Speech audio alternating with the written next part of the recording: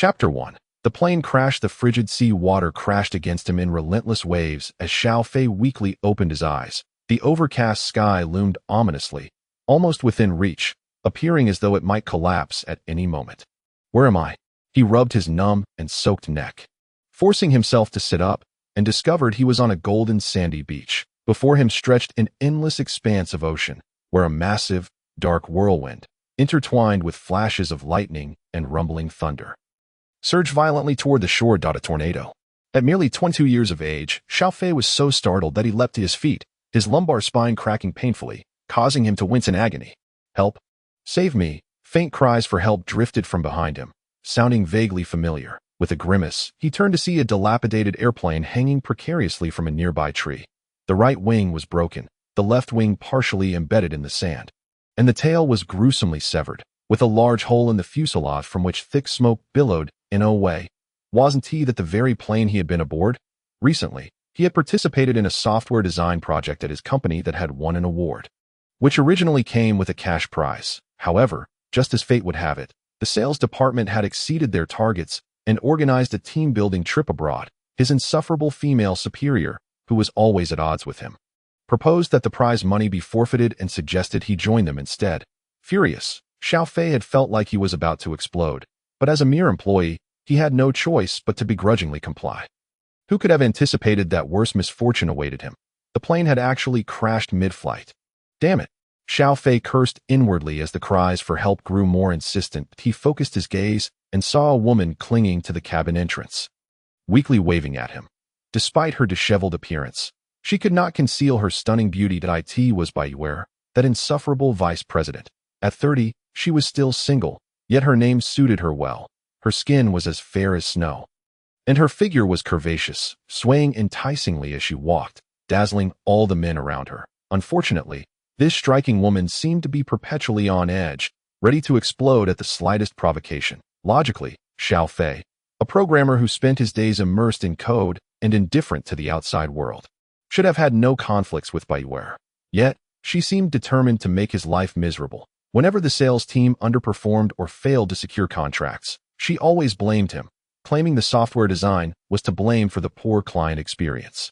Consequently, most of his monthly bonuses were deducted. Xiao Fei was left simmering with frustration, unable to voice his grievances.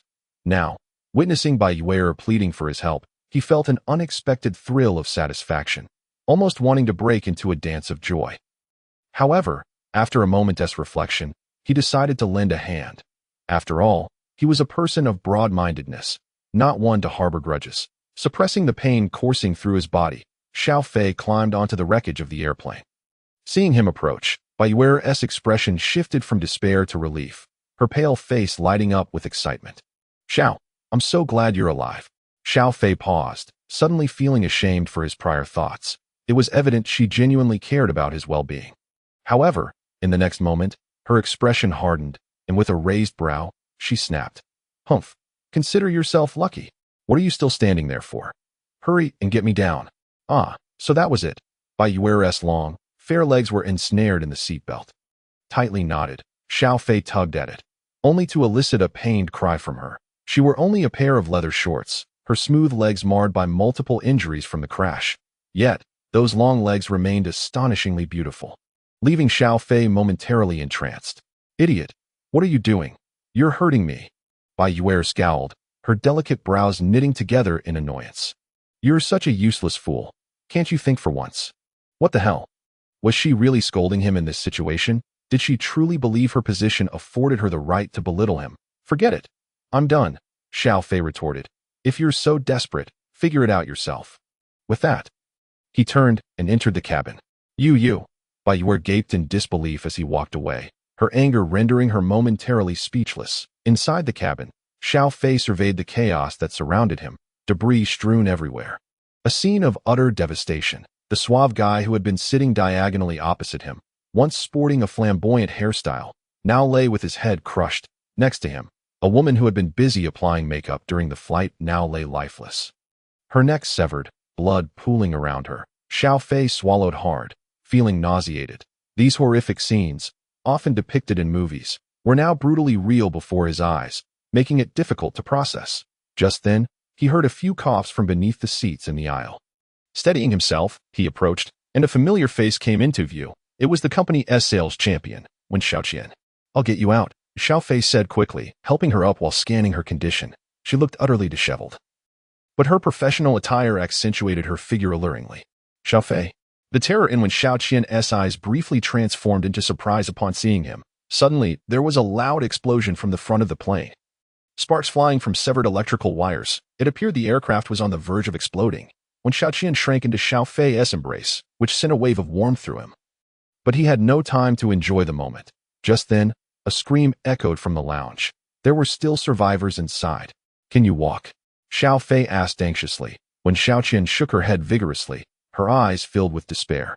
Clinging tightly to Xiao Fei's waist, he winced in pain, realizing he must have hurt his back when he fell from the plane before losing consciousness. Yet, he felt an inexplicable sense of triumph. He was relieved to be alive and was now rescuing the sales champion who usually lorded over him at work. Seeing her vulnerable state filled him with a sense of conquest. After saving Wen Xiaoqian, Xiao Fei hurried to the lounge. There, a flight attendant with long legs clad in black stockings was huddled in a corner. Desperately supporting a collapsing steel panel, he rushed over to assist her. "Quick, get out." The flight attendant appeared terrified. As soon as she crawled free, she grasped Xiao Fei's leg tightly. He was in the midst of lifting the steel panel when this sudden move nearly caused him to lose his balance. After a few moments, he managed to stammer, "Are you all right?" Only then did the flight attendant realize the awkwardness of the situation. Quickly releasing her grip and lowering her head, her face flushed with embarrassment. Xiao Fei, feeling an odd sense of longing, helped her to her feet, but noticed she was unsteady. Looking at her slender legs, he couldn't help but feel a twinge of concern. What a waste it would be if anything happened to her. With a determined heart, he decided to carry the flight attendant, a delightful fragrance enveloping him, causing his head to spin. The flight attendant hurriedly pointed towards the lounge, reminding him, "There's a food box in there." Xiao Fei nodded. She was indeed resourceful, well-versed in the rules of survival. But first, he had to save people. As he reached the cabin entrance, flames erupted from the cockpit, thick black smoke billowing, making it impossible to see. "Quickly, slide down the wing," he shouted to the others.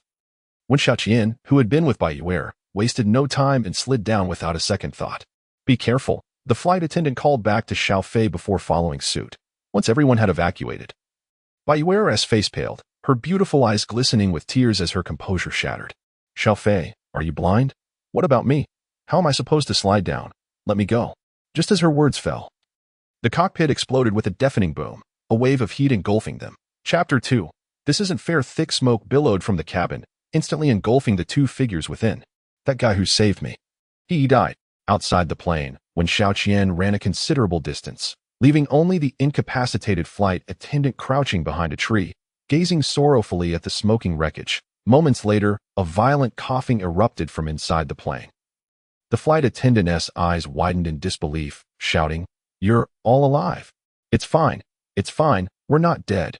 Xiao Fei coughed, tears and mucus streaming down his face. After wiping himself down, he felt something soft beneath him. "Cough.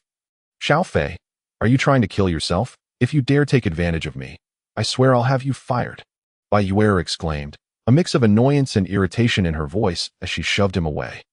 Recalling the delightful sensation from earlier, Xiao Fei smiled awkwardly, but the cockpit was already ablaze, with thick black smoke swirling around fiery tongues of red.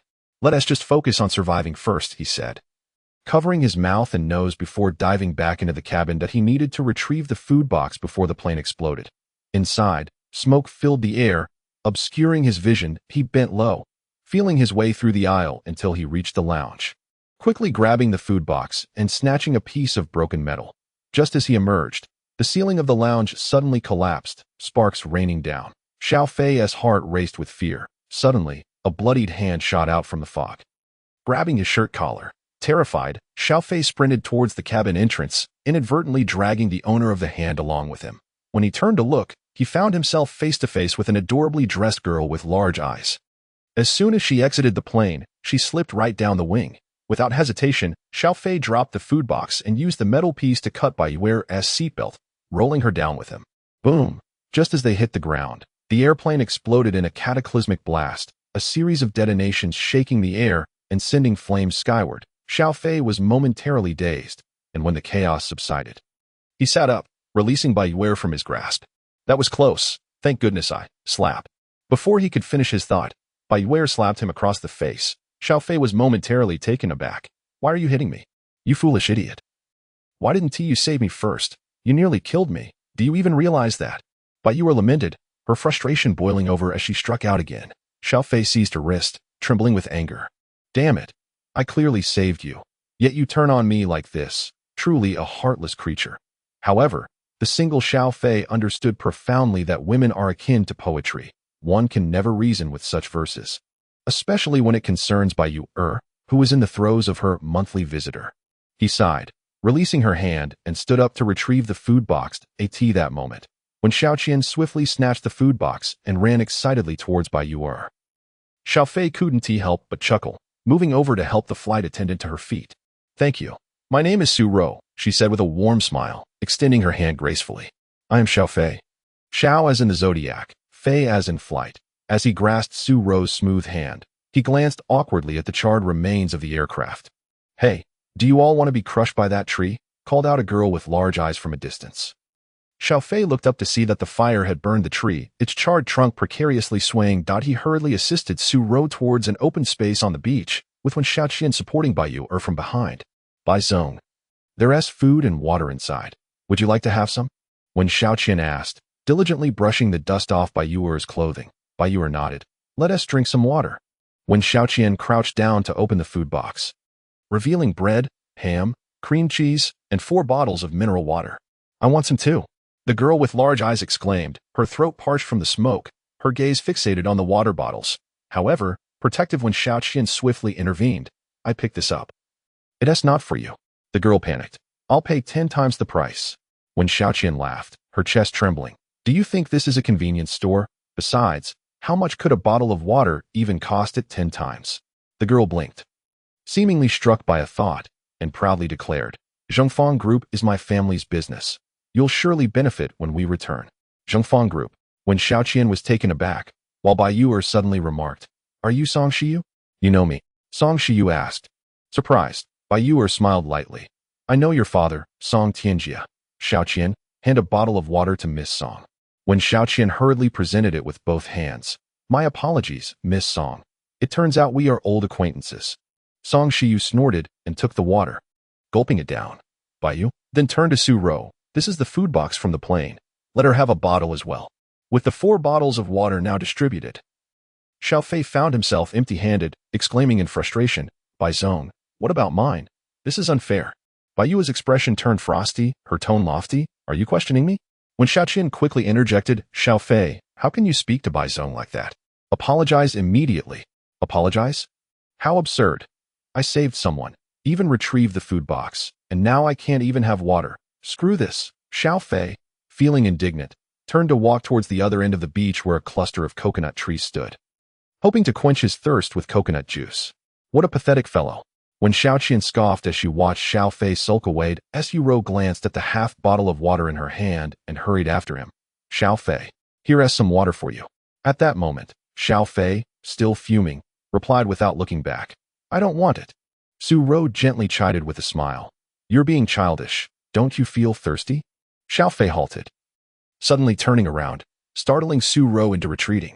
Oh, your leg is better. Observing her slender, graceful legs, Xiao Fei's anger dissipated.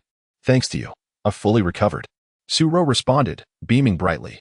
Xiao Fei nodded, realizing that this flight attendant was not only beautiful but also pleasant to converse with, making their interaction effortless. Come, let me treat you to some coconut juice. The two made their way to the coconut trees, where Xiao Fei removed his shirt, twisting it into a rope and securing it around the trunk. Then swiftly climbed up in the blink of an eye. He plucked a large coconut from the tree. Su Ro watched in astonishment, joyfully exclaiming, Xiao Fei, are you a monkey? That's amazing. Xiao Fei chuckled from the tree, grateful for his rural upbringing that had made him adept at climbing trees. Otherwise, he might have fallen prey to that insufferable woman. Suddenly, a commotion erupted from the open space on the beach. Xiao Fei squinted from his perch, seeing that the area, once occupied by only 3 women, now held a strange man. The man had snatched the food box and seemed intent on stripping Bai Yue'er of her clothing. Chapter 3. The uninvited guest under the coconut tree. Su Ro also heard the noise, her expression changing. Xiao Fei, there are more survivors. It seems they are in conflict. Indeed, taking advantage of the situation, Xiao Fei remarked as he slid down from the 4-meter-high coconut tree. Su Ro stood on tiptoe, anxiously saying, "What should we do? Xiao Fei, think of something." Xiao Fei hesitated. It wouldn't be right to ignore someone in need, especially since they had been colleagues. "Hey, you pretty little thing. Come entertain me." On the beach, Su Hu leered at Bai Yue'er, who exuded an extraordinary aura, extending his hand lecherously. "Get lost, you beast," when Xiaoqian shouted, trying to intervene, but Su Hu slapped her to the ground. His gaze then shifted to Song Shiyu, who recoiled in fear. Su Hu relished the terror in her eyes, gripping her chin and grinning maliciously. "Hey little girl, how about joining in?" Song Shiyu stammered, "If you touch me, my dad won't let you off." Su Hu burst into boisterous laughter. "Your dad? Isn't that just my father-in-law? Haha, I won't mistreat his daughter. Let her go, you shameless scoundrel. I warn you, if a single hair is harmed." Bai Yue'er threatened, but was abruptly kicked down by Su Hu. Shortly after, Song Shiyu was also thrown aside, both women helplessly rolling on the ground, just as Su Hu was about to succeed. A figure appeared in the nick of time. "Stop right there." Xiao Fei yanked Su Hu back, causing him to fall unceremoniously to the ground. Su Hu, stunned by the sudden attack, quickly regained his composure upon recognizing Xiao Fei. Well, 2 more living souls, and a flight attendant too. Those long legs will keep me entertained for years. Su Ro helped the 2 women up, eyeing Su Hu warily. "You lecher, you'll not get away with this." Su Hu smirked, his gaze cutting like a knife as he turned to Xiao Fei, threatening, "Kid, know your place, or don't blame me for being rude." Xiao Fei remained unfazed, despite Su Hu's imposing stature and menacing aura. He was confident in his own strength.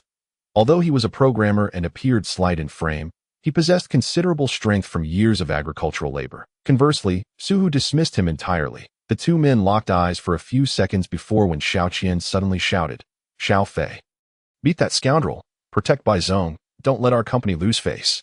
Xiao Fei frowned. This busted sales champion never missed a chance to show off. Perhaps it was time for her to learn a lesson. As Xiao Fei stood still, Su Hu chuckled triumphantly and approached Wen Xiaoqian, slapping her hard across the face. "Was it you who said you'd kill me earlier?" Wen Xiaoqian clutched her face, trembling as she choked out, "Xiao Fei, are you even a man?" Xiao Fei remained silent. Bai Yue'er, enraged, charged at Su Hu, only to be kicked down again, doubling over in pain. "Xiao Fei, stop him," Su Ro urged, panic in her voice. "Don't expect that coward to help." "Ouch, it hurts so much." Bai Yue'er's complexion turned pale, though her words were laced with resentment. Just as Xiao Fei was about to act, he suddenly lost his motivation. "A coward can still save you from a plane crash, retrieve a food box. Let me tell you something today, Bai Yue'er. I've been fed up with you for a long time. Why should I have my salary docked? Why should my bonuses be confiscated for team building? Is it wrong for a programmer to do his job well? You, who oversees sales, constantly pressuring me for what?" Bai Yue'er, both pained and furious, retorted, "You dare to defy me?" Xiao Fei scoffed. "I just did. What is it to you? If you have the guts, fire me." Fire you. I'll dismiss you from the company right now." "Huh, laughable. This isn't the company.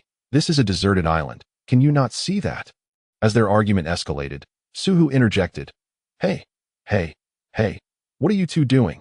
Shut up, kid. If you don't scram, just stay out of my way. I'm about to blow off some steam." With that, he made to approach Bai Yue'er again. Xiao Fei kicked Su Hu in the rear, fuming. "What the hell? Have some respect. Can't you see I'm busy?" Su Hu quickly regained his footing, eyes gleaming with malice. "Kid, are you tired of living?" Xiao Fei, still irate, replied impatiently, "Enough chatter. Let us settle this one-on-one." Su Hu snorted, drawing a gleaming military knife from his waist. Xiao Fei was taken aback. Not expecting such a weapon, he hastily changed his tone. "Well, violence isn't the answer. We're all in this predicament together. Shouldn't we coexist peacefully?" Su Hu swung the knife's hilt at him. "Screw you." Xiao Fei was struck, his vision blurring as tears streamed down his face. Su Hu kicked Xiao Fei to the ground and rained down punches, leaving Xiao Fei momentarily dazed. "You're a dead man. I'm going to stab you." Xiao Fei desperately opened his eyes, only to see Su Hu indeed raising his military knife and thrusting it towards him, instantly paralyzing him with fear. Though he had often engaged in fights during his childhood, He had never encountered such a life-or-death situation. It was as if his life hung by a thread. Was it possible that Xiao Fei was destined to meet his end on this desolate bird island today? Just then, Su Ro rushed forward and delivered a swift kick to Su Hu's waist. Su Hu grimaced in pain, his movements faltering. Seizing this opportunity, Xiao Fei snatched the military knife from Su Hu's grasp, flipping over and pinning him down beneath him. Damn it! Who do you think you are? Xiao Fei gripped the hilt of the knife and unleashed a flurry of strikes towards Su Hu's face. When Xiao Qian hurriedly interjected, "Finish him off! Kill him!" Fueled by rage, Xiao Fei was poised to deliver a fatal blow. No! At a critical moment, Su Ro's voice halted him, snapping Xiao Fei back to reality. Indeed, Xiao Fei had never taken a life. The thought of doing so left him hesitant. "Big brother, my lord, I beg you, please don't kill me. I'll do anything you ask." Su Hu, battered and bruised, wept uncontrollably. Xiao Fei lowered the military knife and warned, "Behave yourself, or you'll lose your life. Now get lost." Su Hu bowed his head in submission, scrambling away in a panic. "Xiao Fei, why did you let him go?" When Xiao Qian questioned, her discontent palpable. "One should show mercy when possible. He has already admitted his faults," Xiao Fei replied enigmatically, sheathing the knife at his waist. "You will regret this." When Xiao Qian retorted angrily as she stormed off to retrieve the food box. "Xiao Fei." Bai Yue'er approached him, but he feigned interest in the sea, knowing her feelings were undoubtedly complex at that moment. "Xiao Fei, you are truly courageous." Su Ro followed suit, her gaze filled with an unusual intensity. Feeling slightly embarrassed under her scrutiny, Xiao Fei quickly splashed seawater onto his face. "It's that tornado." Peering out at the sea, Su Ro pondered aloud. When the plane encountered trouble, it suddenly faced a powerful current that wasn't detected by the radar. "Is that so? I only noticed it upon waking. It seems closer now, yet its speed feels rather slow."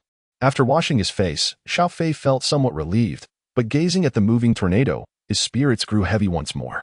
"Oh no!" Suddenly, Su Ro's thigh ached and went numb, causing her to collapse to the ground. A spider, no larger than a thumb, scurried out from beneath her short skirt and fled. Xiao Fei glanced over and exclaimed, "That's a sea-red spider. It's highly venomous. Quickly, check your injury." Without a second thought, Su Ro lifted her skirt. Chapter 4. Creating fire by friction, what on earth? Xiao Fei was momentarily stunned. At that moment, the long, slender legs encased in black stockings were fully revealed, utterly tempting him. Having been single for many years, he had never encountered such a provocative scene, and he felt somewhat lightheaded. "Oh no, there's blood." Upon discovering the wound on her thigh, Su Ro was filled with terror, completely oblivious to Xiao Fei's expression. Fortunately, Xiao Fei snapped back to reality at the sound of her scream. "Don't panic. Quickly give me the scarf around your neck." After Su Ro untied her uniform scarf, Xiao Fei tightly wrapped it around her injured thigh, then tore the black stockings. "Endure a little. It will be over soon." Without further hesitation, Xiao Fei lowered himself and began to suck the venomous blood from her wound. Initially, Su Ro's thigh throbbed with pain and numbness, but gradually, the discomfort eased, and she found herself unexpectedly feeling a strange pleasure. Su Ro's cheeks flushed, her breathing becoming erratic, hearing the change in her tone. Xiao Fei abruptly looked up, only to be met with Su Ro's dazed gaze, igniting a rush of blood to his head. However, an untimely voice broke the moment. "Xiao Fei, you beast." Bai Yue'er stormed in, kicking Xiao Fei, causing him to shiver in pain. "Don't worry. I'm here. He wouldn't dare harm you." Bai Yue'er swiftly shielded Su Ro, glaring angrily at Xiao Fei, when Xiao Qian soon followed, and upon seeing Su Ro's lifted skirt and torn stockings, she seized the opportunity to scold. "Xiao Fei, you despicable creature. How dare you engage in such vile acts behind our backs? You have no shame. How could our company harbor such scum?" Xiao Fei was at a loss for words, hastily defending himself. "It's not what you think. You've misunderstood." Bai Yue'er trembled with rage. "Silence. I witnessed everything with my own eyes. Do you still want to argue? You're bringing shame upon our company." When Xiao Qian chimed in, "Indeed. With witnesses and evidence at hand, what more is there to discuss? Just because you drove that scoundrel away doesn't mean you can behave however you please. We are not to be trifled with." Xiao Fei retorted, "Who is bullying you? Just ask Su Ro. She'll tell you I haven't harmed her. You dare threaten us?" Bai Yue'er's anger flared further as she raised her voice. "I was right behind you, having clearly seen your inappropriate behavior towards her. Are you going to deny it?" At that moment, Su Ro stood up, her face flushed with embarrassment as she defended. No, no, you've misunderstood him. Hearing this, when Xiao Qian stomped her feet in frustration, why are you afraid of him? Come on, let's go. Ignore him. Su Ro tried to say something, but when Xiao Qian forcibly dragged her away, Bai Yue'er shot back. Xiao Fei, I warn you, keep your distance from us. Watching the women walk away, Xiao Fei could only shake his head in resignation, realizing that 3 women together could create quite the spectacle. Ultimately, the innocent would clear their name, so he let them be, with a bitter smile. He turned towards the wreckage of the plane. The recent explosion had left the area strewn with charred debris, including aircraft parts and dismembered limbs. Scattered among the wreckage were a few tattered pieces of luggage. Now stranded on this deserted island, finding anything useful beyond food would be a stroke of fortune. With this thought in mind, Xiao Fei began to rummage through the luggage. Luck was on his side, as he discovered several men's shirts and t-shirts that seemed to fit well, along with a small pouch of concentrated shower gel, perfect for a bath and a change from his filthy clothes. There was even a Zippo lighter, which he treasurely tucked into his pocket. Meanwhile, the women kept their distance from Xiao Fei, seemingly wary of any potential encroachment. When Xiao Qian opened the food box and began distributing the provisions, for after their harrowing ordeal, they were both hungry and thirsty.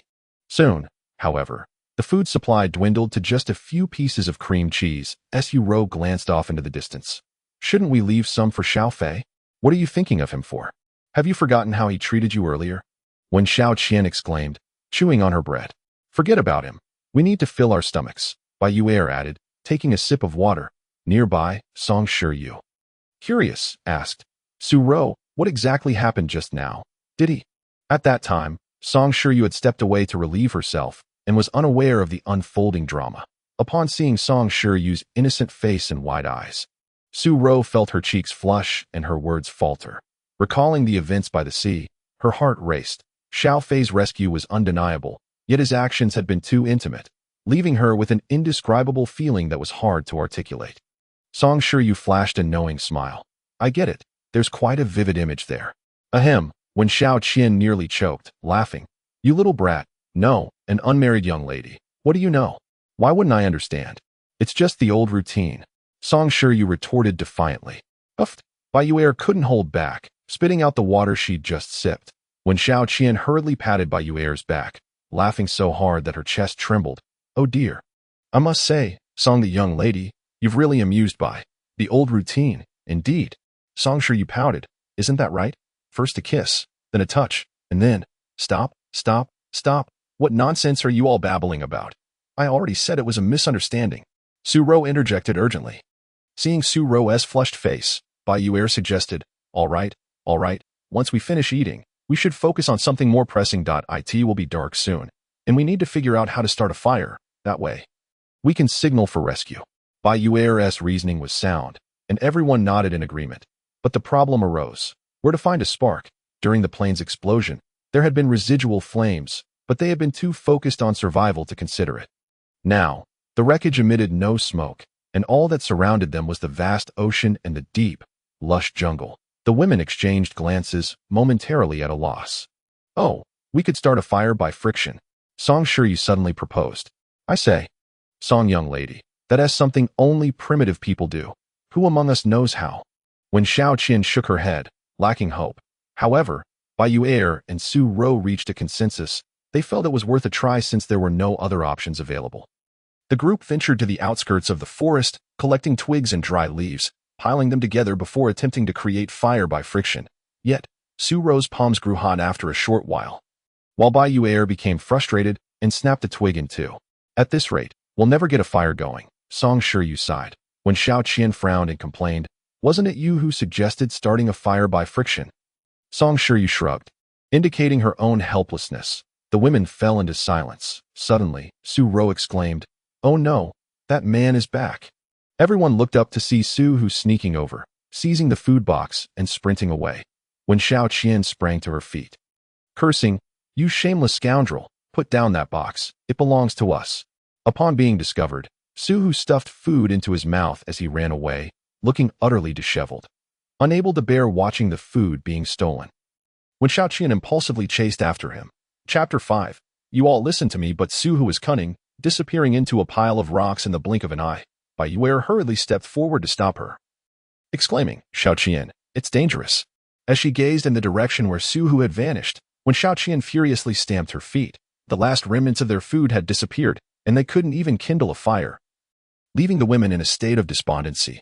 Noticing Xiao Fei nearby, engrossed in scavenging, when Xiao Qian's anger reached a boiling point, and she stormed over, shouting, "Xiao Fei, what use is it for you to rummage through this junk? The food supplies have been stolen, and you haven't even made a peep." Xiao Fei ignored her, continuing to search with his head down. When Xiao Qian, her chest heaving with rage, called out to Bai Yue'er, "How can the company have such a spineless person? It's infuriating." Without lifting his gaze, Xiao Fei replied coolly, "Just now, it was your Bai Zong who told me to keep my distance." You? Who asked you to be such a scoundrel? Besides, I said we couldn't let that guy go. And now look, we have no food left. This is all you're doing." When Xiao Qian insisted on placing the blame squarely on Xiao Fei, his temper flared, and he stood up abruptly, glaring at Xiao Qian.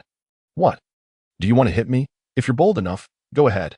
When Xiao Qian refused to back down, "Forget it, Xiao Qian, let's go back," Bai Yue'er said unexpectedly calmly. Xiao Fei cast a glance at Bai Yue'er, his anger dissipating, and he turned towards the coconut grove, plucking a few coconuts and gathering some firewood along the way. He then collected several scallops and oysters from the shore, igniting a fire with his lighter and leisurely started roasting them. "Well, you all come look." On the other side of the beach, Song Shiyu exclaimed in shock. The others turned to see, their mouths agape. "This guy is unbelievable. How can he only think of himself?" When Xiao Qian fumed, ready to confront him again, Bai Yue'er restrained her, saying, "Xiao Qian, don't go over there. We must maintain our dignity." After a moment's contemplation, when Xiao Qian nodded reluctantly, "You're right, Bai Zong. Let's act as if he doesn't exist in the company." Noticing the tension between the two, Su Ro chuckled awkwardly. "But we can't continue starving, right? And what if there are wild beasts on the island at night without a fire?" Upon hearing this, Song Shiyu jumped up in fright. "There are wild beasts. Why didn't you say so earlier?" "No way. I have to go over." Yet when Xiao Qian scoffed, "Miss Song, for someone from a wealthy family, you have surprisingly little backbone." Song Shiyu retorted, "What do you mean I lack backbone? Isn't this tantamount to running away?" "You. All right. Enough of the bickering. Everyone has their own aspirations. Miss Song, feel free." Bai Yue'er interjected. Song Shiyu brushed the sand off her legs, her eyes darting. "Who said I was leaving? I'm just going over to borrow a spark. You all keep an eye on things for me." At that moment, Xiao Fei was sipping refreshing coconut water, savoring the roasted oysters. Upon seeing Song Shiyu approach, he deliberately slowed down, smacking his lips as he ate. The indulgent display made Song Shiyu's mouth water. "Brother Xiao Fei, can I discuss something with you?" she asked, gazing at him earnestly. Xiao Fei, leisurely sucking on his fingers, replied, "What is it?" Song Shiyu swallowed hard, forcing a sheepish smile. "Can I borrow a fire?" Xiao Fei smirked. "Did they send you to ask?" Song Shiyu shook her head repeatedly. No, I came on my own." "Oh." Xiao Fei feigned disappointment, chewing on the scallop meat. "Then I certainly can't lend it to you." "Why not?" Song Shiyu pressed, her urgency rising. "For no particular reason, I simply don't want to lend it." However, seeing the aggrieved expression on Song Shiyu's face, Xiao Fei relented. "But you can stay and share with me." Song Shiyu's eyes lit up. "Including this food?" Xiao Fei nodded with a smile. "Wonderful," she exclaimed, sitting down without hesitation and digging in.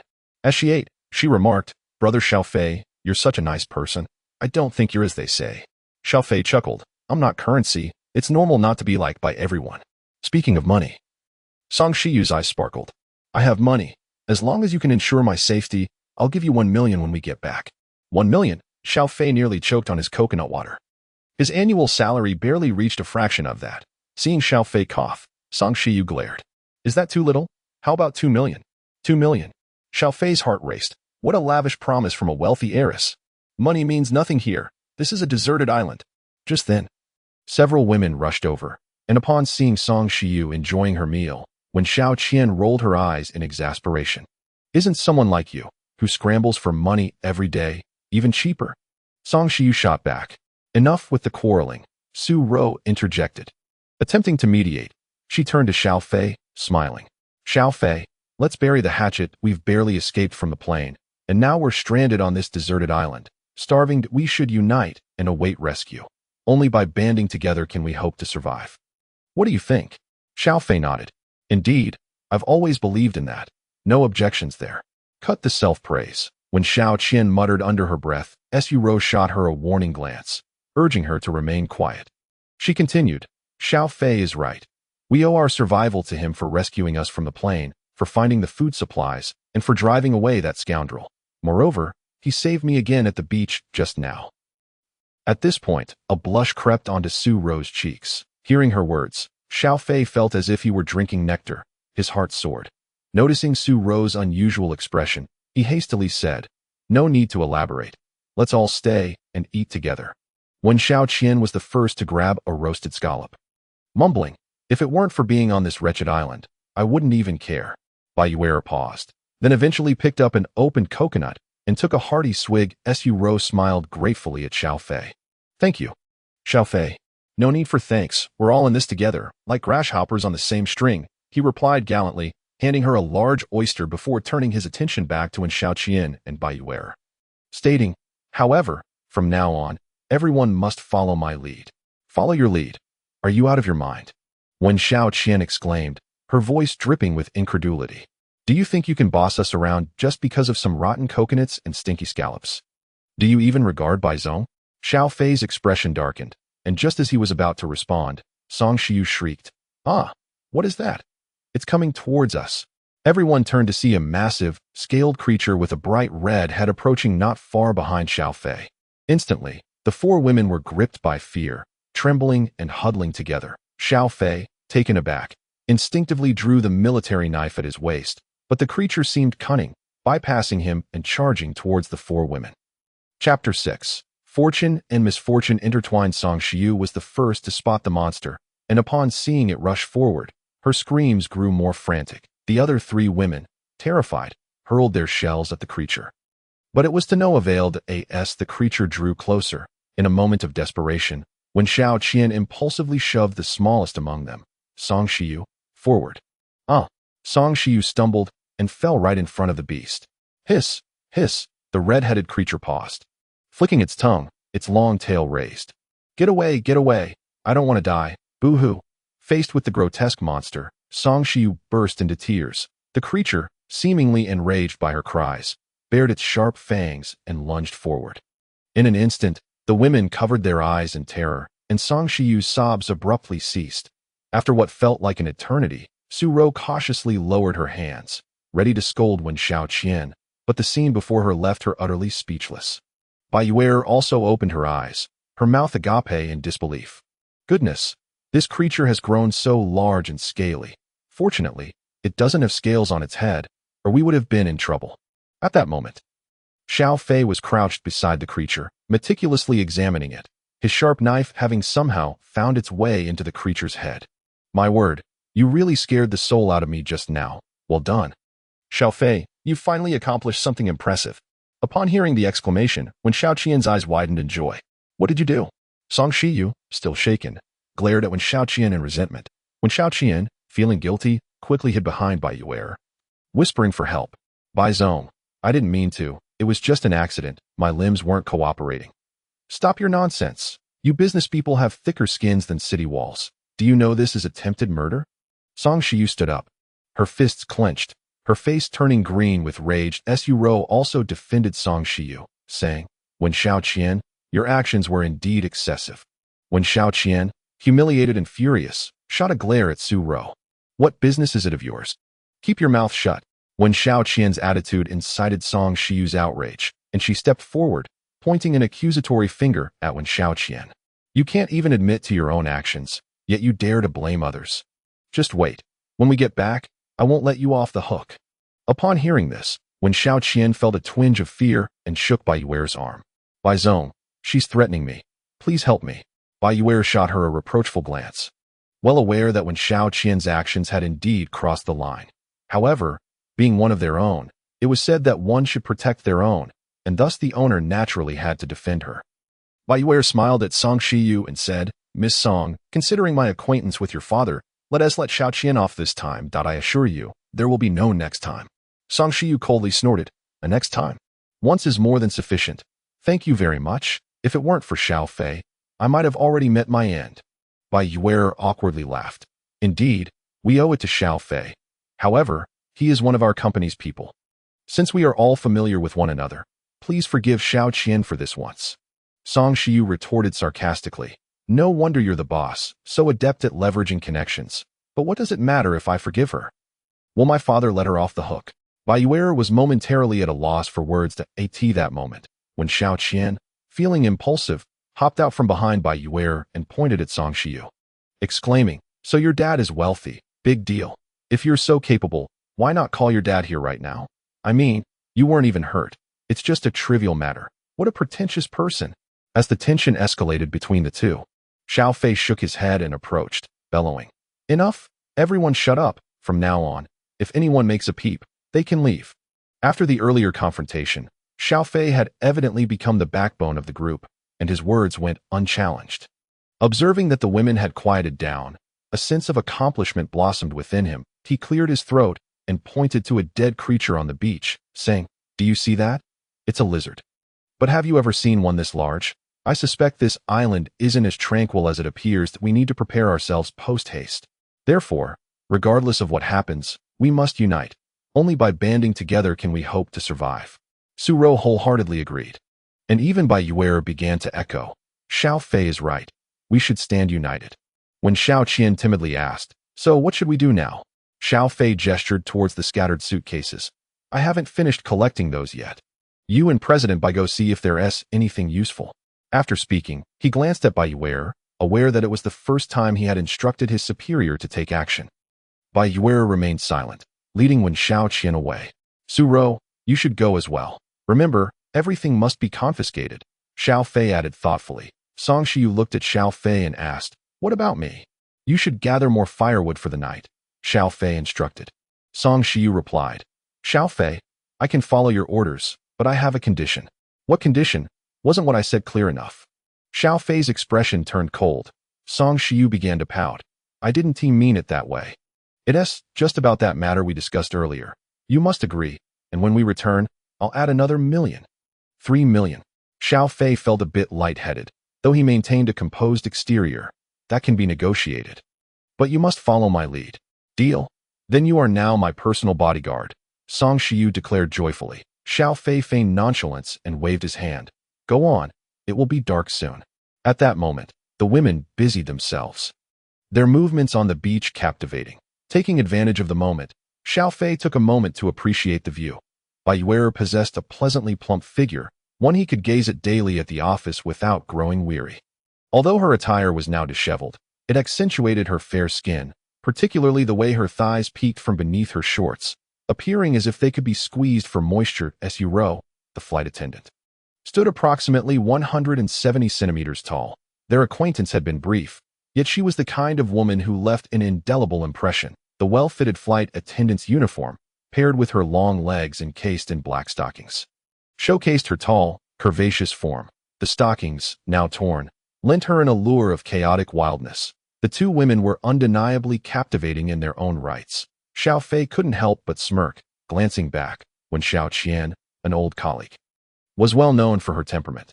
Though her perspective was somewhat narrow, her revealing neckline showcased a passionate spirit, much like her monthly performance figures, which soared at AS for the young heiress Song Shiyu, though petite and adorning a cute style. She embodied a concentrated essence. The girl was not only petite, but also well-endowed, possessing all the attributes one could desire. Xiao Fei internally reveled in the thought that, in reality, these four women would scarcely acknowledge him. Yet on this deserted island, they were drawn to him. The sensation was exhilarating. As the saying goes, misfortune often conceals fortune, and fortune often harbors misfortune. Chapter 7. The Fright of the Dense Forest. Perhaps on this deserted island, all four women would ultimately yield to him. For a moment, Xiao Fei couldn't help but indulge in fanciful thoughts. No, what am I thinking? How is this any different from Su Hu? He shook his head, grabbing a men's t-shirt before rushing to the shore to cool off. After showering, Xiao Fei felt considerably refreshed and managed to catch several scallops, oysters, and 2 crabs. Upon returning to the sandy expanse, he found Song Shiyu tossing a bundle of firewood onto the ground before collapsing onto the beach. "I am utterly exhausted. Not only are these twigs dirty, but they also prick my hands. Look, my hands are all scraped." Xiao Fei divided the twigs into 2 piles and chuckled. Are you rested up? This is still insufficient. Go fetch more. Isn't this enough? Are you saving it for a meal? Song Shiyu pouted in dissatisfaction. At that moment, Su Ro returned with a few pieces of women's clothing and a small first aid kit. She smiled and said, Shiyu, Xiao Fei wants to encircle us with a bonfire to prevent wild animals from attacking at night. Song Shiyu sulked, but my hands hurt. I've picked up everything on the ground, and there's nothing I can do about what's up in the trees. Xiao Fei turned to gaze into the dense forest. Then I'll go with you. Let us chop down some branches. Song Shiyu widened her eyes. You want to enter the dense forest? I refuse. It's too dangerous. Su Ro chuckled. Xiao Fei, I'll accompany you. Surprised, Xiao Fei quickly realized that, as a flight attendant, she likely had some knowledge of survival in the wild. That he nodded, and then said to Song Shiyu, you stay behind to guard the belongings. That first aid kit is invaluable. Song Shiyu beamed, cradling the first aid kit in her arms. Don't worry, I won't lose it. Xiao Fei glanced at the sky, estimating that time was still on their side, before unsheathing his military knife and leading Su Ro towards the dense forest. The foliage in the forest was lush and dense, casting shadows that obscured the sun. The thick layer of dead leaves crunched beneath their feet, while strange bird calls echoed around them. Su Ro felt a bit frightened. Pressing closely against Xiao Fei, whose body heat ignited a thirst within him. Let us stop here for now, he suggested awkwardly, breaking the silence.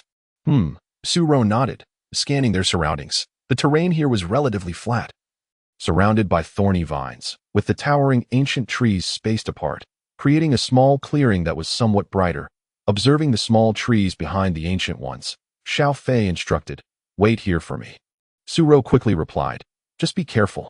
Xiao Fei smiled, brandishing his military knife as he ventured deeper into the thicket. In a short while, he emerged, drenched in sweat, carrying wood and placing it by Su Ro's feet. Wait a moment, I'll be right back. Su Ro hurriedly covered Xiao Fei's mouth, her expression grave as she whispered, don't make a sound. Listen. Startled, Xiao Fei tightened his grip on the knife, alert and on guard. It's the sound of flowing water. Su Ro's eyes brightened. Xiao Fei listened intently for a moment before exclaiming excitedly, let us go check it out. Following the sound of water, the two cautiously navigated deeper into the forest, marking their path to avoid getting lost. After walking for a few miles, the sound of water grew louder, and the air became more humid. With the vegetation becoming denser, they pushed through a thicket, and suddenly, a rush of flowing water greeted them, revealing a crystal-clear stream winding its way through the landscape, teeming with fish. The banks were adorned with wild fruits, and there were also vines capable of holding water. This is fantastic, Su Ro exclaimed with delight. Now we have drinking water. Xiao Fei was equally thrilled, rushing over to scoop up the stream water and drink deeply. Once they both quenched their thirst, regret washed over them as they remembered they had forgotten to bring the 4 empty water bottles. Fortunately, there were the water-holding vines. Xiao Fei wielded his knife to start cutting, while Su Ro gathered wild fruit. They worked separately for about half an hour when Xiao Fei, carrying several vines towards the stream, suddenly spotted a wild leopard drinking water on the opposite bank. Oh no! Xiao Fei's heart raced as he dropped to the ground. Stealthily crawling into the underbrush, he kept a watchful eye on the leopard. His back slick with cold sweat, the creature had arrived at an inopportune moment. If it noticed him, it would spell disaster. After the leopard finished drinking, it laid down by the stream to nap, allowing Xiao Fei to breathe a sigh of relief. Oh no, Su Ro is still nearby. Xiao Fei suddenly realized, panic rising within him. What should he do now? Xiao Fei, why are you hiding here? A voice suddenly called from behind. Startling him, he instinctively hugged Su Ro, crouching down, his gaze fixed on the sleeping leopard across the stream. Su Ro followed his line of sight, her breathing becoming labored as she trembled. She pressed closer to Xiao Fei, whispering anxiously, What should we do? Xiao Fei held Su Ro tightly, not daring to move, whispering, Don't speak. We'll wait for it to wake and leave. At this moment, there was nothing to do but wait for the wild leopard to depart. If they so much as stirred and startled the creature, they would be utterly doomed. Time passed, and gradually the sky darkened, the light in the dense forest diminishing significantly. Finally, the leopard roused from its slumber, quenching its thirst once more before gracefully padding away. Once the leopard had completely vanished from sight, Xiao Fei and Su Ro collapsed to the ground, their bodies entwined for so long that their clothes were thoroughly soaked. Yet, neither dared to rest. They quickly gathered the collected supplies and retraced their steps. Upon emerging from the forest, Xiao Fei let out a long sigh of relief, feeling as though he had reclaimed a lost life. This time, they had encountered danger but emerged unscathed. Su Ro gazed at Xiao Fei, her eyes inadvertently reflecting a newfound depth of emotion. As they stepped out of the woods, she suddenly called out to him. Rising onto her toes to plant a gentle kiss on his cheek, Xiao Fei was taken aback, watching as Su Ro swiftly dashed towards the sandy clearing, arms laden with supplies. "You finally returned," exclaimed Song Shiyu with a playful grin. "I thought you two had gone off to do something mischievous." Su Ro set down the supplies, retorting, "What mischief? We nearly lost our lives getting back." She then recounted their harrowing experience in the forest to Song Shiyu. The latter's face paled in shock as she pulled a steel slingshot from her pocket and declared fiercely, "If it dares to come back, I'll shoot it dead." Xiao Fei, intrigued, asked, "Where did you get that?" Song Shiyu replied, "They found it among those broken suitcases. Look, there's a whole pile of stuff." Xiao Fei crouched down to sort through the finds and was pleasantly surprised. In addition to everyday items, there were a compass and a pocket watch. These were invaluable tools for survival in the wilderness, which he promptly stowed away in his pocket. "By the way, where are the others?" Xiao Fei inquired. Song Shiyu gestured with her lips, "Over there, bathing by the sea." She then turned to Su Ro, "Are you going to wash up? I've been waiting for you to return and haven't had a chance to bathe. I'm filthy." Su Ro smiled, "Sure. Let us go together." Xiao Fei chimed in, "Great. Don't forget to take me along." "Get lost, you wishful thinker," both women replied in unison, united against him. Xiao Fei feigned innocence. "What's wrong? Didn't we agree to be united and loving? Why does our friendship seem to be sinking?" Song Shiyu laughed. "Xiao Fei, stop joking around. Don't you know there are differences between men and women?" Su Ro giggled. "Come on, Shiyu, he's just playing." Xiao Fei stroked his chin, grinning. "Only someone who truly understands me, like Su Ro, can appreciate my humor. Keep pretending." Song Shiyu teased, taking the clothes she had prepared and heading towards the beach. "Hey, young lady, don't forget to hand over that slingshot." Xiao Fei called after her. "What slingshot?" Song Shiyu turned back, looking puzzled. "This one," Xiao Fei gestured. Unexpectedly, Song Shiyu's expression turned animated. "That's mine. I need it to stay safe." Xiao Fei grinned mischievously. "So you no longer need me then?" Song Shiyu frowned, reluctantly producing the slingshot. "Just make sure to take good care of it." TSK. The daughter of a wealthy family is rather stingy. It's just a slingshot. I'll get you a whole box of them when we return. With that, Xiao Fei triumphantly tucked it into his pocket. The two of them, now equipped with their clothing, made their way to the beach, shedding their garments before entering the water. As a seasoned programmer, Xiao Fei was relieved his eyesight remained sharp from a visible distance. He could make out their forms, though he only saw their silhouettes. The elegant curves of their bodies, illuminated by the last rays of the setting sun, appeared dreamlike. Gazing from afar, he felt as though a stone had sent ripples across a still pond, nearly overwhelming him with emotion. Perhaps due to the encroaching darkness and the fear of danger, the four women soon returned. Dressed anew, they looked strikingly radiant, proving the adage that clothes make the man. Bai Yue'er, the tallest among them, wore the shortest outfit. A fitted crop top paired with a denim skirt that showcased her fair skin and perfect figure. She strode confidently at the forefront, embodying the archetype of a domineering female executive. After changing out of her flight attendant uniform, Su Ro donned casual attire that accentuated her ethereal beauty, her cascading long hair and long, slender legs captivating to behold. "What are you staring at, Xiao Fei? Haven't you seen a beauty before?" chimed in Xiao Qian, who jogged a few steps to catch up with Bai Yue'er, wrapping an arm around her. Although dressed in a dress, Xiao Qian still moved with a lively grace. Xiao Fei chuckled, casting a few glances while pretending to be indifferent. However, Bai Yue'er approached him with an icy demeanor. "What are you sitting around for? Where's dinner?" Xiao Fei, taken aback, replied, "I haven't started yet." Bai Yue'er frowned, chastising him. "What were you doing while we were bathing? There's no phone or Wi-Fi here. Did you just sit around? Didn't you see we had already opened up the oysters and scallops?" Xiao Fei was momentarily stunned by her words. Finally processing her message, that he grumbled, "How was I to know how long you would take? You just got back." Bai Yue'er scoffed. "So what if we just got back? Does your method of working even have any efficiency? How can you expect us to follow your lead with such a lackadaisical attitude?" Realizing this woman was taking the opportunity to assert her authority, Xiao Fei chuckled. "If I'm in charge, Then what does your pointing and prodding mean? Bai Yue'er paused, raising an eyebrow. I mean nothing by it. A team leader should set an example. Shouldn't you take the lead? Shouldn't you be more efficient in your work? How can you lead a team while dawdling? And don't think that just because you're in charge, you can do as you please, just as water can support a boat. It can also capsize it. Are we not allowed to voice our concerns? Xiao Fei nearly burst into laughter. This woman was actually engaging him in a corporate management discussion. Fine, let them complain.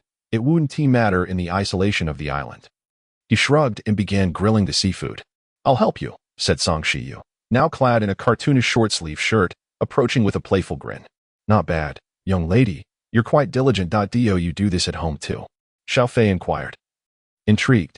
Not at all. I just find it fun. Song Shiyu blinked playfully, extending her hand.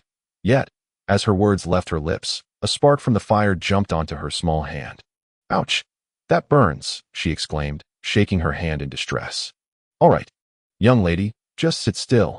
This isn't a TA game. There's a lack of medical supplies on this deserted island, and injuries could be serious, Su Ro advised, laughing as she joined Xiao Fei in preparing dinner. Xiao Fei glanced at Su Ro, relieved. Earlier, I checked the first aid kit. It contains a box of antibiotics, 2 packs of cold medicine, a small bottle of heart-saving pills, along with bandages and disinfectant. These are rare and valuable items, but sadly, there's too little of them. We must conserve. Su Ro nodded in agreement, but when Xiao Qian, sitting behind them, scoffed dismissively. Xiao Fei, can't you choose your words better? Who would want to use that stuff? The less we use it, the better. Xiao Fei shook his head, silently criticizing her, realizing she was all brawn and no brains. She still hadn't grasped the gravity of their situation on this extraordinary island. Just consider that lizard that had ambushed them during the day. Even a seasoned gamer like Xiao Fei had never heard of lizards growing to such sizes, and that tornado on the water, which had neither dissipated nor drawn closer throughout the day, seemed to serve as a barrier protecting the island. Yet, he refrained from voicing these thoughts, with everyone still unaware of the island's mysteries. He didn't want to incite panic before understanding the truth. During dinner, the 4 women were in high spirits. With food and water at hand, their anxiety diminished significantly. Moreover, they were camping on the beach, surrounded by a bonfire, with the soothing sounds of waves lapping at the shore, a novel experience for them. Only Xiao Fei remained pensive. As the night enveloped the island, a sense of unrest gnawed at him.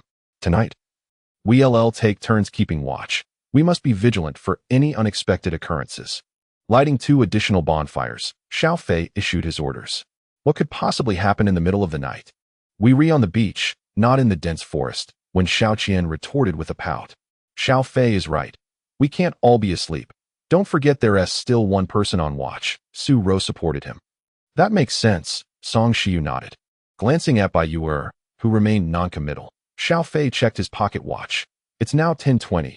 You all rest first, and I'll take the first watch that will switch after 2 hours. Exhausted from the day's events, everyone soon fell asleep. Xiao Fei, feeling alert, took his military knife and patrolled the area, but he didn't venture far. After confirming that everything nearby was normal, he returned to the bonfire. Time passed slowly, having grown accustomed to late-night computer sessions. Xiao Fei felt an overwhelming sense of emptiness as he sat idle. Thankfully, the presence of the 4 women provided some solace. Watching them sleep, illuminated by the firelight and posing in various alluring stances, alleviated his restless heart. 2 hours later, Su Ro replaced Xiao Fei on watch. Yet, just as he began to drift off, a piercing scream shattered the tranquility of the night. Chapter 9. Blood-red bats. Ah! Help! Let me go! Xiao Fei groggily opened his eyes to see the women around the bonfire in a frenzy. Su Hu had seized Bai Yue'er with his knife, threatening, "Don't move, or I'll take your life." A gleaming military knife was poised against the slender, snow-white neck of Bai Yue'er, instantly paralyzing her with fear. Xiao Fei was taken aback. Astonished that this scoundrel remained unrepentant, he sprang up, bellowing, "What do you think you're doing? Put down the knife." Upon noticing Xiao Fei had awakened, Su Hu smirked triumphantly, saying, "Oh dear, little brother. Don't get agitated. It won't do you any good, ha." Xiao Fei clenched his fists, glaring furiously at Su Hu, while the other 3 women quickly took refuge behind him, but he spoke in a low, grave tone. "What do you want from me?" Su Hu leaned closer to Bai Yue'er's neck, inhaling deeply with a lewd grin. "Smells delightful, don't you think?" Overwhelmed by Su Hu's foul stench, Bai Yue'er bit her crimson lip. Trembling uncontrollably, her delicate face paled as she seethed. "You beast! I will not let you off lightly. Shut your mouth, you filthy wench, or I will kill you right here." Su Hu's expression darkened, his grip on the knife tightening. The sharp blade slicing into her skin, a trace of blood oozing forth. "Ah no, Xiao Fei, save me." Feeling the sting, Bai Yue'er instinctively reached out to Xiao Fei for help. "Don't do anything rash. Let's talk this out calmly." Xiao Fei's heart raced with anxiety. "All right then.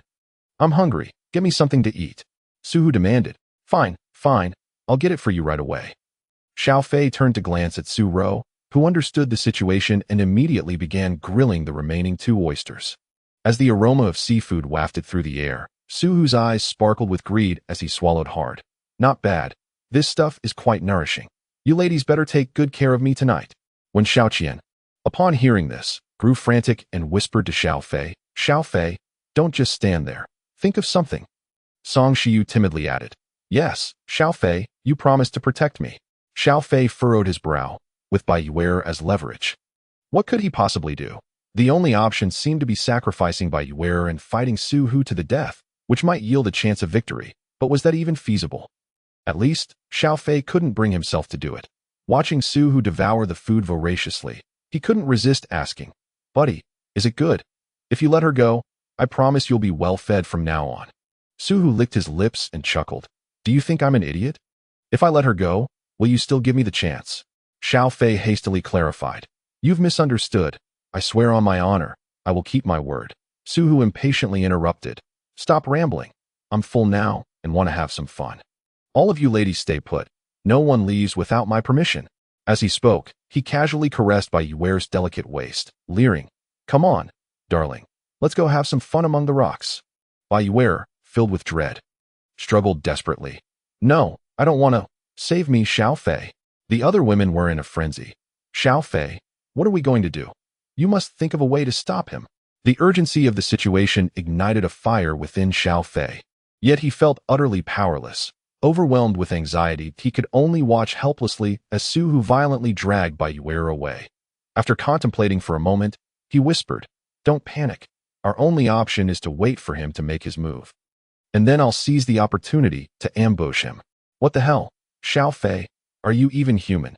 That's Bai Yue'er. Can you really stand by and watch her be tormented by that beast?" When Xiaoqian pushed him angrily. At that moment, Su Ro dashed outside, shouting, "Hey, don't go over there. There are wild leopards on this island. It's dangerous." Su Hu halted, questioning. "Wild leopards? I haven't seen any. Don't mess with me, or I'll start with you." Su Ro remained composed. "I'm not lying. I saw them with my own eyes today. Lurking in the dense forest, and they're even bigger than you."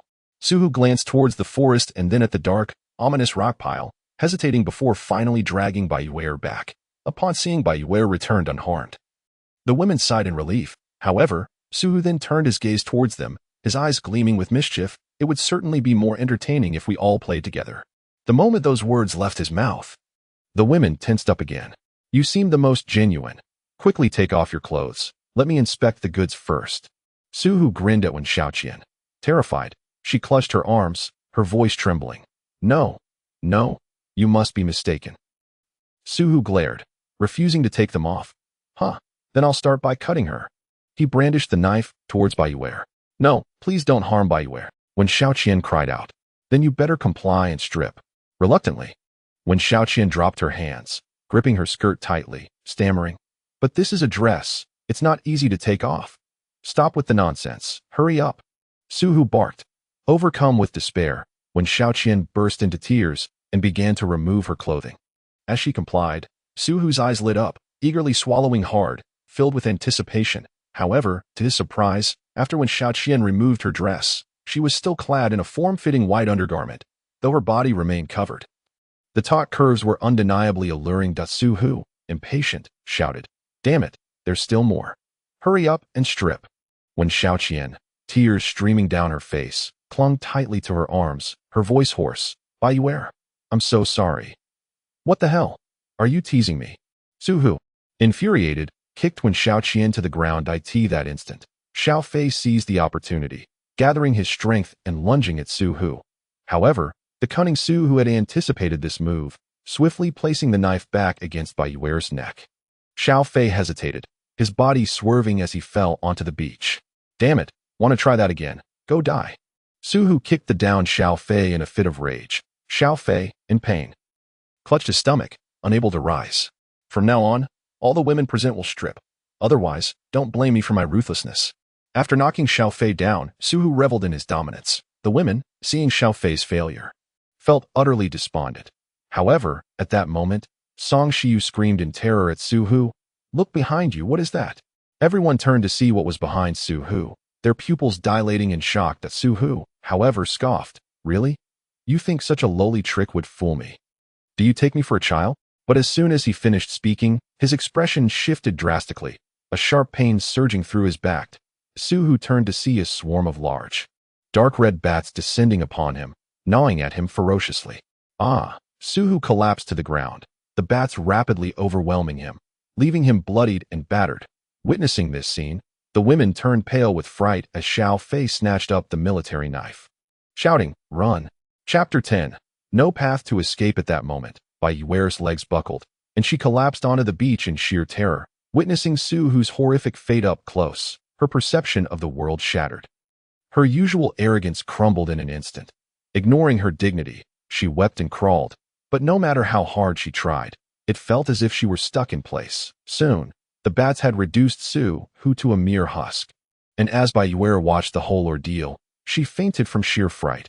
After Xiao Fei and the others had fled a considerable distance, he suddenly realized that Bai Yue'er was not with them. Turning back, he saw her unconscious by the campfire. Bai Yue'er is still there. I need to go save her. Following Xiao Fei's gaze, when Xiao Qian gasped in shock. What are you saving? She wouldn't even take off her clothes just now. And now you want to save her? Xiao Fei snapped irritably, furrowing his brow as he looked up at the swarm of bats circling above the campfire. It was strange. Why were these bats so large? And why weren't they afraid of the fire? Xiao Fei found it utterly baffling that moment, when Xiao Qian blushed and said, What do you suggest we do? We can't just watch Bai Yue'er die. Can we? After a moment's hesitation, Xiao Fei addressed the group. You all go hide at the edge of the forest. I'll go rescue her. With that, Xiao Fei bent down and dashed towards the campfire. Su Ro urged them. Quickly, let's move ahead. However, Song Shiyu stubbornly refused, pouting, I'm not going into the forest. There are wild leopards there, isn't it safe here? When Xiao Qian chimed in. Yes, the bats haven't come over, and it's too dark in the forest. It's far more dangerous. As Xiao Fei approached the campfire, he lay flat on the beach, beginning to crawl forward. Suddenly, he saw a bat detach from Su Hu's lifeless body, flapping in the air before heading towards Bai Yue'er. Oh no, Bai Yue'er, wake up! Xiao Fei shouted. But the unconscious Bai Yue'er showed no signs of response. In a state of panic, Xiao Fei pulled out a steel slingshot, quickly loading a small piece of sand, and aimed at the bat. Whoosh! The stone struck the bat's wing, causing it to emit a piercing shriek as it lost its balance and tumbled into the campfire. Incredible! This actually worked. Xiao Fei silently rejoiced, realizing that while these bats possessed offensive capabilities, their defenses were nearly non-existent. He hastened his pace, crawling directly to Bai Yue'er's side. Bai Yue'er, wake up! Please wake up! He shook her vigorously, but she remained unresponsive. Glancing at Su Hu, he saw that the bats had nearly drained him.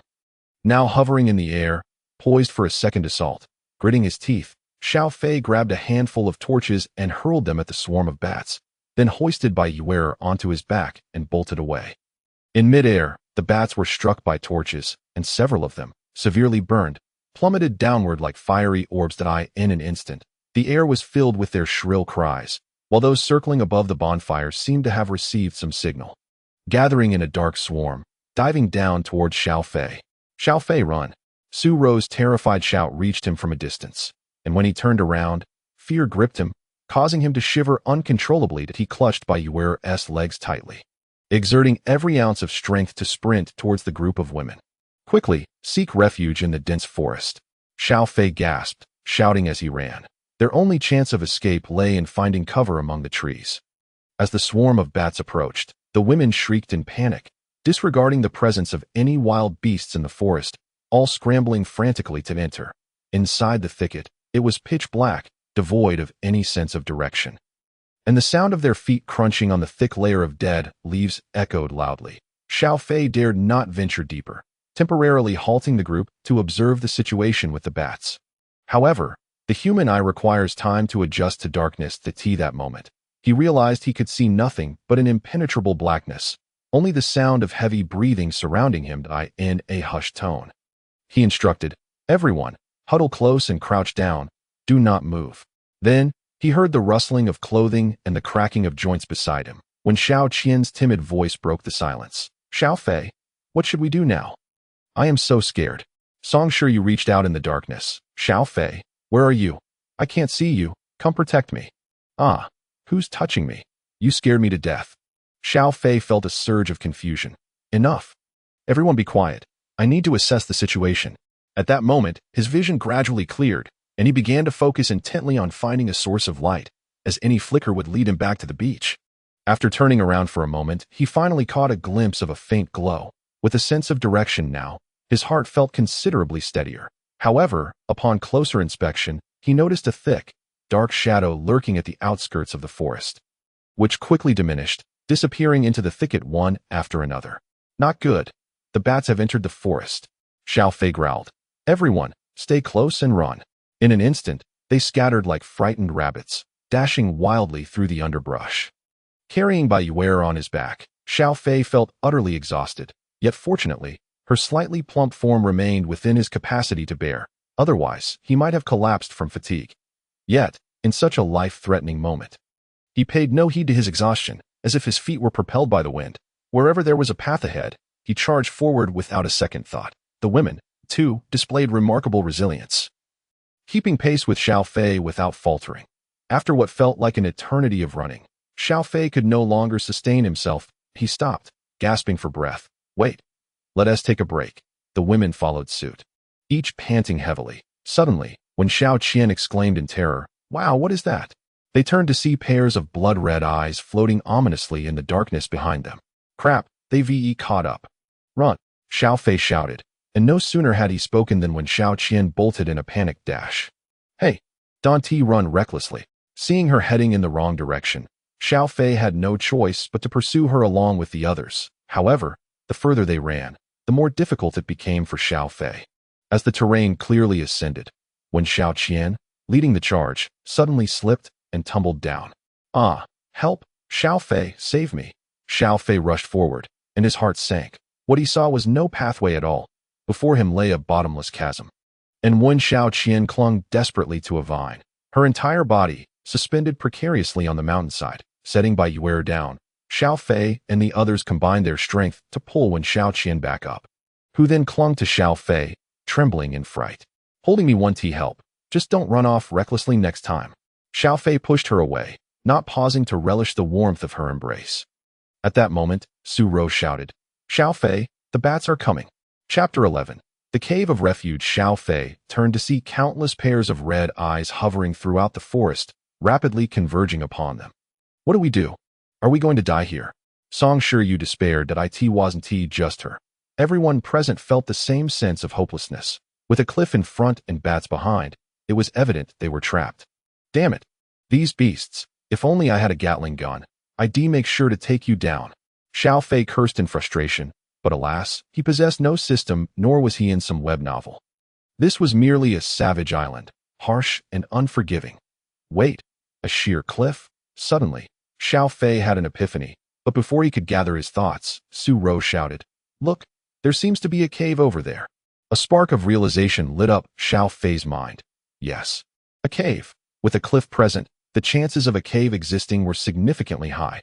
He couldn't recall why he knew this. Perhaps it was something his geography teacher had taught him. "Let us go. We can hide in there." Saying this, Xiao Fei hoisted Bai Yue'er back onto his back. "I don't want to. It's so dark in there. Who knows what kind of monsters are lurking? I'd rather fight the filthy bats to the end." Song Shu pouted defiantly, hands on her hips. "Fight? What nonsense. Hurry up, or it'll be too late." Xiao Fei retorted impatiently. "Shu, let us just hide in the cave. Good fortune favors the prepared." Su Ro coaxed gently. "But, no buts. If you want to join that guy on the beach, no one will stop you." Xiao Fei shot back before leading the way towards the cave. The memory of Su Hu's grim fate on the beach sent chills down Song Shiryu's spine, and she hurried after him, exclaiming, "Hey, why are you walking so fast? You promised to protect me." The group dared not traverse the forest, opting instead to quickly move along the edge of the cliff towards the cave. Loose stones tumbled down the precipice, echoing for ages without a sound of return. "Everyone, tread carefully. If you slip, it'll be certain death," Xiao Fei warned cautiously, leading the way, when Xiao Qian followed closely. Clutching Bai Yue'er's waistband, timidly saying, "Xiao Fei, slow down. I have a fear of heights." Su Rou comforted her from behind. "It's all right, just don't look down." Xiao Fei found it amusing. Let her look. In this pitch-black darkness. What can she see anyway? And fear of heights. Don't scare yourself. When Xiao Qian retorted, "Xiao Fei, do you even know how to care for people? No wonder you're single." Xiao Fei was left speechless. While Song Shiryu chuckled, "So Xiao Fei is still single? You better protect me well. When we get back, I'll introduce you to a rich and beautiful girl." Xiao Fei laughed. "Is that a promise?" Just as Song Shiryu was about to respond, Su Rou interrupted with an annoyed expression. All right. Let us focus on surviving tonight before we joke around. We're almost at the cave."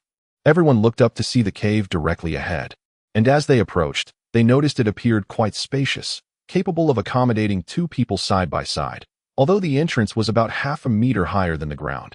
However, the protruding ledge formed a natural stone step. Ample enough, resembling an open-air platform, they paused to observe. The cave was eerily silent, shrouded in an unsettling mystery. Fear stems from the unknown, and confronted with the unfamiliar cave, everyone felt a wave of anxiety wash over them. Xiao Fei glanced back at the forest, where the blood-red eyes were now alarmingly close. "You all stay here. I'll go in first to take a look." He set Bai Yue'er down. Unsheathing his military knife, and cautiously approached the cave that in truth, he was terrified, but fear was pointless. If he didn't take action, no one else would, as he was the only one left, gritting his teeth. Xiao Fei stepped closer to the mouth of the cave, just as Su Rou's voice called out from behind. "Xiao Fei, wait." He jumped, clutching his chest and whispering, "For heaven's sake, it's the dead of night. Don't startle me like that." Su Rou said softly, "You fool. Throw a stone in first to check." Xiao Fei paused. Realizing this was indeed a good idea, he picked up a palm-sized rock from the ground and hurled it into the cave. Simultaneously, he stepped back several paces. Gripping his knife tightly, holding his breath and focusing on the cave's entrance, the women had already huddled together, eyes wide open, as if anticipating some monstrous creature to emerge at any moment.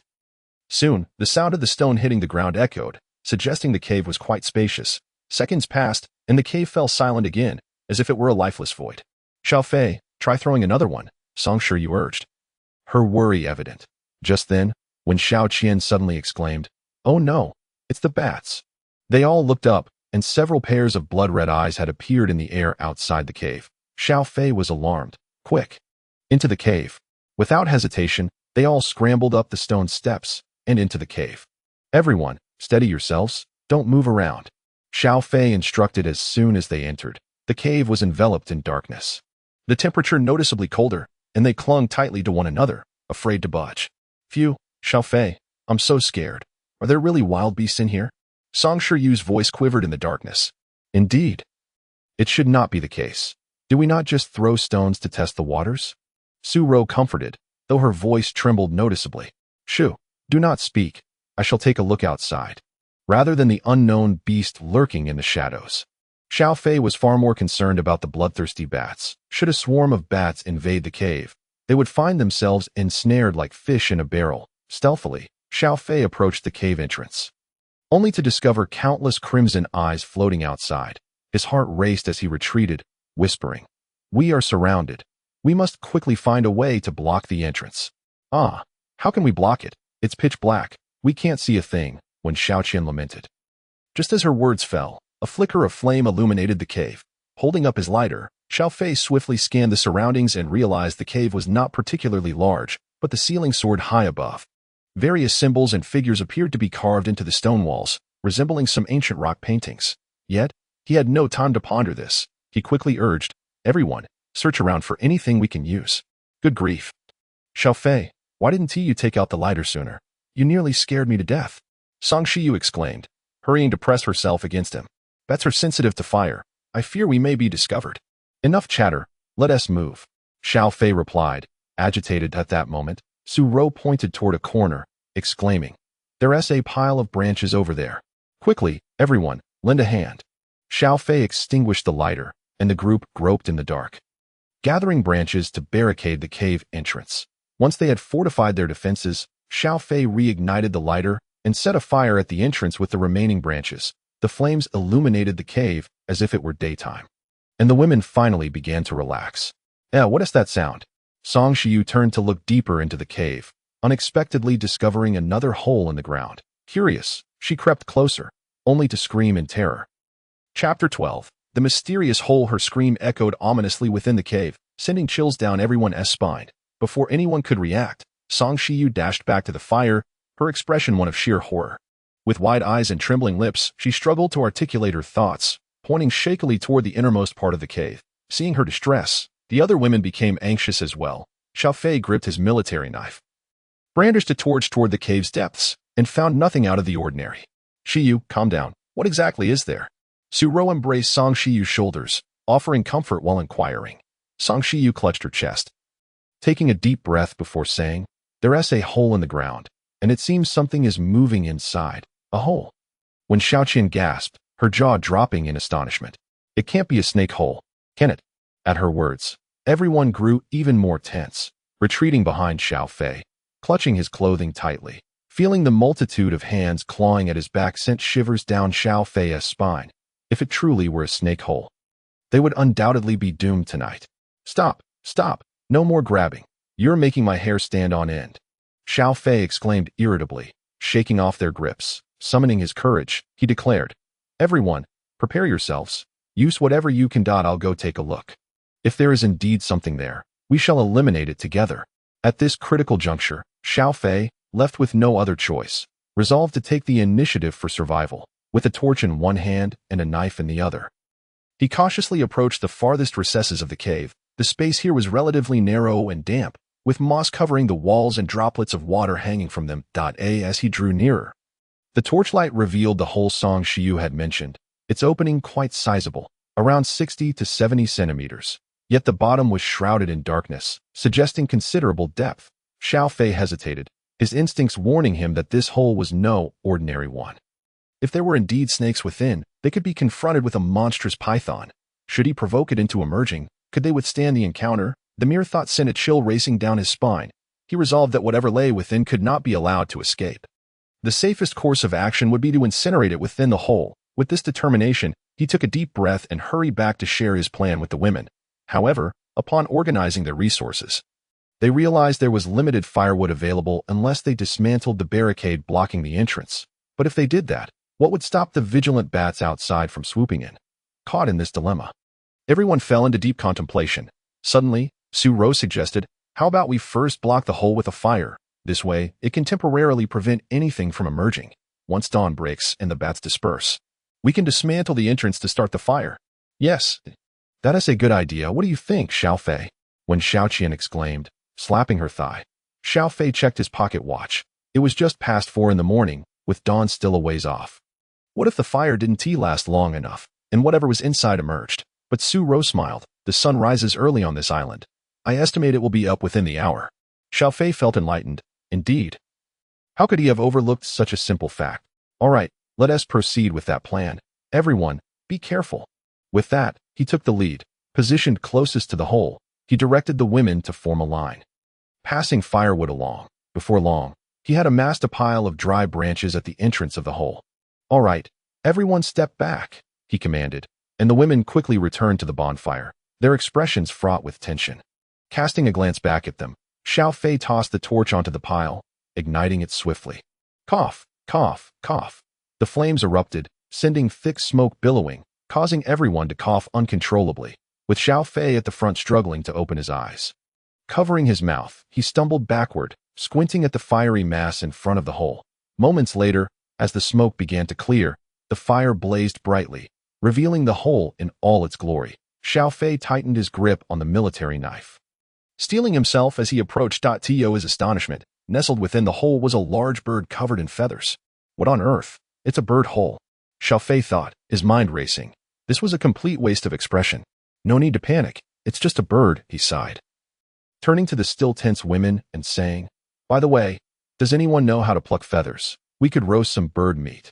Upon hearing this, the women exchanged incredulous glances before rushing forward to confirm. Indeed, there was a bird inside. What is so interesting about a bird hole? Let us extinguish the fire. I'll catch it, Xiao Fei remarked, shaking his head with a smile at the women's curiosity. However, Su Rou pondered aloud, this doesn't seem like an ordinary bird hole. Have you ever seen a bird that digs holes? When Xiaqian laughed, of course, a woodpecker. I can't believe it. Woodpeckers make holes in trees. Not in the ground. Song Shiyu rolled her eyes. Xiao Fei suddenly realized, indeed, how could there be a bird that burrows into the earth? His earlier anxiety had muddled his thoughts. Just then, Su Rou frowned and said, look. That doesn't seem like an ordinary bird. Only then did Xiao Fei take a closer look, noticing that the bird's body was about half a meter long, with white feathers on its head and tail, and dark gray plumage adorned with brown spots. Its beak resembled an iron hook, and its wings were impressively large. This wasn't merely a bird. It was clearly a hawk. He rested his chin on his hand, lost in thought, murmuring, how did a hawk end up in a hole? A hawk. Upon hearing this, Song Shiyu's imagination ran wild. There's a hole in the cave, and inside it's a hawk. Could it be the one from the Return of the Condor Heroes? Stop joking. I'm trying to think here. Can you be serious for once? Xiao Fei replied, half amused and half exasperated. Just then, the hawk inside the hole became agitated, flapping its wings in frustration. The narrow space prevented it from spreading its wings fully, and it could only flounder in place. Wah, wah, wah. Unable to escape, the hawk began to screech menacingly at the group, its voice chilling. The others took a few steps back, and Xiao Fei cautioned, this hawk has a foul temper. Everyone be careful. Su Rou noted, it seems injured. I saw blood on its wings just now. Really? That's fortunate. It won't be able to fly out and hurt us. When Xiaoqian said, relieved, the group remained cautious. With bats outside and a hawk inside, neither side dared provoke the other, and they could only wait quietly for dawn to devise their next plan. However, not long later, Song Shiyu clutched her stomach, her face contorted in discomfort. Xiao Fei, I need to use the restroom. Xiao Fei waved his hand dismissively. You can go over there. No one is watching. Song Shiyu shook her head vehemently. No. I need to go number 2. When Xiaoqian exclaimed, you absolutely mustn't. The cave is small enough as it is. It'll stink to high heaven. With a huff, Song Shiyu pleaded with Xiao Fei, take me outside. That's out of the question. There are bats out there. Xiao Fei retorted, utterly speechless. Song Shiyu crouched and peered out the cave entrance. Xiao Fei, it seems the bats are gone. Chapter 13. The occupied nest. Upon hearing Song Shiyu's claim that the bats had vanished, everyone gathered around. Outside the cave, it was eerily quiet, as if the bats had never been there. This moment, dawn was breaking, and Xiao Fei checked his pocket watch. It was precisely 5 o'clock. Xiao Fei, I can't hold it any longer. You must take me outside. Song Shiyu urged, beginning to dismantle the wooden barricade at the entrance. After thinking it over, Xiao Fei decided that it might be fine to venture out. Allowing Song Shiyu to create a small opening, the two of them crawled out, one after the other. The fresh air on the island was invigorating. As Xiao Fei stepped outside and inhaled deeply, he felt a wave of refreshment wash over him. However, he did not let this deter him. The sky had not yet fully brightened, and visibility was limited, even in the absence of bats. The dense forest concealed dangers lurking at any moment. He escorted Song Shiyu to the nearest large tree outside the cave and took up a vigilant stance nearby, mindful to respect the young lady's privacy as she attended to her needs. Yet, after only a few steps away, Song Shiyu called out anxiously, Xiao Fei, where are you going? I'm scared. Don't be afraid. I won't stray far. Xiao Fei replied without turning back. But I can barely see you. Could you please step back a bit? Song Shiyu pleaded. Xiao Fei fell silent for a moment before taking a couple of steps back. That's not enough. Keep retreating. More. A bit further, Song Shiyu persistently urged. And Xiao Fei continued to step back several times. Suddenly, he halted, a hint of exasperation in his tone. Goodness, young lady, how much further do you want me to go? At this rate, I can smell what you're up to. Do you want me to help you wipe? Feeling wronged. Song Shiyu replied. I'm just scared, honestly. Then hurry up, Xiao Fei said, shaking his head in resignation. In the dim light of dawn, the forest remained shrouded in darkness, filled with the muffled hum of countless insects. And strange sounds echoed from the underbrush. The gust of wind rustled through the trees, making Xiao Fei's nerves fray. "Are you done yet? It's taking too long. We need to get back quickly," he urged. All right, I'm coming," Song Shiyu said as she hurriedly adjusted her pants and ran back. "Get inside the cave, and be careful," Xiao Fei cautioned as he scanned the surroundings. Once Song Shiyu slipped inside, he followed suit. Upon returning to the cave, Xiao Fei finally felt a sense of relief. He peered through the branches for a moment, ensuring everything was normal before settling by the fire after a night of turmoil. Everyone was fatigued. When Xiaoqian had curled up and started to doze off, noticing Xiao Fei's weary expression, Su Rou gently suggested, "You should rest for a bit. I'll keep watch." Xiao Fei nodded, then immediately shook his head. "No, it's almost dawn. After we deal with that eagle, I'll gather more firewood for us to use later, and then we can rest properly in the cave." Undoubtedly, in their current predicament on a deserted island, the cave served as an excellent refuge. Xiao Fei planned to wait until everyone had regained their strength before tidying up their campsite and awaiting rescue.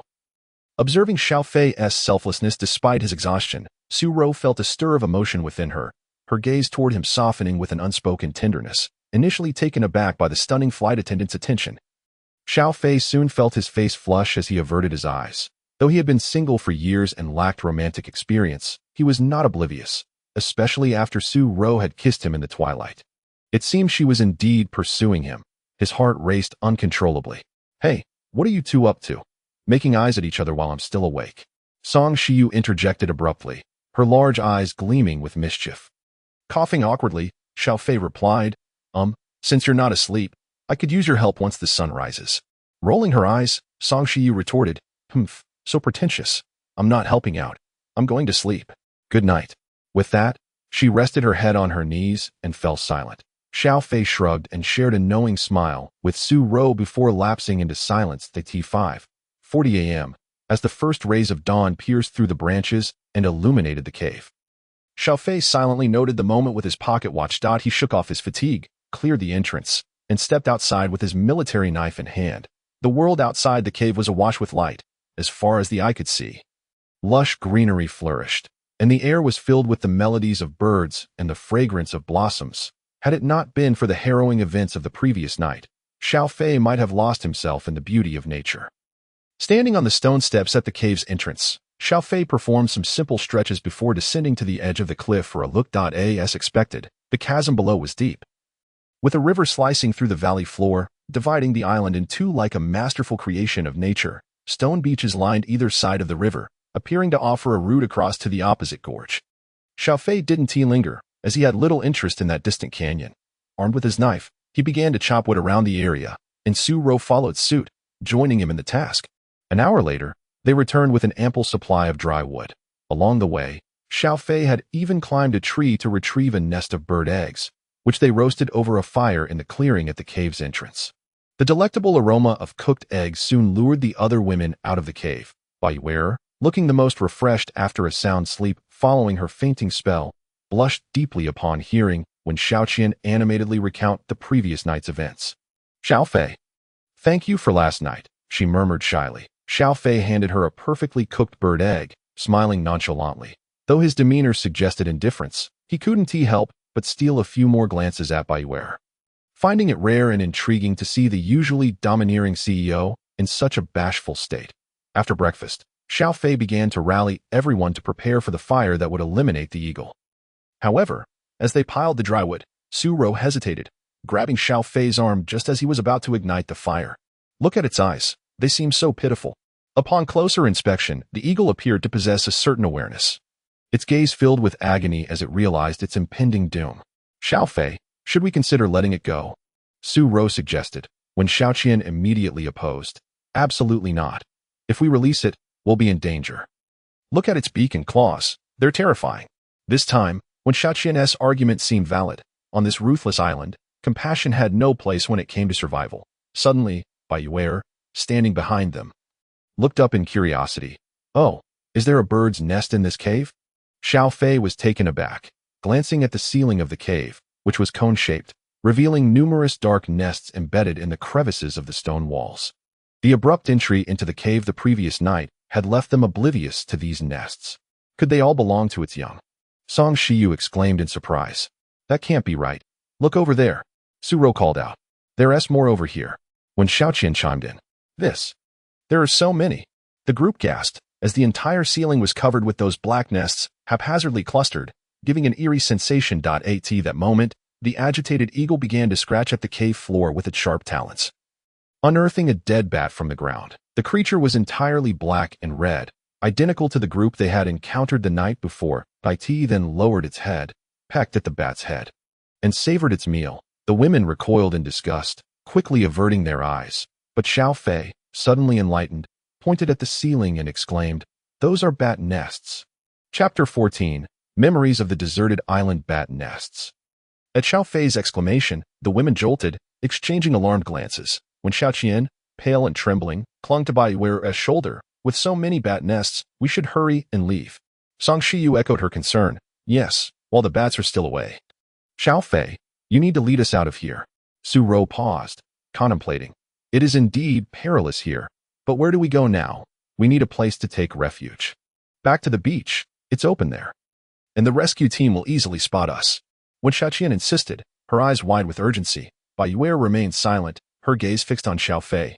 After a moment of contemplation, Xiao Fei finally spoke thoughtfully, Don't panic. Let me think. For heaven's sake, what are you still pondering? It's safer during the day. We need to move before it's too late. When Xiaoqian exclaimed, stamping her foot in frustration, Xiao Fei cast her a sidelong glance, ignoring her as he began to circle the cave, observing the patterns on the stone walls. His actions left everyone bewildered, and when Xiaoqian couldn't help but scold, Xiao Fei, have you lost your mind? This isn't the time for a leisurely stroll to admire the art. If you want to leave, we certainly will. With that, she huffed and stormed out of the cave, only to look back and see the others unmoving. Why are you all just standing there? Hurry up. Bai Yue'er hesitated before saying, Let us not rush. Let us see how everyone is planning. Defeated, when Xiaoqian returned, observing Xiao Fei's intense focus, Su Ro suddenly had an epiphany and remarked to Bai Yue'er, Do those patterns on the stone walls resemble rock paintings? Bai Yue'er nodded. I noticed them when I woke up. But I was too dazed to ask. Who could have left them? Song Shiyu interjected. Of course, they were created by humans. Do you think bats have that kind of skill? Unintentionally, Song Shiyu's words seemed to awaken everyone. Su Ro's face lit up with realization. So, does that mean someone had been here before us? Bai Yue'er echoed in astonishment. Yes, if they were made by humans, it must mean someone has been here. Finally grasping the implication, Song Shiyu's eyes sparkled with excitement. So we might have a chance of rescue. This is wonderful. On the other hand, when Xiaoqian remained confused, questioning, What are you all talking about? Even if someone has been here, what does that have to do with the bats? At that moment, Xiao Fei approached, a broad smile on his face. You're all correct. Indeed, someone has stayed in this cave before us. The firewood we used last night must have been left behind by them.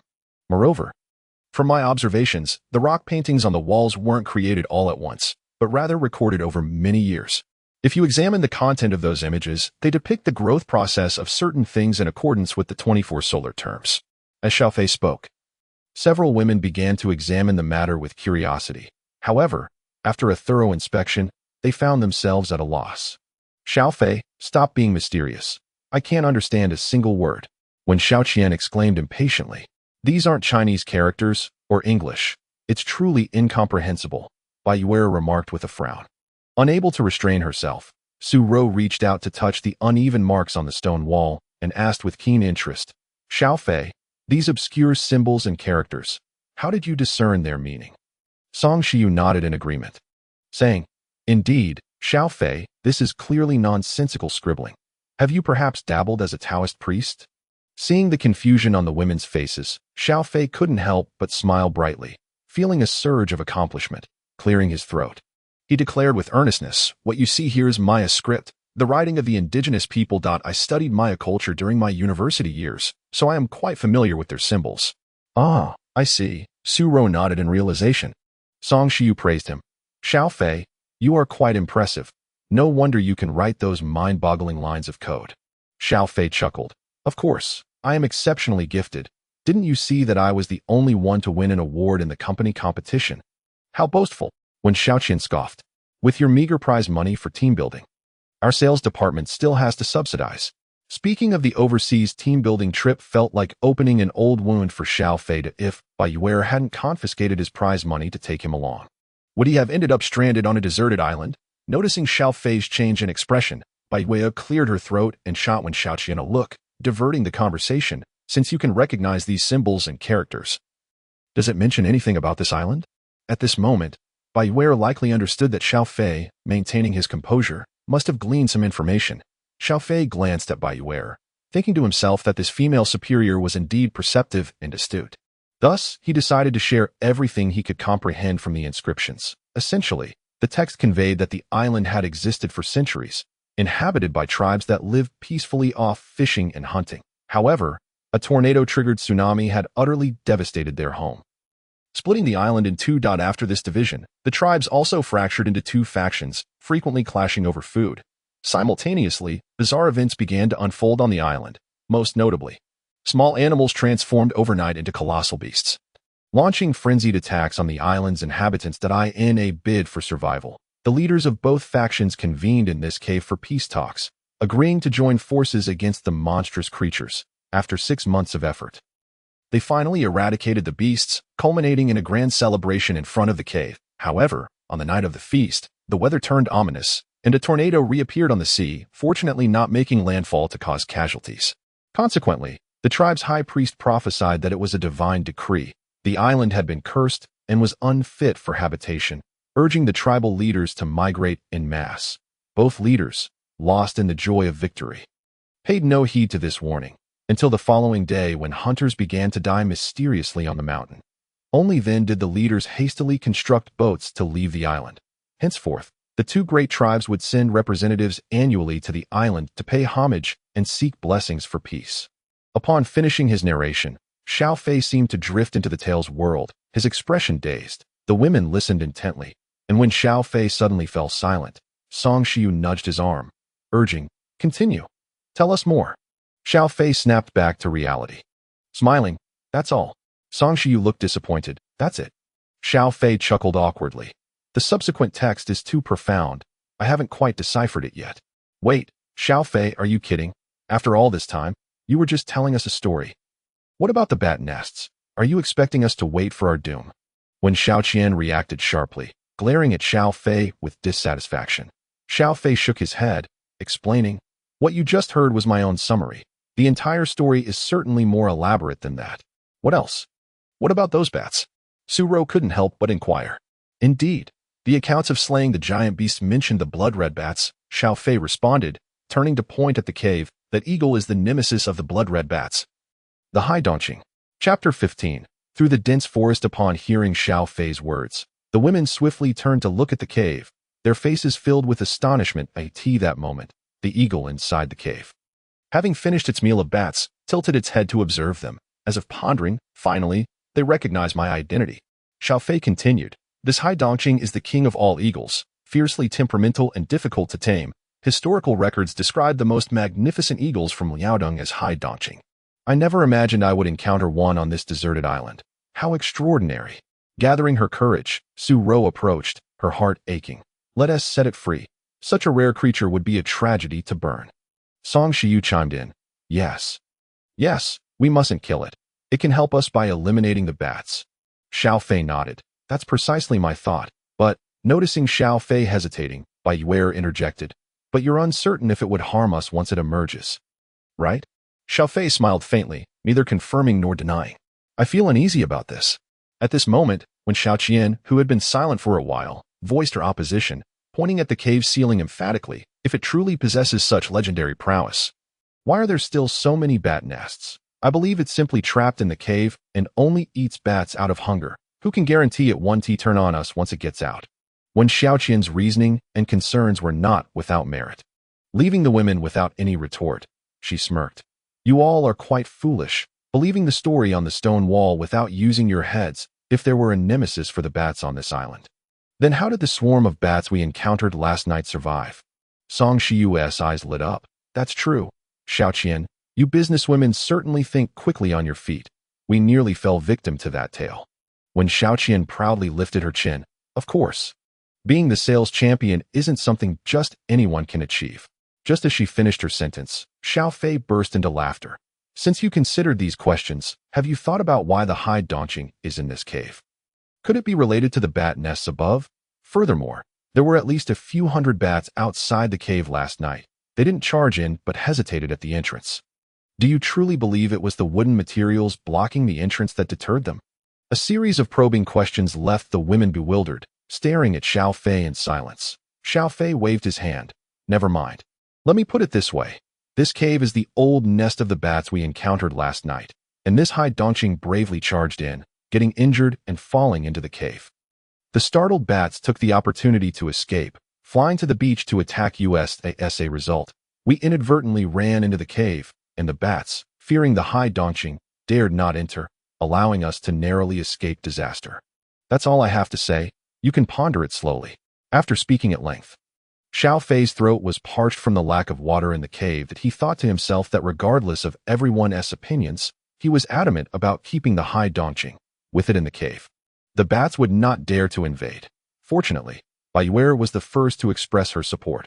Although she had been unconscious the previous night, her years of professional reasoning and quick thinking led her to agree with Xiao Fei's analysis. Following suit, Su Rou also voiced her approval, having developed an implicit trust in Xiao Fei. Next was Song Shiyu. Even though she had just praised Wen Xiaoqian, it was truly Xiao Fei who provided her with a sense of security. Wen Xiaoqian, looking displeased, remarked, "So what? Even if it is the nemesis of the bats, it poses a threat to us as well." Indeed, after all the discussion, whether the high donching was the nemesis of the bats was not the crux of the matter. What mattered was whether it would endanger humans. Xiao Fei pondered deeply for a long while before speaking. For now, let us keep it in the cave. It's injured and won't be able to escape anytime soon. Our priority is to tidy up and utilize this cave as our shelter. Live in a cave, Wen Xiaoqian exclaimed in astonishment. But this is the old nest of the bats. Xiao Fei dismissed her concerns. What is there to fear? Isn't the high donching here to keep watch. Once we have time, we can burn the bat nest at the cave's top, and then this cave will belong to us. Upon hearing this, Song Shiyu clapped her hands in approval. Xiao Fei, you were truly bold. You dare to seize the bat's old nest. Double thumbs up. Xiao Fei smiled. Well, the latecomer shall take the lead. Now, let us stop the frivolities and get to business. I need to head to the beach and bring back the supplies we gathered. Who wants to join me? Last night, everyone had been focused on escaping and hadn't brought any supplies, leaving them empty-handed and in a dire state. However, upon hearing Xiao Fei's suggestion, the women's faces fell with worry. Going to the beach meant trekking through the dense forest, and recalling the terrifying events of last night, they were too frightened to speak. Speak up, you all. It's better to do it sooner rather than later. At least it's safer during the day. Xiao Fei couldn't help but feel a twinge of anxiety. If it weren't for the fact that he couldn't procure those supplies alone, he would have set out by himself long ago. If you don't sign up, I might just call your names. Observing the hesitant expressions on the faces of several individuals, Xiao Fei found himself at a loss for words. At that moment, Su Rou stepped forward and declared, I'll accompany you. Let them stay behind. Xiao Fei was somewhat taken aback that it was her first time entering the dense forest, and she had volunteered that it seemed this flight attendant was quite the heroine. However, before he could respond, Bai Yue'er chimed in, I'll go too. It's better to have more people for support. Now, Xiao Fei was not only surprised, but also beginning to feel a headache. One woman was just right, but with two, who was supposed to look after whom? Seeing Xiao Fei's hesitation, Bai Yue'er continued, You saved me last night. Consider this my way of repaying you. Xiao Fei was momentarily stunned. What? Repay? This plot seemed off. When did the domineering female CEO become so gentle and considerate? Wasn't repayment usually of the more intimate variety? Did she really intend to? In the woods. It settled then. We set off immediately. While Xiao Fei was lost in thought, Bai Yue'er had already made a decisive call. Clearing his throat, Xiao Fei quickly addressed the remaining two. You two stay in the cave and don't wander off. Also, pick up some stones to bring in as weapons. Before departing, Xiao Fei glanced at his watch. It was already 9:50 a.m. Recalling the journey from the previous night, he estimated that if they didn't lose their way, they could exit the forest in about 4 hours. This round trip would allow them to return to the cave before sunset, significantly reducing the inherent dangers of the journey. After sharing this plan with the two, they all instinctively quickened their pace upon entering the forest. Yet, fate had other plans. Not long after, the weather suddenly turned gloomy, with the sun obscured by dark clouds, plunging the forest into shadowy depths. Chapter 16. Nature's unchangeable essence. Damn this weather. Bai Yue'er exclaimed in annoyance, nearly tripping. With the lack of light in the forest, their progress felt akin to traversing a night path. Su Ro began to express her concerns. Xiao Fei, our efficiency is too low if we keep going like this. Xiao Fei surveyed his surroundings. Indeed, with visibility compromised, his sense of direction waned considerably. He decided to halt the group, gathering some branches to fashion 3 torches. The flames illuminated their path, bringing a sense of relief to the 2 women. Let us leave markers along the way, just in case we can't exit today. It will help us find our way back to the cave. Although the torches provided light, Xiao Fei prudently prepared for contingencies. The 3 of them held their torches, maintaining a distance of 1 or 2 steps apart, marking their path as they walked. Initially, the gloomy weather cast a pall over their spirits, and silence reigned. However, after about half an hour of uneventful trekking, the atmosphere began to lighten. Xiao Fei broke the silence. Su Ro, do you think we should pass by that stream? Mentioning the stream made Su Ro uneasy. It's best to avoid it. What if we encounter a wild leopard? Xiao Fei dismissed her concerns. What are the odds of that? Have you forgotten about the fish in the stream and the wild fruits nearby? His words caused Su Ro to waver, having only consumed a thumb-sized bird egg in the morning and now on the move. She was already parched and famished. Before she could respond, her stomach growled audibly. Bai Yue'er chuckled. Su Ro, you must be hungry. I am too. Why don't we head to that stream you mentioned? Embarrassed, Su Ro held her stomach, still apprehensive. I'm just afraid of running into a wild leopard if it comes to it. We can endure and wait until we reach the beach to grill some seafood. Speaking of food, Xiao Fei's mind was filled with visions of gourmet delights. He licked his lips and said, people are like iron, and meals are like steel. One can't endure hunger. We can't ignore the necessity of food. Since we're on the way, we can return to the beach from the stream. Seemingly fearful of Su Ro's descent, Xiao Fei added, once we reach the stream, I'll cook fish for you. And we can also gather some wild fruits. That way, we'll have the energy to continue our journey. Bai Yue'er, clearly excited by Xiao Fei's enthusiasm, urged, yes, take me to the stream. I've never seen one before. Su Ro, unable to resist the two, reluctantly agreed. All right, but let us be cautious. Safety first. Xiao Fei nodded seriously. Exactly, safety is paramount. But rest assured, as long as I'm around, not even a wild leopard, let alone lions, tigers, or elephants, can harm you. Seeing Xiao Fei's earnest bravado made Su Ro stifle a laugh. That glance was exceptionally enchanting, instantly captivating Xiao Fei. Were it not for Bai Yue'er's presence, he might have been unable to resist seizing the moment. After walking for about another 40 minutes without finding the stream, both hunger and thirst overwhelmed them, and Bai Yue'er could no longer continue. Xiao Fei, I can't go on. Let us rest for a bit. That won't do. If you sit down, you'll only feel more exhausted. Let us keep moving. Xiao Fei continued leading the way without looking back. However, after a few steps, he noticed Bai Yue'er had not followed. He halted, turned, and called out, Bai Zong, hurry up. Bai Yue'er leaned against a large tree, panting. Don't rush me. It's no use, I simply can't move anymore. Su Ro quickly returned to persuade her.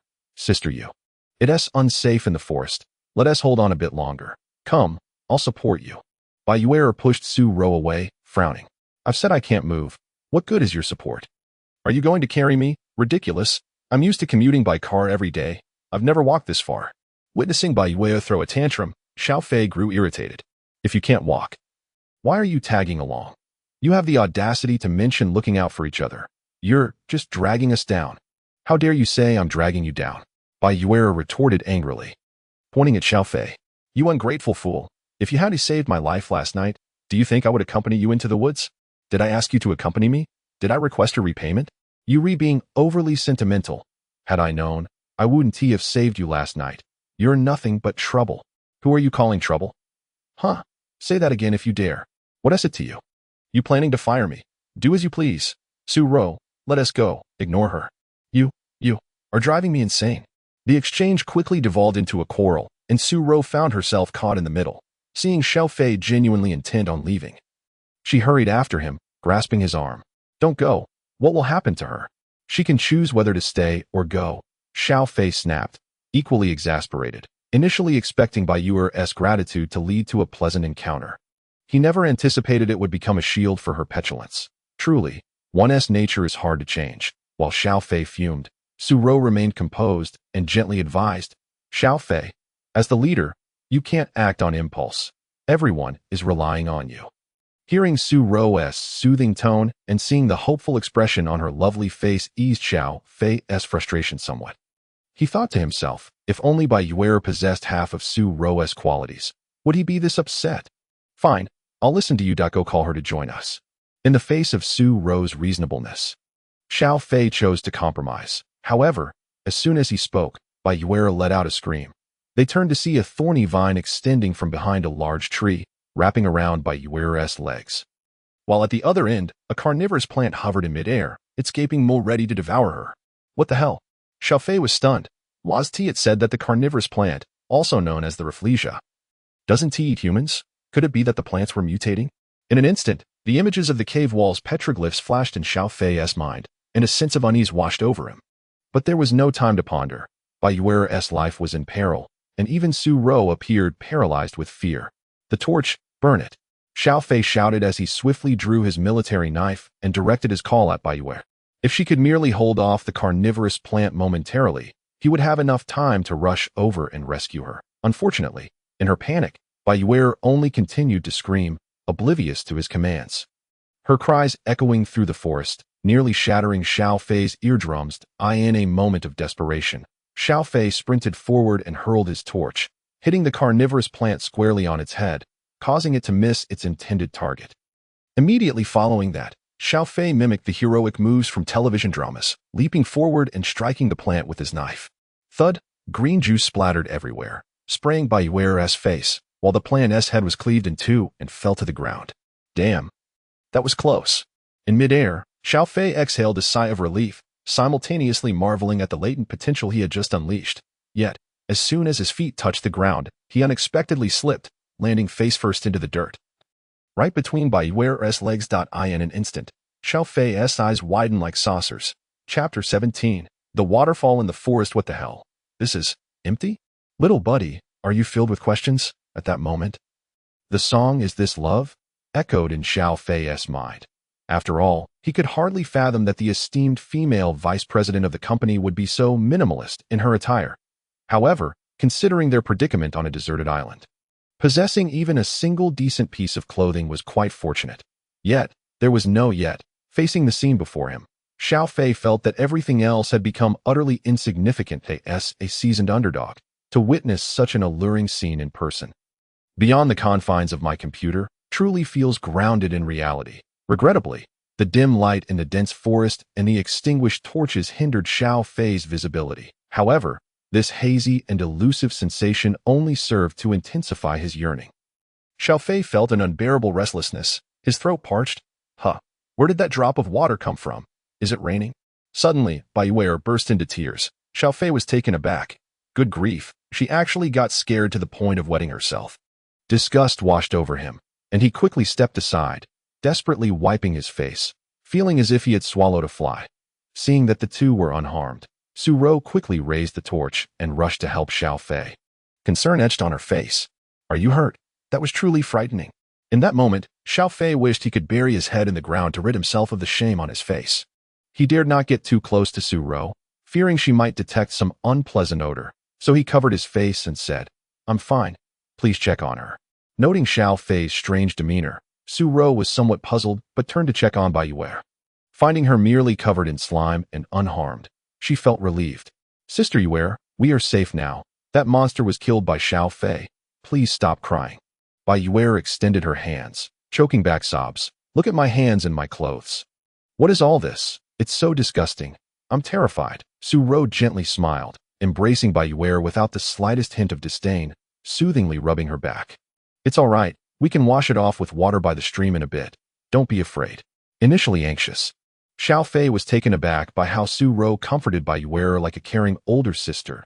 He found himself calmed by the scene and began to regard Su Rou with newfound admiration. After all, Bai Yue'er had always been a domineering and strong-willed woman, yet today, she revealed a more vulnerable side in front of Su Rou. Now that Bai Yue'er had ceased her tears, the trio adjusted their spirits and continued onward. Given the chaos they had just experienced, Bai Yue'er no longer threw tantrums, and they pressed on with renewed determination for over an hour. Wait, listen. Su Ro's keen ears suddenly halted the two as she listened intently. It's the sound of water. It seems to be coming from that direction. Xiao Fei faintly heard it too and pointed to the left. I hear it as well. Let us go check it out. Bai Yue'er exclaimed joyfully. Her body covered in green slime, making her impatient as the three approached the source of the sound. It grew increasingly vibrant. Xiao Fei was filled with curiosity.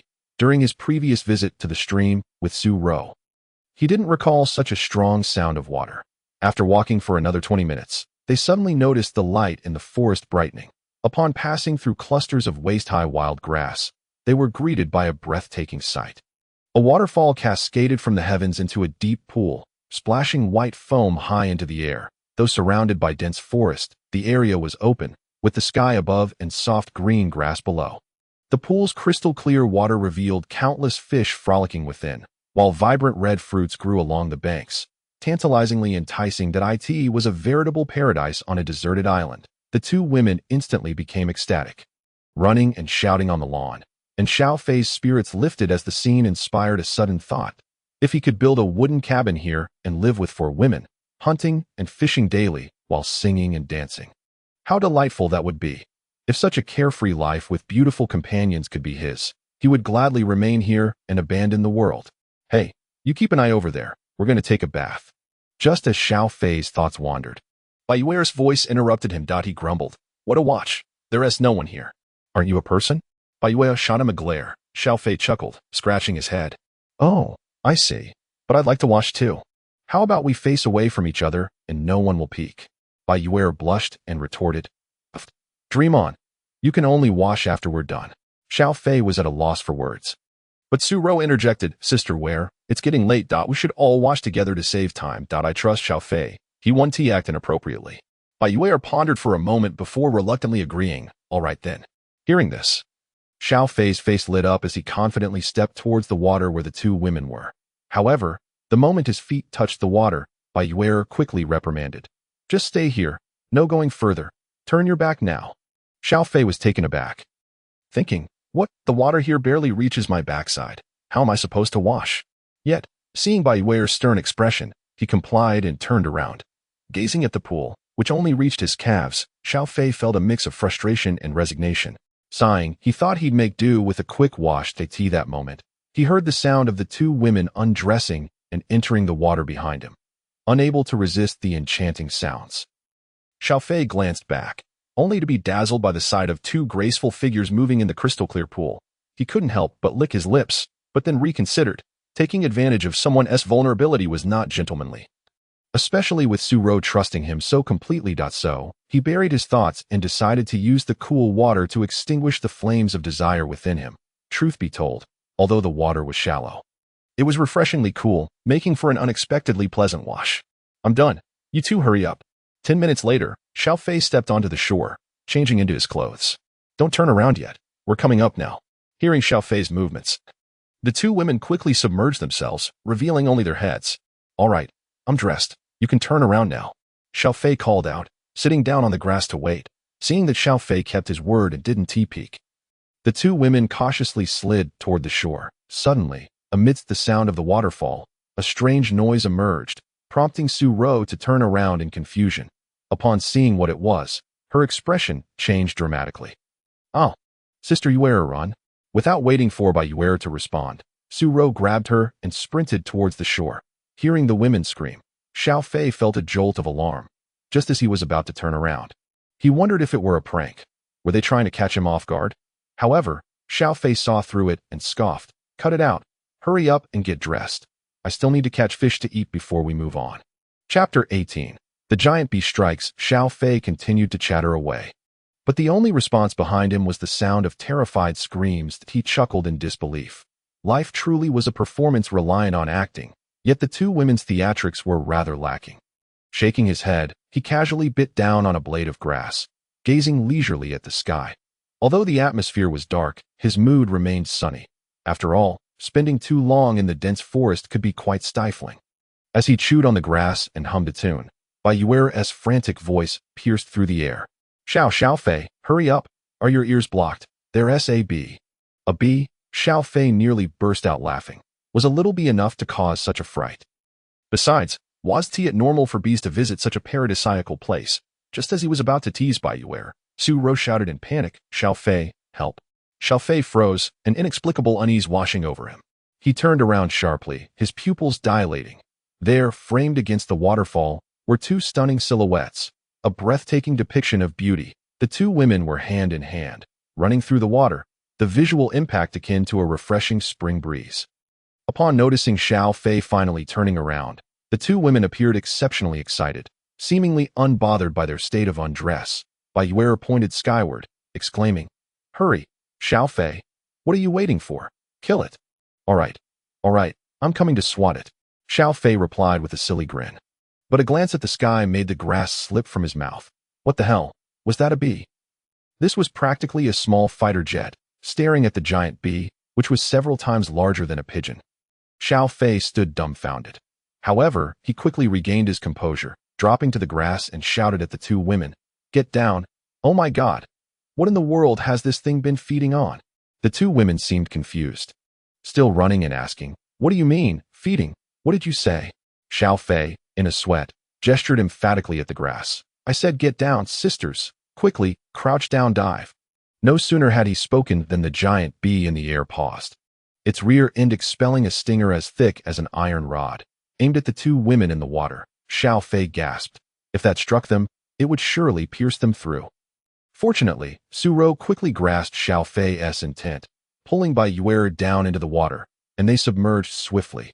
Losing its target, the giant bee flicked its rear and retracted its stinger, beginning to circle above the water. Xiao Fei finally breathed a sigh of relief and took the opportunity to observe the giant bee. Though mutated, its anatomical structure was not vastly different from that of a normal bee. Save for its heightened aggressiveness that it seemed the tales depicted in the cave murals were indeed true. But why were there mutated beasts on this deserted island? Could it be linked to the recorded process of plant growth? Xiao Fei had no time for deep contemplation. The immediate priority was to devise a means of escape. Yet, the giant bee continued to hover over the pool, preventing Su-ro and Bai Yue'er from making their exit. After much contemplation, Xiao Fei had no choice but to take a risk that he drew out his slingshot, placed a pebble within, and aimed at the enormous hornet hovering above the water's surface, releasing the stone with a swift motion. The pebble shot forth at an incredible speed, seemingly on the verge of striking its target, yet the hornet deftly evaded it with a slight shift of its form. "Damn it!" Xiao Fei exclaimed as he loaded a second stone, preparing for another attempt. However, by then, the hornet had already noticed his presence on the lawn and was rapidly changing direction to attack him. Oh no! Realizing the hornet's ferocious approach, Xiao Fei scrambled and sprinted across the grass. Though he was running at a speed akin to a 100-meter dash, the hornet's flight was even swifter, and in the blink of an eye, it had closed the distance. The buzzing of the hornet's wings resonated ominously behind him, sending chills down Xiao Fei's spine. Instinctively, he turned to look back, only to see the hornet poised in midair, its formidable stinger protruding ominously. This was the rhythm of death. Xiao Fei felt defiant, yet powerless, and could only shut his eyes and leave his fate to chance. At that moment, two women emerged from the water. Bai Yue'er shouted, "Xiao Fei, why are you running? Grab a knife and fight it." Xiao Fei opened his eyes, wearing a bitter expression. "If I can't hit it with a slingshot, how could a knife do any better?" Su-ro stood up from the water, droplets glistening on her skin, and clenched her fist in a gesture of encouragement. "Xiao Fei, you can do it. I believe in you." Bai Yue'er also rose, hands on her hips, and shouted, "Did you hear that? Go after it. Don't disgrace our company."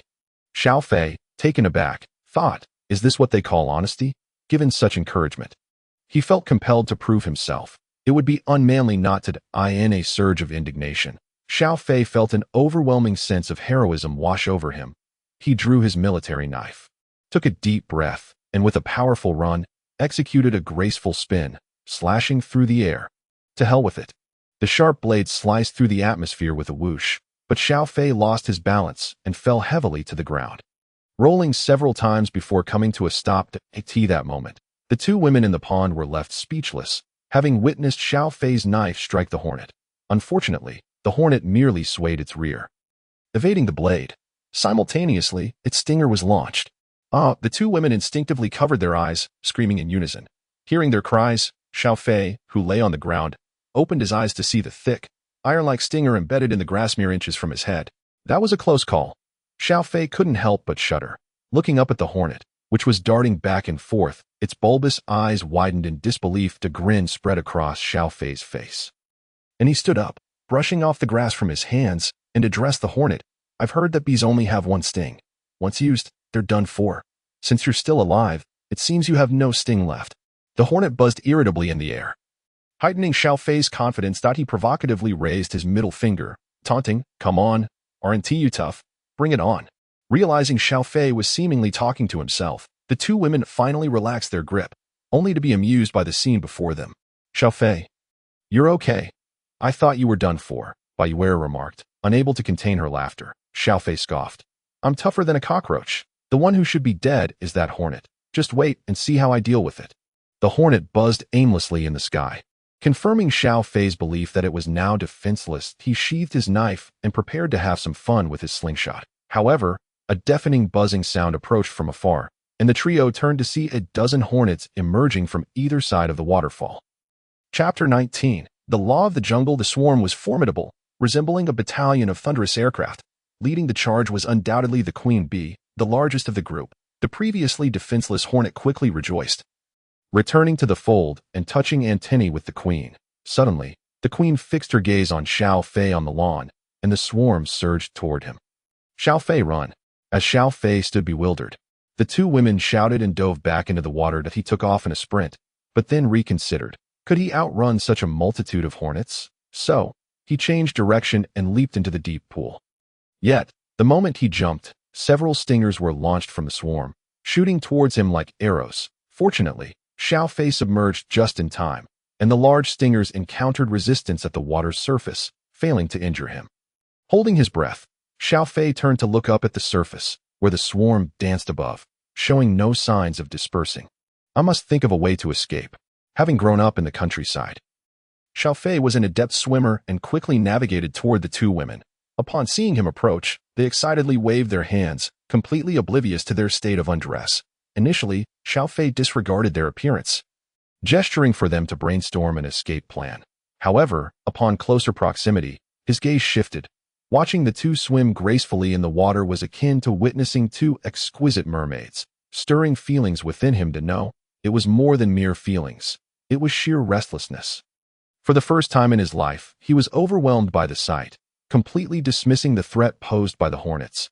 His mind now filled with indecent thoughts. Sensing Xiao Fei's wandering gaze, Bai Yue'er's expression changed dramatically.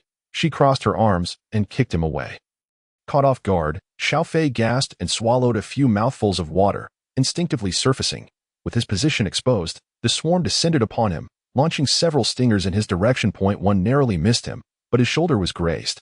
Shocked, Xiao Fei hastily gasped for air and submerged again, only to find that the two women had swum away, intentionally keeping their distance from him.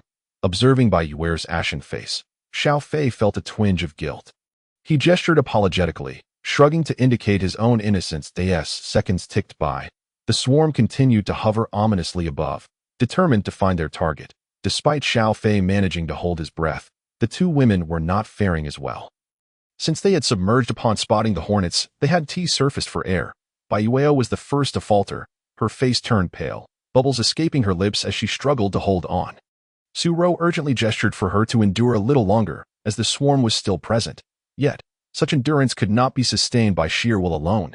Bai Yue'er, lacking regular exercise, found her strength waning, and her lungs could not keep up.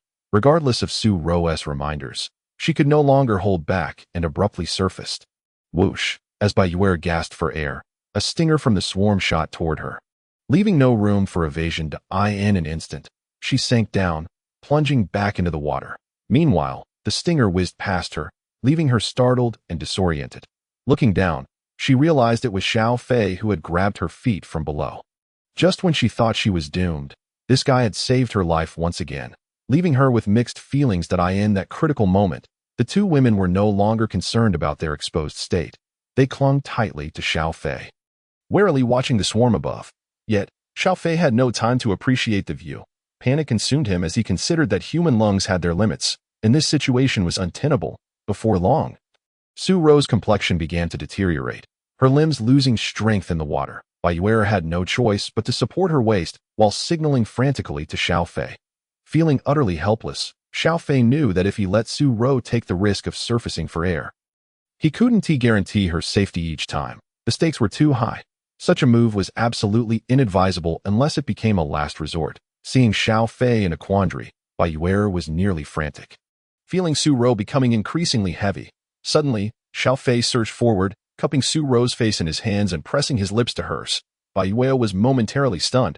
She hadn't expected that even in such dire circumstances, Xiao Fei would take advantage of the situation. However, as she prepared to unleash her fury, she noticed him inhaling and exhaling, and she quickly realized his intention. He was attempting to provide her with oxygen. But this method was far too embarrassing. Witnessing the scene, Bai Yue'er felt her cheeks flush. With Xiao Fei's assistance, Su Ro gradually regained consciousness. During those brief seconds, she had felt dazed, her chest constricted, and her awareness fading. Yet, she vaguely sensed that just as she was losing the last vestiges of consciousness, Xiao Fei's face appeared before her, followed by his mouth drawing near. In retrospect, Su Ro felt her cheeks heat up, her heart racing as she shyly glanced at Xiao Fei. Although she understood he was saving her, her state of undress inevitably sparked thoughts that were less than pure. A sweet sensation unexpectedly blossomed within her. However, Xiao Fei was unaware of her thoughts, nor did he have the luxury to reflect, as he was now nearly suffocating from lack of oxygen himself. With no other choice, he had to take another risk and quietly surfaced. The moment he emerged, he was spotted by a hornet, which wasted no time in launching a stinger at him. This time, Xiao Fei was evidently not as fortunate. The tail stinger, launched at close range, pierced the water's surface and struck his calf with precision. Fortunately, the water mitigated some of the impact, merely embedding itself in his leg rather than penetrating it completely. Had it done so, Xiao Fei would have faced either death or severe injury. Gritting his teeth against the excruciating pain, he yanked out the stinger, blood gushing forth and instantly staining the water crimson. The two women, overwhelmed with terror, supported Xiao Fei's arms, anxiously inquiring about his injury. Xiao Fei forced a smile, signaling for them not to worry. In reality, the injury became a source of torment for him as he remained submerged. The wound, soaked in water, was highly susceptible to infection. And on a deserted island, infection equated to a death sentence. Recognizing that danger was inevitable, he resolved to take a risk, for in this brutal realm of survival of the fittest, only the strong had the right to live. A sudden idea struck him. If he could deplete the swarm's stingers, they would pose no threat. He shared this plan with the two women, but considering the peril of Xiao Fei acting as bait, they vehemently opposed it. Xiao Fei feigned nonchalance, flashing a grin and gesturing, indicating, "I can refrain, but if you're capable, why not take the lead?" Just as the two women hesitated, Xiao Fei propelled himself towards the far side of the deep pool. Bursting forth from the water with vigor. Chapter 20. Poisoned to death. Whoosh. Emerging from the water, Xiao Fei wiped his face with his hand, inhaling deeply. "Come on, baby." As if fearing his actions lacked sufficient impact, he shouted at the swarm above. The bees immediately detected him, swarming towards him, with some of the larger ones even launching their stingers preemptively. Sensing that the swarm had taken the bait, Xiao Fei felt a mix of trepidation and exhilaration. Plunging back into the depths, a dense mass of bees gathered at the water's surface above him, and two stingers narrowly missed him as they pierced the water. As the plan succeeded without harm, Xiao Fei felt a thrill, albeit accompanied by a tinge of fear. Not far below, the two women, witnessing his narrow escape, were filled with anxiety. Su Ro attempted to swim over to stop Xiao Fei, but Bai Yue'er quickly restrained her, signaling her to refrain from complicating matters. Xiao Fei noticed Su Ro's concern and patted his chest, giving both women a thumbs up to reassure them. He then propelled himself out of the water once more. Thus, the cycle continued several times, and Xiao Fei successfully exhausted the swarm's stingers. However, the exertion had drained him significantly, especially with his injured calf. Fortunately, only the queen bee remained. If he could evade its stinger, it would mean the end of all danger. Gritting his teeth, Xiao Fei summoned the last of his strength. Unexpectedly, the queen bee proved to be cunning. Upon seeing Xiao Fei breach the surface, it merely feigned an attack, flicking its rear as a distraction. Thinking it was about to strike, Xiao Fei hastily employed the same tactic, only to discover upon diving that the queen had not unleashed its stinger. Damn it! Xiao Fei nearly cursed aloud. But remembering he was underwater, He restrained himself to internal grievances. Resigned, he readied himself for another attempt. This time, the queen bee did not deceive. It launched its stinger directly at Xiao Fei with astonishing speed and accuracy. A stark contrast to the swarm's efforts. Xiao Fei felt a surge of relief, grateful for his prior precautions, for otherwise, his life would surely have been forfeit. However, to his astonishment, after releasing one stinger, the queen followed up with another. This caught Xiao Fei off guard. Although he narrowly evaded it after diving, the queen's actions signified the collapse of his plan. Xiao Fei was not foolish. If the queen could fire 2 stingers in succession, there were certainly more to come. Now, he found himself at a dead end, his plan in ruins, his strength depleted, and burdened by his injury. Continuing in this manner, he would not last much longer. Suddenly, 2 more stingers shot through the water's surface toward him. Xiao Fei hastily dodged, his mood deteriorating further. The evidence confirmed his suspicions, but what of it? He had angered the queen, and their lives now hung in the balance. Out of nowhere, shadows passed overhead, accompanied by the thunderous cries of eagles that resonated deafeningly. Soon, Xiao Fei heard the chaotic commotion of the swarm on the water's surface, with several giant bees plummeting into the pool, sinking straight down before slowly resurfacing. The giant bees had perished. After a brief moment of shock, Xiao Fei swiftly swam towards the 2 women, signaling for them to remain still while he cautiously surfaced. Above the pool, a fierce aerial battle unfolded. 3 large black eagles relentlessly pursued the giant bees, their razor-sharp talons crushing the bees' heads, while their hooked beaks snatched one away. Even the queen bee retreated in defeat. Moments later, the surface of the deep pool was littered with the remnants of giant bees, and the 3 black eagles circled for a few more rounds before soaring into the sky, disappearing from sight. The area around the waterfall finally returned to tranquility, leaving only the sound of the rushing water. Reborn, Xiao Fei was filled with delight. He hurriedly pulled the 2 women out of the water, and the 3 of them gasped for breath. The preceding spectacle had been utterly miraculous, and Xiao Fei couldn't help but marvel at the forces of nature. Perhaps this was the essence of the interconnectedness of all living things. However, just as he was about to share this thrilling moment with the 2 women, Bai Yue'er suddenly became alert. She and Su Ro had yet to change out of their wet clothes. Get lost. Xiao Fei, turn around. Bai Yue'er pushed Xiao Fei away forcefully, hurriedly curling into the water. Xiao Fei chuckled, intending to say, I've already seen everything. But just as the words came to the tip of his tongue, darkness enveloped him, and he fainted. Xiao Fei, what's wrong? Speak to me. Su Ro exclaimed in panic as she tugged at him. Noticing his lack of response, Bai Yue'er froze momentarily, then irritably remarked, Xiao Fei, stop pretending, or we'll leave you in the water. No. No. Yue'er, quick, help, he is sinking. Su Ro shouted as she realized Xiao Fei's body was beginning to descend. In a state of genuine panic, Bai Yue'er and Su Ro quickly supported Xiao Fei and brought him to the shore. At that moment, both women noticed that the wound on Xiao Fei's calf had become festering, and his entire leg had turned a deep, purplish hue. Xiao Fei, wake up. Su Ro anxiously pinched his philtrum and peered into his eyes. What is wrong with him? Has he lost too much blood in the water? Bai Yue'er asked. Her face pale, Su Ro shook her head, her eyes brimming with tears. He has been poisoned. Poisoned? Are you sure? Bai Yue'er asked incredulously. Su Ro nodded. Based on her knowledge of wilderness survival, Xiao Fei's symptoms were unmistakably those of poisoning. Her voice trembled as she said, the stinger of that giant bee is venomous. Bai Yue'er suddenly understood. Indeed, even ordinary bees could leave a considerable swelling when stung. What should we do? Will Xiao Fei die? Bai Yue'er's emotions spiraled out of control. Having been saved by Xiao Fei on 2 occasions, she had unconsciously begun to regard him with less disdain than in fact, he had started to hold some significance for her. I don't know, Su Ro admitted, tears spilling down her cheeks. She confessed that in wilderness survival, incidents of poisoning leading to death were all too common, but she was unwilling to confront that reality.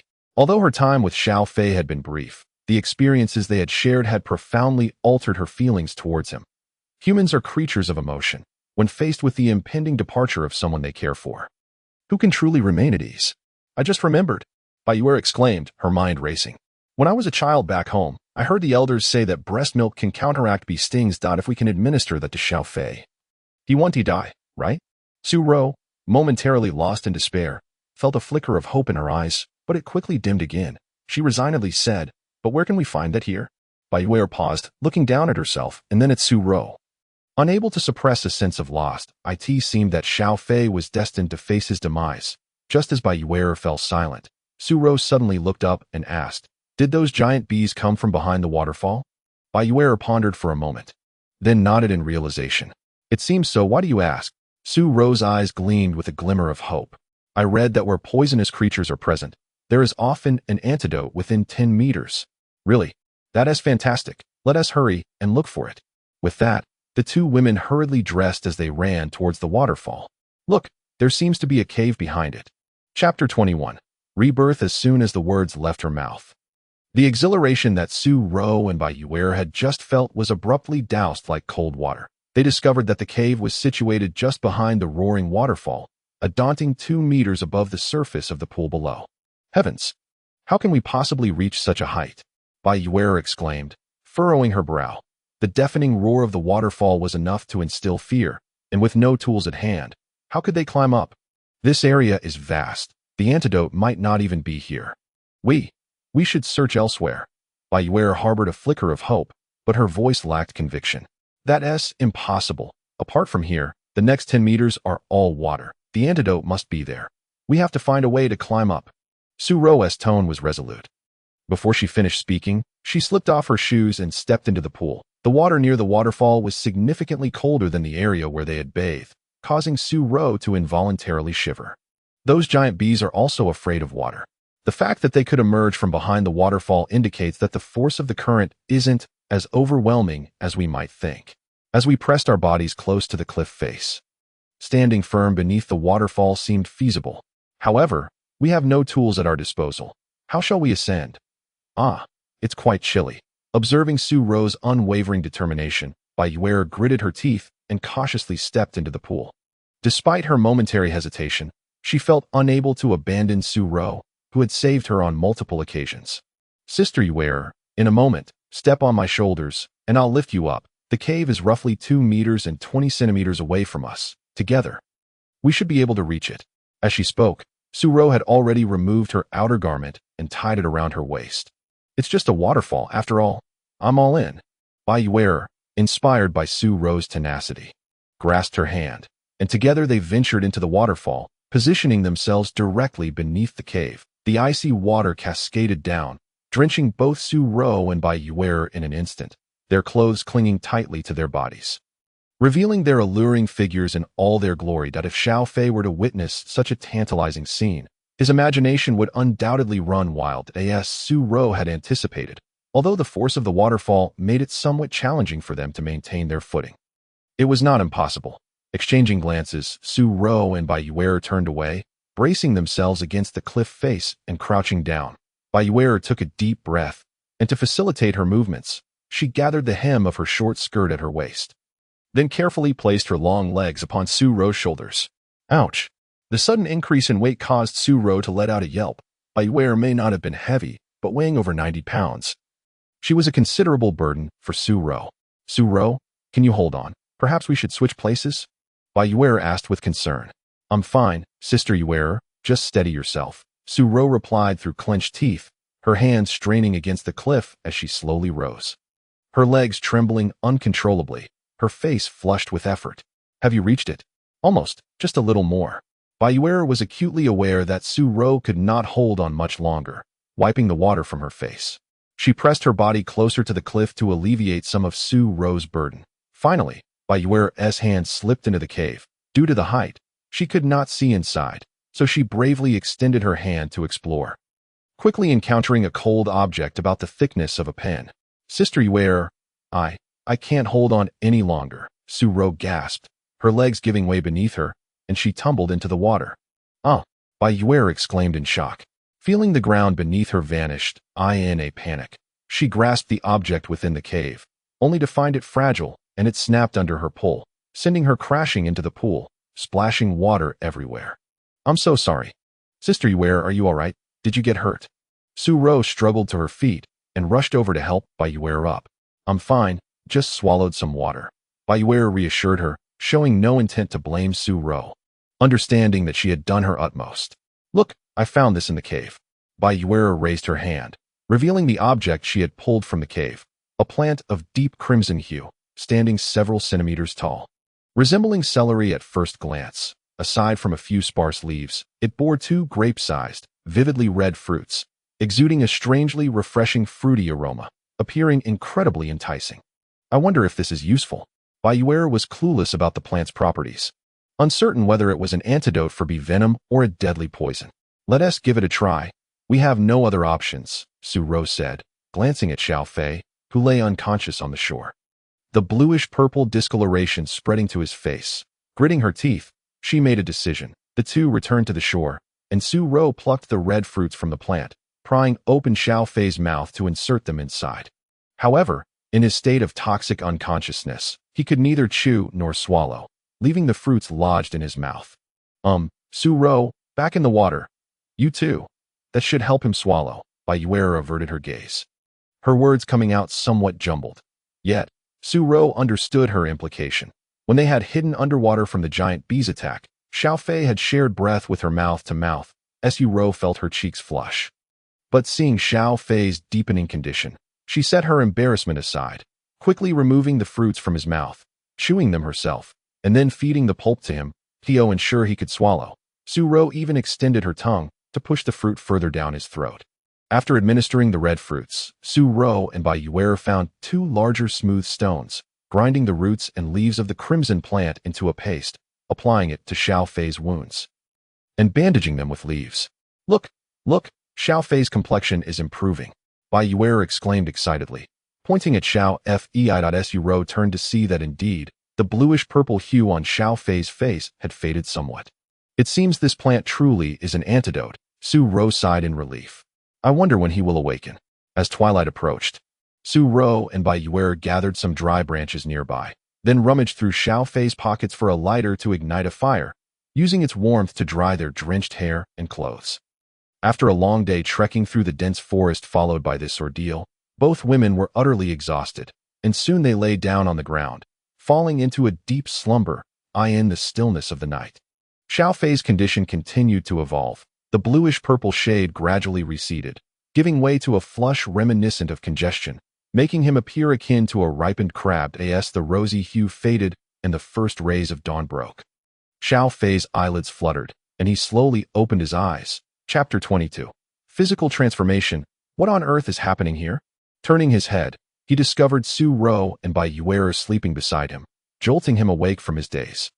The two women had fallen into a hasty slumber from sheer exhaustion the previous night, resembling their earlier selves when they had entered the pool in search of the antidote. Su Rou had removed her outer garment and tied it around her waist, leaving her upper body clad in a semi-lace outfit that left little to the imagination.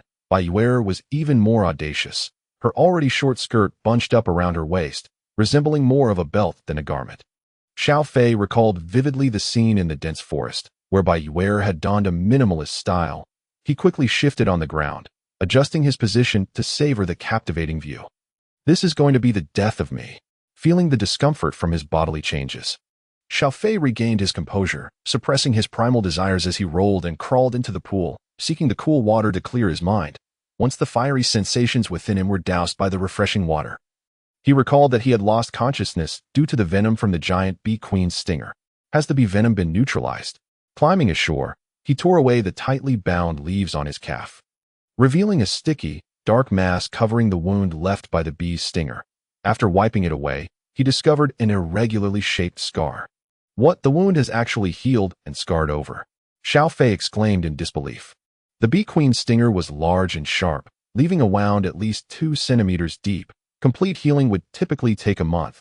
That such an injury could heal overnight was beyond his comprehension, and he repeatedly examined the scar on his leg. Could it be related to the substance applied to my leg? It resembles some kind of crushed plant. Regaining his calm, Xiao Fei connected the dots between the neutralization of the bee venom and the healing of his wound with the substance he had applied. He could easily deduce who had treated his wounds. Aside from Su Rou and Bai Yue'er, no one else was around, having encountered the armored lizards, blood-sucking bats, and giant bees in the forest. Xiao Fei's understanding had already been reshaped, and he quickly accepted the inexplicable changes happening to him. Glancing at the two still sound asleep, he reined in his wandering gaze and collected some dry twigs to rekindle the extinguished fire. Then, he gathered 2 large wild banana leaves to use as blankets for Su Ro and Bai Yue'er. To shield them from the chill, he covered them with the leaves. Xiao Fei noticed numerous scrapes and scratches on their hands and arms. "You both must have endured quite a bit to help me find the antidote for the bee venom," he murmured, feeling a warm wave of gratitude wash over him. Seizing the opportunity while Su Ro and Bai Yue'er remained in slumber, he patted his growling stomach and decided to strip off his clothes and dive into the water to catch fish. Xiao Fei's figure darted through the pool with an agility that rivaled that of the fish, and within moments, he tossed 4 or 5 lively fish onto the shore. "That should be enough for a breakfast," he said contentedly, stepping out of the pool, satisfied with his catch. Through the process of fishing, Xiao Fei also noticed subtle changes within himself. The most apparent was a significant enhancement in his physical abilities. Both strength and agility were on an entirely different level. Although Xiao Fei had always been adept in the water, previously, catching fish would leave him utterly exhausted. Now, having caught several fish with such ease, he was hardly out of breath. "Hey!" Xiao Fei casually picked up a pebble, clenching it in his hand with such force that the hard stone shattered into several pieces. "How impressive am I? From now on, I, Xiao Fei, shall reign as the king of the jungle here." Ahaha! He couldn't help but feel a surge of pride. This almost transformative sensation compelled him to let out a howl of exhilaration. His agility and strength, which might merely enhance brick-moving efficiency in a bustling metropolis, served as invaluable tools for survival in this untamed wilderness. "Xiao Fei, you're awake. That's wonderful." Just as Xiao Fei was lost in his self-admiration, Su Ro's voice, filled with delight, reached his ears. Turning around, he beheld the newly awakened Su Ro, who eagerly threw aside the banana leaves covering her and rushed towards him with an expression of pure excitement. In that moment of rapture, Su Ro leapt into his embrace, her arms tightly encircling his neck. "Woo-woo. You scared me to death, Xiao Fei. I was so afraid you wouldn't wake up." Su Ro nestled against Xiao Fei, her tears flowing like rain on a pear blossom. There, don't cry, aren't I perfectly fine? Thanks to all of you, or else I might have truly become a legend." Xiao Fei gently patted Su Ro's back, soothing her with tender words as he felt her warmth and softness in his embrace. He couldn't help but become a little flustered. Why do I suddenly feel something is amiss? As Su Ro's emotions gradually calmed, she sensed something unusual about him and instinctively furrowed her brow. Xiao Fei, you big rogue." Su Ro's face flushed crimson, and she quickly turned and dashed away.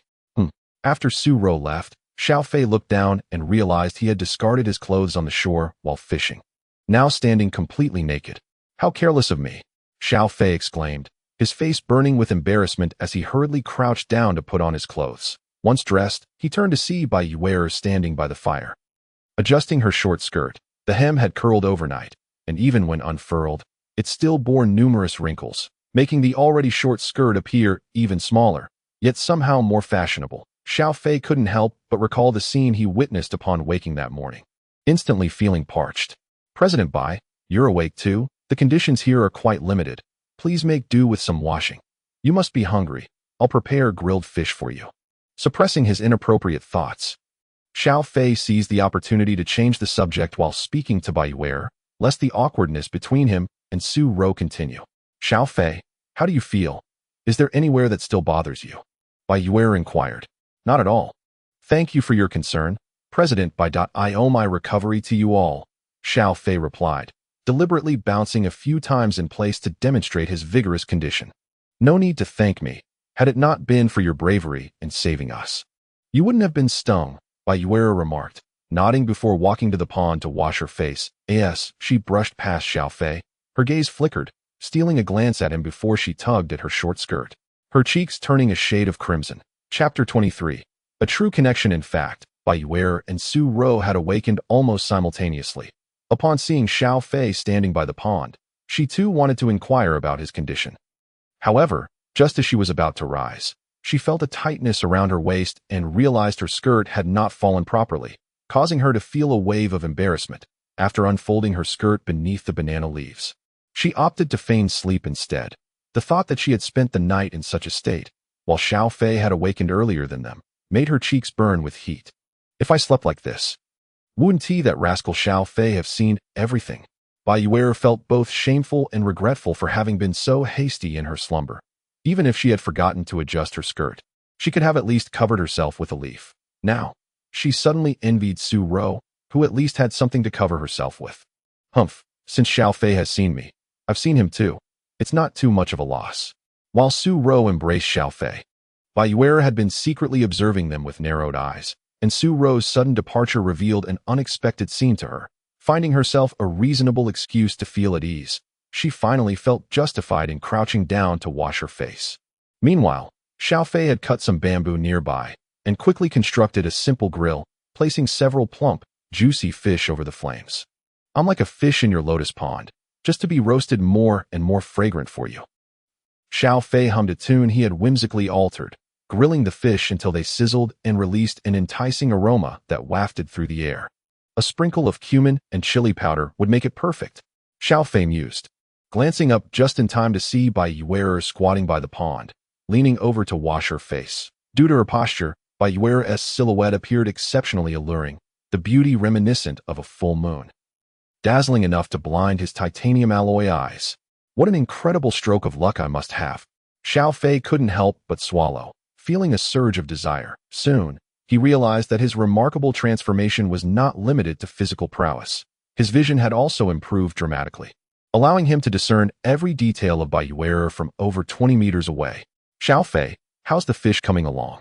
Su Ro, having finished washing up, turned to inquire. Almost ready, Xiao Fei responded repeatedly, secretly relieved that Su Ro had called out just in time. Had he continued to gaze at Bai Yue'er, the fish would have surely burned. Wow, it smells amazing. The succulent, steaming fish stirred the appetites of both Bai Yue'er and Su Ro as they sat on the ground by the fire, devouring grilled fish with abandon, completely unconcerned about their appearances. Slow down.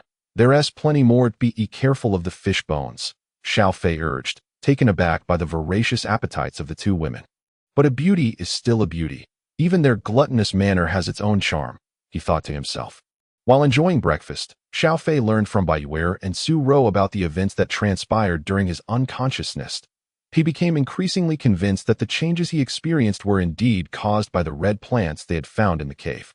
Is it possible that the enlargement of some island animals is also related to these plants? Once we gather supplies and return to the cave, I must study the contents of those rock paintings. Perhaps they will yield some answers, Xiao Fei contemplated. Oh right, when I was unconscious and couldn't swallow. How did you manage to get me to eat that fruit? Bai Yue'er exchanged a knowing glance with Su Ro, who continued to eat her fish with her head lowered, her cheeks flushed. Su Ro turned away, her face radiant with embarrassment. Xiao Fei, quick-witted as he was, soon put the pieces together, savoring the moment and regretting not being awake to experience it, after thoroughly enjoying a hearty meal of grilled fish. The three, now re-energized, set off once again, plunging back into the dense forest toward the beach. Xiao Fei, look, isn't that the stream we found last time? After wandering through the woods for over half an hour. Su Ro pointed excitedly at a stream not far away. Indeed it is. Xiao Fei recognized the stream, realizing that finding it meant they were close to the beach outside the forest. Since we've reached this point, let us keep moving forward. We should be able to get out soon. Xiao Fei, didn't you mention encountering a wild leopard here last time? Do you think it might appear today? Bai Yue'er hesitated, her beautiful eyes filled with concern. President Bai, you're worrying unnecessarily. This forest is vast. How could that leopard just be wandering around here? Xiao Fei, walking ahead, turned around with a nonchalant expression, dismissing Bai Yue'er's fears. Whoosh! Just as Xiao Fei was speaking with Bai Yue'er, a shadow suddenly darted out from the trees. Sensing a gust of wind behind him, Xiao Fei instinctively crouched down. The shadow brushed past his shoulder, disappearing into the underbrush. Hiss! After the shadow vanished, Xiao Fei felt a sharp, cold pain in his left shoulder, turning to see four long, bloody gashes on his shoulder, crimson blood oozing profusely. Damn, that wild leopard is still here. What an incredible coincidence. Without a moment to tend to his wound, Xiao Fei swiftly drew his military knife, vigilantly scanning the area. Su Ro, President Bai, big cats like to ambush from behind. You two quickly get behind me and huddle close to this tree. Do not expose your backs. Xiao Fei, you've been too careless. Carnivorous animals are territorial. It's clear we've intruded into this leopard's domain. Had we known, we should have taken a detour. It would have been better to travel a longer route than to provoke that beast. You're putting us in grave danger. Bai Yue'er exclaimed nervously, her complexion pale as she anxiously surveyed their surroundings, unable to restrain her reproach toward Xiao Fei, while Xiao Fei had to remain alert for the leopard that could strike at any moment. He also had to endure Bai Yue'er's incessant nagging, leaving him feeling somewhat flustered. However, he was aware that he was at fault and could only grit his teeth to suppress his rising anger. Xiao Fei. Don TB too tense. Solitary carnivores like tigers and leopards fear injury the most. If they get hurt and lose their ability to hunt and defend their territory, they will flee as long as you can injure that leopard. Even if it's just a minor wound, it may choose not to attack us, Su Rou quietly advised Xiao Fei. Upon hearing Su Rou's words, Xiao Fei's mood somewhat eased, compared to Bai Yue'er's incessant complaints. Su Rou's hints were like a melody from the heavens. Suddenly, a rustling sound emanated from the bushes behind the three of them. That beast is coming again. Xiao Fei inhaled deeply, gripping his military knife more tightly. Xiao Fei, muster up some courage. Those giant bees couldn't harm you. How can you still fear just a big cat? Chapter 24. A drastic change in temperament at that moment. The faint sounds from the bushes ceased. Falling into silence, felines are born hunters, and they are never short on patience. The wild leopard's intent was clear. It aimed to toy with Xiao Fei, waiting for him to lose his composure before launching a sudden, lethal strike. This creature is quite cunning. Xiao Fei observed the bushes warily, gradually crouching down, gathering some fallen leaves from the ground to form small piles before igniting them with his lighter. The damp leaves refused to catch fire, merely producing puffs of thick white smoke, precisely what Xiao Fei desired. Next, he tossed handfuls of the smoky leaves into the surrounding underbrush. Su Rou and Bai Yue'er finally grasped Xiao Fei's intention. Animals fear smoke and flames, and he intended to coax the wild leopard hiding in the bushes out into the open. Unfortunately, the vegetation was too damp.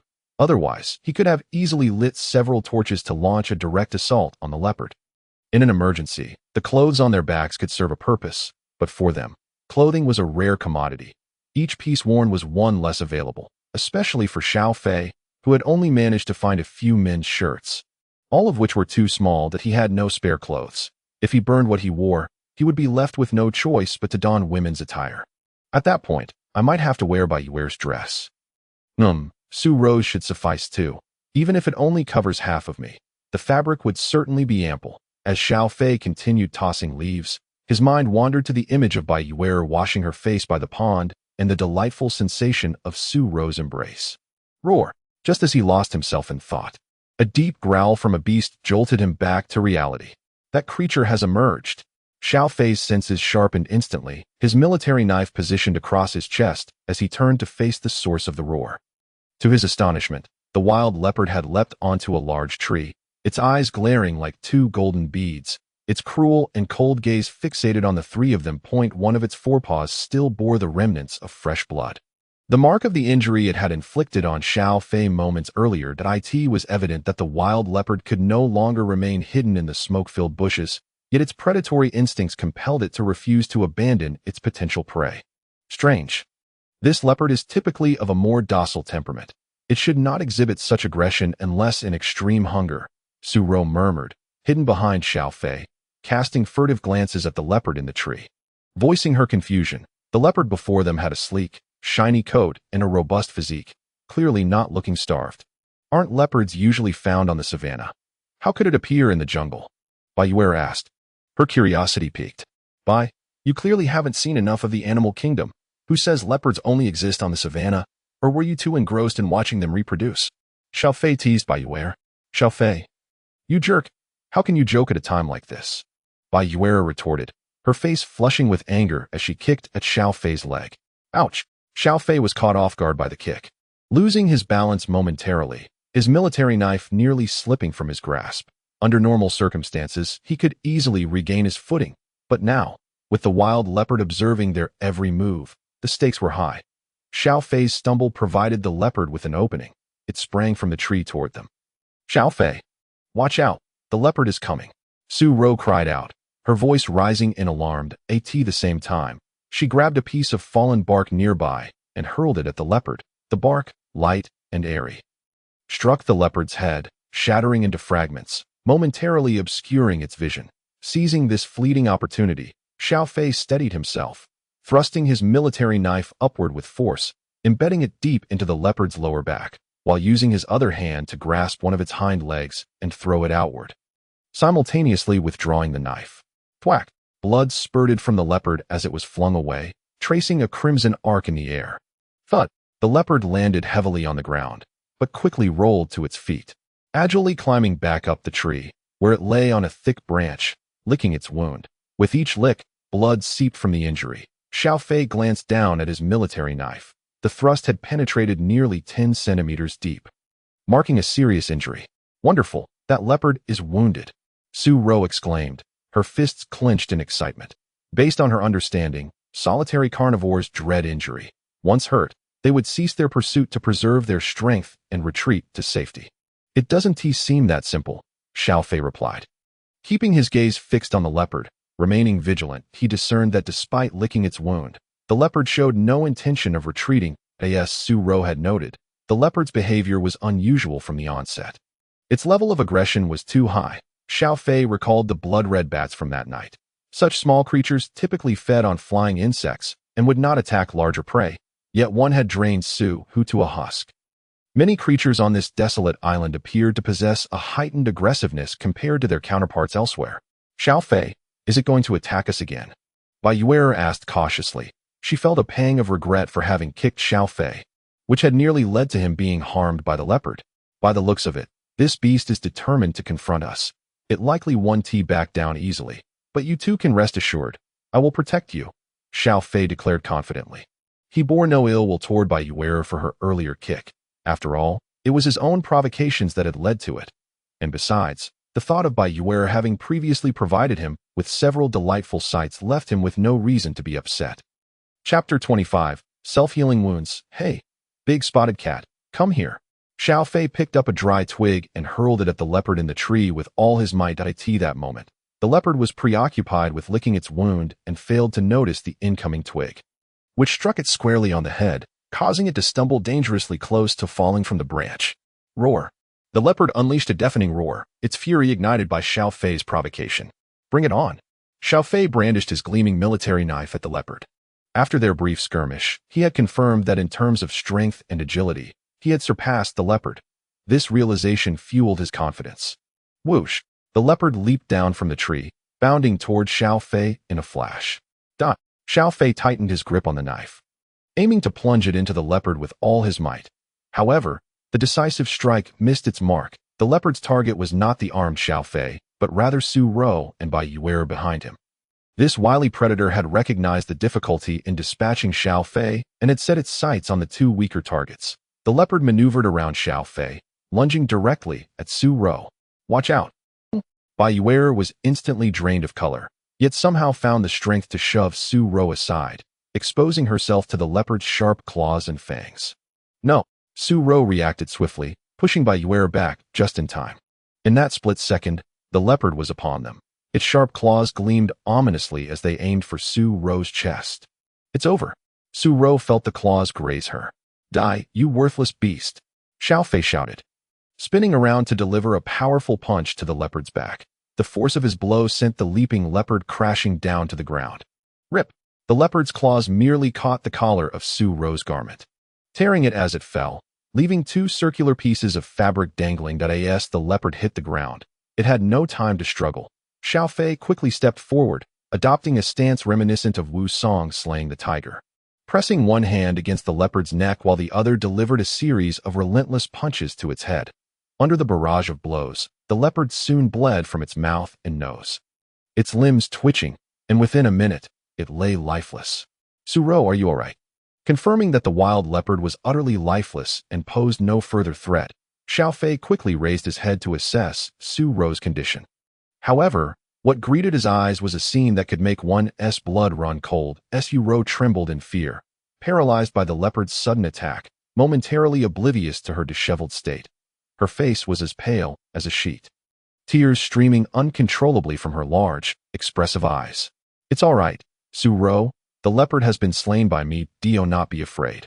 Though Xiao Fei was at an age brimming with vigor and desire, he was not the type to be consumed by inappropriate thoughts.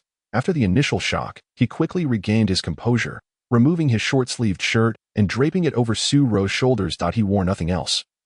But it sufficed to modestly cover her until they reached the beach. Xiao Fei, I'm so scared. I'm so scared. Having slightly regained her senses, Su Ro leapt into Xiao Fei's embrace, causing the shirt he had just placed on her to slip to the ground. Their bodies pressed closely together. Feeling an unusual warmth against his skin, the thoughts Xiao Fei had managed to suppress began to resurface uncontrollably. It's all right. It's all right. I will protect you no matter what. He held Su Ro tightly, savoring the moment, completely forgetting that Bai Yue'er was nearby. Meanwhile, Bai Yue'er, equally stunned, leaned against a tree, her eyes vacant and hollow, appearing on the verge of fainting, completely unaware of the subtle exchange between Su Ro and Xiao Fei. After a brief moment, Su Ro, overwhelmed with emotion, gradually calmed down under Xiao Fei's gentle reassurances. Yet, as she became aware of their intimate position, a wave of shame washed over her, with a soft whimper. She extricated herself from his embrace, wrapping her arms around herself and crouching into the bushes. Su Ro, your clothes were torn by the leopard, and, your inner garments are also damaged. Please wear my shirt for now. We can find you something more suitable once we reach the beach. Xiao Fei quickly turned his back to her, crouching down to pick up the shirt that had fallen to the ground. Tossing it over his shoulder toward her, Su Ro rubbed her flushed cheeks with her hands, quickly putting on the shirt and fastening the buttons. It was only then that she noticed a bloodstain on the left shoulder, remembering that Xiao Fei had been scratched during the leopard's ambush. Xiao Fei, how is your shoulder? Has it stopped bleeding? She inquired with genuine concern. Oh, it's nothing. It's already scabbed over, Xiao Fei replied nonchalantly, brushing his fingers against the bloodied area and discovering that the wound had indeed closed on its own. It seems my self-healing abilities are far superior to those of an ordinary person. Although this wound is not as severe as the sting from a giant wasp, I didn't expect it to heal so quickly, he thought to himself, secretly pleased but not revealing it outwardly. What worries me is whether that leopard carried the rabies virus. Su Ro's eyes were filled with apprehension. Among the supplies they had salvaged from the beach, there were some disinfectants and anti-inflammatory medications to treat the wounds. But if he had indeed contracted rabies, without a vaccine, Xiao Fei could face life-threatening consequences once the virus manifested. That wouldn't be the case. Animals infected with rabies are usually deranged. Look at that leopard. It was healthy and quick-witted, nothing like a rabid creature, Xiao Fei said, trying to reassure her. Yet, Su Ro's concerns echoed in his mind. Despite his enhanced self-healing abilities, he felt uncertain about whether he could achieve miraculous immunity if he were infected. Chapter 26. Beach of Corpses. Let us head to the beach. Bai Yue'er seems to be in a daze. You should comfort her. This isn't my forte, Xiao Fei suggested. Weren't you quite eloquent when you comforted me just now? Su Ro retorted. Her cheeks flushed. I just reacted to the situation. Xiao Fei chuckled awkwardly as Su Ro approached. He nearly lost his composure, noticing her wearing only a short-sleeved shirt, the buttons straining against her chest. It was far more tantalizing than mere honesty. Aware of Xiao Fei's heated gaze, Su Ro glanced down, gasped, turned away, and hastily grabbed 2 leaves to tuck into her shirt pocket, barely managing to cover herself. I apologize, Su Ro. It was entirely unintentional, Xiao Fei stammered, but found himself in an even more awkward position afterward. Fortunately, Su Ro, despite her complex emotions, chose not to dwell on it. Once she composed herself, she went over to support Bai Yue'er, softly comforting her. Let us continue forward. Xiao Fei gathered the torn pieces of clothing, tying them around his waist, and hoisted the leopardess body onto his shoulder. In their current predicament, every resource was invaluable. The torn fabric could be utilized for bandaging wounds or crafting torches, serving multiple purposes, though the leopard was not particularly large. It still offered enough meat to sustain the 5 of them for several days. The pelt could be skinned and dried for warmth, and the bones, sharp teeth, and claws could be fashioned into weapons for self-defense. Every part of it was a treasure point. 40 minutes later, the trio emerged from the dense forest onto the beach. Thanks to Su Ro's comforting words, Bai Yue'er gradually regained her composure, her emotional state stabilizing, albeit still slightly disoriented. Witnessing the 2 women aid each other during the leopard attack deeply moved Xiao Fei. In moments of crisis, a person's true character shines through. Bai Yue'er's willingness to sacrifice herself for Su Ro showcased her kindness and loyalty, overshadowing her otherwise brash and capricious nature. Su was equally commendable. Possessing a kind heart and the courage to stand by her friends, Xiao Fei had already formed plans. For now, both Su Ro and Bai Yue'er were trustworthy allies that, of course, his ambitions extended beyond merely securing their companionship. In stark contrast, when Xiao Qian's actions during the attack by the monstrous lizard, pushing Song Shiyu forward as a decoy for her own safety, were nothing short of despicable, while the nature of Song Shiyu remained uncertain. Xiao Fei had already categorized Wen Xiaoqian as a potential threat. Such a person, driven by self-interest, could easily turn against others when it suited her. Her ability to maintain her position as the top salesperson in the company stemmed from her opportunistic and unscrupulous tactics. Yet, despite his wariness, Xiao Fei had no qualms about her captivating beauty. If given the chance, he would not hesitate to indulge in her charms. Upon reaching the open area of the beach, Xiao Fei discarded the leopard's carcass to one side, urging Su Ro and Bai Yue'er to search for supplies while he approached the remnants of the exploded aircraft, presently, with 1 man and 4 women. They had the bat cave to shelter in, fresh water from the forest ponds, and plenty of fish to sustain them. Yet, these were merely temporary solutions. Xiao Fei understood that this deserted island was fraught with dangers, not only from ferocious beasts like the leopard, but also from other exaggeratedly mutated creatures like the giant wasp. He secretly rejoiced that the leopard had not grown to a size many times larger.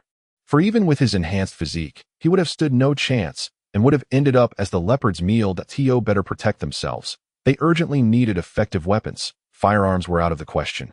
Possessing a few knives would be a tremendous boon.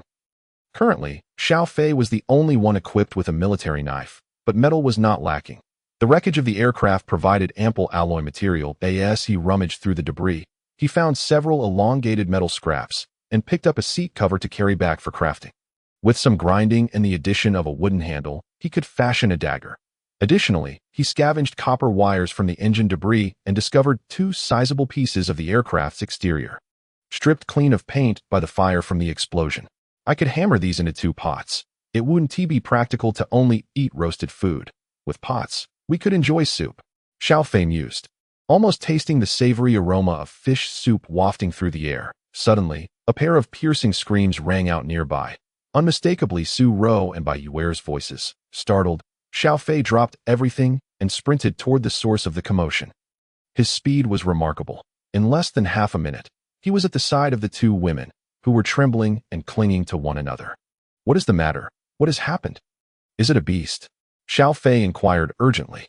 That, over there, Bai Yue'er trembled, pointing towards Xiao Fei's side. That he swiftly turned, but saw nothing at first. After scanning the surroundings, he finally understood that the source of Bai Yue'er and Su Ro's terrified screams was not a wild animal, but rather a corpse. The desiccated body of Su Hu, drained of blood by the sanguine bats, in the dim light of the previous night. Amidst the urgency of the situation, although Xiao Fei and the others had witnessed Su Hu being bled dry, they had paid little attention to the specifics of his condition, aside from recognizing the danger posed by the blood-colored bats. However, in the harsh light of day, Su Hu's cadaver was truly horrifying. Resembling a sun-dried, skin-clad skeleton, his shriveled skin appeared akin to rough, aged tree bark, pockmarked with numerous small holes left by the bat's sharp fangs. His mouth was agape, and his eyes, presumably gouged out by some creature, were left as 2 hollow black sockets, with a strand of desiccated sinew dangling grotesquely. Unknown yellowish-white larvae, resembling maggots, wriggled in and out of Su Hu's ears, eyes, mouth, and nostrils, trailing long strands of viscous slime. Even Xiao Fei, who usually maintained a robust demeanor, felt a wave of nausea wash over him at the sight, not to mention Su Ro and Bai Yue'er. Chapter 27. Bold Speculation. You 2 should go somewhere else to catch your breath. I will handle this, Xiao Fei urged, nudging Su Ro and Bai Yue'er away. That he then frowned, covering his mouth and nose as he approached Su Hu's lifeless form. After a day and a half, the body had begun to emit a foul odor, suggesting that the internal organs were starting to rot. If left to decay unchecked, it could very well lead to an outbreak of disease on the deserted island, which would undoubtedly spell disaster. I might as well toss you into the sea, so you can continue to roam even in death, Xiao Fei muttered, grasping Su Hu's pant leg and dragging him towards the shore. After a few steps, he halted abruptly. He suddenly realized that they might return to this place to catch fish or collect shellfish for sustenance. If Su Hu's corpse were to be thrown into the sea, and the fish and shrimp were to consume it and become infected, could they still eat those creatures later? How infuriating, even in death. You add so much inconvenience. Xiao Fei cursed under his breath. Abandoning Su Hu's body, he hastened into the dense forest to gather a number of dry branches, binding them with vines before returning to cover Su Hu's remains. Then, Xiao Fei ignited the kindling, giving Su Hu a fiery farewell on the deserted island. The flames roared, and thick smoke billowed, causing tears to stream from Xiao Fei's eyes. He quickly retreated to the shore for fresh air. Looking up, he noticed that the tornado above the sea had yet to dissipate, still swirling ominously in the same spot. This struck him as exceedingly strange. Xiao Fei recalled the cave paintings he had seen earlier. It was said that this island had suffered a cataclysmic tornado that led to some animal mutations. He then thought of the changes he had experienced after consuming the mysterious red plant. He speculated whether that tornado might have brought the seeds or fruits of the enigmatic red plant to the island, causing the local fauna to inadvertently ingest them, leading to their eventual evolutionary mutations. Wait a moment, mutated animals. Xiao Fei suddenly had a realization. Giant bees and large lizards, both herbivorous creatures, have undergone mutations that eye in contrast. The bats, which feed on insects, and the carnivorous leopards, as well as the black eagles that hunted the giant bees above the pond yesterday, show no significant physical changes, merely increased aggression. Furthermore, the fish and shrimp in the sea and pond remain unaltered. Xiao Fei slapped his forehead. This all made sense. The mutations among the island's animals were undoubtedly linked to that peculiar red plant. A tornado had introduced an unprecedented red flora to the island, and the herbivores that consumed its leaves or fruits had experienced significant growth. Meanwhile, carnivorous animals, which had not consumed the red plant, along with aquatic species that were untouched by it, had not undergone such transformations. Xiao Fei theorized that the increased ferocity and aggression of the island's carnivores might be due to their predation on animals that had ingested the red plant. If this were true, then the fauna on this island could no longer be relied upon as a food source. Who knew what consequences might arise from consuming them? If Xiao Fei's deductions were accurate, their survival on this island had suddenly become much more precarious. Fortunately, there are plenty of fish, shrimp, shellfish, and wild fruits here. If we don't consume terrestrial meat, we might manage somehow. Xiao Fei reassured himself, though he was acutely aware that subsisting solely on fish and shrimp would soon become tiresome. Having something to eat is better than starving to death. He took a deep breath and turned to seek out Su Ro and Bai Yue'er. The two women had not only gathered the various supplies they had left behind the previous day, but had also unearthed additional items, which they placed in a transparent plastic storage box. Xiao Fei glanced over and saw mostly disposable toiletries, some sewing kits, chewing gum, and even a small raincoat. His eyes lit up. Xiao Fei, Yue'er and I just found some great things on the beach for you, Su Ro said, playfully winking at him as she approached, hands clasped behind her back. She had changed her attire, now wearing a camouflage short-sleeved t-shirt that fit snugly against her curves, accentuating her delightful figure and tiny waist. What treasures have you unearthed, shrouded in such mystery? Xiao Fei asked, curiosity piqued. Tada! Su Ro exclaimed, creating a sound effect as she raised a square plastic box, roughly the size of a lunchbox, and waved it in front of Xiao Fei. What is this? He took it, opened it, and his expression shifted to one of excitement. Holy smokes, tobacco! The box contained a generous portion of golden tobacco. After the plane crash, he had lost track of his own supply and had been suffering from withdrawal. And this, Bai Yue'er chimed in. Tossing something towards Xiao Fei, he caught it, realizing it was a hefty jade smoking pipe, translucent and clearly of high value. This seems to belong to the chairman, Bai Yue'er remarked. Xiao Fei recalled that their company's chairman, Zheng Rong, never smoked commercial cigarettes, always preferring fine tobacco. He had also been a part of the team-building event, but unfortunately had perished in the explosion the day before. The luxurious items he once enjoyed were now fortuitously in Xiao Fei's hands. Without a second thought, Xiao Fei cleaned the pipe, packed it with tobacco, and eagerly lit it. This is beyond delightful, far better than the cheap stuff. After indulging in a few puffs, he still craved more. But he did not forget the pressing matters at hand. Can you two manage to carry these items? I still need to retrieve a few other things. He gestured towards the supplies on the ground. Absolutely. Leave it to us, Su Ro assured him, thumping her chest, which nearly made Xiao Fei's eyes pop. He then instructed Su Ro and Bai Yue'er to rest for a moment while he ventured back to the wreckage of the plane to salvage anything that might be useful. Meanwhile, Bai Yue'er and Su Ro busied themselves collecting stones and leaves, arranging them on the beach to spell out a large SOS. Hoping that passing aircraft would notice their plea for help, eventually, the trio returned to the cave. Laden with various items, they passed the pond beneath the waterfall. Xiao Fei managed to catch 7 or 8 fish to serve as dinner and filled a water bottle with pond water. By the time they reached the cave, night had fallen. Xiao Fei noticed that the branches once obstructing the entrance were scattered on the ground. As if something had crashed through, he could faintly discern signs of a struggle. Something has breached our sanctuary. Xiao Fei quickly placed his belongings at the entrance, unsheathed his military knife, and dashed into the cave. Su Ro, Bai Zong, wait outside for a moment. Do not enter. Chapter 28. Resource allocation. The cave was enveloped in darkness. Xiao Fei ignited his lighter for illumination. And in the dim light, he discovered Song Shiyu and Wen Shaoqian sitting on opposite sides of the cave, ignoring one another. What has transpired here? Seeing they were unharmed, Xiao Fei felt a wave of relief wash over him. He called for Su Ro and Bai Yue'er to enter, and then lit a pile of firewood. As the flames crackled to life, the cave brightened, allowing Xiao Fei to see that both Song Shiyu and Wen Shaoqian bore various scratches and bite marks. Their hair disheveled, and their clothing in tatters. In particular, Wen Shaoqian's dress and undergarments had been torn in half, leaving her clinging to a ragged piece of fabric for modesty, her manicured nails broken, presenting a pitiful sight. Did you two get into a brawl? Xiao Fei was momentarily taken aback before comprehending the situation. Could someone explain what happened? This shameless woman has no decency. I was hungry and went out to find food. Picked 3 wild fruits, and when she saw I had found something, she demanded I share with her. I gave her one, but she claimed it was too small, and after finishing it, she tried to steal my food. Song Shiyu was the first to speak, her voice laced with anger as she recounted the ordeal. Why should I not take some? We are a team now. We should share whatever we find. Why should you alone decide how much I get? Don't you have any sense of teamwork? When Shaoqian, unwilling to back down, stood up and shouted at Song Shiyu. Then why were you sleeping lazily in the cave instead of searching for it yourself? Why should I let you reap the rewards of my hard work? Song Shiyu, baring her teeth and claws, looked ready to pounce again. We are a team. Do you understand the spirit of teamwork? When Shaoqian fearlessly continued to yell.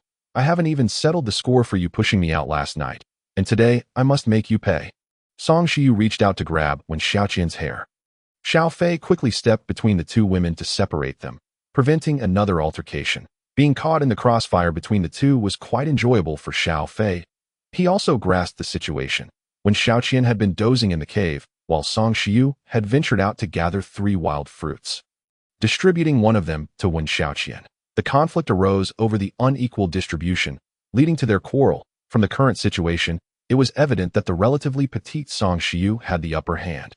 At least her clothes remained intact. To be fair, given the animosity that had developed between them the previous night, it would have been entirely reasonable for Song Shiyu to withhold all fruit from Wen Shaoqian. Yet, despite her incessant proclamations of teamwork, Wen Shaoqian was merely taking advantage of others, reflecting her usual conduct at the company. All right, let's not quarrel over such trivial matters. Xiao Fei has caught a lot of fish. Soon we shall feast on grilled fish, Bai Yue'er interjected, clearly siding with her subordinate despite knowing Wen Shaoqian was in the wrong. Grilled fish. Song Shiyu's eyes lit up, and she swallowed hard. I want a big one. The prospect of grilled fish caused her to cast aside her dispute with Wen Shaoqian. Hold your horses. The food is still outside. You two have been idle all day. Go fetch it, Xiao Fei instructed, gesturing towards the cave entrance. I will step out to chop some bamboo and prepare some firewood. Remember, no fighting. If anyone stirs up trouble again, I will toss them off the cliff. Xiao Fei feigned a fierce demeanor. Song Shiyu and Wen Shaoqian fell silent, obediently heading to the entrance to retrieve their belongings. Ah, leopard, help! A piercing scream echoed from the cave entrance shortly after. Dead. Dead. Xiao Fei's expression darkened. It seemed that shrieking at the slightest provocation was indeed a common trait among women. After chopping bamboo and gathering firewood, Xiao Fei began to set up a frame, leaving 2 of the fat fish for later and grilling the rest. The feast of grilled fish left 1 man and 4 women with grease-laden mouths. After relishing the delicious meal, Xiao Fei gathered the four women to take stock of the various supplies they had brought back. There were a few medicinal items, several pairs of sports shoes, a few sets of women's clothing, and several men's shirts that were too small for Xiao Fei, which could only be worn by the women. Additionally, there were a few water bottles, a food box with only a few packets of pickles and 5 or 6 bottles of mineral water, a bundle of rope, and several airplane seat cushions. Also, there were the tobacco and pipe found on the beach today, along with some disposable toiletries and gum. These are all the supplies we have. Food and fresh water are relatively abundant on the deserted island, but we will need to gather them daily. You can divide the clothes shortly. There are 4 cushions, 1 for each of you, which can serve as makeshift pillows for the toiletries. Make sure to conserve them. Once they are used up, they are gone. Xiao Fei briefly distributed the supplies, tossing the small raincoats aside that he had intended to add. We don't know when we will be able to leave here, to instill a sense of urgency in the 4 women regarding frugality. But he swallowed the words, fearing it would only exacerbate their anxiety. Moreover, we will be traversing the dense forest almost daily. Wearing skirts and high heels will be impractical, so avoid them.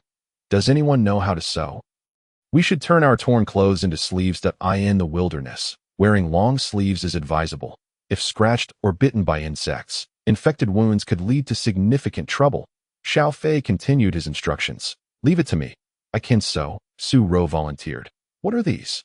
Song Shiyu asked, kicking a bulging bundle in the corner. Those are just some scraps we've collected, which need processing. You ladies can't handle this task. I'll take care of it later, Xiao Fei replied, after giving his instructions. Xiao Fei carried the scraps to the entrance. The moonlight was bright, illuminating the cave entrance in a frosty white. Xiao Fei emptied the contents of the package, sorting the airplane debris. Su Ro, take a look at this seat cover. Can you make something like a garment out of it?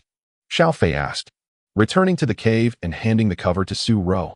It should be enough to make a vest. Just leave it here. Su Ro smiled slightly, already having crafted a pair of sleeves from when Xiaoqian's torn dress. You truly are resourceful, Xiao Fei sincerely complimented. Flattery won't get you anywhere, Su Ro teased lightly, a blush creeping onto her cheeks. I'll go get to work, Xiao Fei said, patting his rear as he stood up. Before leaving, he planted a quick kiss on Su Ro's cheek and swiftly departed. Surviving in the wild is no easy feat, Xiao Fei mused as he sat on the ground outside the cave. Puffing on his pipe, before him lay various pieces of airplane debris, alongside copper wires, some seatbelt buckles, and a solid metal piece shaped like a hammer, which would serve well as a hammer. Chapter 29. A guilty conscience. Let's make a cast iron pot first. After finishing his smoke, Xiao Fei brought the 2 largest pieces of metal shell before him, lifting his hammer and began hammering away. The sound of clanging quickly echoed around. This was precisely the effect Xiao Fei desired. Such a racket would scare away lurking birds and beasts, making their dwelling safer. After more than 2 hours of labor, drenched in sweat, Xiao Fei finally shaped the 2 metal shells into 2 rudimentary pots. He didn't stop there, turning smaller pieces of airplane debris into a firewood knife and a dagger, wrapping the ends with layers of copper wire for handles. Everyone, gather around. I have something to distribute, Xiao Fei called as he returned to the cave, placing the polished dagger and firewood knife on the ground. There are many wild beasts on the island. Each of you should carry a dagger for self-defense. And take this larger firewood knife for gathering firewood. Isn't chopping wood a man's job?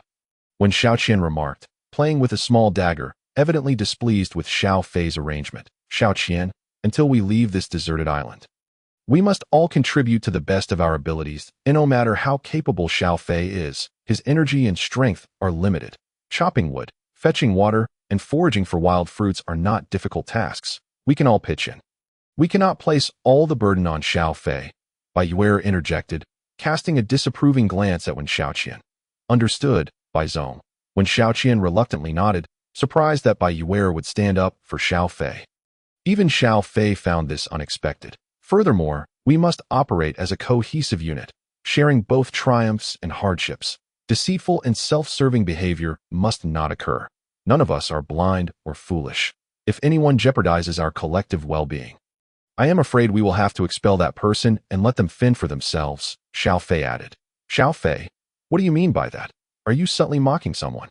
When Xiaoqian stood up with a dark expression, pointing the dagger at Xiao Fei's head, she still failed to comprehend the current situation. Viewing herself as the high-performing sales champion at the company, looking down on Xiao Fei, the programmer from the technical department. In her eyes, Xiao Fei was meant to serve her, preparing food and drink, even if it exhausted him. The fact that she condescended to acknowledge Xiao Fei was a grand favor on her part, given her status as the company's sales champion and a valued elite. Now, Xiao Fei's veiled insinuations were intolerable to her. Yet, when Xiaoqian forgot that they were on a remote, isolated island, where her proud achievements held no value, not even enough to trade for a wild fruit, simultaneously, she felt a twinge of guilt regarding her actions towards Song Shiyu. On one hand, she was indeed in the wrong, and on the other, she feared that Song Shiyu would seek revenge upon their return. In this complex emotional turmoil, Xiao Fei's words ignited her fury. "You foul woman, why do you take everything so personally? You must be aware of who the deceitful and self-serving one is. Wasn't it you who pushed me yesterday? And today, aren't you the one snatching my fruit?" Song Shiyu shouted, brandishing a firewood knife at Wen Xiaoqian. "Sit down," Xiao Fei said sternly, pulling Song Shiyu's wrist. She stumbled and fell to the ground. "Wen Xiaoqian, my words are not aimed at you, but are meant to instill awareness in everyone, to uphold our boundaries and prevent unnecessary harm. Since I am leading this group, I must consider the greater good." When Xiaoqian's actions left Xiao Fei feeling somewhat displeased, he fixed a cold glare upon her, his tone laced with ire. "Moreover, if you dare to point a knife at me again, I shall sever your hand. Put it down." Startled, Wen Xiaoqian trembled, causing the dagger in her hand to clatter to the ground. "From tomorrow onwards, our daily routine will consist of fetching water, foraging for wild fruits, and fishing. That we shall also take a stroll along the beach to see if any ships pass by. To the south, there is a pond surrounded by abundant wild fruits and fish, located roughly 3 hours away. Including a trip to the beach, we can only manage one round trip each day." Xiao Fei began to outline the plans for the following day. "My suggestion is to select 1 or 2 individuals from among you each day to accompany me on these excursions for water, fruit, and fishing, where you may also bathe. The remaining individuals will guard the cave, maintain cleanliness, gather wild fruits, collect vegetables, and chop firewood. Those accompanying me will set off in the morning, and if we return early in the afternoon, I may venture out again." "Why do you still need to go out?" Song Shiyu inquired. "The rock paintings indicate that a tribe once inhabited this place. Although they have long departed, it is unlikely that they left nothing behind. I intend to explore various locations on the island to see if I can uncover remnants of their settlement and bring back anything useful. If I can locate seeds for food, we could cultivate crops, thereby ensuring a more secure livelihood," Xiao Fei explained.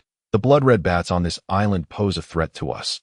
As long as they are present, our safest option is to coexist with the sea eagle in the cave. And we shall not be changing our residence for the time being. Does anyone have further questions?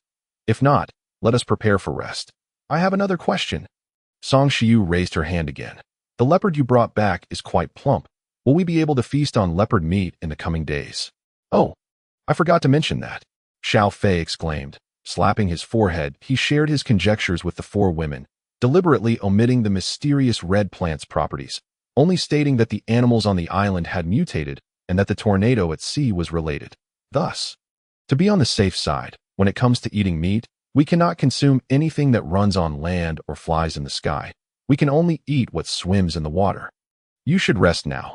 If you cannot sleep, feel free to chat. I will take care of the leopard carcass." With that, Xiao Fei stepped outside the cave once more, using his military knife to eviscerate the leopard. A potent stench of blood immediately wafting through the air. Caw! A loud and piercing call echoed from within the cave. The scent of blood spread. The sea eagle deep within the cave became suddenly agitated. "Indeed. Can we eat this meat? We could use the sea eagle as a test subject." Xiao Fei had a sudden inspiration, plucking a large leaf to wrap some of the bloodied leopard's entrails, and made his way deeper into the cave. Flap! Flap! The sea eagle flapped its uninjured wing and emerged from its hiding place, eagerly stretching its neck towards the entrails in Xiao Fei's hand. "Would you like some, little one?" Xiao Fei teased, lifting a piece of leopard liver with his knife and bringing it close to the sea eagle's beak. The eagle thrust its head forward, its beak sharp as a blade, seizing the liver and gulping it down whole. Delighted by the treat, the sea eagle became even more animated, inching closer to Xiao Fei. "You have quite the appetite. Let me get you another piece." Xiao Fei offered another chunk of the leopard's heart, slicing it into smaller pieces to feed the sea eagle. Soon, the entrails Xiao Fei had brought were completely consumed by the bird. Sated, the sea eagle settled down, tucking its neck in and squinting its eyes. Beginning to doze off. Let me see where you are injured, Xiao Fei said, tossing aside the bloodied leaves and knife, extending his hand to examine the injured wing of the sea eagle. Caw. Startled from its drowsiness, the sea eagle opened its eyes wide and emitted a sharp cry, leaping backward as its feathers fluffed up. Realizing the intruder was the one who had just fed it, the sea eagle calmed down and hopped closer. Following the earlier feeding, the sea eagle now regarded Xiao Fei with a newfound affection and trust, no longer displaying hostility. It seems the leopard's entrails did not induce any aggressive side effects in the animal, Xiao Fei mused. Stroking the sea eagle's back, the large bird closed its eyes in contentment. Xiao Fei then lifted the immobile wing, discovering a gory, necrotic wound in the center. This injury did not appear to be from a bat bite. It resembled a bruise from a collision. Xiao Fei speculated that the cave's low ceiling had posed a danger for the flying sea eagle while it was capturing the blood-red bats, resulting in such an injury. Wait here, I will fetch some medicine to disinfect it. Xiao Fei gently tapped the sea eagle's head and turned to retrieve disinfectant and gauze from their supply area. The sea eagle, tilting its head, watched Xiao Fei's retreating figure for a moment before picking up the military knife and hopping after him. Su Ro and the other three had not slept. And out of the pocket of some clothing, they produced a small book the size of a palm, which they divided into 4 parts, each engrossed in reading by the firelight. Finding such a means of entertainment on this deserted island was a considerable stroke of fortune. Xiao Fei glanced at the tiny characters on the pages and recognized names like Dunbiu. Realizing they were reading Dream of the Red Chamber, seeing them so absorbed, he refrained from interrupting and continued his search for medical supplies. Xiao Fei, are you looking for something? Su Ro inquired, setting her book aside. Oh, I'm just looking for disinfectant, gauze, and cotton swabs to treat the sea eagle's wound. Xiao Fei quickly found what he needed. What? You intend to waste such precious supplies on that beast? Upon hearing Xiao Fei's words, when Xiao Qian's expression soured, and she stood up abruptly, her movements causing her body to sway. Those medicines are limited. Using any diminishes our supply. We can hardly justify wasting them on a creature. Absolutely not. I refuse. I adamantly refuse. When Xiao Qian, before you express your stance, consider our current situation. On this island, many threats loom over our safety, from the attacking blood-red bats to the giant wasps that nearly poison me. The unknown dangers are plentiful, Xiao Fei replied calmly, anticipating when Xiao Qian's reaction. The sea eagle is the natural enemy of the blood-red bats, Su Ro, and I have witnessed black eagles preying upon those monstrous wasps. The sea eagle is even more formidable than those black eagles and should be more than capable of dealing with the wasps. With the sea eagle's protection, our safety here would be significantly enhanced. Do not forget, we need to obtain essential fresh water from the pond deep in the forest that, if possible, relocating there would be ideal. Who knows if those giant wasps might suddenly appear again? The presence of the sea eagle would deter them from attacking us. Humph. Even if the sea eagle is as powerful as you claim, how can you be certain it will follow us once its injury is healed, rather than flying away? It could even become a threat to us, which would be far more dangerous. Do you realize that? When Xiao Qian persisted, snatching the transparent bag containing the medicine and retreating with it concealed behind her. I am also a member of our team, and I have a say in this matter that I do not agree to treat the sea eagle's injuries. However, I do not oppose giving it food to prevent it from starving, as long as it remains alive and occasionally makes its calls. The bats will not dare to approach. I say we should sever the wings and claws of this beast and keep it tied at the cave entrance. That would pose no threat to us. A few calls at night would scare off the bats. Xiao Fei, hurry up and catch it, cut off its claws and wings. The more when Xiao Qian spoke, the more excited she became, as if she had discovered something remarkable. When Xiao Qian, are you even speaking human language? Xiao Fei barked angrily. Give me the medicine. This matter is for me to decide. The sea eagle, observing the escalating argument, gently placed the knife it had held in its beak at Xiao Fei's feet and leaped away towards its previous hiding spot. Bai Zong, you need to speak up for me, when Xiao Qian implored, hiding behind Bai Yue'er upon seeing Xiao Fei's fury. Xiao Qian, in terms of survival in the wild, Xiao Fei clearly possesses more expertise than the rest of us. His desire to treat the sea eagle stems from a broader consideration for our safety. Furthermore, animals are far simpler in their thoughts. They will follow whoever treats them well, Bai Yue'er remarked, glancing back at Wen Xiao Qian, clearly not supporting her stance. In this matter, I stand with Xiao Fei, Xiao Qian, please hand over the medicine to him. I also support Xiao Fei. Let's go ahead and remove the sea eagle's wings and claws. You foul woman. Is this even a rational sentiment? You are worse than a beast. Song Shiyu hastily voiced her agreement, taking the opportunity to berate when Xiao Qian. Currently, the score stands at 3-2. You wretched woman. Hurry and bring forth the medicine. Xiao Qian, and everyone else. I possess a certain degree of knowledge regarding the heidonking. This majestic bird of prey, it reigns supreme among avian creatures of the sky, boasting nearly no natural enemies, and is remarkably intelligent. However, its temperament is exceedingly proud, particularly in mature specimens, which are utterly untrainable. Su Rou spoke slowly. Did you hear that? Did you all hear? Mature heidonking cannot be tamed. It is far better to adhere to my counsel. Su Rou's words illuminated when Xiao Qian's eyes, granting her a compelling reason to counter the others. Chapter 31. The Arrival of the Raptors. Xiao Qian, allow me to finish my statement. Su Rou continued. However, the heidonking we just encountered displayed unmistakable signs of goodwill and affection towards Xiao Fei. This is a signal. We have a significant opportunity to forge a relationship akin to that of allies, mutually beneficial and supportive. Therefore, I stand in favor of Xiao Fei's approach. What on earth? What are you all thinking? When Xiao Qian extended her trembling hand, pointing at the others, her face flushed with anger. If you wish to rescue yourselves, so be it. I shall never consent. With that, when Xiao Qian raised her hand and forcefully hurled the medicine away towards the cave's entrance, outside the cave, aside from a stone bridge for entry and exit, lay a sheer cliff, should the medicine fall. Even if one could scramble down to retrieve it, it would undoubtedly be shattered and rendered useless. Damn it! Song Shiyu, positioned just behind when Xiao Qian, acted swiftly, just as when Xiao Qian tossed the medicine. She leapt up and caught it. That was close. Song Shiyu exhaled in relief. These were life-saving medications. If lost, the 5 of them would face dire consequences should illness strike. When Xiao Qian, how could you be so reckless? Xiao Fei could no longer contain his fury. Picking up a military knife from the ground and rising to grip when Xiao Qian by the neck, pressing her against the stone wall, the knife's tip poised threateningly at her heart. Help! Murder! Xiao Fei is going to kill me. Help, help! When Xiao Qian shouted with all her might, exhausting her limited strength. Scream all you want. If I were to kill you, what difference would it make? With one less mouth to feed, our lives would be far more comfortable. Xiao Fei growled, tightening his grip, the cold blade piercing when Xiao Qian's skin, prompting her to fall silent, too frightened to utter another word. I'm sorry. I was wrong. I promise I won't do it again.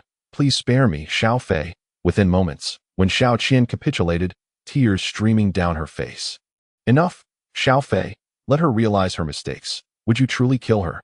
Put down the knife. Bai Yue'er approached, gently taking hold of the hand that wielded the knife and extracting it from Xiao Fei's grip. Xiao Qian, quickly assure everyone that you will not engage in such foolishness again. Should there be a next time, I shall not defend you. Xiao Fei, I swear I won't do it again. I will obey you from now on. If I act foolishly again, you can throw me outside to be food for the bats. When Xiao Qian hastily promised, remember your words. Xiao Fei, taking a deep breath, released his hold on Xiao Qian's neck. She rubbed her sore throat and coughed several times, her eyes red and her neck bruised. Song Shiyu, hand me the medicine. Xiao Fei extended his hand toward Song Shiyu. I'll go with you. Song Shiyu replied eagerly, feeling exhilarated that the woman she detested had finally been dealt with, and also because they were about to acquire a formidable protector. The heidonking's wound was not particularly deep. The main issue was the inflammation and swelling caused by the injury. Xiao Fei sterilized the knife's tip with a lighter, then punctured the swollen area on the heidonking's wing, releasing the purplish blood, disinfecting the wound, and wrapping it in gauze. Finally, he dissolved 2 anti-inflammatory pills in water and administered it to the heidonking. The bird, remarkably perceptive, recognized Xiao Fei's intentions to save it, remaining compliant throughout the process. By tomorrow, its wings should be mobile again. It's getting late. We ought to rest. Xiao Fei tidied up, opting not to sleep, but instead returning to the cave entrance to continue dissecting the leopard carcass that had not been fully processed. He skinned the leopard, spreading the hide on a large stone to dry, while cutting the meat into chunks, wrapping them in leaves, and transporting everything to the deepest part of the cave, arranging it neatly.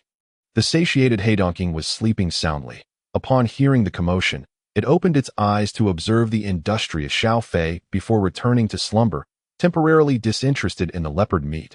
Xiao Fei noticed that as he ventured deeper into the cave, the temperature dropped significantly, reaching below 10 degrees Celsius in the innermost part, which was quite dry. Fresh meat stored here could last for several days in this tropical island devoid of modern conveniences. Food preservation posed a considerable challenge in such an environment. Xiao Fei became acutely aware of the importance of salt. Cured foods would retain their quality for a longer duration.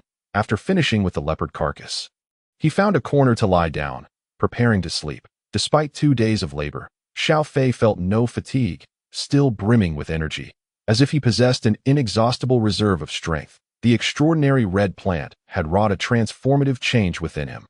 Tomorrow, I must search the beach again. I refuse to believe I cannot find a single mobile phone. With a phone, I could call for help. Additionally, I should create some larger signs on the beach with messages requesting assistance, so that passing ships might see them immediately. That if we truly cannot leave this place soon, we cannot continue to make do in the cave. We must tidy up here or relocate to the pond area. Long-term residence on the island will undoubtedly necessitate salt. Lying on the ground, Xiao Fei tossed and turned, unable to sleep, his mind racing with various thoughts. Perhaps I should smoke a couple of puffs. Xiao Fei abruptly sat up, grabbing his pipe and tobacco, stealthily exiting the cave and climbing to the mountain's peak. The cave had previously been the lair of blood-red bats, which are the natural enemies of mosquitoes, so there were none to disturb him inside. However, upon stepping outside, he was besieged by a swarm of mosquitoes, akin to a dark cloud descending upon him, threatening to drain him dry. Only when he lit the tobacco did the aggressive swarm begin to recede. He then sought out some mugwort nearby, mixing it with dried grass to create a more comfortable smoking environment. Tomorrow, I must also attempt to evaporate salt from seawater on the beach. Xiao Fei reclined on a smooth stone, exhaling contentedly. Without salt, a few days may be manageable, but over time, water retention could prove fatal. He then realized that life on this deserted island, surrounded by beautiful women, was not as idyllic as he had envisioned.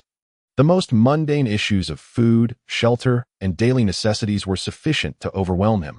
Moreover, Su Ro, Bai Yue'er, and the other 3 women were delicate flowers from the metropolis, with average physical resilience. It remained uncertain how long they could endure in such a rudimentary environment. Should anyone succumb to illness, treatment would pose an almost insurmountable challenge. Xiao Fei regretted not having paid better attention to survival programs in the wild. As he gazed up at the night sky, furrowing his brow in worry, an unseen figure was stealthily approaching from the mountain's base. Chapter 32. Atop the mountain, who goes there? Reclining on the large stone, preoccupied with his thoughts, Xiao Fei suddenly heard faint footsteps drawing near, prompting him to sit up with heightened vigilance. Currently, there were only 5 of them on this island. Su Ro and the other 4 women had already succumbed to sleep. Even if they were awake and sought him out, they could call for him. Who would sneak up on him? Xiao Fei reached for his waist, only to realize that the military knife he had used to cut up the leopard was left behind in the cave and not with him. Fei go. It's me, Qian. Just as Xiao Fei scanned the surroundings for something to use as a weapon, when Xiao Qian's voice reached his ears, she then climbed onto the large stone where Xiao Fei lay, casting him a flirtatious glance. Fei go, Qian. Xiao Fei raised an eyebrow, feeling a flicker of excitement within. He knew that when Xiao Qian had always looked down upon him, Xiao Fei, due to his performance at the company, and her attitude had been consistently disdainful since their arrival on the deserted island. Yet now, here she was, venturing out alone at night to find him, and her address had shifted from Xiao Fei to Fei Gu. Her demeanor now softened and tinged with ambiguity. Even Xiao Fei, no matter how obtuse, understood her intentions. When Xiao Qian, why are you out here at this hour instead of sleeping? There are countless mosquitoes up here. Xiao Fei feigned ignorance. I know, you must be here to relieve yourself. Right? He. Fei Gu, you're so clever. I indeed came to relieve myself. When Xiao Qian swayed her supple waist, inching closer to Xiao Fei. But I'm scared alone. Could you help keep watch for me? Haha. I am the only man here. How can you not manage to go to the bathroom below? Why come up here to have me keep watch? Isn't that overkill? Xiao Fei chuckled inwardly, but still agreed to help. All right. I'll keep an eye on you. Just be careful. There are many stones here. Don't hurt yourself. As Xiao Fei spoke, he was about to turn away, but was abruptly pulled back by Wen Xiaoqian. Feej, with your back turned to me, how can you possibly keep watch? I'm frightened, she said in a sultry tone. Oh, you make a valid point. Haha. Hurry up then, Xiao Fei replied, tilting his head as he feigned interest in the moon. When Xiaoqian's sudden flirtation and enthusiasm left Xiao Fei momentarily flustered. Feej, I'm starting now, she declared, extending a finger to trace gentle circles on his chest, sending shivers down his spine, almost compelling him to leap forward. Gritting his teeth, Xiao Fei restrained his inner urges. Having worked together for many years, he understood Wen Xiaoqian's character. She was a typical woman who wouldn't offer favors without expecting something in return. The fact that she was willing to use her body as a bargaining chip piqued his curiosity about the demands she might make. Feej, it's so hot outside. I can hardly bear this thin clothing. Don't you think? She lamented. Oh dear, the ground is so slippery, she exclaimed theatrically, tumbling to the ground in a dramatic sprawl. It hurts so much. Feej, can't you help me up? When Xiaoqian's flirtatious glances seemed capable of ensnaring Xiao Fei's very soul. Are you hurt? He asked, suppressing the urge to punish her for her antics as he helped her to her feet. Feej, my chest aches terribly. As he supported her, she seized his hand. Feej, back in the cave, your knife was sharp. And your words were unambiguous, laden with suggestive innuendo that it pierced me so deeply it felt as though I might bleed. You truly frightened me. She feigned a look of distress, her eyes glistening. I was merely trying to scare you. You didn't sustain any wounds. Did you? Xiao Fei replied. Feej, I have an idea I wish to discuss with you, Wen Xiaoqian said, her eyes glinting as she felt it was time to get to the crux of the matter. What idea do you have? Speak up, Xiao Fei inquired ambiguously. Feej, don't you think our resources are severely lacking? With 5 of us, there's simply not enough to go around. We don't even have enough clothing, Wen Xiaoqian began. Indeed. That is a rather troubling issue, Xiao Fei acknowledged, regaining some composure as he attempted to withdraw the hand she was holding. Feej, I have a splendid solution. May I share it with you? She continued to draw closer, her hand reaching towards his thigh. Just as he began to regain clarity, he found himself ensnared once more. Consider this, Feej. When a company cannot continue its operations, it often resorts to layoffs. With our 5 members, the resources are insufficient, so we must contemplate something akin to layoffs. Observing Xiao Fei becoming compliant, Wen Xiaoqian seized the moment to whisper in his ear, Bai Zong is one of us, he's on our side. Although I find Song Shiyu rather disagreeable, her father is a significant client of our company. If we treat her well, it will be advantageous for us upon return, allowing us to profit immensely. I can temporarily set aside my personal grievances with her. However, Su Ro is different. She is merely a flight attendant, lacking credentials and connections. She is a complete stranger to us. Therefore, the first to be let go must be Su Ro. That is my thought. Wen Xiaoqian playfully licked her lips, continuing to speak. Tomorrow, you and I will go to the dense forest to fetch water, and we'll bring Su Ro along. We'll find a secluded spot en route, and we'll, upon our return, we can simply claim she was taken by a beast and fell off a cliff, concocting any excuse to brush it off. Of course, if you find Su Ro appealing. When Xiaoqian grew increasingly animated, her eyes flashing with a mix of coldness and madness. Before we deal with Su Ro, you can indulge yourself. With 1 less person, our consumption will decrease significantly. In the time that follows, I can persuade Bai Zong and Song Shiyu that the 3 of us will attend to you. Feej, just think about it. Isn't that a life fit for a deity? As she lifted her gaze, it met Xiao Fei's frigid stare, sharp as a blade. Are you finished? Smack. With a sudden force, Xiao Fei's grip tightened, and when Xiaoqian felt an excruciating pain radiate from her chest, as if her body might explode. Unable to contain her yelp, she cried out sharply. The sound echoed in the night, startling many birds from their perches. Before long, her voice became hoarse, half her face swollen, and blood seeped from the corner of her mouth. Thud! As Xiao Fei released her, when Xiaoqian crumpled to the ground, desperately trying to crawl away from him. She never anticipated that her suggestion would provoke such a fierce reaction from Xiao Fei. Confounded, she could not comprehend how this socially awkward, unattractive man could resist her allure, and how he could be so brutal, nearly bringing her to death. What on earth was happening? Her mind was clouded with confusion. She had believed that the worst outcome would be Xiao Fei's refusal to comply, and that her beauty and skills would assure her escape. But now, the The searing pain coursing through her body and the swelling of her face made her realize with despair how naive she had been. Oh heavens! Does this man truly dislike women? Why would he treat me this way? Am I to perish here? When Xiaoqian's heart sank into despair as she attempted to cry out for help, only to find her voice hoarse and nearly inaudible. The murderous intent emanating from Xiao Fei drew nearer with each step. This place is so high and steep. If you were to slip while coming out to relieve yourself, no one would suspect a thing. Would they? Xiao Fei seized her collar, lifting her entirely off the ground. When Xiaoqian felt as though a vice were tightening around her throat, suffocating her, the lack of oxygen quickly caused her vision to blur and her face to flush red. When Xiaoqian, I warned you twice in the cave tonight, yet you remain unrepentant, seeking your own demise. If that is your wish, then I shall oblige. There are plenty of beasts below. Once you fall, your remains will be swiftly devoured. And we won't even need to bury you. An extraordinary strength surged through Xiao Fei as he held her aloft, inching toward the precipice. What is happening? Was that when Xiaoqian's voice? Hurry up and check. At that moment, Bai Yue'er's anxious voice called from below the cave entrance, followed by hurried footsteps. Bai Yue'er, Su Rou, and Song Shiyu arrived in quick succession, holding the dagger Xiao Fei had crafted earlier. As the three women reached the summit, they beheld Xiao Fei hoisting the unconscious when Xiaoqian, poised to throw her from the cliff. Stop, Xiao Fei, do you realize you're committing murder? Bai Yue'er shouted in alarm, yet she dared not approach, fearing it might provoke him further if he merely loosened his grip, when Xiaoqian would plummet to her death. Moreover, her disheveled clothing and numerous bruises and handprints left little doubt about the recent events.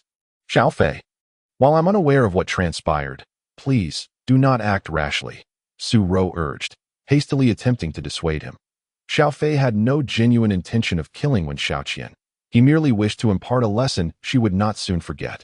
It had become clear to him that Wen Xiaoqian was a woman who thrived on intimidation, one who would not take warnings seriously unless her life was at stake. Only through the threat of death could he engrave a lasting impression on her mind, ensuring her compliance in the future. Otherwise, who knew what mischief she might conjure next? Consider yourself fortunate this time, Xiao Fei coldly remarked, casting Wen Xiaoqian aside as if she were a discarded sack. Xiaoqian, what happened?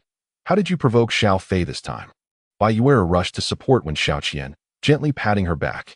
Cough, cough, cough. Finally able to breathe in fresh air, Wen Xiaoqian coughed violently, gasping for breath. After a while, she began to feel somewhat better. Bai Zong, you must save me, she pleaded, collapsing into Bai Yue'er's embrace, weeping uncontrollably.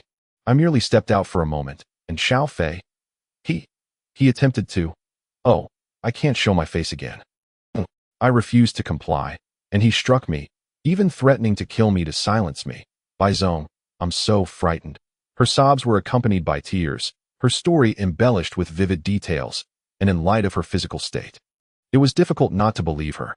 Xiao Fei, you scoundrel, your actions are utterly reprehensible.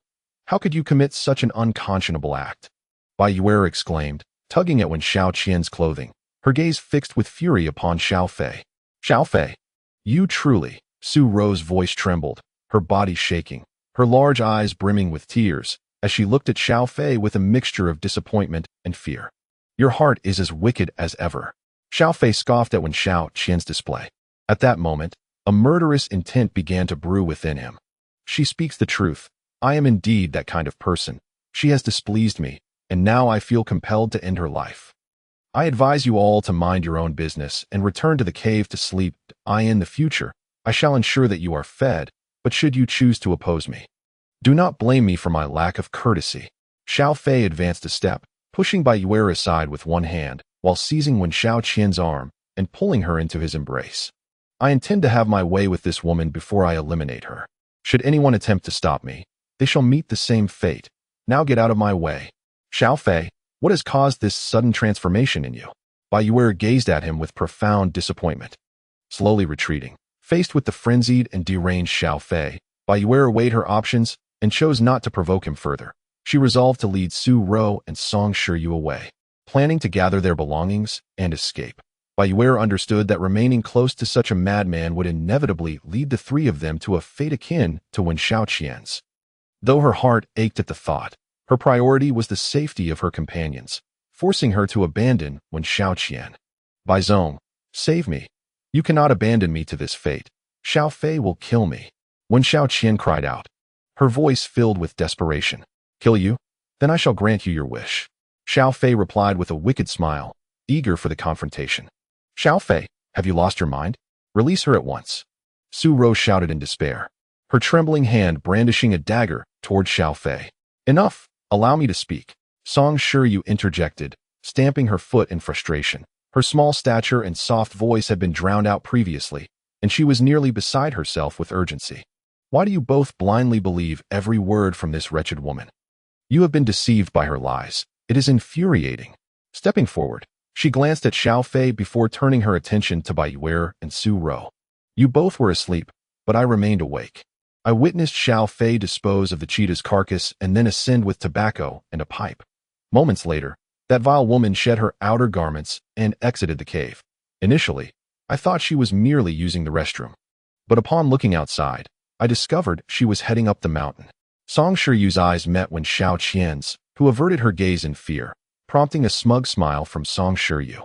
Driven by curiosity, I followed her. What I saw was this wretched woman trying to seduce Xiao Fei, even suggesting that to conserve our resources, Su Rou must be eliminated.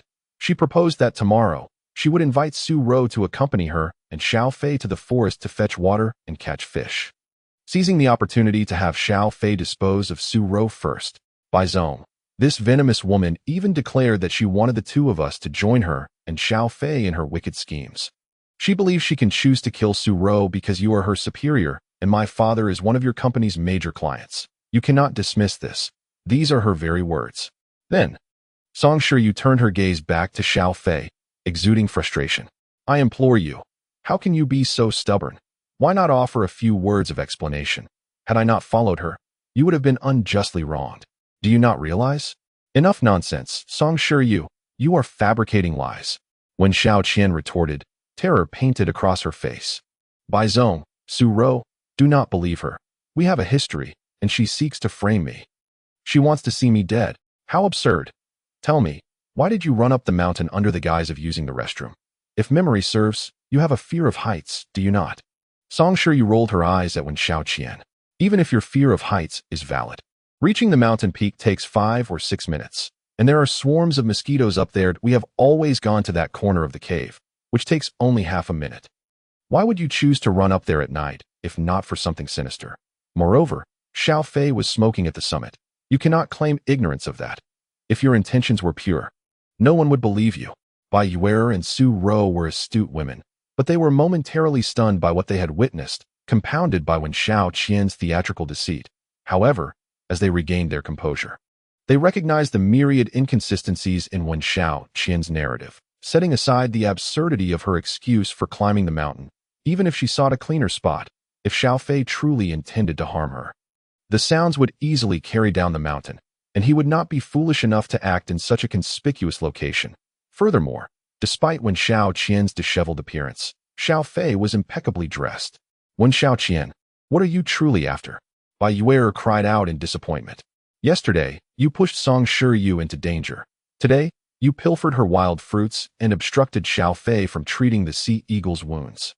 I thought I could offer you a chance for reflection and redemption, yet you have only become more outrageous. From this moment forth, do not come to me for anything.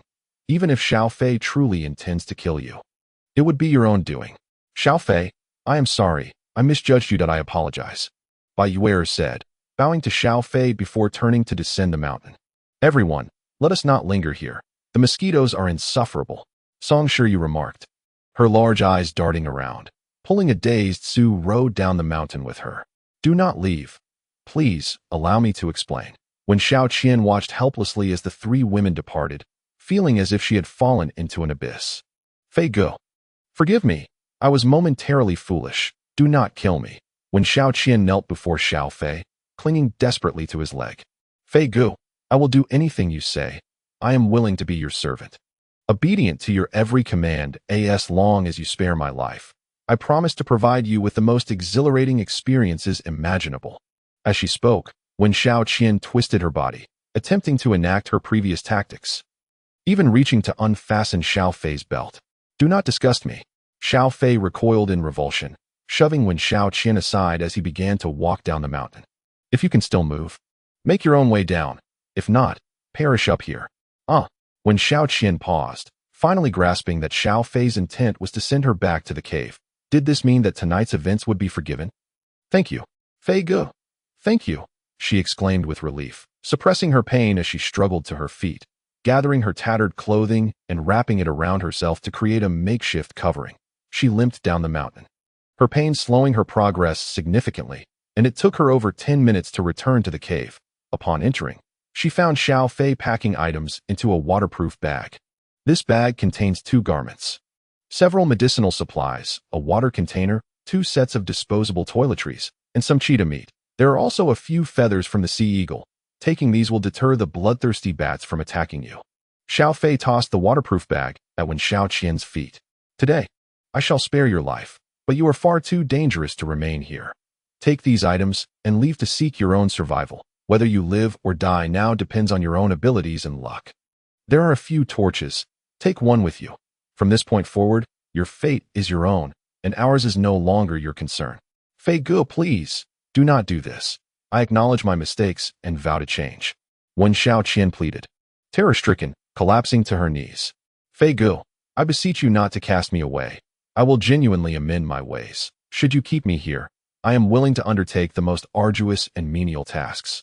Bai Zong, please advocate on my behalf. Su Ro, sure you. I implore you to intercede with Fei Gu. I promise to repay you. Regardless of how fervently Wen Xiaoqian pleaded, Su Ro, Bai Yue'er, and Song Shiryu remained unresponsive. Their backs turned to her. Wen Xiaoqian, I have exhausted my patience. This is your final chance at survival. Take the items and leave quickly. I will give you 10 minutes to decide. If you remain here after that, I will indeed kill you. You stated earlier that in this place, taking a life incurs no consequences. The cliff lies just outside the cave. Casting you off would be a trivial matter. Xiao Fei settled into a corner, his expression cold and detached. The island's indigenous people must have left behind some resources. If you manage to find them, you may live quite well. Of course, if you truly wish to die, you may end your life here. The sea eagle is in need of sustenance. Chapter 35. Moonlight descends, sensing the unmasked intent to kill emanating from Xiao Fei. When Xiaoqian dared not utter another word. Silently, she gathered the waterproof bag, took 2 torches, ignited one, and cast a venomous glance at Xiao Fei before stumbling out of the cave.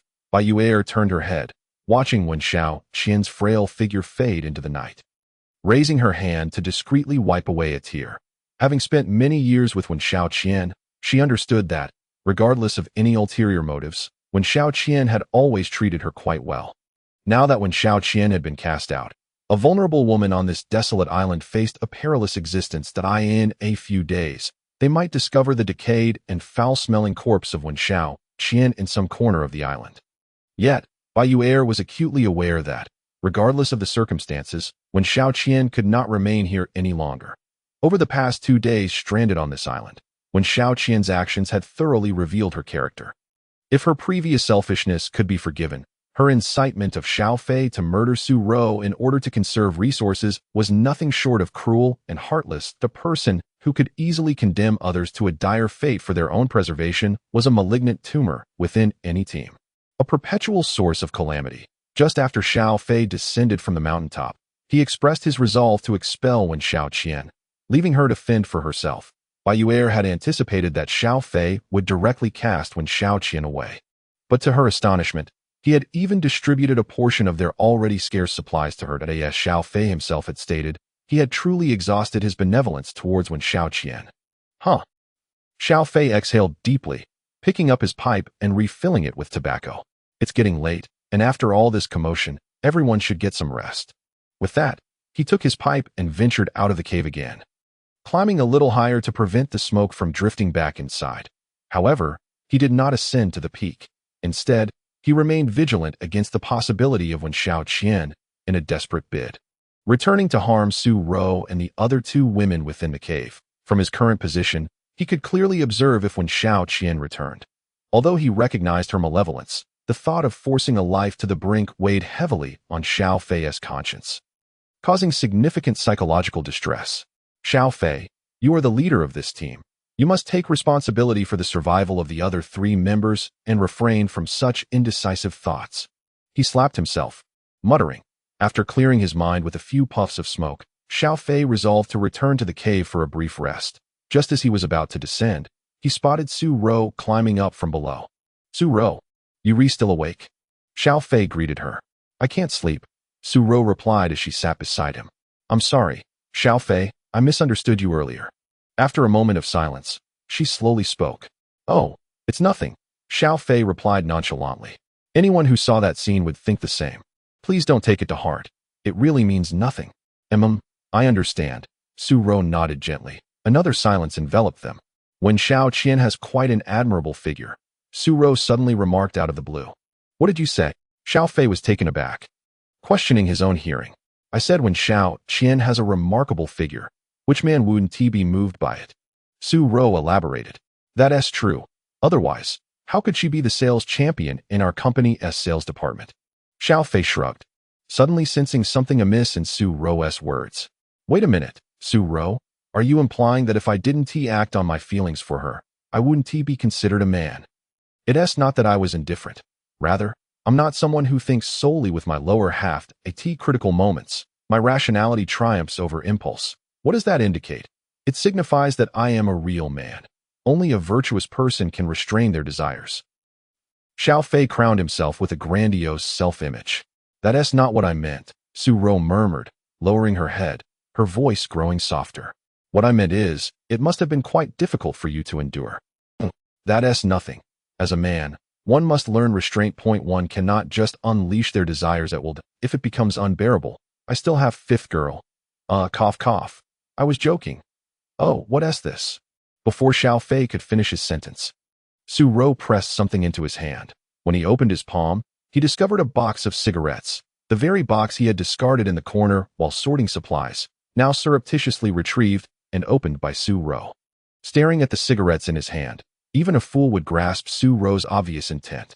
Su Ro, Xiao Fei swallowed hard, feeling parched, his words stumbling to at that moment. The moonlight cascaded down, illuminating the mountainside brightly.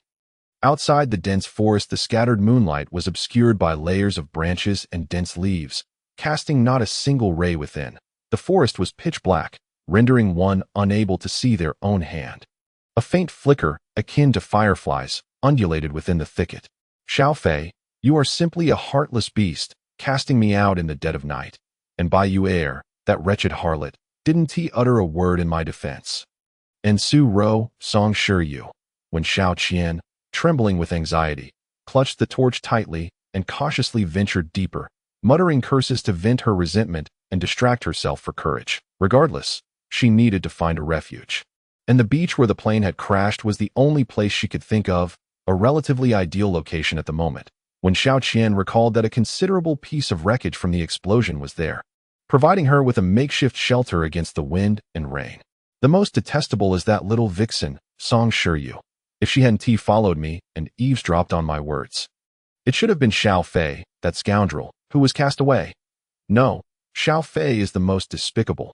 He has caused me immense pain, but don't be fooled by his seemingly righteous facade. It's all an act. And one day I will force him to bow to me. When Xiao Qian cautiously navigated deeper into the forest. I'll endure for a few days. When they have calmed down, I'll return to plead with them, say a few good words. After all, human hearts are made of flesh. I refuse to believe they would cast me away again. Oh, what's that? Chapter 36. The relocation plan. When Xiao Qian noticed 2 glowing green orbs in a tree not far away. Intrigued, she approached with her torch. As she drew nearer, the firelight illuminated the orbs, revealing them to be the eyes of a massive gorilla. The imposing creature fixated on one Xiao Qian's voluptuous form. Its eyes wide with excitement as it fervently beat its chest, emitting a series of raucous oohs. Help! Help me! When Xiao Qian's face turned pale with fear, and she turned to flee in a panic. Ugh! Ugh! The gorilla leaped down from the tree, relentlessly pursuing Wen Xiao Qian. The following morning, Xiao Fei awoke early, glancing at the peacefully sleeping Su Ro, her cheeks flushed and adorned with a serene smile. Perhaps dreaming of some delightful scenario, gazing at Su Ro filled Xiao Fei with warmth, and memories of their tender moments from the previous night ignited a heat within him. After admiring Su Ro's beauty for a while, he stepped outside the cave to wash up. Upon completing his morning routine, he gathered several stones to construct a rudimentary stove, placing the pot he had prepared last night atop it to start boiling fish soup. Xiao Fei had saved 2 fish from last night, which were clearly insufficient for the 4 of them, so he retrieved a piece of leopard meat, sliced it thinly, and set it aside, intending to forage for some wild vegetables nearby while the water heated. While searching for wild vegetables, Xiao Fei heard movement behind him. Turning around, he was pleasantly surprised to see Hai Dongqing following him. Although Hai Dongqing could not yet fly, its injured wing had begun to recover, allowing it to perform some simple short-distance glides. "You're recovering quite quickly," Xiao Fei chuckled, allowing Hai Dongqing to frolic beside him as he continued his search for wild vegetables. "Cuckoo," Hai Dongqing hopped over, retrieving a grayish-brown mushroom from the shade of a tree and swallowing it whole. "Are you saying this mushroom is edible?" Xiao Fei's eyes lit up as he approached the tree's roots and discovered several more of the same kind. "You have quite the talent. I thought you only ate meat. I'll reward you with a piece of leopard meat when we return." With enthusiasm, Xiao Fei drew his knife and began digging up the mushrooms, carefully collecting them. "Cuckoo," Hai Dongqing chirped again, and Xiao Fei looked up to find a patch of wild vegetables resembling chrysanthemum greens beside it. "I'll add a piece of meat for you," returning with a bounty of mushrooms and vegetables. Xiao Fei was met with Hai Dongqing's joyful hops. Upon reaching the cave entrance, he found that the water in the pot was boiling. That he promptly added the prepared fatty fish and meat slices, and the aromatic scent of the stew wafted through the air. Hai Dongqing excitedly circled the pot. "This isn't for you. Follow me." Xiao Fei beckoned, leading Hai Dongqing into the cave. The savory aroma of the fish soup wafted into the cave, awakening Su Ro and the other 2 women still lost in slumber. "Breakfast will soon be ready," Xiao Fei addressed the 3 women. As he passed by Su Ro, he deliberately paused for a moment, raising an eyebrow at her while his gaze roamed over her figure with an audacious intensity. Su Ro shot him a playful glare, stood up to adjust her clothing, and made her way to wash up. "Whoever finishes washing up early, please check on the pot and add the mushrooms that I will take the sea eagle to the innermost part of the cave to feed it." Xiao Fei called out towards the entrance, leading the sea eagle to the deepest part of the cave where the leopard meat was stored. Despite the sea eagle's evident hunger, it did not touch the leopard meat laid out before it. "You have quite the refinement. May I give you a name? How about Hai Hai, Dong Dong, or Ching Ching?" Xiao Fei took 2 large pieces of leopard meat, cutting them into smaller morsels to feed the sea eagle. "Let us stick with Dong Dong. It sounds affectionate and rolls off the tongue nicely.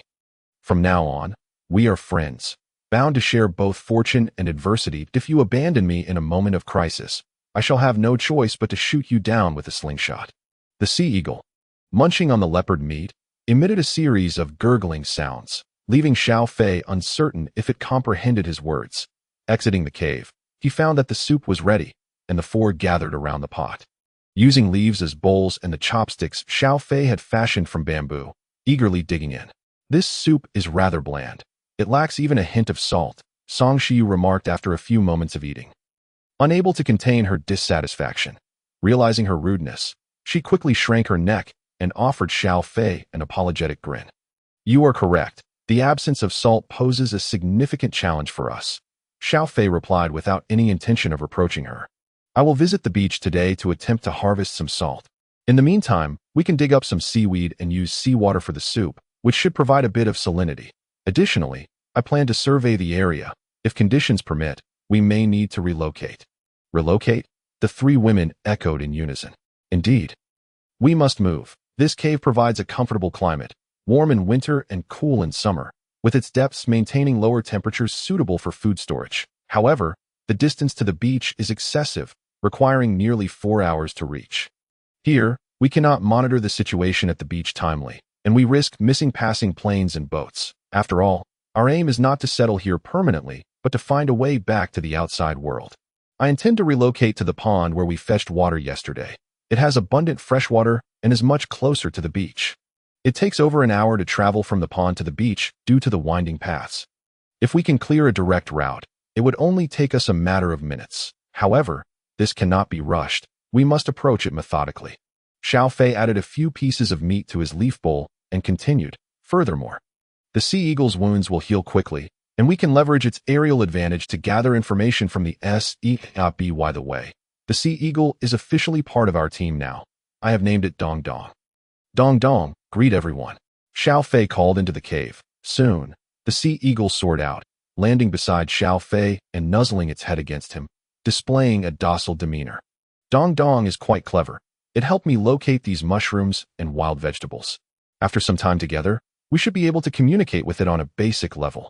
If we can enlist the aid of this sea eagle, it would certainly alleviate many burdens. Bai Yue'er expressed her astonishment at Xiao Fei's swift taming of the creature. She had heard of falconry, and even the most seasoned falconers would often spend days without rest to tame a bird. Yet Xiao Fei had accomplished this in just a single night. This significantly altered Bai Yue'er's perception of him. In just a few days, Xiao Fei had demonstrated the ability to lead their small group, impressing her with his decision-making and composure. Now that one person is missing, should we revise our plan? Su Ro inquired. Indeed, Xiao Fei nodded. Given the current situation, for the next few days, only one of you three can accompany me to the pond and the beach each day, while the other two will gather useful resources around the cave. Once Dong Dong has healed, I will bring it along as well. There isn't much to find in this area. Leaving two people behind seems wasteful. One person could manage, Bai Yue'er challenged. If it's merely tasks, one person would suffice. However, having two provides mutual support and enhances safety in the face of unexpected situations. For instance, if when Xiaoqian were to return while I was away to steal supplies, who among you can confidently subdue or drive her off while ensuring your own safety? Xiao Fei elucidated the reasoning behind his arrangement. Bai Yue'er fell silent, realizing this was a perspective she had overlooked. Her approach to problem-solving still adhered to the resource-maximizing mindset she had cultivated in her corporate life, neglecting the inherent dangers of this deserted island. Ensuring the safety of all was an essential responsibility of Xiao Fei as their leader. Yet, he harbored a small selfish motive. Having one person accompany him would afford him the opportunity to spend time alone with Su Ro. After all, certain supplies have a shelf life. It would be a shame to let them go to waste before they could be utilized. All right, let us prepare to set off, he declared. After finishing breakfast, the four tidied up briefly before embarking on a day of toil. Dong Dong, you stay here and guard the home, Xiao Fei said, ruffling the sea eagle's feathers. Which of you three will accompany me today? Discuss among yourselves. If you cannot decide, we can draw lots. Let us not draw lots. Allow me to go, Song Shiyu insisted eagerly. Didn't Bai and Su Ro go yesterday? I've been cooped up here, and I'm about to go stir crazy. Since Song Shiyu is unfamiliar with this route, it would be beneficial for her to accompany us. Bai Yue'er concurred. Be sure to prioritize safety, especially near the pond. Be cautious of the giant bees, as their nests could be nearby, and they may appear at any moment, Su Ro cautioned. Rest assured, sisters, I am equipped with formidable weapons for self-defense, Song Shiyu replied, excitedly brandishing the dagger Xiao Fei had crafted. Then let us be on our way. Xiao Fei gathered his water pouch, bag, and military knife, also strapping on the machete he had prepared the previous day. Su Ro, Bai Yue'er, be sure to take the machete. It will be more effective in case of danger. Light the torches from the fire pit and take two with you. There's some mugwort at the cave entrance. Wrapping it around the torches will help repel insects.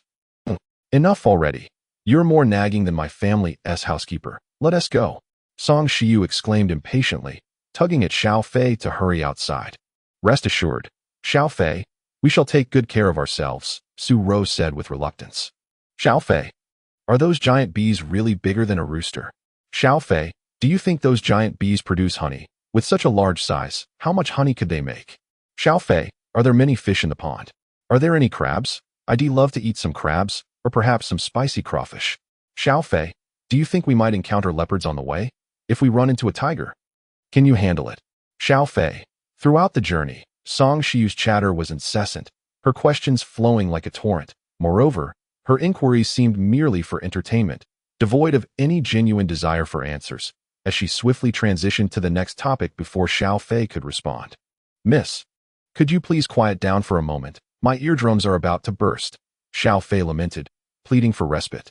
We still have about 2.5 hours to go. Could you conserve some energy and not tire out halfway? Who do you think you're looking down on? This young lady can run a half marathon in under 2 hours, and that's over 20 kilometers. The distance from the cave to the pond is barely over 10 kilometers. Song Shiyu retorted dismissively. May I inquire if you ran that marathon on mountain trails? Did you traverse through dense forests? Did you carry any weight? And after finishing, did you have the energy to return? Furthermore, was anyone following you the entire time, incessantly chatting? Xiao Fei's barrage of questions left Song Shiyu speechless, and she obediently fell silent. Xiao Fei, I have another question, she piped up after a few moments of quiet on the brink of mental collapse. Xiao Fei nearly stumbled from disbelief. I regret bringing you along, he lamented. This is a serious question. Why did you interrupt me? Song Shiyu protested, her expression one of indignation. I want to know if you and Su Ro were, together last night. Her eyes sparkled with curiosity, fueled by a burning desire for gossip. I saw Su Ro open that box with the small raincoats and take one out. After a considerable duration, you both finally returned, having been occupied for over an hour, I presume. My goodness, your stamina is truly remarkable. After such a tumultuous night, you've managed to travel for more than half an hour today, without even a hint of breathlessness. To be honest, is one sufficient? What will you do once it runs out? I've heard that people in the past used fish bladders, miss. I beseech you, please refrain from speaking. Xiao Fei hastily interrupted Song Shiyu, wishing to avoid further discussion on the matter. Look at you, having done what you've done yet still pretending to be reserved. Rest assured, I am quite loyal and will certainly not divulge this matter to anyone. Song Shiyu fervently guaranteed, if you could tell anyone. Aside from us, are there any others on this island? Xiao Fei rolled his eyes. But there's still Bai Yue'er. Aren't you afraid she'll find out? Song Shiyu countered. And what if she does? Can she really control others' romantic entanglements? Xiao Fei scoffed, exuding an air of indifference. You do have a point, yet I assure you, I will not speak of it. In the future, if you two wish to indulge, just give me a glance, and I shall distract Bai Yue'er to prevent her from ruining the atmosphere. Song Shiyu remained fixated on the topic, her expression suddenly brimming with excitement. By the way, I must share with you a monumental secret. Did you know that Bai Yue'er isn't wearing any undergarments right now? I discovered this just this morning while she was squatting to brush her teeth. It was almost exposed. Would you like to see? If you do stop right there. What do you take me for? Xiao Fei feigned an expression of virtue, while inwardly thinking that he had already glimpsed such sights multiple times, and had no need for her concern. Just then, his mind conjured the image from the edge of the pond when he had awakened, seeing Bai Yue'er with her skirt hiked up around her waist. An exquisite sight indeed. Chapter 38. The Lair of the Giant Bees. Hey, what are you thinking about? Song Shiyu waved a small hand in front of Xiao Fei, pulling him back to reality. That I was contemplating how to make you speak less. Xiao Fei replied evasively, continuing their journey. The depths of the cave are dry and cool, particularly that hole, which serves as a natural refrigerator. We could also carve a shortcut from the cave to the pond, using the cave as our storage for supplies. When we're not around, we can simply block the entrance with a few large stones to deter any wild beasts from entering. Exactly. It will also prevent that wretched Wen Xiaoqian from stealing our things. Song Shiyu chimed in, her face alight with enthusiasm. However, after a moment, her expression dimmed. Xiao Fei, do you think we have any chance of leaving this place? Fear not, we will certainly return, with dozens of people disappearing from a single flight. This is an international incident. Countless rescue teams must be searching for us now. Even if we were merely common folk, and no one was looking for us, you are different. You are the cherished daughter of the Zhangfang group. Xiao Fei reassured her. Your father would never allow his precious daughter to simply vanish. He would turn the world upside down to find you. Isn't there a black box on every plane? Surely it fell nearby, and your father can track the signal. Xiao Fei continued to ramble on, managing to uplift Song Shiyu's spirit somewhat. Upon reaching the pond, Song Shiyu also felt fatigued, and the two rested by the water's edge. Xiao Fei fetched a pot of sweet spring water to quench her thirst. Song Shiyu, why don't you take a bath here while I keep watch? Xiao Fei noted that the bamboo structure he had previously fashioned was still intact. He gathered a pile of dry branches and lit a fire. You might as well wash your clothes too, with the sun and the fire. They'll dry in no time.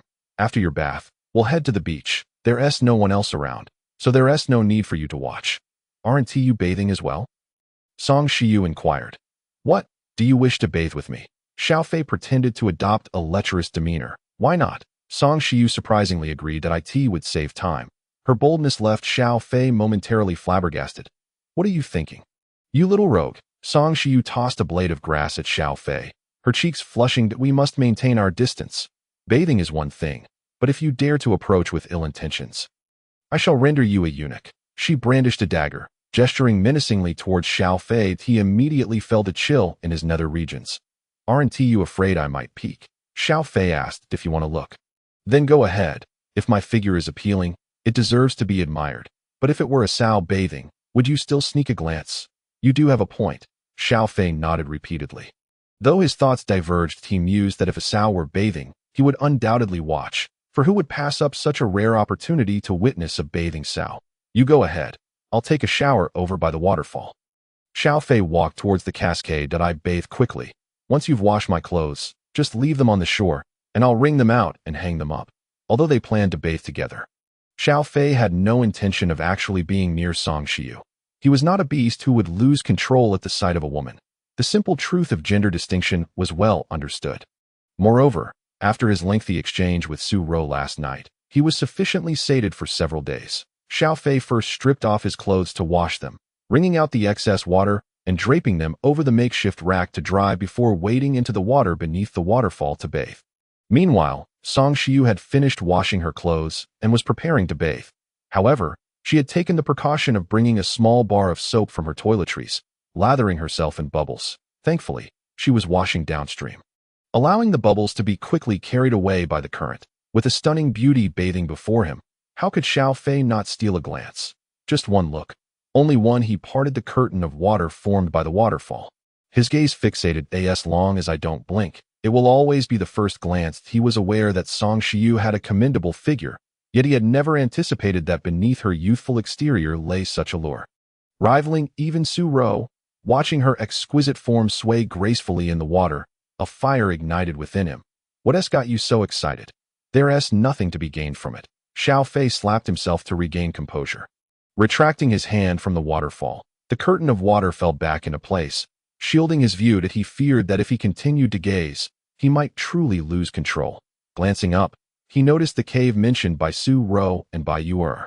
He crouched down, gathering strength in his legs, and leaped up, grasping the edge of the cave. His curiosity piqued. He wished to see what lay within.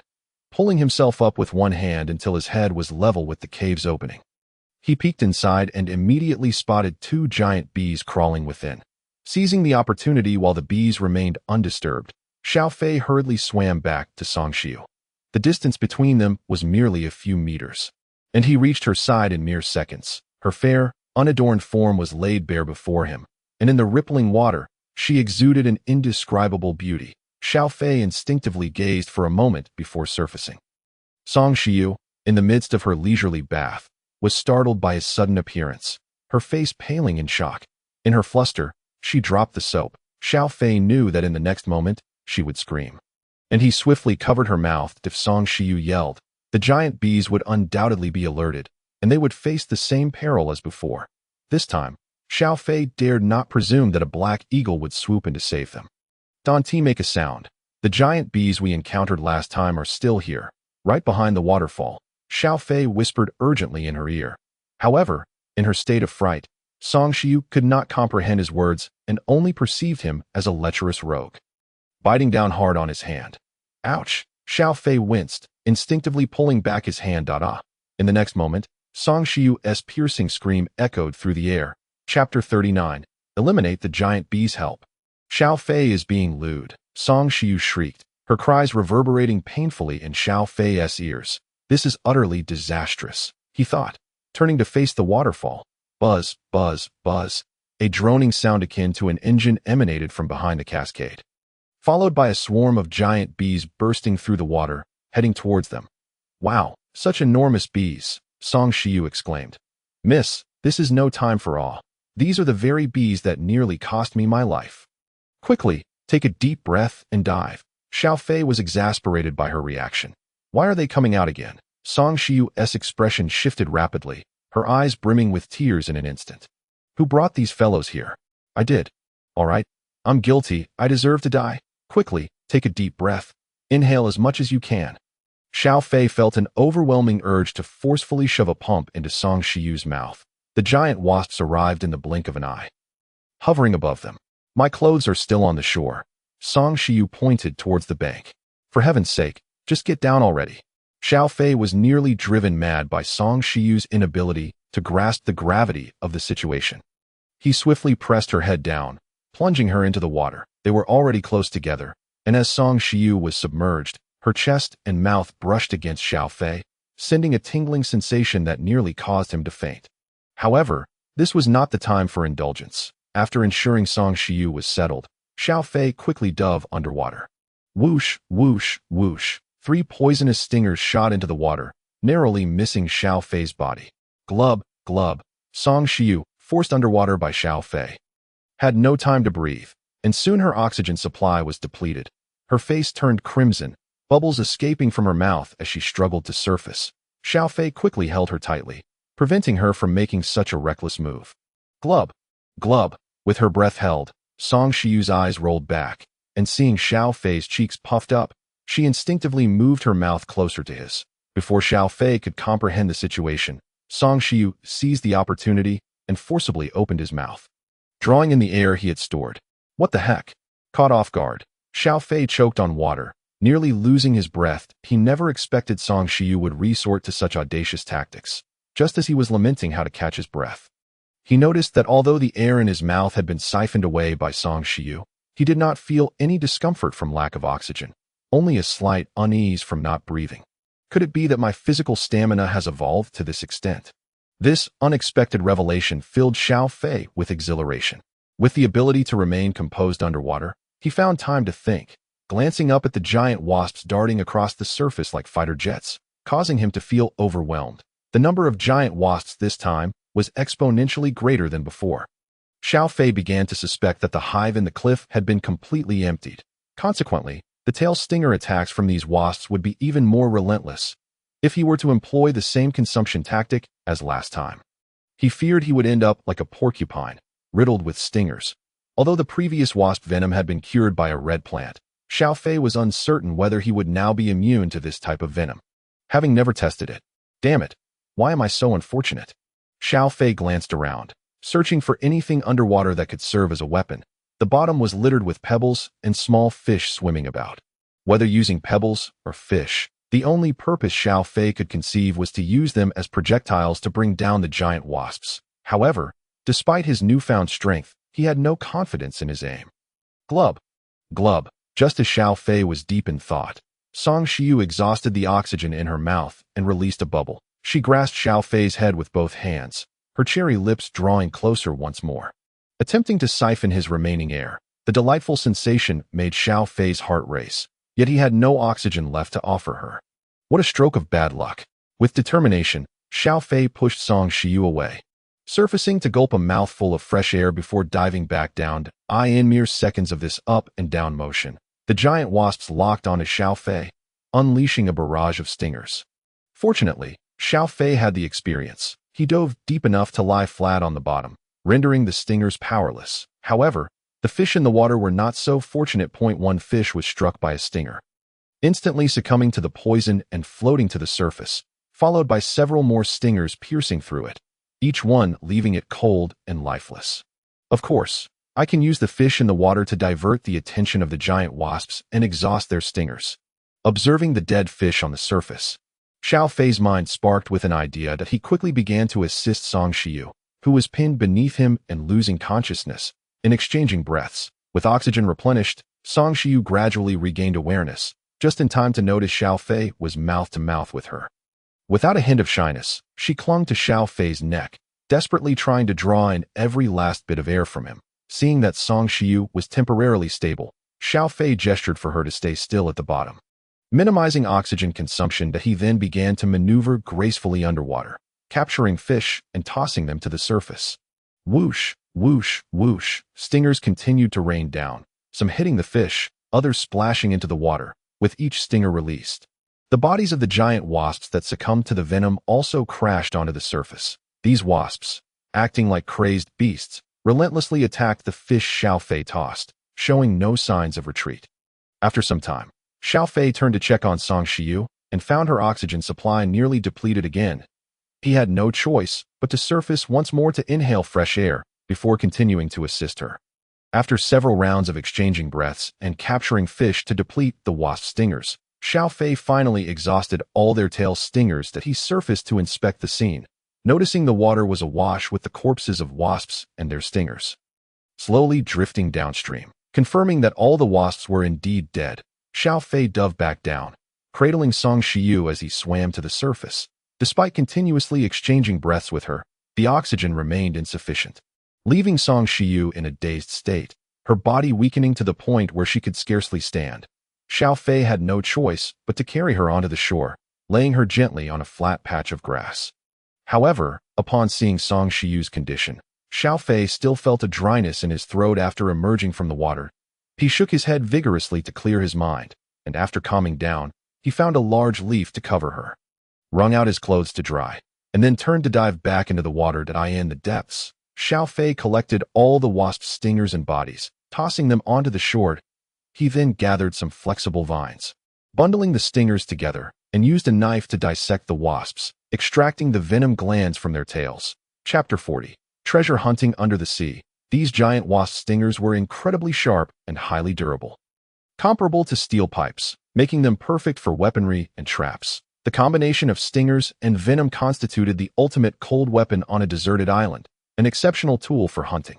After all, wasp venom is a blood toxin that breaks down easily at high temperatures, and prey killed by it could still be consumed once cooked. Xiao Fei procured 2 empty mineral water bottles specifically to store the wasp venom, filling other bottles and flasks with spring water.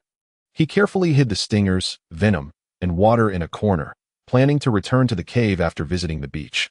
Once he completed this task, Xiao Fei checked on Song Shiyu, finding her still somewhat groggy. He folded the dried clothes and placed them beside her, then donned his own attire and began to wander around. Xiao Fei's wandering was not aimless. He sought suitable places for habitation nearby. As luck would have it, after just half an hour, he discovered a concealed gap at the base of a sheer cliff beneath the waterfall. This gap was narrow at the entrance, but widened within. Appearing inconspicuous from the outside, its depth was nearly 20 meters, and inside, it seemed to be over 10 meters wide and 3 meters high, forming a natural cave spacious enough for 4 people to rest comfortably. In the center of the cave, there was a large opening measuring over 2 meters long and half a meter wide, leading straight up to the mountain's peak, creating a perfect skylight. Sunlight streamed through the opening, casting a warm glow inside, and the sound of the waterfall was barely audible, approximately 40 meters away. The only downside was that it leaked water, rendering it quite damp. The inner walls of the cave bore numerous intersecting cracks, extending deep into the mountainside, through which slight streams of water trickled in. Living inside would lead to a heavy moisture problem. If only we could fix the leaking issue, this would be an ideal living space.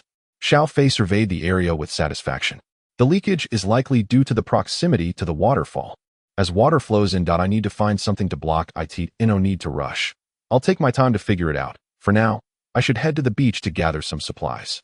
Upon exiting the cave, Xiao Fei saw that Song Shiyu had awakened and dressed, standing barefoot at the shallow edge of the pond, wielding a sharpened bamboo stick to spear fish. Previously, Xiao Fei had thought of Song Shiyu as merely a typical girl with a cute appearance. But after their recent close encounter, he realized she truly embodied the essence of an anime character. Let's head to the beach first. We can catch fish on the way back, Xiao Fei said as he approached the pond. All right, let's go, Song Shiyu replied, tossing the bamboo stick aside and walking ashore to put on her shoes. Less than half an hour had passed since the events at the bottom of the pond. Yet Xiao Fei still felt the delightful sensation of holding Song Shiyu linger in his mind. To his surprise, she appeared completely unfazed, showing no signs of being one of the participants in the recent incident. Xiao Fei had initially intended to apologize to her, but given her current demeanor, it seemed unnecessary. Upon reaching the beach, the first task that Xiao Fei undertook was to excavate the large segment of the wing that was embedded in the sand and relocate it to a nearby rocky shore, firmly wedged between the stones. Subsequently, he instructed Song Shiyu to search for some dark-hued plant branches and leaves in the vicinity while he continued to scavenge for aircraft debris. The previous explosion had scattered remnants of the aircraft far and wide, with most fragments reduced to mere shards. However, even a withered camel outweighs a horse. The sizable remains of such an aircraft, even if only a small portion remained, constituted a considerable quantity, given the scant offerings along the shore. Xiao Fei decided to strip off his clothing and plunge into the sea in search of items that had fallen from the plane. He retrieved disposable utensils, soaked blankets, a food cart, a food cabinet, a cosmetics bag, a watch, a mobile phone, a cushion, masks, and batteries. Xiao Fei lingered beneath the waves, reluctant to surface. He traversed back and forth between the ocean floor and the beach, and in a short while, he had amassed a significant haul of items. Remarkably, he even managed to salvage a door, the cabin door of the aircraft. Once he had gathered a sufficient number of useful items, Xiao Fei swam a few more laps underwater before reluctantly returning to shore. Xiao Fei, the juice of this fruit is a deep purplish red. Take a look. Wow, so many things. And look, there's a blanket. Finally, we have something to cover ourselves with. Can we still eat these snacks? Song Shiyu exclaimed. Tossing aside the wild fruit in her hand and eagerly beginning to rummage through the items on the beach. Song Shiyu, please organize these items. Let us categorize them for transport. I need to start boiling salt now. Xiao Fei said after taking a brief rest, dragging a sizable piece of the aircraft's curved shell toward the water's edge. That weren't you going to dry the salt? Why the change to boiling? Song Shiyu queried, not bothering to look up as her attention remained fixated on the treasures before her. The weather has been poor these past few days, with the sun lacking strength. Who knows when we could dry the salt? Boiling requires more effort but yields results much faster, Xiao Fei explained. Upon glancing up, he realized that Song Shiyu was scarcely listening. All right then, my lady, you carry on, he said with a resigned shrug, moving to the sandy beach near the sea to kindle a fire. He propped the aircraft shell over the flames with a few large stones and began ladling seawater into it using half a coconut shell. The seawater simmered and evaporated continuously, leaving behind a layer of white salt crystals on the shell. Xiao Fei meticulously scraped these salt grains into disposable aluminum foil containers, and after some time, he had accumulated enough to fill 3 boxes, weighing nearly 10 pounds in total. Oh my, it's sweltering. Xiao Fei exclaimed, stepping aside to wipe the sweat from his brow. He had no idea how much seawater he had boiled down or how much firewood he had burned. The ashes had formed a small mound, and the surrounding sand was nearly parched. Xiao Fei, you're incredible. You've boiled so much salt. This should last us for several months. Song Shiyu rushed over to witness Xiao Fei's achievements, her eyes sparkling with admiration. Viewing him as her idol, that I'll reward you with 2 cookies, she said, offering him a handful from her bag. Are you serious? These snacks soaked in seawater for days, and didn't tea get wet? Xiao Fei asked, pleasantly surprised as he chewed on the crunchy cookies. The items from the plane are of exceptional quality. I found these in the food cabinet, which is well sealed, so not a drop of water got in. Unfortunately, the fruits inside have spoiled. Such a pity, Song Shiyu lamented. What's the matter, my lady? Isn't there enough fruit on this island for you? True enough, she replied with a playful tilt of her head and a giggle. Oh, by the way, Xiao Fei, are there any snacks left below? It would be wonderful to retrieve more, but don't be so hopeful, Xiao Fei replied with a resigned smile. Most of the food must have floated away after the crash, carried off by the currents. That we should have checked the sea on the day of the crash. Now it's too late. You're fortunate to have these. If they hadn't been sealed in the food cabinet, they would have sunk with the rest. By the way, how have you organized things this past half day? Rest assured, I completed my task flawlessly, she replied, a hint of pride in her voice as she led Xiao Fei back. Upon seeing the array of items on the beach, he was taken aback. I swear, I could toss you into the sea right now, Xiao Fei said through gritted teeth. Chapter 41. A young girl's thoughts. Song Shiyu's so-called organization merely involved separating various items into multiple small piles, creating a greater mess than before. Didn't you say to categorize them? She replied, her expression one of innocent grievance as she nibbled on a cookie. And I mentioned making it easier to transport. How do you expect to carry this? Do you plan to uproot the ground and take it with you? Do you think I'm the Hulk? Xiao Fei retorted, rolling his eyes in frustration. Fine, I'll handle it. You take a break, he conceded, recalling how he had taken such advantage of Song Shiyu in the water. Gritting his teeth, he diligently drained the water from all the items, categorized them in plastic bags, and bundled them in a blanket, creating 2 enormous packages. That he then transported the heavier, less immediately useful items, such as the food cabinet, the food cart, and the cabin door, to the newly discovered cave near the waterhole. Before returning to the beach. On his way back, Xiao Fei didn't retrace his steps. Instead, he wielded his machete, hacking a new path, the blade becoming dulled in the process. At last, he managed to carve out a route that was just passable. With this new path, the journey from the waterhole to the beach would only require a mere few dozen minutes, and if he hurried, it could be accomplished in under to assert his claim over the path. Xiao Fei even stripped the bark from a tree along the way and carved the words Xiao Fei Avenue in uneven letters into the trunk. What about the wild fruits you were looking for? Upon returning to the beach, Xiao Fei inquired of Song Xiu. They're over by the rocky shore. Let me show you, she said, leading him to the rocky area where dozens of purple-red wild fruits, the size of eggs, gleamed vibrantly in a stone hollow. Then, using the juice extracted from these wild fruits, Xiao Fei inscribed a message on the wing. Aircraft disaster. Stranded on this island that if rescued, there will be generous rewards. If landing on the island, strike the wing that he inserted a seat armrest into a crack in the wing, which could produce a resounding clang when struck, audible from a great distance to enhance the appeal of the generous rewards. He intertwined a few golden bracelets and diamond rings salvaged from the seabed with copper wire around the wing, inscribing trivial items to show sincerity along its edge. This way, even if passing vessels were motivated by greed, they would still be inclined to rescue them. That you've really thought this through, Song Xiu said, genuinely impressed by Xiao Fei's ingenuity. Of course, if I hadn't once cracked a walnut by slamming it in a door as a child, my intelligence would likely surpass Einstein's by now. This is hardly a challenge, Xiao Fei boasted, tossing his head back with pride. All right, it's getting late. Let us head back. I'll take you along Xiao Fei Avenue. After traversing Xiao Fei Avenue and reaching the waterhole, he stripped down and dove into the water to catch fish, instructing Song Xiu to rest nearby. This guy is quite a swimmer, Song Xiu observed from the shore. Watching Xiao Fei glide through the water that I never noticed before, but his physique is rather impressive, defined chest muscles, abs, and a V-line. Wow, all present. As thoughts of their encounter at the bottom of the water crossed her mind, Song Xiu felt a flush spread across her cheeks. Although she did not reveal it in front of Xiao Fei, how could she remain unaffected by the intimacy of being submerged with a man? Oh my, did I actually stick my tongue out? She thought, covering her face with her small hands, her ears and neck burning red. The memory of being pushed underwater by Xiao Fei, inadvertently brushing against him, made her wish she could dig a hole and hide. Song Xiu, what's wrong? Are you feeling unwell? Upon surfacing, Xiao Fei noticed her crouched by the shore, her face flushed, and assumed she had caught a chill from the water. I am fine, just a bit sleepy. How many fish did you catch? Let us head back, she replied, lifting her head and instantly concealing her previous emotions, returning to her lively and playful demeanor when they returned to the cave with their bundles. They were astonished to find it empty. Su Ro and Bai Yue'er were nowhere to be seen, and Hai Dongqing had also vanished. Could they have encountered some danger? Is that wretched when Xiaoqian back? Song Xiu fretted that don't be so dramatic. Do you think Dongqing is a herbivore? Now that he can move his wings, even if Su Ro and Bai Yue'er can't fight.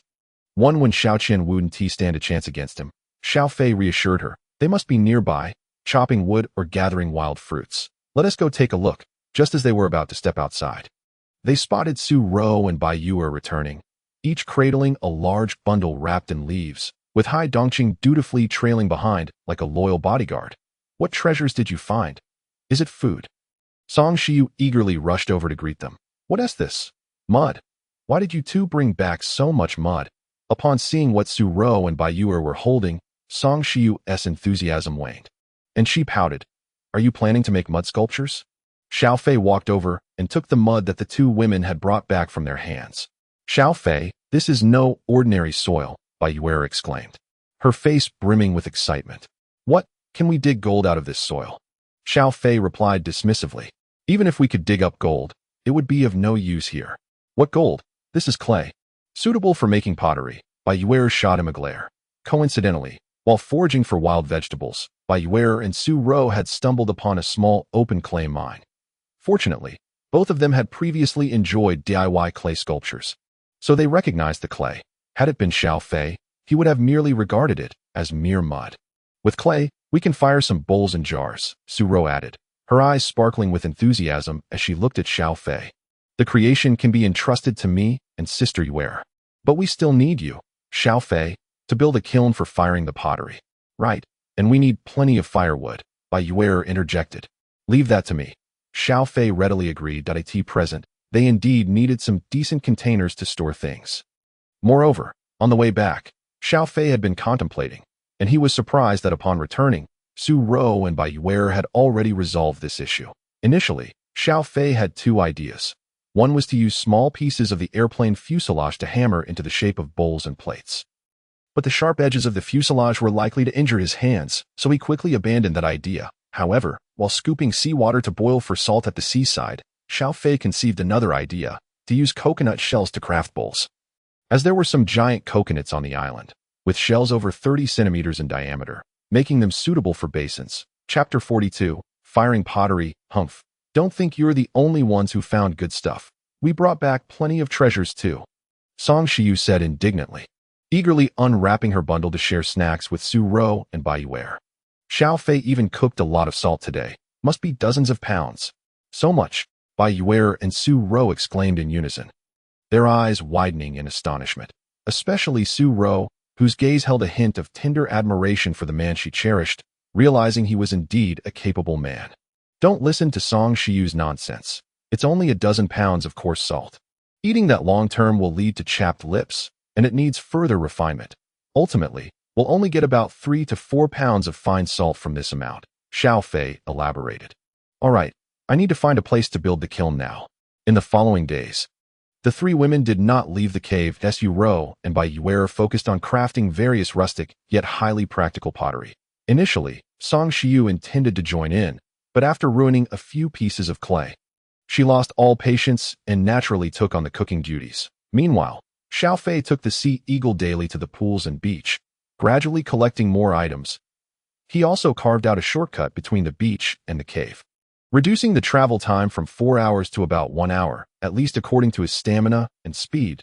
He named this newly opened path Xiao Fei Avenue, northern section.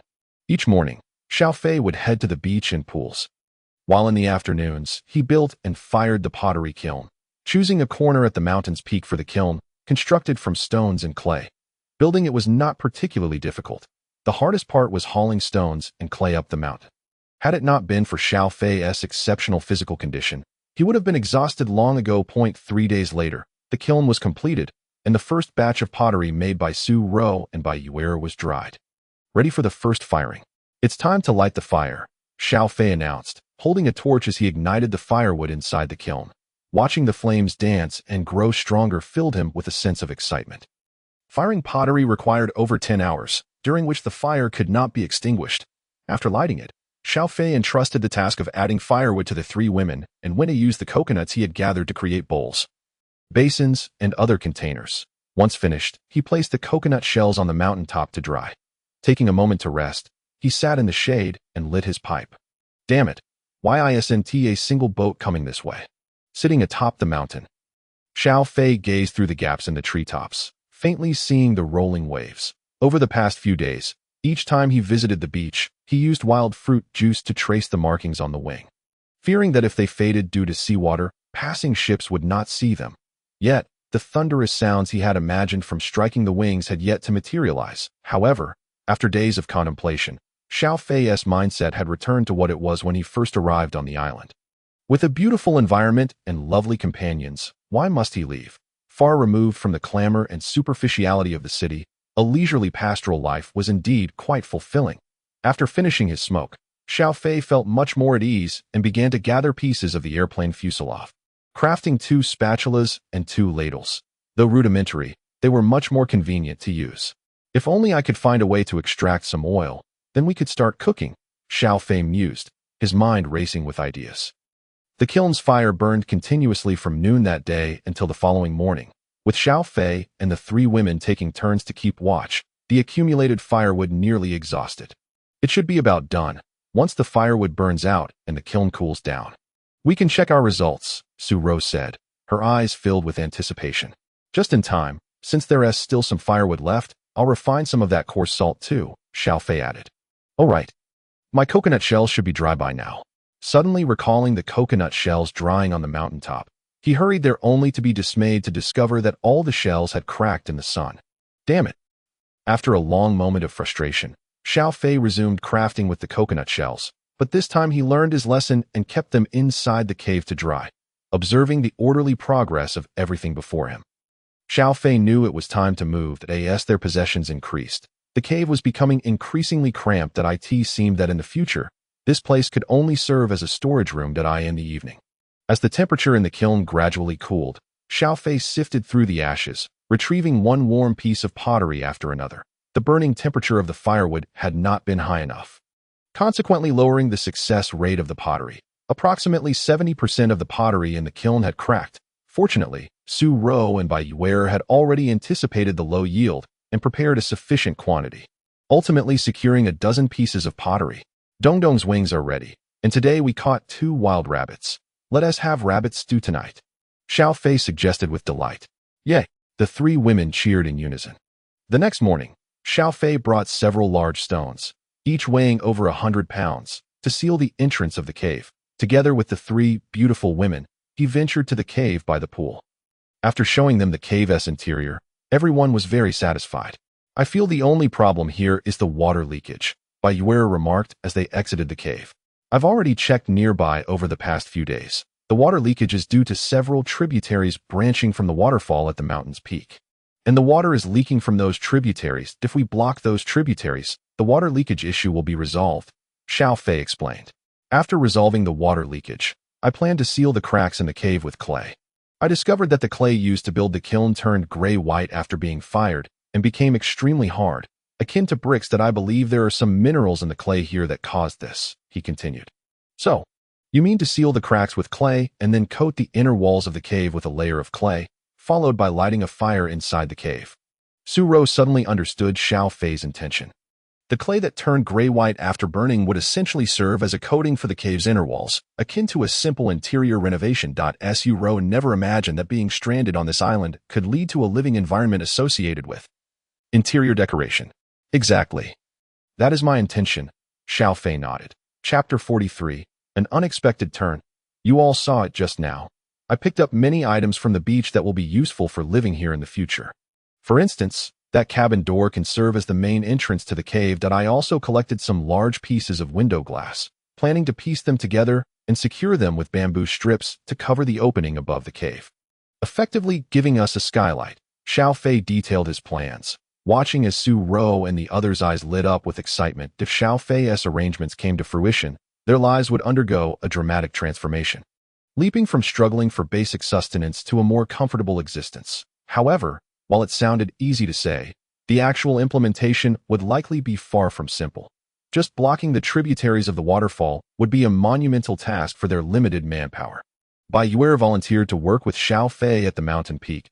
Su Rou and Song Shiyu, aware that they were not suited for such strenuous labor, opted to stay in the cave to apply clay. Xiao Fei constructed a ladder from bamboo, allowing Su Rou and Song Shiyu to reach the higher corners of the cave. Once the division of labor was completed, the 4 individuals commenced their respective tasks. Bai Yue'er was acutely aware that the role she had chosen would be arduous. Nevertheless, she was well prepared. She donned a pair of athletic shoes, form-fitting white pants, and a pink long-sleeve t-shirt, accessorizing with a sun-shielding cap and gloves. These items had all been salvaged by Xiao Fei during his repeated visits to the beach, effectively alleviating the group's most pressing clothing dilemma. Bai Zong, you should go ahead. I will follow closely behind you, Xiao Fei suggested, handing Bai Yue'er a makeshift hiking stick crafted from a tree branch. Aren't you supposed to lead the way? I am unfamiliar with the conditions up ahead, Bai Yue'er replied, somewhat perplexed. Rest assured, Bai Zong. The situation above is quite apparent.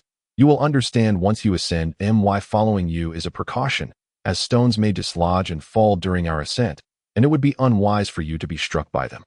Moreover, to speak candidly, should you happen to fall, I could serve as a cushion, Xiao Fei explained with utmost seriousness.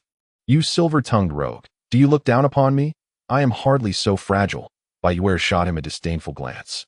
Yet, inwardly, she felt a warm comfort at Xiao Fei's attentiveness and thoughtfulness. As Bai Yue'er began her ascent, Xiao Fei trailed behind, carrying 2 self-made shovels. After traversing a short distance, Xiao Fei glanced upward and was instantly captivated by the sight of Bai Yue'er bending over to climb. The white pants she wore accentuated the graceful contours of her legs, and through the slightly translucent fabric, her fair and delicate skin was faintly visible. Due to the rugged terrain, Bai Yue'er's body naturally twisted and turned, creating a series of breathtaking sights that stirred Xiao Fei's senses. He noted that Bai Yue'er maintained a simple appearance. Indeed, among the items collected over the past few days, there were no garments suited for women. Both Su Rou and Song Shiyu, being women themselves, faced similar constraints, possessing only a single outfit each, which they would wash each evening and hang out to dry for the following day. Thus, assisting Bai Yue'er with her clothing predicament was a task beyond their means, allowing Xiao Fei to relish the visual feast. Bai Zong, how long until we reach the summit? After a few minutes of climbing, Bai Yue'er paused to catch her breath and turned to inquire of Xiao Fei. So engrossed was Xiao Fei in his observations that he was unprepared for her sudden halt. He inadvertently lost his footing, taking a step forward and colliding face-first into Bai Yue'er. A wave of warmth enveloped him. "Oh!" Bai Yue'er gasped in surprise at the abrupt impact, her legs buckling as she fell to her knees. "I apologize, Bai Zong. I did not anticipate your sudden stop," Xiao Fei said, rubbing his sore nose while hastily offering his apologies. However, upon raising his gaze, he beheld Bai Yue'er kneeling before him in an alluring pose, her eyes glazed and cheeks flushed with an unusual hue. "Bai Zong." Xiao Fei was momentarily taken aback. Oh, I'm fine." Bai Yue'er quickly suppressed the peculiar sensations rising within her as she stood up and hastened her pace up the mountain. Goodness, what just happened to me? How embarrassing. The unusual sensations still lingered in her body, her heart racing uncontrollably. Was it really that easy to experience such feelings? Surely not. Xiao Fei rubbed his nose, a bemused smile creeping onto his face as he reflected on the earlier encounter. Upon reaching the summit, Bai Yue'er exhaled deeply, calming her racing heart as she began to survey her surroundings. The view atop the mountain was splendid, with flowers and grasses flourishing, and several unknown fruit trees laden with ripe produce. A broad river cascaded from afar, plummeting down the sheer cliff to form a magnificent waterfall below. The river branched into several tributaries, two of which flowed eastward, conveniently passing over the cave they had discovered. The seepage within the cave was caused by these tributaries, which, despite being termed tributaries, were rather swift little rivers, with the larger one measuring approximately 2 meters wide and over half a meter deep, teeming with fish darting about. "Bai Zong, let's take a moment to rest and hydrate before we continue," Xiao Fei offered, extending a water bottle towards her. "Thank you." The earlier incident left Bai Yue'er feeling somewhat awkward in Xiao Fei's presence. However, she found it curious that Xiao Fei's impudent action had not provoked anger within her. Unaware of Bai Yue'er's internal musings, Xiao Fei seized the opportunity while she drank and rested to walk upstream along one of the tributaries. He began mixing mud, fallen leaves, grass roots, and small stones, filling the tributary with the mixture. As the materials entered the water, the mud and some leaves were swiftly washed away, while the slender, flexible grass roots entwined the stones, effectively anchoring them in place. "Ugh, this is quite a hassle." Xiao Fei scratched his head, realizing that the task was more complex than he had anticipated. As he added more materials, the river's current intensified. And without cement to bind the stones together, the later additions would simply be swept away. Furthermore, even if the tributary were to be blocked, the water would inevitably overflow and continue to seep into the cave. "Surely, I cannot be expected to construct a dam here." Faced with the two tributaries, Xiao Fei felt overwhelmed. "Xiao Fei, I have an idea. May I share it with you?" At that moment, Bai Yue'er approached. "Oh, Bai Zong is now speaking to me in a consultative tone." Xiao Fei thought to himself, quite astonished. In the office, Bai Yue'er had always directed Xiao Fei with an authoritative demeanor, maintaining her superior status. On the deserted island, she initially continued this pattern, never forgetting her role as the leader. Although she had tempered her approach in recent days, revealing a kinder side, it was indeed a first for her to converse with Xiao Fei in such a manner. Could it be that her long-standing discomfort has finally passed? Absolutely. "Bai Zong, I am currently grappling with a dilemma. What brilliant idea do you have?" Despite his curiosity, Xiao Fei responded promptly. "I, too, have observed the situation here, and the challenges of blocking these two tributaries are twofold. On one hand, our resources are quite limited, lacking practical materials, which results in inefficiency. On the other hand, once the water flow is interrupted, it will inevitably overflow, continuing to seep into the cave." Bai Yue'er articulated her thoughts coherently. Xiao Fei nodded along, not because he found her reasoning particularly enlightening, but rather because he recognized the validity of her observations. His nodding was instinctive, reminiscent of his reflexive responses during meetings at the company, where he would attentively acknowledge his superior's lengthy discourse. Based on our current conditions, I propose 3 potential solutions. The first option involves working from the source of the tributary, completely blocking it to redirect the water flow into the main river, thereby preventing any overflow. The second option is to create a diversion. Near the main river, we could construct a water channel to divert the tributary's flow into other branches, thus circumventing the cave. Observing how attentively Xiao Fei listened, Bai Yue'er continued. The third option, akin to the second, involves partially diverting the flow from the tributary using a channel, which would subsequently reduce the current's intensity. We could then block the tributary with large stones and use vines, branches, mud, and small rocks to fill the gaps around the stones, effectively halting the water flow. The inspiration for the third option came from the materials you recently used to block the water. The main river's current is quite swift, making it difficult to obstruct, and falling into it would be perilous. Thus, the feasibility of options 2 and 3 seems greater. The second option is indeed the safest, but the soil here is riddled with stones, and digging down reveals larger boulders, making it challenging to redirect the water flow entirely. I believe the third option may actually be the most viable for us, Xiao Fei articulated after considering Bai Yue'er's suggestions. You are familiar with this area. I will defer to your judgment. Bai Yue'er nodded in agreement. After a brief discussion, Xiao Fei and Bai Yue'er divided the labor.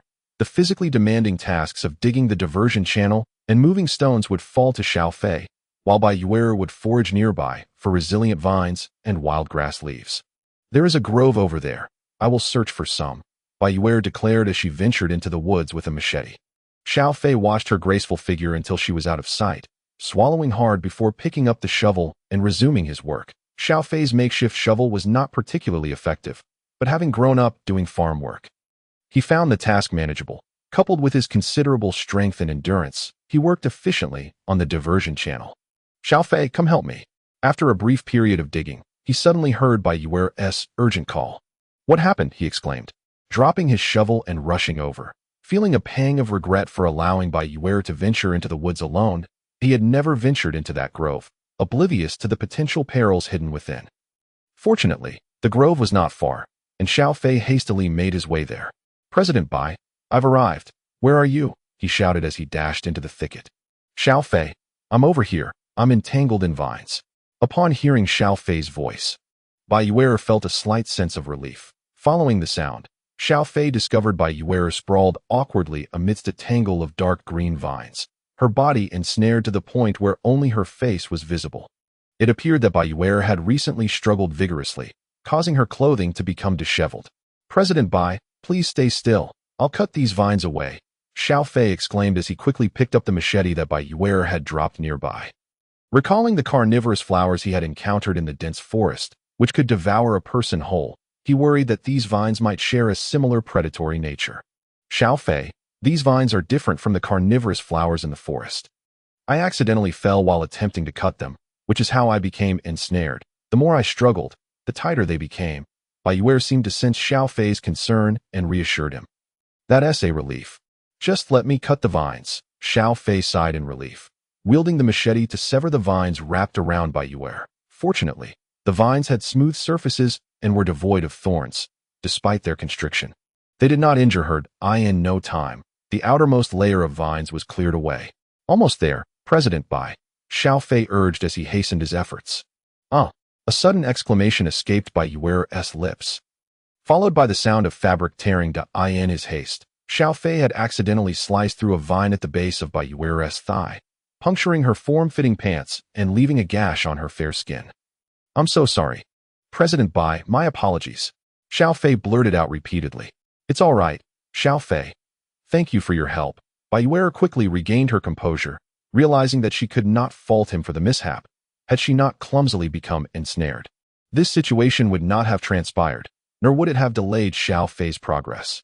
President Bai, I'll continue, he stated, as the remaining vines were tightly wound around her form. If he were to cut them directly with the machete, he risked injuring her. Exercising caution, Xiao Fei made sure to insert his fingers between the vines and Bai Yue'er's skin before carefully severing them. Thus, his pace slowed considerably. Don't worry, President Bai. It will be over soon. He comforted her while attempting to minimize the abruptness of his movements. Can you move at all? President Bai, just shift your body a little. I'll clear the vines beneath you first. Xiao Fei flexed his fingers, which had grown sore from the pressure of the vines. This would allow Bai Yue'er to shift slightly, as maintaining the same position for too long was exhausting for him to witness. These vines are wound tightly.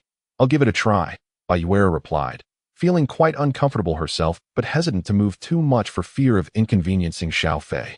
Nevertheless, upon hearing that she could shift, she attempted to reposition herself. The vines constricted both her shoulders, making it impossible for her to turn. After several attempts, she resigned to curling her legs inward, adopting a position that resembled a half-kneel with her upper body pressed against the ground. The posture she unintentionally assumed was undeniably captivating to any man. Chapter 45. Intimate contact. What on earth? Is this going to be the end of me? Xiao Fei thought he might lose control of himself. Bai Yue'er was now ensnared in vines, rendered nearly defenseless, and with no one else around on the mountaintop, it would be all too easy for Xiao Fei to act on his impulses. Calm down. Calm down. Calm down, he chanted internally, striving to quell the tumultuous desires within him. Xiao Fei. Noticing his lack of action, Bai Yue'er turned her head to find Xiao Fei's face flushed, his gaze fixed in a daze.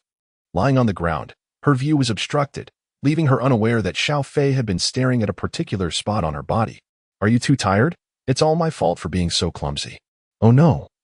Not at all, I was just a bit lost in thought, Xiao Fei quickly replied, redirecting his focus back to the vines. After clearing a portion of the vines, he repeated his method, carefully hooking the vines with his fingers before cutting them. However, when he reached the area near Bai Yue'er's chest, he hesitated to proceed. Please continue, Xiao Fei, Bai Yue'er said, her cheeks flushed as she turned her head away. My apologies, President Bai, he said, taking a deep breath as he cautiously hooked the vine to sever it. Feeling his heart race at the sensation against his fingers, after successfully clearing the vines from Bai Yue'er's chest, Xiao Fei shifted his attention to the vines on her back, as he rose. The sight before him caused his nose to bleed uncontrollably. The tear in Bai Yue'er's form-fitting pants had inexplicably widened, and due to the fabric's contraction, half of her leg was now exposed to Xiao Fei's view. Unbeknownst to her, Bai Yue'er, whose legs had long since gone numb, remained oblivious to her embarrassing predicament. Xiao Fei, you're bleeding, Bai Yue'er exclaimed, noticing something amiss with him. Instinctively, she followed his gaze and turned to see her own embarrassing state. Gasping in shock as she struggled to cover herself, but the vines prevented her from doing so. Ironically, her frantic movements only revealed more of her figure to Xiao Fei. President Bai, hang in there. I'll fetch Su Ro and Song Shiyu for assistance, Xiao Fei said quickly, turning away to grab some leaves to wipe his nose. If this continued, he would surely succumb to his own blood loss. It was best to seek help from the two women. Don't go, Xiao Fei, Bai Yue'er suddenly called out. To be honest, she felt immense shame at being seen in such a disheveled state by Xiao Fei alone.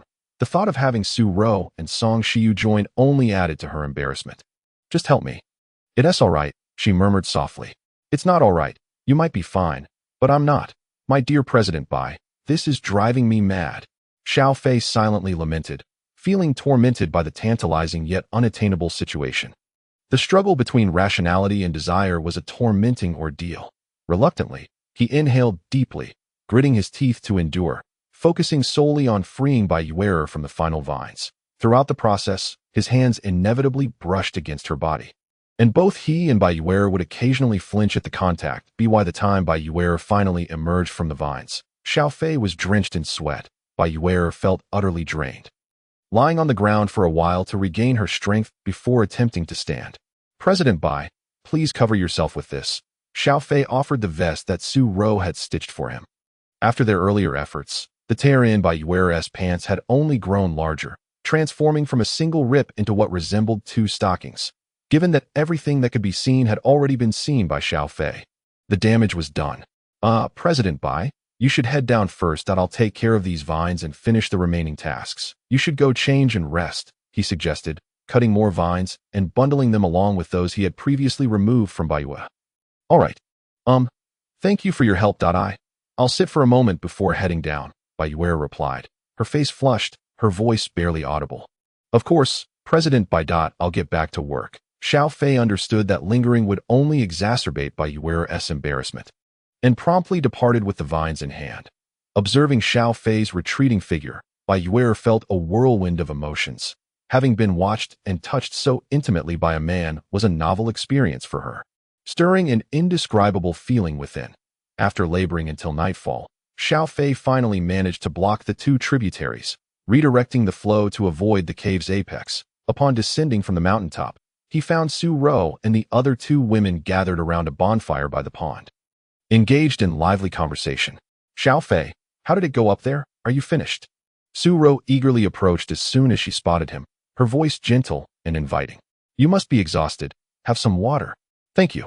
Everything has been resolved up there," Xiao Fei said, accepting the water flask from Su Ro, allowing his finger to lightly graze her palm. Wearing a mischievous grin, dressed in a light blue crop top and white shorts, Su Ro's shapely waist and toned legs were utterly captivating to Xiao Fei. "What about you? How did it go?"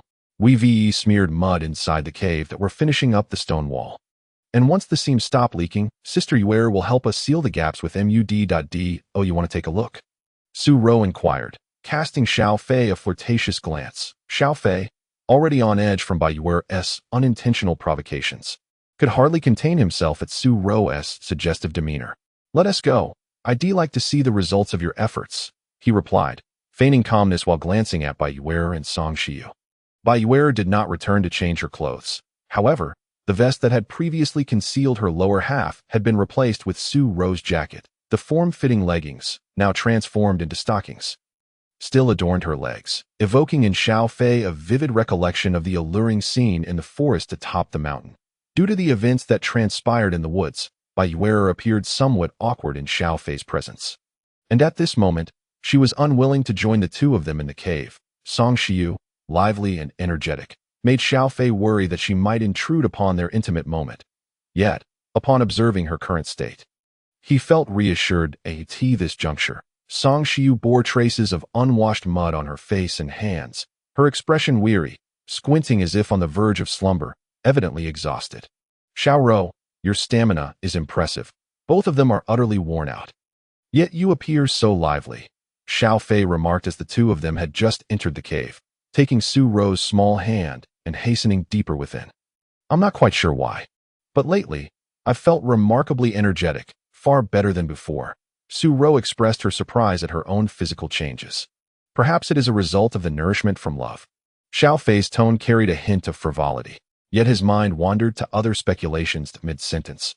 Xiao Fei suddenly recalled that after he was poisoned and unconscious, it was Su Ro who had fed him the red fruit from a plant. Consequently, she must have ingested a small amount of its juice, suggesting that her increase in stamina could indeed be linked to this. "Xiao Fei, what are you pondering?" Su Ro waved her small hand before Xiao Fei's dazed eyes. "I'm contemplating what position would be most favorable later," Xiao Fei declared as he lifted Su Ro into his arms and strode deeper into the cave. "Xiao Fei, is Sister Yue'er's figure attractive?" Su Ro whispered playfully into Xiao Fei's ear. "Indeed, but yours is even more captivating," he replied with a smooth tongue. "Yet I believe she must be more alluring than I," Su Ro responded enthusiastically, her words somewhat muddled. "If only you could win her over," she added. "What?" Xiao Fei nearly choked. He never anticipated that Su Ro harbored such thoughts, especially since he had been concerned she might feel jealous upon seeing Bai Yue'er descend the mountain.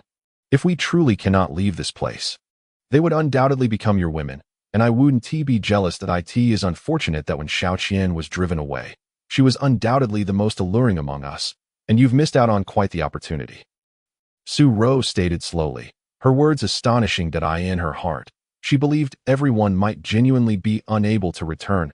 Her easygoing nature allowed her to adapt well to the current primitive pastoral life, which brought her great contentment. "But right now, all I desire is you," Xiao Fei growled like a beast. "Xiao Fei, we must be swift. It would be unfortunate if they were to enter and see us." Su Ro's voice dwindled. The thrill of savoring such allure, while simultaneously fearing an unexpected intrusion from outside, ignited a peculiar excitement within Xiao Fei. 20 minutes later, Xiao Fei and Su Ro emerged from the cave, returning nonchalantly to the bonfire by the pond. "You three have truly excelled. The plastering job is nothing short of perfect. I tidied up a few corners inside just now, and once the mud dries by tomorrow morning, we can prepare to start a fire for roasting. Xiao Fei fabricated a plausible excuse for their prolonged absence in the cave. It's unlikely that we can succeed in one go. After roasting, the mud will undoubtedly crack, requiring another filling. Su Rou said nothing, moving aside to sit a little further from the bonfire, deliberately avoiding the light that could reveal the blush lingering on her cheeks. However, Bai Yue'er and Song Shiyu seemed unconcerned. One was lost in thought while the other was utterly exhausted, completely oblivious to how long Xiao Fei and Su Rou had been alone in the cave. After catching a few fish for dinner, Xiao Fei prepared a meal for the group, and once they were satisfied, Su Rou and the three women rested in place, while Xiao Fei ventured out to gather firewood. Continuously hauling bundles of dry branches into the cave that he toiled until midnight, and once he estimated that he had enough wood, he returned to the cave to rest with the three women. Upon returning, just as Xiao Fei was about to move the large stone blocking the entrance, he noticed that one of the outer stones had been shifted, leaving traces on the ground. Has someone been here? Xiao Fei crouched down, holding the torch close to examine the ground, discovering that the lower part of the stone had been moved outward by several inches, with remnants of tree sap and bark on it. It seems someone intended to use a thick branch as a lever to pry the stone, but was unsuccessful. Heavens, are there others on this island? Could they be savages? Song Shiyu shivered in fear, burying her face deep into Bai Yue'er's embrace. Goo goo goo. A sea eagle hopped excitedly at the cave entrance, calling out a few times before picking something up from the ground and presenting it to Xiao Fei. What is this? Xiao Fei took a closer look and realized it was one of his own feathers. This is Dongdong's feather, judging by the degree of damage. It clearly didn't just fall off. The it must have been when Xiaoqian. She has returned. When he had driven Xiaoqian away, Xiao Fei had collected a few of the feathers that Dongdong had shed and given them to her, as the scent of the feathers would protect her from the bloodthirsty bats.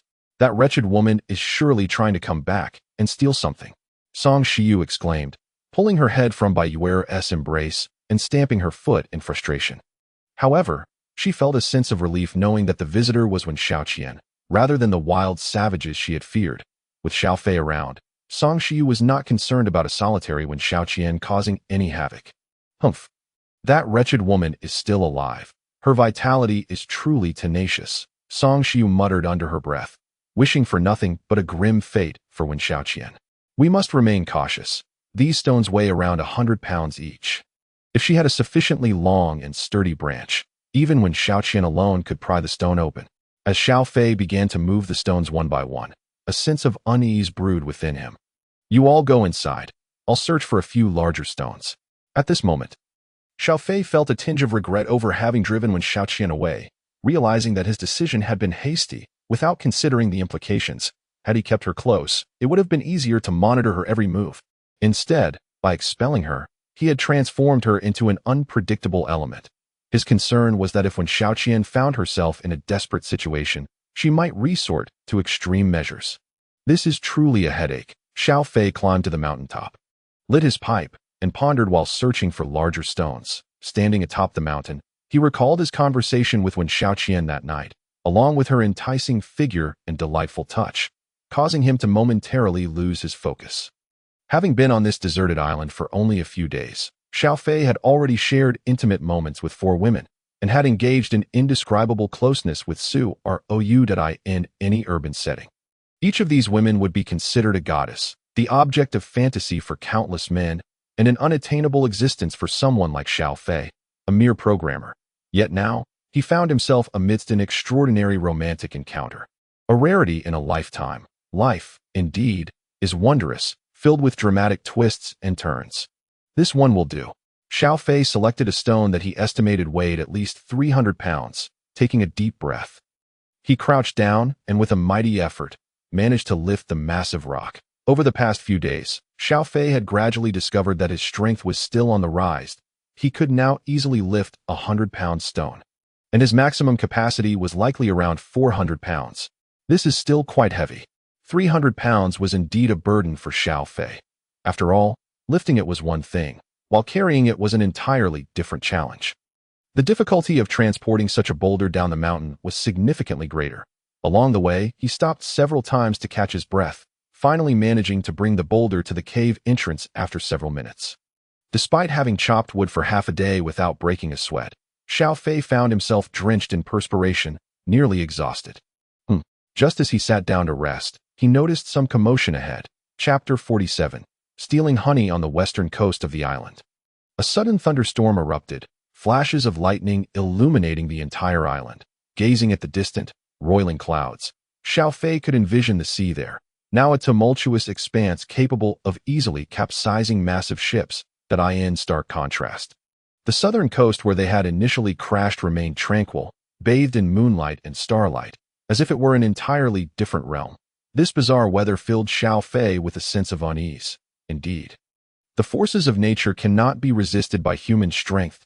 He wondered if there were others out there on the western sea facing a similar misfortune as theirs. Soon, the fierce winds from the west swept into the cave where Xiao Fei and the others were situated. Caw! The sea eagle let out a resonant cry. Soaring into the tempestuous winds and rain from the west, such a proud bird relished battling the storm. Enjoying the exhilarating sensation of the elements, Xiao Fei couldn't help but feel a twinge of envy. It's going to rain heavily. Xiao Fei turned and entered the cave, calling out loudly within its depths. Subsequently, he moved a massive stone he had just brought down to block the entrance, leaving only a narrow opening in the corner, which he covered with leopard skin. This arrangement would shelter them from the wind and rain, while also providing a return passage for the haydonking to play. Xiao Fei, can these phones still be used?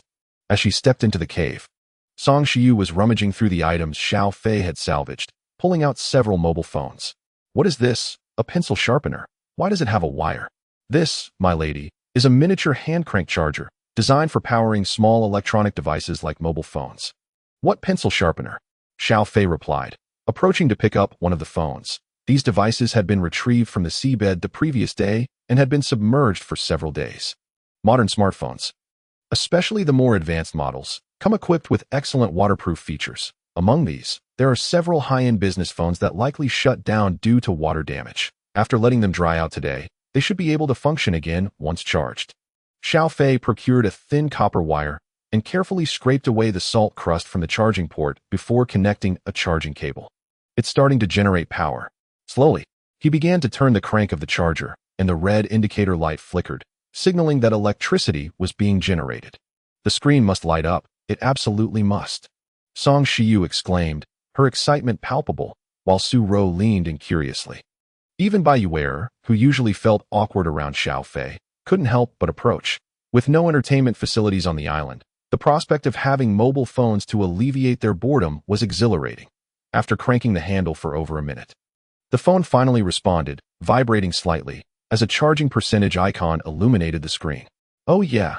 The three women erupted in a chorus of delighted shrieks. Song Shiyu eagerly grabbed the phone and pressed the power button. Except for a cross mark on the signal icon, everything else seemed operational. Although the lack of network limited many functionalities, being able to play single-player games or read ebooks in their current circumstances was a luxury. Darn. It requires iris recognition to unlock. Disappointment washed over Song Shiyu as she tossed the phone aside. Losing interest, Xiao Fei retrieved the device, fiddled with it briefly, and then restarted it, successfully bypassing the lock screen.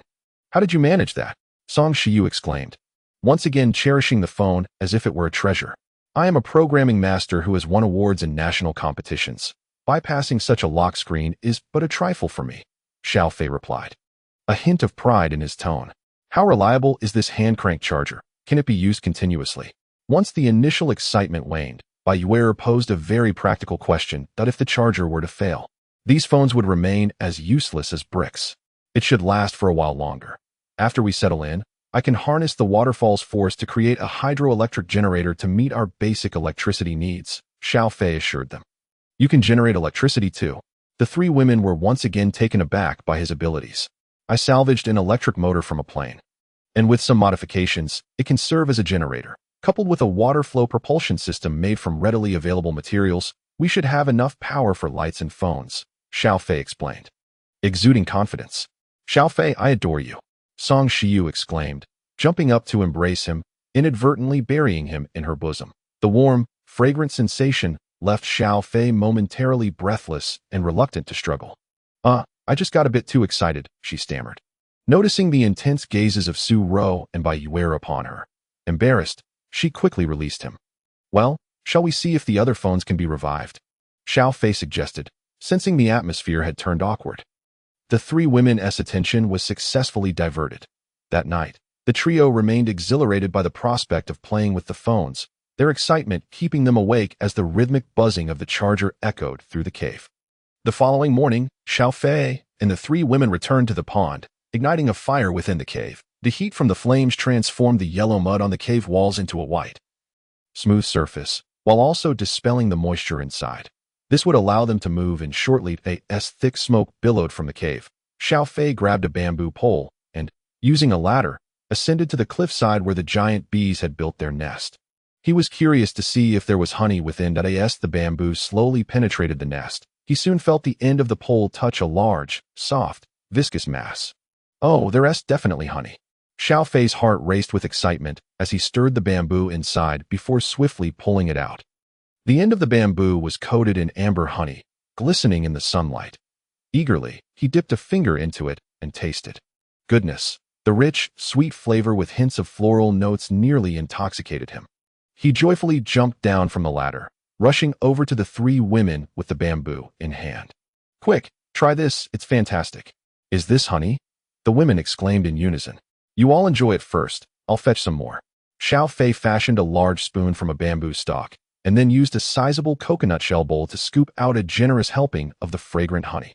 Remembering the swarm of giant bees that had attacked them earlier, he realized the vast quantity of honey stored in the nest was unimaginable. Moreover, honey never spoils, and now that the giant bees were all dead, they could freely harvest it whenever they wished. I've heard that wild honey has excellent breast-enhancing properties, Xiao Fei mused, glancing at the three women indulging in the honey, his gaze wandering over their figures with anticipation for the honey's effects. I hope consuming too much honey doesn't lead to. The thought made Xiao Fei's mouth twitch involuntarily. Chapter 48. Visitors on the island in the following days. Everything proceeded smoothly.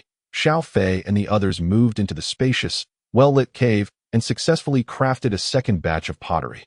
He also managed to construct a hydroelectric generator, utilizing wires salvaged from the plane to channel electricity into the cave. The only issue was that the voltage was quite unstable, causing several LED lights to flicker and burn out, leaving only 2 functional lamps. Fortunately, Xiao Fei's quick thinking allowed him to repurpose several batteries he had collected, charging them first before using their stored power for illumination and phone charging, thus resolving the dilemma. Moreover, he discovered a grove of palm trees on the island and extracted palm oil from the fruits, enabling them to diversify their meals beyond just roasting and stewing. One accomplishment followed another. Xiao Fei's stature grew ever larger in the eyes of the three women, solidifying his position as their leader. He even gave their new home a poetic name, Mu Yun Mountain Villa. That afternoon, as Xiao Fei was grinding dried soap pods to make soap powder, a heydonking swooped down with a loud cry, landing beside him. The bird proudly presented a robust and plump wild rabbit, tossing it at Xiao Fei's feet as if to boast of its catch. Well done, Dong Dong, Xiao Fei praised, petting the heydonking's head. Goo-goo-goo, the heydonking danced around excitedly, sharing tales of its recent adventures. After spending some time together, Xiao Fei and the heydonking had developed a rudimentary means of communication. The bird could understand their words, and Xiao Fei could glean its intentions from its actions. Are you saying that there are others like us, humans, on the western coast? The heydonking's gestures were intricate this time, and it took Xiao Fei considerable effort to decipher its meaning. The bird conveyed that on the western coast of the island, there were beings resembling Xiao Fei and Su Ro, monkeys clad in clothing. Devoid of Fuers, they continued their exchange. Xiao Fei gradually unearthed more details. Near the shallow waters off the western coast, there was a silent shipwreck. Xiao Fei recalled that the heydonking had not ventured westward for several days. Today, upon flying over, it had spotted people there, which could not be mere coincidence. His mind raced back to the storm that had struck the island a few days prior. Could the sunken ship be the vessel overturned by the tempest that night? And were those individuals survivors who had managed to escape the raging waters? The thought of others arriving on the island did not fill Xiao Fei with joy. If it were merely a shipwrecked crew seeking refuge, he would be delighted to meet them. However, the heydonking had painted a different picture. These individuals had fled to the island after their ship sank. Such newcomers would likely pose a threat to their resources rather than offer any assistance. Xiao Fei wished to inquire about the number of people on the western coast, their genders, and more, But the complexity of this communication was beyond what he could achieve with the heidonking at present. Despite its understanding of his words, it struggled to articulate a response. It seems I must investigate the situation over there, Xiao Fei decided. Exercising caution, he opted to first set up some defensive traps around the pond before making his move. Dong dong. Keep an eye on those people. If they head this way, return immediately to inform me. The heidonking possesses an unparalleled aerial advantage, rendering the surveillance of those individuals a mere trifled as heidonking soared into the heavens. Xiao Fei returned to the cave and shared this news with Su Ro and the other two women. Do you recall the storm a few days ago? A ship sank on the island to the west, and several survivors made it to shore. Xiao Fei stated with a grave expression. Is that true? Others have arrived?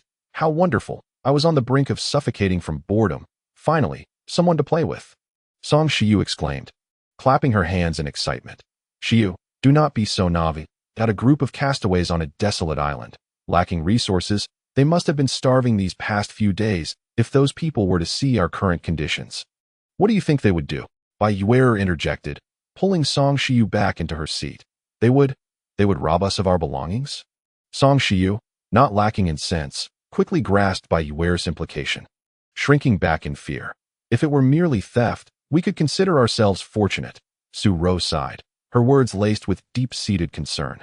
Trapped on this island, they are likely to become our competitors if they are numerous. Our situation could become dire. Su Ro speaks the truth. Our foremost task is to bolster our self-defense capabilities. Those individuals will not find us easily. So in the coming days, we must set traps around and create some camouflage to mislead anyone unfamiliar with our circumstances. Xiao Fei outlined his plan. Once our preparations are complete, we shall venture to the western coast to gather intelligence on them. But they merely escaped from a shipwreck. What is there to investigate? Song Shiyu questioned, perplexed. We must ascertain whether they can establish contact with the outside world. Their vessel sank in shallow waters, unlike our plane, and much of its cargo may still be intact if the emergency communication devices and satellite positioning systems aboard are operational. It could be our hope for escape. Xiao Fei explained patiently. At the very least, we could acquire new supplies from the shipwreck. Our most pressing need is for medicine, and if we can procure some from the sunken vessel, the journey would be worthwhile. When shall we set off? Bai Yue'er inquired. There is no rush. We must first secure our stronghold here. Dong Dong is keeping an eye on those individuals. They won't be arriving anytime soon. When the time comes, we shall pose as survivors of a recent plane crash, landing on the southern coast of the island and inadvertently encountering them. Xiao Fei elaborated. Moreover, I intend to take only Su Ro with me this time. The terrain is treacherous, and among you three, Su Ro possesses the best physical condition. Bai, you and Song Shiyu will remain here. I will communicate with you through Dong Dong. Very well. I understand, Bai Yue'er acknowledged. Though somewhat reluctantly, she recognized the truth in Xiao Fei's words. Her and Song Shiyu's presence would only serve as a burden.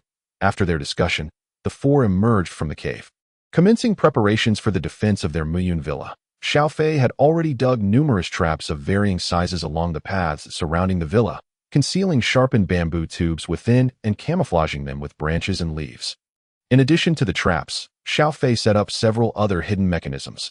Only he and his three companions were privy to the safe routes leading to Muyun Villa. Chapter 49. The beach situation once the mechanisms were in place. Xiao Fei positioned a massive stone weighing over 1,000 pounds to block the entrance of the cave, also transplanting some vigorous vine plants nearby for cover. Thus, even if someone approached closely, they would remain oblivious to the concealed entrance behind the stone. This served not only as a disguise, but also as a means to prevent wild beasts from intruding and causing havoc. Although these tasks seemed simple to recount, it took Xiao Fei and the others a full 4 days to complete them. Subsequently, Xiao Fei and Su Ro tidied up and prepared to set off. This time, they traveled light. Xiao Fei carried a backpack containing some food, a few articles of clothing, and a small supply of medicine. Su Ro merely brought along a water bottle and a walking stick. In addition to his backpack, Xiao Fei kept a military knife and several homemade daggers on him, along with the command knife he had salvaged from the beach. The command knife, sharp and crafted from excellent material, was generally a cumbersome item, too long for mundane tasks like chopping wood or cutting vegetables, and had been tossed aside in a corner. He had previously contemplated breaking it down into 2 shorter knives, But now it served a purpose, wielding significant deterrent power. Should those survivors harbor malicious intentions, they would surely reconsider in light of the lethal capability of Xiao Fei's knife. The location occupied by Xiao Fei and his companions was on the eastern edge of the island, quite a distance from the western coast. After traversing dense forests, scaling a couple of hills, and navigating through a canyon, they finally heard the sound of crashing waves. "It is just ahead," Xiao Fei whispered as he and Su Ro concealed themselves behind a large rock. Xiao Fei cautiously peered out to assess the situation, only to discover a dozen individuals on the beach. They were not gathered as one, but divided into several small groups. That a young man, dressed in disheveled yet still flamboyant attire, exuded a certain charm, adorned with sunglasses, alongside a sycophantic, rotund man with tattooed arms, who appeared to be massaging the young man's legs, likely a wealthy youth and his subordinate. Not far from this young affluent man sat a male and two females. The male, donned in black-rimmed glasses, appeared scholarly yet frail, while one of the women, with an oval face and voluptuous figure, leaned against him, suggesting a young couple. Beside them lounged a drowsy beauty in a swimsuit, draped in a sunshade blanket, her features obscured, though her alluring physique was unmistakable, indicating she was likely the oval-faced beauty's friend. Despite being nestled against the bespectacled male, the oval-faced beauty's gaze frequently darted towards the young affluent man that on another side, a family of three, a tall man around 40, a young woman, and a 5 or 6-year-old boy, caught Xiao Fei's attention. The young woman, dressed in a simple white dress with her hair elegantly tied back, exuded a mature allure, while the man appeared disheveled and unkempt, sporting a scruffy beard. The young boy bore a striking resemblance to his mother, looking quite charming. Additionally, there were 3 foreign men with fair skin and yellow hair, whose lecherous eyes roamed restlessly over the oval-faced beauty and the young woman, exuding a distinctly unsavory air. "Xiao Fei. Look over there. Isn't that the famous singer, Xiao Chengcheng?" Su Ro nudged Xiao Fei's back, pointing in a direction. Following her gaze, Xiao Fei's breath nearly caught in his throat upon recognizing the woman. Perched atop a large rock was a stunningly beautiful woman, tall and slightly plump, radiating an extraordinary aura. Indeed, it was the immensely popular idol singer, Xiao Chengcheng. This was the very goddess Xiao Fei had long yearned for, not only for her exceptional looks, but also for her remarkable singing and dancing skills. Though she typically projected a pure image, her sultry dancing and music videos often left Xiao Fei breathless. Even in her disheveled state on the deserted island, Xiao Chengqing shone like the brightest star, impossible to overlook. Beside her sat a clean-cut, slender girl in a ponytail, likely her assistant, both appearing to be around 26 or 27 years old. These people are just sitting around, not even searching for food. Are they waiting to starve? Xiao Fei mused at the beach scene. However, the initial thrill of seeing Xiao Chengqing quickly subsided as he regained his composure. Under normal circumstances, he would have rushed forward like a lovesick puppy, but having recently encountered 4 stunning beauties up close, he retained his admiration for Xiao Chengcheng without losing his rationality. Shifting his gaze to the sea, he noticed a luxurious yacht approximately 3 kilometers from the shore, listing precariously, much of its hull protruding above the waves. Surrounding the yacht, several corpses bobbed in the surf, gradually drifting towards the deeper waters. Schools of fish swam around the bodies, feasting on the decaying flesh. It became evident that a large, dark rock had punctured the yacht's hull, leaving a gaping hole. This was the primary cause of its sinking. Clearly, these individuals had been ashore for several days. The number of deceased at sea far exceeded those visible to Xiao Fei. With such a large yacht, it must hold many valuable items, Xiao Fei remarked, his eyes gleaming with desire. The state of these survivors relieved Xiao Fei. They were not united but rather fragmented into several factions. In his estimation, the most significant threat came from the 3 lecherous foreign men, clearly possessing the physical prowess to dominate among the survivors. Conversely, the weakest link appeared to be Xiao Qingqing's small group, comprised of the starlet and her innocent-looking assistant, both defenseless women. In addition, the young couple and the female friend form a small team, while the male member appears somewhat feeble. That family of 3 has a child who is a burden. Neither of these groups poses any significant threat. Let us go over and greet them, Xiao Fei called to Su Ro behind him, gesturing for her to follow as they emerged from behind the large rock. "Someone is coming," exclaimed a foreigner with a scarred face and a prominent nose, suddenly standing up and directing his gaze towards Xiao Fei and Su Ro. Despite being a considerable distance away from the people on the beach, Xiao Fei could easily discern the details of their appearances, thanks to the effects of the red fruit he had consumed. However, the scarred foreigner had been facing away from them just moments ago, yet he somehow sensed their presence. This foreigner is no ordinary man, Xiao Fei thought to himself, growing increasingly vigilant, yet he still waved to those on the beach. Chapter 50. A warm welcome. Hello. Did you also encounter a shipwreck during the storm a few nights ago? Upon approaching, Xiao Fei took the initiative to inquire. Indeed, our ship was destroyed, replied a bespectacled man, offering a wry smile as he pointed towards the wreckage of a cruise ship on the water. Did your vessel capsize as well? Our situation is even more dire. Our plane exploded. Xiao Fei shrugged helplessly. We were part of a corporate team-building event, and our plane crashed during the storm. That we are the only two survivors. That my name is Xiao Fei. Brother Fei, do you have any food? We are nearly starving after these few days. The young wealthy man spoke up, his eyes fixated hungrily on the backpack Xiao Fei carried, as if he were about to pounce and seize it. Xiao Fei raised an eyebrow, feeling puzzled. This shameless demeanor did not align with the conduct expected of someone of wealth. Brother Fei, let us be friends. My name is Fu Wei, and my father is the chairman of Yongxing Real Estate. Fu Chong, please accept this small token and share some food with us. Once we return, we will certainly repay you generously. Fu Wei removed a golden Rolex from his wrist and handed it to Xiao Fei. Yongxing Real Estate. The name was indeed well known, a prestigious real estate development company. In the city where Xiao Fei worked, properties developed by Yongxing Real Estate were the most expensive, starting at 50,000 per square meter, with units typically over 150 square meters, places Xiao Fei could only dream of. Understanding Fu Wei's identity, Xiao Fei now grasped the reason for his behavior. He was a pampered rich second-generation heir, not a self-made millionaire, and thus lacked the gravitas typically associated with success.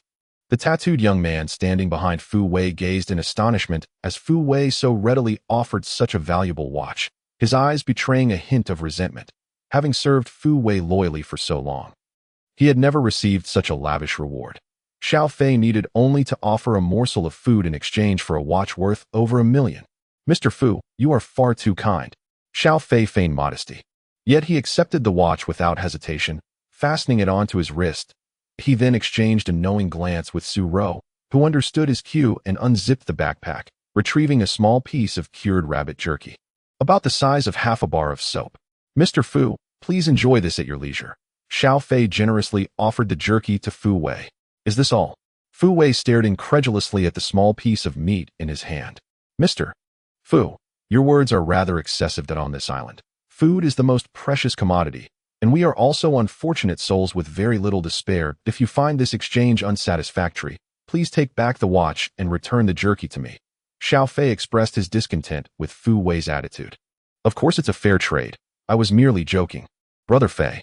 Fu Wei ravenously devoured the jerky in a few bites, his mouth glistening with grease, and he let out a satisfied belch. President Fu.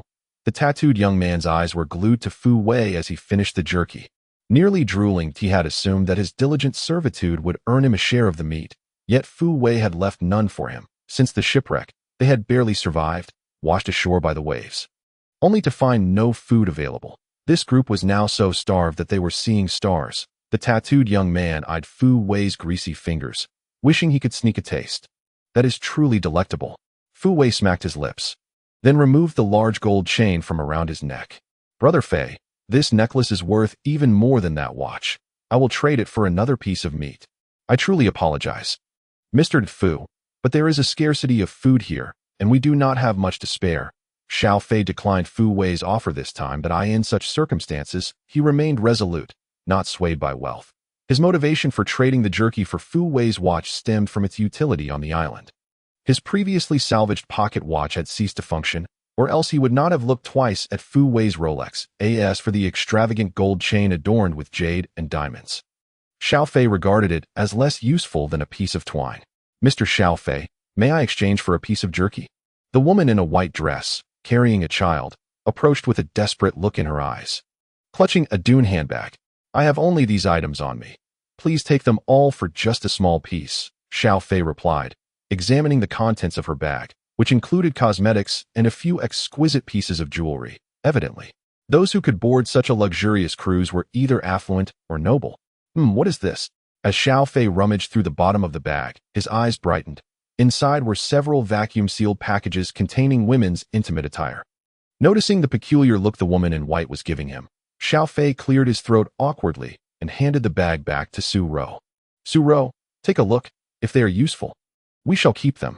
During their time on the island, Bai Yue'er had been without clothing, and Su Ro and Song Shiyu's soul piece had nearly worn out from daily washing. This encounter was a fortuitous stroke of luck. Upon seeing the clothing in the bag, Su Ro felt a flicker of surprise, quickly followed by a blush. After all, such items were quite personal. Xiao Fei, we should keep these. They are quite practical, Su Ro suggested. Xiao Fei nodded in agreement. Besides that, cosmetics were essential for the three women.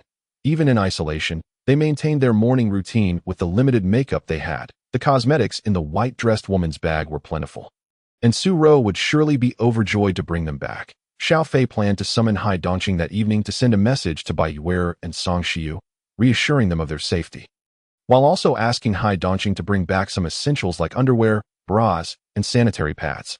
Sister, here is some jerky for you, Su Ro said, pulling out a significantly larger piece of jerky from Xiao Fei's backpack than the one she had given Fu Wei. Thank you. Thank you, the woman in white exclaimed, her excitement palpable as she immediately tore off a piece for her son. Baby, have you been starving? Eat quickly. The little boy's eyes lit up at the sight of the meat, and he began to devour it eagerly, finishing off nearly half the piece in no time. Mommy, mommy, I want more. The boy's big eyes stared longingly at the remaining jerky in his mother's hand. Swallowing hard. Sweetheart, be good. Eating too much will upset your stomach. That we will save some for later, all right? The woman in white lovingly ruffled the boy's hair, her eyes filled with affection. The little boy, understanding, ran off to play in the sand without fussing. Big brother, you should eat some too. The woman in white offered a piece of jerky to the scruffy man nearby. This is far too precious. You should keep it for yourselves, he replied, swallowing hard but refusing to accept it. Big brother, please have a little. If it weren't for you saving us, we would have surely drowned, the woman insisted, pressing a piece of jerky into his hand. Xiao Fei then realized that this trio was not a family. The scruffy man was merely the savior of this mother and child. Just then, an angry glare fell upon Xiao Fei. Chapter 51. The exchange of goods. Thank you, the scruffy man said, chewing slowly on a strip of jerky, then produced a crumpled tissue to wrap the remaining jerky and stow it in his pocket. Hey, are you all out of your minds? Our President Fu's watch, worth over $1 million, is traded for such a meager amount of jerky, while this woman's few pieces of broken cosmetics can exchange for such a sizable portion. The tattooed young man expressed his dissatisfaction, raising his voice. I say, Mr. Xiao, as a man, is it so difficult for you to make decisions about trading for something as trivial as jerky, allowing a woman to dictate the terms? The tattooed young man taunted coldly. What a spineless creature. A soft-shell egg, a worthless waste. Faced with the tattooed man's derision, Xiao Fei remained unperturbed, wearing a mocking expression. Why don't you just call me a dog? How amusing. Someone would even put such a label on themselves. Honestly, you do resemble a dog. The tattooed young man continued his mockery of Xiao Fei, but halfway through, he sensed something was amiss. Who the hell are you calling a dog? You must be tired of living. Indeed. I am weary of life. Come and kill me already. If you are not feeling guilty, why are you so agitated? It seems you also look down upon your own subservient behavior towards your master. Don't you? Xiao Fei brandished his command knife, swinging it casually in his hand. The chilling gust it generated sending shivers down the spines of those around him, raising goosebumps all over their bodies. The scar-faced foreigner observed Xiao Fei's movements, furrowing his brow. Smack! Fu Wei delivered a resounding slap to the flower-tattooed man's face, leaving him dazed and nearly unable to stand. What do you think you are? How dare you speak to Brother Fei like that? Fu Wei glared fiercely at the flower-tattooed man, his voice ice-cold, before switching to a smiling demeanor as he turned to Xiao Fei. Brother Fei, I understand now. You only exchange things that are useful to you, correct? As he spoke, Fu Wei produced an unopened box of cigarettes and a diamond-encrusted lighter, presenting them to Xiao Fei. Brother Fei, take a look at these two items. Can they be exchanged for some jerky? With his belly now filled, Fu Wei's demeanor had relaxed considerably, his gaze shifting from the backpack behind Xiao Fei to Su Ro. This woman is an absolute gem, those curves. If only I could. Fu Wei secretly licked his lips in anticipation. Of course, that can be arranged. Xiao Fei beamed with delight, subtly shifting his stance to block Fu Wei's view, prompting Su Rou to hand him a piece of jerky that was even larger than the last. After stowing the cigarettes in his pocket, Xiao Fei inspected the lighter in his hand, noting that it was nearly full of fuel and would last a long time. The lighter he had previously found had been nearly depleted due to frequent use over the past few days. So a new one was precisely what he needed. Thank you, Brother Fei. Fu Wei cast a glance at the flower-tattooed man, whose face was already swelling. Useless trash, come over here. The flower-tattooed man glared at Xiao Fei in anger, yet dared not voice his displeasure as he hurried to follow Fu Wei. This man named Xiao Fei has food. We cannot afford to offend him. Do you understand? Once they were a distance away, Fu Wei whispered to the flower-tattooed man. Moreover, this individual is definitely not to be trifled with. Did you not see how effortlessly he wielded that knife? He possesses formidable skills. I understand, Mr. Fu. I won't dare again. The flower-tattooed man replied subserviently, nodding repeatedly, already cursing Xiao Fei's ancestors in his heart. Do you have anything else on you that can be traded for jerky? Fu Wei inquired. I have nothing left. Everything fell into the sea. The flower-tattooed man rummaged through his pockets, producing gum, a wallet, tissues, and various other odds and ends. What is this? Fu Wei picked up a small bottle covered in English writing. That's the fuel for your lighter, Mr. Fu. Oh, right. The flower-tattooed man exclaimed excitedly, since Fu Wei had already given his lighter to Xiao Fei. Keeping the fuel was pointless. It was better to trade it for some jerky. Hold on to that. We can negotiate with Xiao Fei using this. Fu Wei pocketed the fuel. The flower-tattooed man hung his head, a flicker of dissatisfaction in his eyes. You must be starving too. Have something to eat. Fu Wei tore off a small piece of jerky and handed it to the flower-tattooed man. Thank you. Mr. Fu, thank you. The flower-tattooed man beamed with joy, eagerly accepting the jerky and swallowing it without even tasting it. With food, women, and weapons, Fu Wei squinted, sizing up Xiao Fei and Su Rou from a distance, his eyes glinting with intrigue. 3 foreign men and a pair of young lovers also noticed the potential to exchange valuable items for jerky and approached. Hey, friend, we have some cigars. Can we trade for your food? You can call me Thompson. The scar-faced foreigner communicated with Xiao Fei in broken Chinese, his gaze constantly drifting towards Su Rou's voluptuous figure. Of course, that's perfectly fine.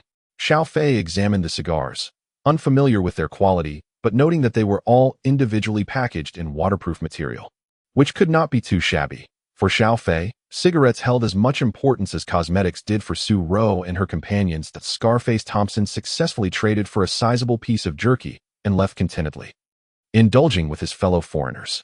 Mr. Xiao Fei, I have some imported medicines. Would that be acceptable?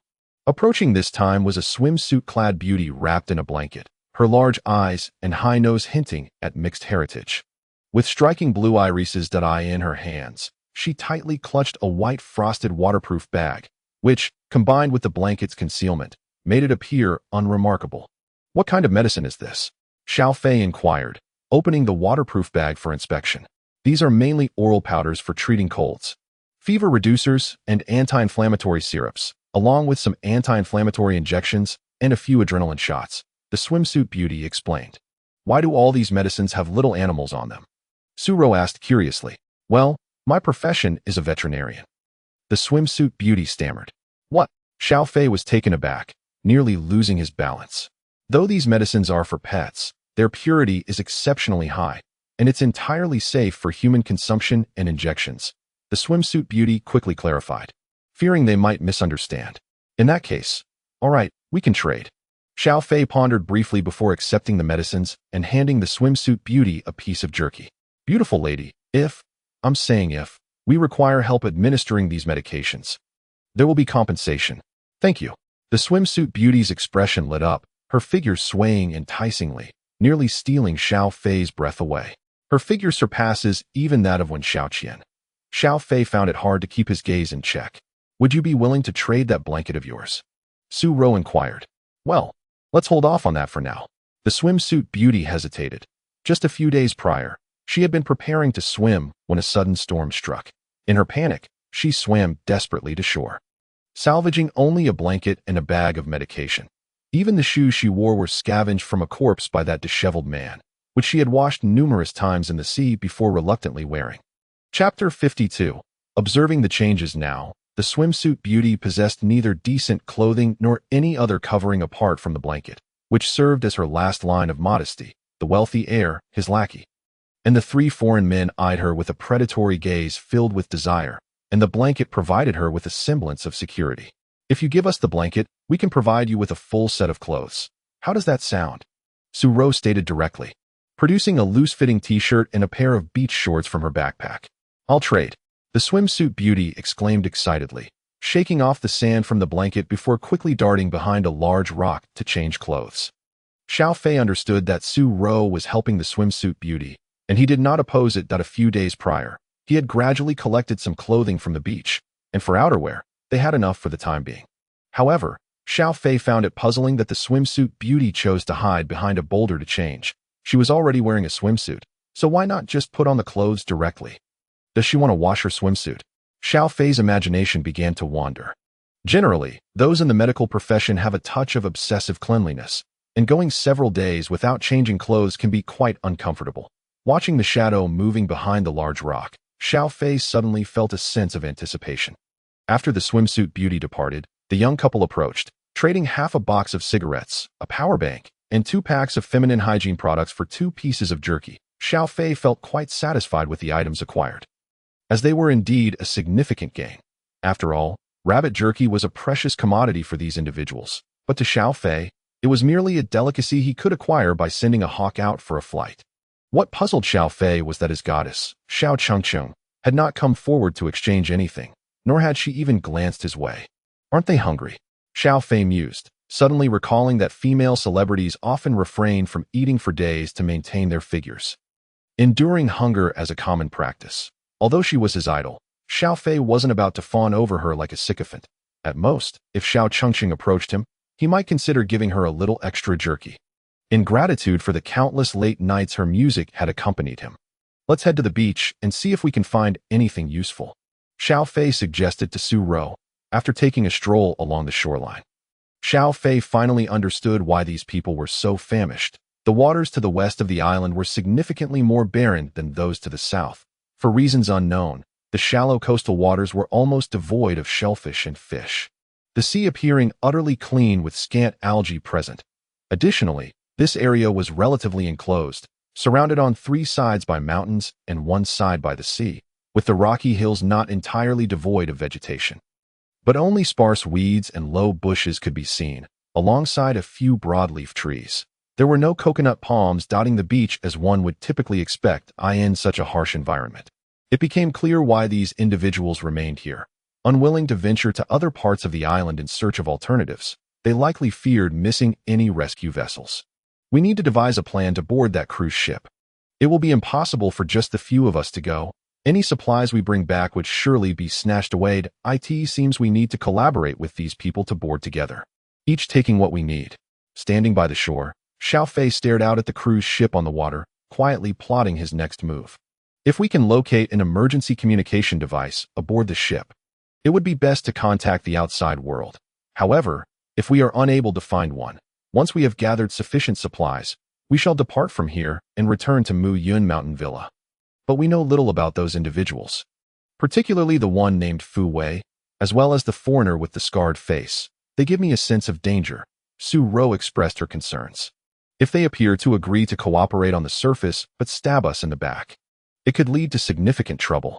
We are not on the verge of collaborating with them just yet. Xiao Fei chuckled. Having been on this island for several days now, we are not pressed for time. Let us blend in for the moment. Those individuals will not maintain a facade of peaceful coexistence for long. Conflict will arise soon enough, so we shall bide our time. Will there be casualties? Su-ro glanced at the crowd not far away, her complexion suddenly paling. Certainly, there will be deaths, and not just one that even for the sake of food, these individuals would fight to the death that Su-ro. The environment we find ourselves in does not permit us to feel sympathy for them. We possess the most food, which may make us the first targets of their aggression. Xiao Fei spoke earnestly, having noticed Su-ro's burgeoning compassion for those people. Preserving our strength and observing the situation is our most pressing need. Furthermore, we must consume the remaining jerky quickly to prevent them from coveting it. The longer we wait, the more complications may arise. Fortunately, we have Dong Dong with us, so we need not worry about our rations. I understand, Su-ro nodded. Casting a reluctant glance at the survivors, a flicker of compassion in her eyes, Xiao Fei and the others wandered along the beach, returning empty-handed but not idle. They climbed Stone Mountain, gathering numerous large palm leaves, cutting some sturdy branches, and pulling out some weeds. Then, Xiao Fei found a massive reef rock on the beach, leaning against it to construct a rudimentary frame using the branches and grass ropes he fashioned. Layering the palm leaves one by one, he filled the gaps between the stones with sand and laid down several layers of palm leaves. Thus, a simple shelter was erected. The structure was not large, but it was sufficient for Xiao Fei and Su-ro to lie side by side and rest. Upon witnessing Xiao Fei's construction, the three foreigners could no longer sit idly by. They imitated his actions, hastening to the mountain to gather palm leaves and branches in preparation for their own shelter. Clearly, the three foreigners were much clumsier than Xiao Fei. The frame they erected collapsed before they could even lay the palm leaves. And after a flurry of activity, they managed to assemble only a small shelter that could barely accommodate them sitting closely together. However, compared to the exposure to the elements they had endured in previous days, having a place to shield them from the wind and rain was incredibly comfortable. Where did these foreigners acquire so many cigars? Xiao Fei observed the three foreigners huddled in their shelter, puffing on cigars, and could not help but feel curious, lighting one for himself. They exchanged 12 cigars for our jerky, and now they still have some to smoke. Why not trade some more jerky to acquire all their cigars? Su-ro suggested. Perhaps it's best to refrain. The remaining jerky is only enough for us to share 2 meals, Xiao Fei shrugged. The real issue is how to get Dong Dong to deliver the game he has caught to us. Without the assistance of Hai Dongqing, they would surely face hunger on this barren Western Isle. Chapter 53. The Slovenly Man, Ms. Xiao Chengqing. With the sun shining so brightly, you wouldn't want to get sunburned. Why not come sit with me? It may be a bit rudimentary. Fu Wei approached Xiao Chengqing with a courteous invitation. His underling, the tattooed man, despite his unimpressive demeanor, demonstrated considerable skill in constructing a shelter that rivaled Xiao Fei's, even adorning it with shells and unknown wildflowers, lending it a touch of elegance. Thank you. Xiao Chengqing remained aloof, offering only a token of gratitude without glancing at Fu Wei again, striding directly towards the shelter. The assistant, with a pure appearance, followed closely behind as soon as they departed. Fu Wei's previously cheerful expression darkened, his gaze fixed on Xiao Chengqing's tall silhouette for a few seconds, a flicker of malice flashing in his eyes. Ms. Xiao Chengqing, you must be hungry as well. That I have some jerky here. Please accept it to stave off your hunger. Fu Wei's shadow of displeasure vanished, and he eagerly followed after them. That Fu Wei fellow is clearly harboring ulterior motives, Su-ro remarked from inside the shelter, observing Fu Wei's eager attentiveness to Xiao Chengqing with a cold smile. She held a poor impression of Fu Wei, sensing his insidious nature. The sun is nearly setting, yet he uses such a flimsy excuse. This so-called rich second generation, Fu Wei, appears to be rather dim-witted. Among these people, the one most oblivious to the situation seems to be the celebrity Xiao Chengqing, accustomed to a life of luxury. Where everyone treats her with deference, she still carries herself like a star here. She fails to recognize her predicament, accompanied only by a frail assistant. What man couldn't easily handle her? Su-ro blinked her large eyes, a mischievous smile gracing her face. Xiao Fei, why not take advantage of the situation? Sleeping with a celebrity would certainly be quite the story to tell. Goodness, can you please be a bit more discreet? Xiao Fei, returning with firewood, overheard and quickly intervened to prevent Su-ro from continuing. Su-ro's unfiltered nature often left Xiao Fei feeling exasperated. After lighting the fire, night fell swiftly. Xiao Fei took out the jerky from his bag, heating it over the flames as they shared the meal. After dining, they engaged in light conversation, and the hours slipped by quickly. Unable to sleep and with nothing to occupy himself, Xiao Fei decided to stretch his legs. Scavenging for larger reef stones to reinforce the shelter's framework, the gentle night breeze carried the faint cries of the little boy and the self-reproaching voice of the woman in white. It seemed the jerky the woman had exchanged was now devoured by the boy, and he was surely hungry once more. The slovenly man had also constructed a rudimentary shelter, and the woman in white remained with him and her son. Hearing this, Xiao Fei felt pity for the little boy and was impulsively tempted to give him the remaining jerky for a full meal. However, reason cautioned Xiao Fei against such an action. While he did not lack for food, distributing it too freely could render him and Su Ro targets of resentment. Gritting his teeth, Xiao Fei feigned ignorance to the cries in the wind and continued to gather stones. "Brother, do you have any extra jerky?" A slightly hoarse voice interrupted Xiao Fei's labor. Looking up, he saw the slovenly man approaching. Upon closer inspection, Xiao Fei noticed that despite his disheveled appearance, the man was clad in luxury brands, with gold buttons on his jacket that appeared to be handcrafted and quite valuable. "Brother, I have a Swiss Army knife here. How about we trade it for 2 pieces of jerky?" The slovenly man produced a Swiss Army knife from his pocket and offered it to Xiao Fei. "Brother, the usefulness of a Swiss Army knife is moderate at best. 2 pieces of jerky seems a bit unfair," Xiao Fei remarked, examining the genuine article. While a Swiss Army knife holds many functions and can be highly beneficial in outdoor survival, it was prudent to downplay its importance in such a dire context. "Add a lighter, and we have a deal for 2 pieces of jerky."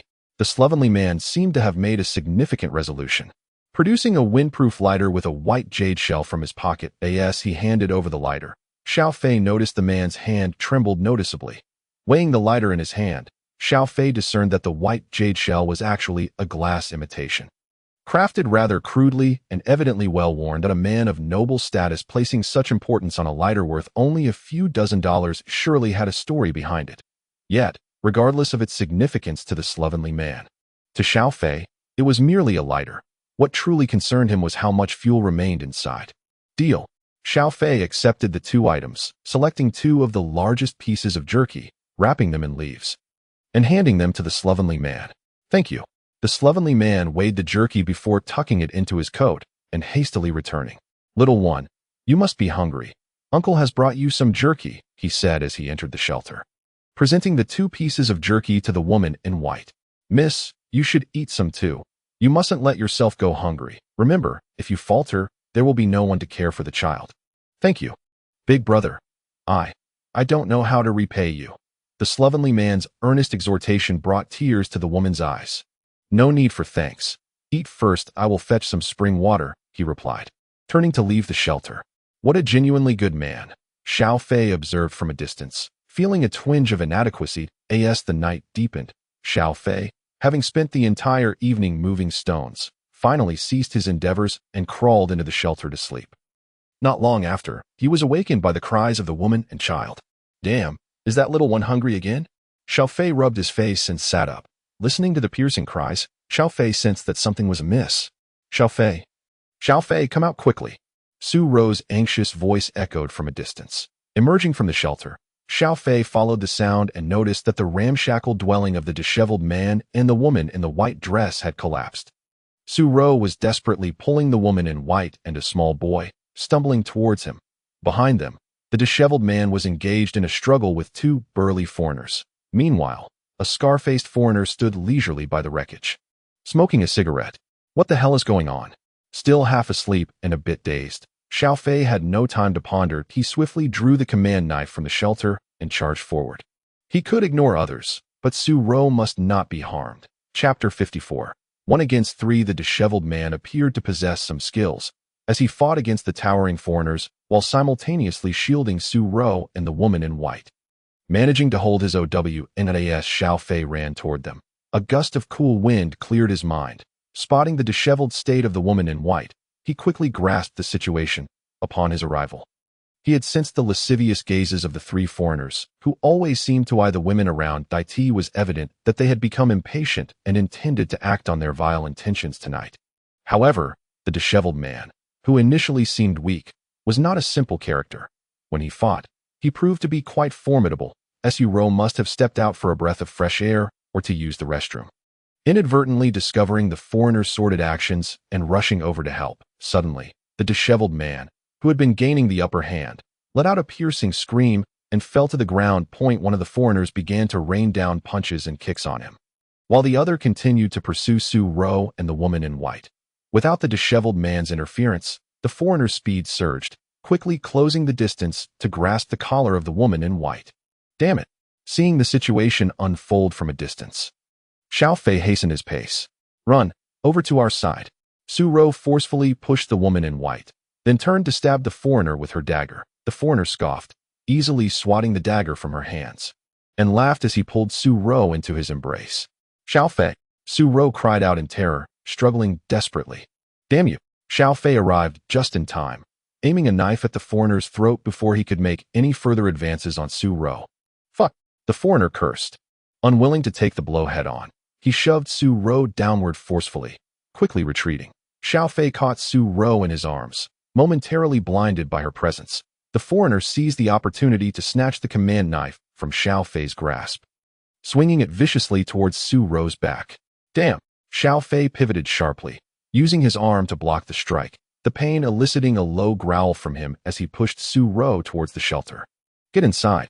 Su Ro, terrified, was unaware of Xiao Fei's injury and hurriedly ran into the shelter with the momentum he provided. Hey, you're asking for death, daring to ruin our fun. The burly foreigner barked in broken Chinese, pointing his knife at Xiao Fei, his expression menacing to AT that moment. Another foreigner clad in black abandoned the nearly unconscious, disheveled man and rushed to flank Xiao Fei alongside his comrade. Xiao Fei quickly glanced at his injured arm, remaining vigilant of their every move. Fortunately, the foreigner had swung the knife hastily after seizing it, resulting in a shallow wound. Otherwise, if the blow had landed with full force, it could have shattered his bones. Kill you. And your food, your women, will all belong to us. The black-clad foreigner, just arriving, wore a smug expression. Kill me? Just the two of you. Xiao Fei retorted with a cold laugh, drawing his military knife. Come and try. In truth, Xiao Fei was equally anxious. He had never faced such a dire situation before. Two men stood before him, intent on taking his life. With a swift motion, the knife-wielding foreigner advanced a few steps, slashing at Xiao Fei, while the unarmed black-clad foreigner sought an opportunity to strike. The clash of blades rang out, sparks flying as the short knife met the command knife. After a tense exchange, they found themselves at a standoff once more. Xiao Fei bore several new cuts on his arms. The knife-wielding foreigner clearly had superior combat skills and the added advantage of a longer blade, leaving Xiao Fei unable to land a hit. This is truly a headache, Xiao Fei thought, keeping a wary eye on his opponents. His wounds healed quickly. He was unconcerned about the few cuts he had sustained. The initial injury on his arm had already closed. What troubled him was how to subdue these two foreigners. It was evident they were intent on a relentless fight, and Xiao Fei understood that the black-clad foreigner, having been injured, desperately needed the medications he possessed. Peaceful resolution was impossible between them. On the other side, the knife-wielding foreigner was more shocked than Xiao Fei. He could tell that Xiao Fei lacked formal combat training, yet his agility and reflexes rivaled those of a well-trained fighter. Moreover, the strength Xiao Fei displayed was astonishing. The impact of the short knife against the long knife had left his hand numb, with a splitting pain in his grip. What the hell is this guy? The knife-wielding foreigner suddenly felt uncertain, contemplating retreat. Suddenly, Xiao Fei took the initiative, using his short knife as a throwing weapon aimed at the black-clad foreigner. Chapter 55. At death's door, the black-clad foreigner dodged in panic, and Xiao Fei seized the moment to charge at the knife-wielding foreigner. Caught off guard by this unexpected tactic, the foreigner's eyes flashed with a glint of cold determination as he swung his knife towards Xiao Fei's neck. As the blade approached, Xiao Fei showed no inclination to evade. Instead, he raised his arm to shield his throat and pressed forward with unwavering resolve. The knife-wielding foreigner momentarily hesitated, retracting the blade swiftly and sweeping it horizontally across his chest in an attempt to block Xiao Fei's advance. However, like a rabid dog, Xiao Fei collided with the foreigner's sweeping strike, blood gushing forth. Simultaneously, his fist landed heavily against the foreigner's chest. Ugh! The foreigner's chest caved in, blood spewing from his mouth and nose as he was sent flying backward, releasing his command knife in the process. Xiao Fei ignored the gaping wound on his chest, bent on retrieving the command knife, and approached the fallen foreigner step by step. Whoosh clang! A sudden gust of wind rushed toward him, and Xiao Fei instinctively raised his knife in defense, feeling a rapid vibration travel through the blade. He glanced down to see a throwing knife, resembling the one he had just knocked from the foreigner's hand, lying on the ground. Had he not blocked it, he might have lost an eye. Looking up, he spotted the scar-faced foreigner watching him intently, toying with another throwing knife that looked just like the one on the ground. Taking advantage of the standoff, the black-clad foreigner hoisted the convulsing knife-wielding foreigner and quickly retreated. After they departed, Xiao Fei returned to the shelter, where he assisted the barely conscious, disheveled man inside. Xiao Fei, you re-injured. Su Ro rushed over, concern etched on her face. I'll go fetch some medicine. I am fine. Xiao Fei carefully handed the commander's knife and short blade to Su Ro, gently laying the disheveled man down. Brother, how are you? You must not be in any trouble. The woman in the white dress frantically patted the disheveled man's face, trying to rouse him. Uncle, please wake up. The little boy cried, shaking the disheveled man's arm. Sister, please do not panic. Let me examine him first to see where he is injured, Xiao Fei said to the woman in the white dress. Only then did she come to her senses. Cradling the child as she sat aside, Xiao Fei unfastened the buttons of the disheveled man's jacket and discovered a large stain of blood on his chest. Upon further inspection, he noticed a throwing knife deeply embedded in the man's armpit. That very knife was the one used by the scar-faced foreigner in his ambush against Xiao Fe. It dawned on Xiao Fei why the disheveled man, who had previously held the upper hand against the two foreigners, had suddenly collapsed in agony. He had fallen victim to the scar-faced foreigner's treachery. Furthermore, the knife had not initially penetrated deeply. It must have been driven in further when the black-clad foreigner assaulted the fallen man. Given the length of the knife, it had already pierced the disheveled man's heart. If the knife were removed now, the man would die instantly. Even if it remained, he could not survive for long. This is a fatal wound. There's no need to exert yourself, the disheveled man murmured as he slowly regained consciousness. Xiao Fei lit a cigarette and placed it between the man's lips. The tobacco might alleviate some pain. Brother, after I die, please keep my jacket. If you can return, take it to NH City and find the general manager, Luo Fei, at the Gray Whale Western Restaurant. Hand him the jacket along with the lighter I gave you, and tell him you are a friend of Luo, who from NH. As for the reward, you may name your price. The disheveled man spoke slowly. To be honest, that lighter is not valuable, but it holds great significance for me, and if possible, I must retrieve it. Also, please take care of this widow and her child. Consider the reward as settled on my behalf. Brother, please do not say such things. You will be fine, the woman in the white dress said, her voice choking with emotion. Sister, please don't take offense. I care for you both because you bear an uncanny resemblance to a dear friend of mine. Alas, our fate has reached its end.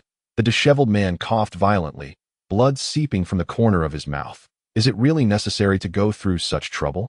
Xiao Fei chuckled, pulling the lighter from his pocket and placing it in the disheveled man's hand. A gentleman does not take what others cherish. Since this is such an important item, you should hold on to it yourself. Thank you, brother. My promise still stands that I am in NH City, the name Luo who still carries some weight. Should you encounter any trouble there, you may seek out Luo Fei directly. Luo who managed a faint smile, his eyelids growing heavier. I found it. Here's the adrenaline. Su Ro opened a vial of adrenaline and injected it into Luo who, the man, who had been on the brink of unconsciousness, regained a semblance of vitality. However, this was merely a fleeting resurgence, as the adrenaline drained him of his remaining life force. Thank you. I still have some things to say. Brother, those three foreigners are not to be underestimated. You must be cautious, Luo who warned Xiao Fei. Especially that scar-faced fellow. I just fought two of them and found their techniques to be lethal and ruthless. Each strike aimed to kill that I suspect they are all assassins, and that scar-faced one is likely their leader. You saw how formidable his hidden weapons were. Tonight, their intentions were twofold: to take advantage of the girl and to seize the jerky I had procured. This afternoon, I witnessed them conspiring with that wealthy second generation, Fu Wei. They must be in cahoots, so you should be wary in the future. Under the influence of the adrenaline, Luo Hu's complexion improved significantly.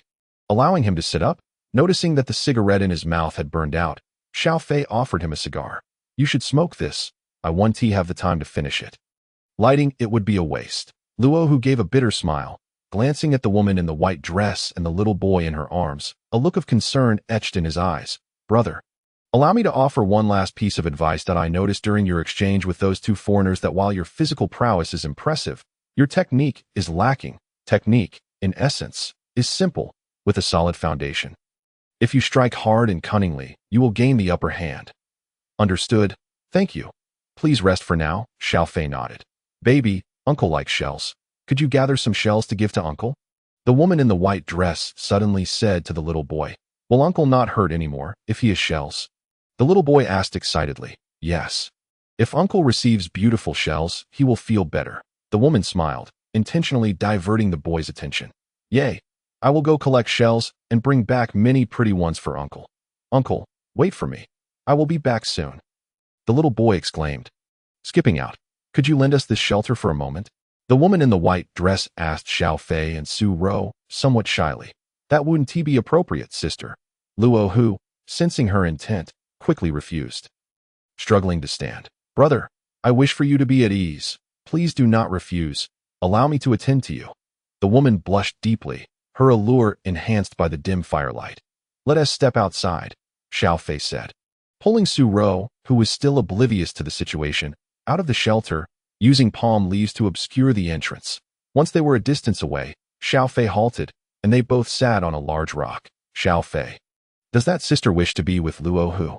Su Ro finally asked, coming to a realization. Had it not been for Luo Hu's imminent departure, they might have truly been able to be together. As it stands, this is a bittersweet resolution, Xiao Fei sighed. Just as he was about to light a cigarette, he caught a glimpse of Fu Wei and the tattooed man sneaking into the foreigner's shelter. Concealed in the shadow of the large rock, Xiao Fei and Su Ro remained undetected. It seems they truly have something up their sleeves. Xiao Fei gritted his teeth in determination to eye in the foreigner's shelter. How is this fellow? Fu Wei feigned concern as he inquired about the injured foreigner holding the knife. Severe. The black-clad foreigner's face darkened as he unfastened the injured man's jacket, revealing a tight-fitting vest beneath. The vest bore a severely deformed circular steel plate, deeply indented at the center. Had it not been for this protective gear, he would undoubtedly be dead. That fellow named Xiao Fei possesses terrifying strength. Far beyond what an ordinary person could muster, the black-clad foreigner stripped the vest from the injured man, gazing at the bloodied imprint on his chest with a lingering sense of dread. Frodo is not in immediate danger, but several ribs are broken, and his lung is injured. Recovery will be slow given the island's conditions, and should infection set in, it could become life-threatening. The scar-faced foreigner spoke, pulling out a metal tube the thickness of a pen, which opened to reveal a syringe with a metallic casing, containing a green liquid. He then injected the liquid into the wounded Frodo. This medicine will temporarily boost Frodo's immunity, but its effects will not last long. We must leave here swiftly. The scar-faced foreigner declared just as Frodo's body began to convulse violently. Veins bulging against his skin, his eyes turning a furious red, Frodo writhed on the ground in agony, roaring and cursing in English. Do not worry. This is a normal reaction to the medication. His body is absorbing it, the black-clad foreigner reassured. This medicine is hard to come by. You truly are impressive, Fu Wei remarked, his eyes darting. Mr. De Fu, this is our concern. We hope you refrain from prying. Our relationship is based solely on mutual benefit. We are not that familiar, the scar-faced foreigner replied coldly. Understood. My apologies for my rudeness, Fu Wei quickly replied, a flicker of subtle discontent in his gaze. Mr. De Fu, you bear some responsibility for tonight's events as well.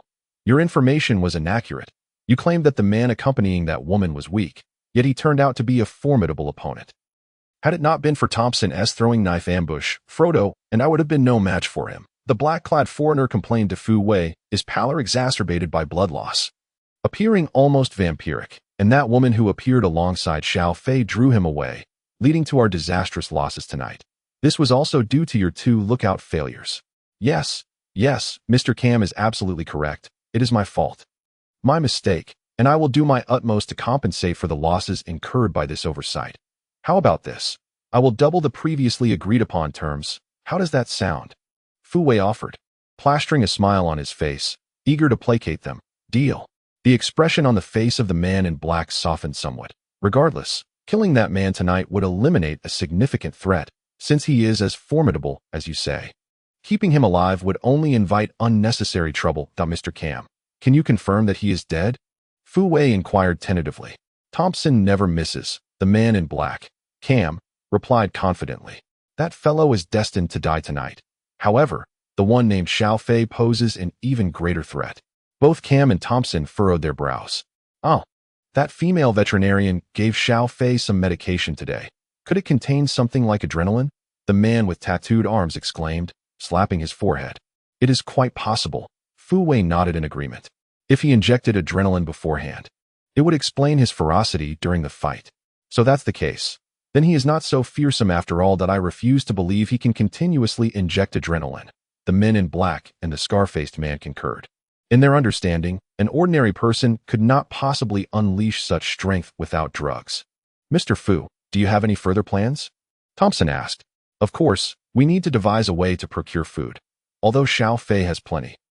We should refrain from provoking him until we ascertain his true nature. So, the 5 of us. Oh, Mr. Floyd is injured and needs to rest. Let's divide into 2 groups of 4 to search for food daily. After all, we must prioritize survival. Fu Wei outlined his plan. That sounds fine. However, when dividing into groups, we need 1 person from each side to form a pair, Thompson said, stroking the scar on his face. A glint of cunning in his eyes. I was thinking the same, Fu Wei replied. But I have one condition. We must take 60% of the food we find. On what grounds? There are 2 of you and 3 of us, even if we split it. We should take a larger share, Cam retorted, displeased with Fu Wei's statement. On this, Fu Wei declared, raising his left hand with a triumphant smile. A wristband, Cam scoffed derisively. Indeed, it is not an ordinary wristband. It is a satellite positioning wristband. My family can locate me through it. However, it cannot pinpoint my exact location. It only indicates a general area, requiring my family to search step by step, which will take some time, Fu Wei explained. Is that so? Such a small wristband can pinpoint your location in this vast ocean. It truly is a remarkable item, although it only provides a rough area. As long as we endure until the end, we can be rescued, Cam exclaimed, his eyes flickering as he exchanged a knowing glance with Thompson, each recognizing the subtle shift in the other's emotions, a hint of murderous intent. Mr. Thompson, Mr. Cam, I almost forgot to mention. This wristband is bound to my heartbeat. If I die or if the wristband is removed from my person for over 20 minutes without detecting my heartbeat, the internal positioning device will deactivate. My family will then know I am dead and will no longer come to rescue me, Fu Wei said, pulling down his sleeve to conceal the wristband, a glimmer of cunning flashing in his eyes. So it has that feature. What a thoughtful design. Ha ha, Cam said with a forced smile, secretly exchanging another glance with Thompson. Regardless of whether Fu Wei's words were true or false, they could not take that risk. This positioning wristband was their only hope of leaving this place. They originally intended to eliminate Fu Wei and seize the wristband for themselves. But if what Fu Wei said were true, they would lose even that slim chance of escape. Well then, it's getting late. We should return and rest. Tomorrow morning at 6, we shall gather to search for food, Fu Wei said, glancing at the time displayed on the wristband, preparing to retreat. Mr. Fu, we do not have a timing device, Cam said coldly. Oh, that's easily resolved. Fu Wei signaled the tattooed man, who promptly removed his watch and handed it to him. You can use this watch for now. Remember to split the food 60-40, Fu Wei reminded. We won't forget, rest assured, Cam replied impatiently. Good night. See you in the morning. Fu Wei waved his hand and left the shack with the tattooed man. What a cunning fellow, Cam muttered under his breath, glaring at Fu Wei's retreating figure. After Fu Wei and the tattooed man left, they did not immediately return to their dwelling, but instead walked to a rocky shore. Has Chen not returned yet? Fu Wei said, lighting a cigarette, his tone revealing a hint of displeasure, indicative of his foul mood. No news yet, Mr. Fu, the tattooed man said, hurriedly lighting Fu Wei's cigarette with a windproof lighter, then bending down to stand behind him, greedily inhaling the drifting smoke. This area is too barren. Chen likely ventured deeper into the island in search of food, which will take longer. Tomorrow, you should go look for food first, and while on the way, check for any signs Chen may have left behind. Leave him some hints to encourage his prompt return. Collaborating is one thing, but these 3 foreigners are dangerous, and I am uneasy without backup. Fu Wei exhaled the half-smoked cigarette, which the tattooed man eagerly picked up and smoked without concern for cleanliness. Mr. Fu, we made quite a haul tonight. At the very least, we've removed the biggest thorn in our side. Luo Huti is not as easy to deal with as the 3 foreigners, and you cannot settle matters solely on mutual benefit. Keeping him around would only lead to more trouble, the tattooed man said, excitement dancing in his eyes. Indeed, that was Luo Hu of Nanha, a titan of influence, and we managed to take him down so effortlessly, all thanks to your brilliant strategy, Mr. Fu. Even Luo, who was no match for you. Speaking of which, those foreigners are indeed formidable. They managed to eliminate Luo Hu without suffering significant loss I just didn't expect that scoundrel Xiao Fei would resort to drugs over such a trivial matter, leading to a foreigner being taken down. He continued. Although the large-nosed foreigner Floyd wore a fitted protective garment, capable of withstanding Xiao Fei's potentially fatal punch in such an environment, without surgery or medication. Floyd was essentially sentenced to death. It was merely a matter of time. The drug Thompson injected him with would certainly not last until rescuers arrived. How can you be so sure that Xiao Fei has taken drugs? Fu Wei squinted, a cold smile curling at the corners of his mouth. During the day, both you and I witnessed him wield that commander's knife as if it were a mere plastic tube. Surely he wasn't injecting adrenaline then. Tonight, after Floyd managed to seize Xiao Fei's commander's knife, he couldn't wield it with the same ease as Xiao Fei did during the day. The simplest method is to observe his hands tomorrow, with such thick steel plates. They would surely be deformed, and any ordinary person's hands would either be crippled or broken. That if he comes away unscathed, that would indeed be alarming. The reason I cooperated in saying he injected adrenaline was merely to reassure those foreigners, to prevent them from viewing Xiao Fei as too formidable. This way, they can maintain a sense of calm and serve you diligently. Mr. Fu, the tattooed man interjected. So what do you plan to do about Xiao Fei? Among those three foreigners, I believe the one named Thompson, the scar-faced man, is the most formidable, though he seems difficult to manipulate. Who said we should eliminate him? Individuals like him are best handled through alliances.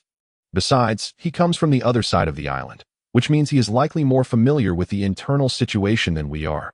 With him around, we can avoid many unnecessary complications, Fu Wei said, stroking his stubble, a lascivious look on his face.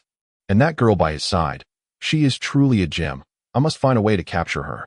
Mr. Fu, you are indeed fortunate. First, you win over Xiao Chengcheng. Then you secure Xiao Fei's woman, embracing both sides. Now that is a life of a deity. That female veterinarian also seems quite appealing, comparable to Xiao Fei's woman, and even that weak man's girlfriend has been casting flirtatious glances your way. The older woman who was with Luo who has a bit more experience, but she carries a certain allure. The tattooed man continued to flatter Fu Wei, enumerating the women on the island and presenting him with options. By the way, Mr. Fu, that female veterinarian is quite vulnerable. If you're interested, I could fetch her for you, he offered. No need for that. I must first establish myself as a person of integrity, wisdom, and leadership to earn their trust. Fu Wei shook his head. Understood. Mr. Fu, the tattooed man said, a flicker of disappointment crossing his eyes. Originally, he had hoped that once Fu Wei had his fill, he could enjoy some leftovers. However, Fu Wei had no such intentions, even if the women on the island threw themselves at him. He dared not make a move just yet.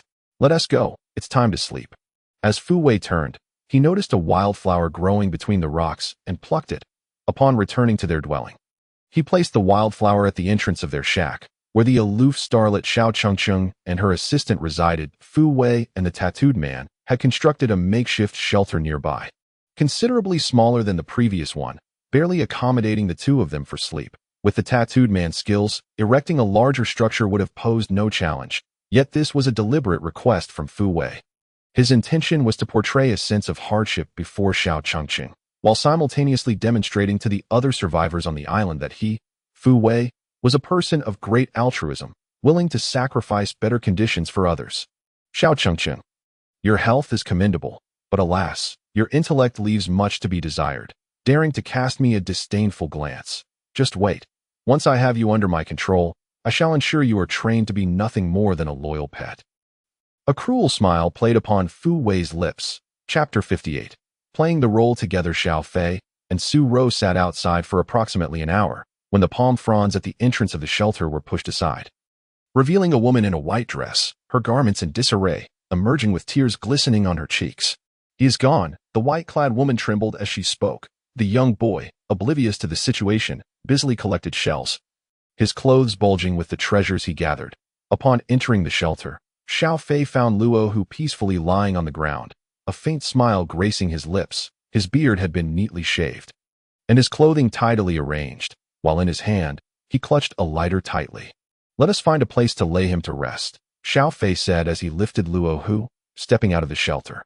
Addressing Su Ro, with reddened eyes, Su Ro nodded, taking up a machete and following closely behind him.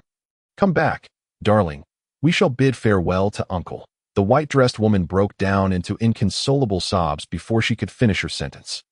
After laying Luo Hu to rest, Xiao Fei took in the grieving mother and child that he wished to appear more callous, yet he found himself incapable of casting aside this orphaned pair.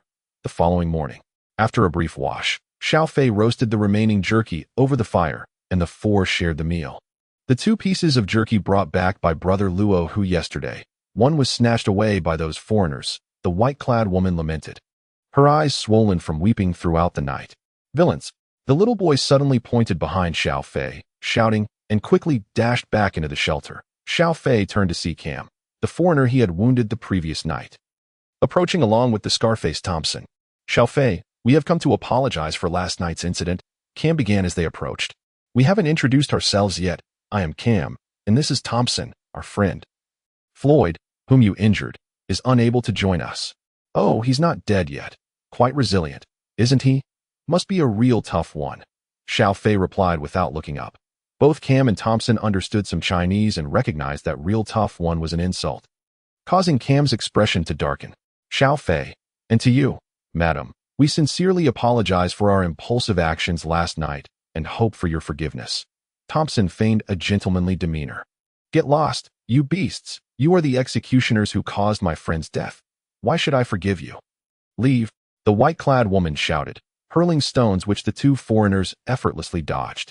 Su Ro, take her inside, Xiao Fei instructed. Su Ro nodded and assisted the distraught woman into the shelter. Sit down, since you have come to apologize sincerely. I shall not drive you away, Xiao Fei said, lighting a cigarette and offering the pack to the foreigners. Just as they reached for it, he swiftly withdrew his hand. This is fine tobacco. Consider it a chance to broaden your horizons. His actions nearly ignited Thompson's simmering anger, as he yearned to retaliate against Xiao Fei. You wish to apologize. Let us first settle the score. Last night, you took a piece of jerky from me. How shall we resolve that? Xiao Fei poked at the fire, casting a glance at the 2. Of course, we will compensate, Cam replied, producing a flattened metal flask and placing it before Xiao Fei. This is rum we brought. Cam's expression reflected pain at the thought of parting with the liquor. Xiao Fei picked it up, weighing it in his hand, satisfied to find it full, approximately a pound's worth, and nodded, accepting it. So, does that mean we are square now? Cam inquired. Square? Who gave you the audacity to say that? Xiao Fei shot Cam a disdainful look. The jerky issue is resolved. But what of my friend Luo Hu, whom you killed? How shall we address that? Perhaps one of you should extend a neck for me to sever, and then I shall apologize, and we can continue as friends. What do you say? Xiao Fei, you are going too far. Although your friend is perished, one of ours was seriously injured by you, and I was also slashed by you. What more do you want? Cam nearly roared, his voice filled with outrage. It seems reason cannot penetrate the stubbornness of a mule like you. Leave now, and do so quickly, before I lose my patience and decide to end you. Xiao Fei exhaled a puff of smoke, waving his hand dismissively. You took our rum. Cam stood, ready to confront Xiao Fei. Cam, calm down, Thompson urged, pulling him back down. I've already mentioned, this approach is futile. Xiao Fei, let us converse for a moment that we require some anti-inflammatory medication and antibiotics. You are the only one on this island who possesses them, and we can offer goods in exchange. Why didn't you mention this earlier?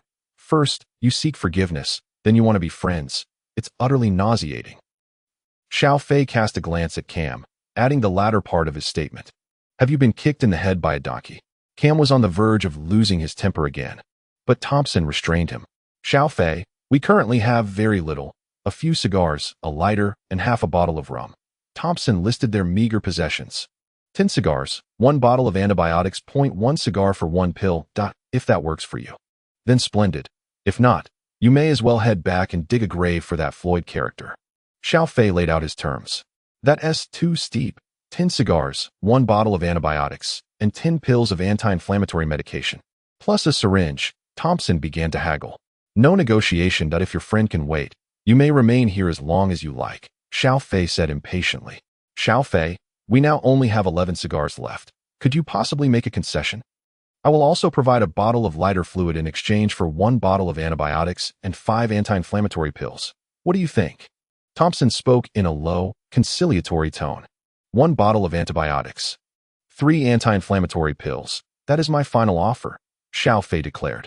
Deal. Thompson gritted his teeth, retrieving a box of cigars and a bottle of lighter fluid from his outer pocket. Xiao Fei accepted, examining the cigars and pouring out a little lighter fluid to test its quality. Not bad, no water mixed in. Wait here. Xiao Fei turned and entered the shelter, returning with a bottle of antibiotics, a syringe, and 3 anti-inflammatory capsules, wrapping them in a leaf and handing them to Thompson. Mr. Xiao, I know I am not in a position to judge your actions, but those 3 foreigners are quite dangerous. Be why assisting them. Are you not nurturing a potential threat? After the foreigners departed, the white-clad woman expressed her concerns. Indeed, Xiao Fei, we do not urgently need the tobacco and lighter fluid at this moment. By giving them the antibiotics and anti-inflammatory medication, you have essentially saved that seriously injured foreigner's life.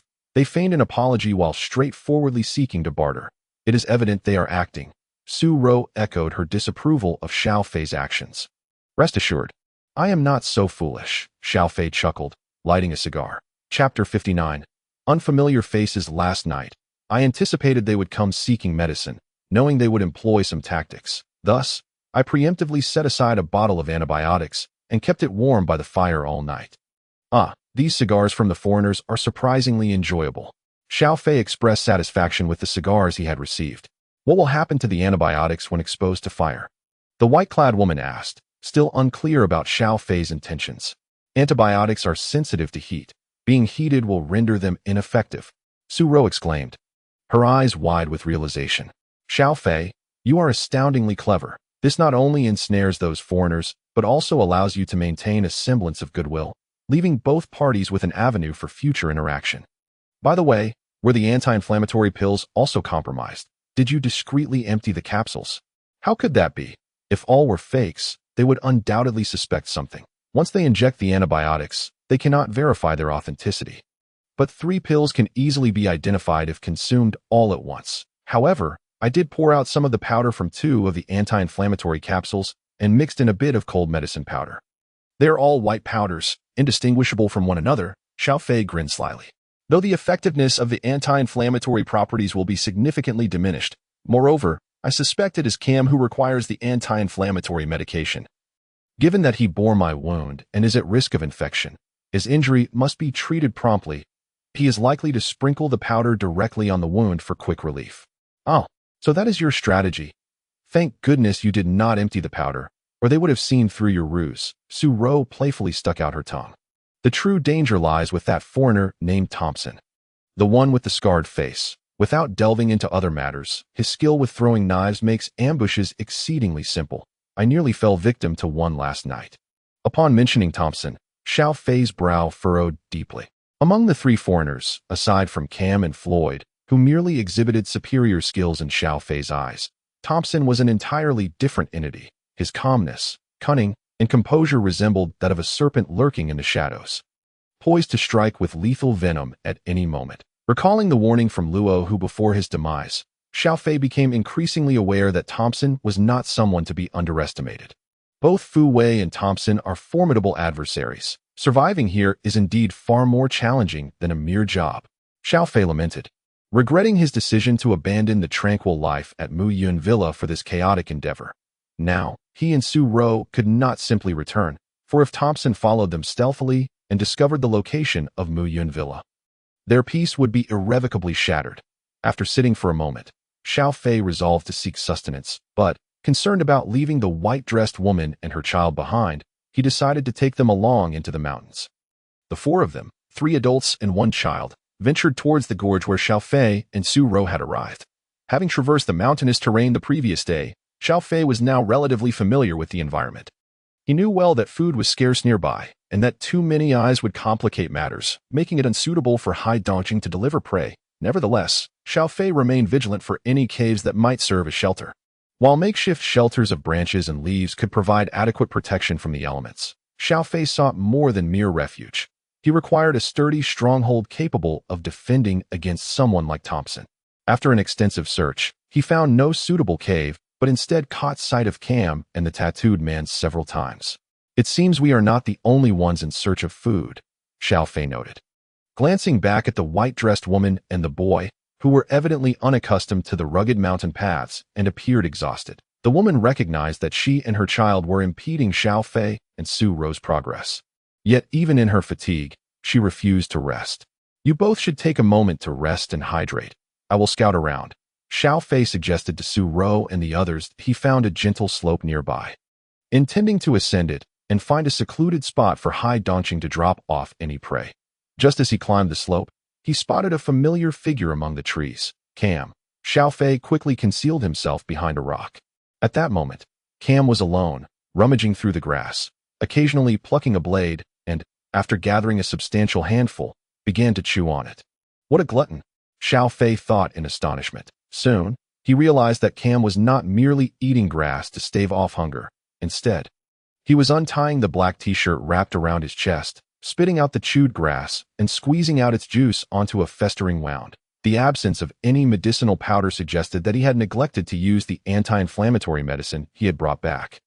After treating his wound, Cam located a nearby spring, washed and wrung out his t-shirt, and re-bandaged the injury. With a sudden gesture, Cam spotted a seabird perched above, exhaled sharply, and the bird plummeted to the ground. Flapping desperately in an instant, Cam lunged forward, snapping its neck with ease that he then stripped a vine, twisted it into a rope, and secured the seabird to his waist. While crafting the rope, Xiao Fei noticed a segment of metal tubing protruding from Cam's mouth. He surmised that Cam had likely used the tube to shoot a steel needle or something similar to strike the seabird. This foreigner possesses quite the skill. I must be wary when he opens his mouth, Xiao Fei mused quietly before retreating. Finding a more open area, he scanned for any signs of others, and, spotting a solitary black in the sky, waved his hand. Hai Dongqing swooped down, releasing a plump rabbit from a height of 5 or 6 meters. Lunch is secured. Xiao Fei mimicked Cam, fashioning a rope from the vine's outer skin and tying the rabbit to his waist. He then returned to call Su Ro and the others to head back to the beach. Upon arriving, Xiao Fei was greeted by a chaotic scene where young couples, a female veterinarian, and her assistant clamored over a large bunch of bananas on the sand. Everyone, please remain calm. There are plenty for all. Fu Wei enthusiastically encouraged others to form a line for the bananas. Xiao Fei noticed Xiao Chencheng leisurely seated on a large rock, savoring a banana. Where on earth did he procure those bananas? Xiao Fei wondered, only to realize that the one distributing them was a stranger's face he had never seen before. Where did this person come from? Xiao Fei was certain that the man handing out bananas had not been present the day before. Observing Fu Wei directing the unfamiliar man, it was clear he was one of Fu Wei's subordinates. Chapter 60. Malicious Intent. Where did this man appear from? He was definitely not here yesterday.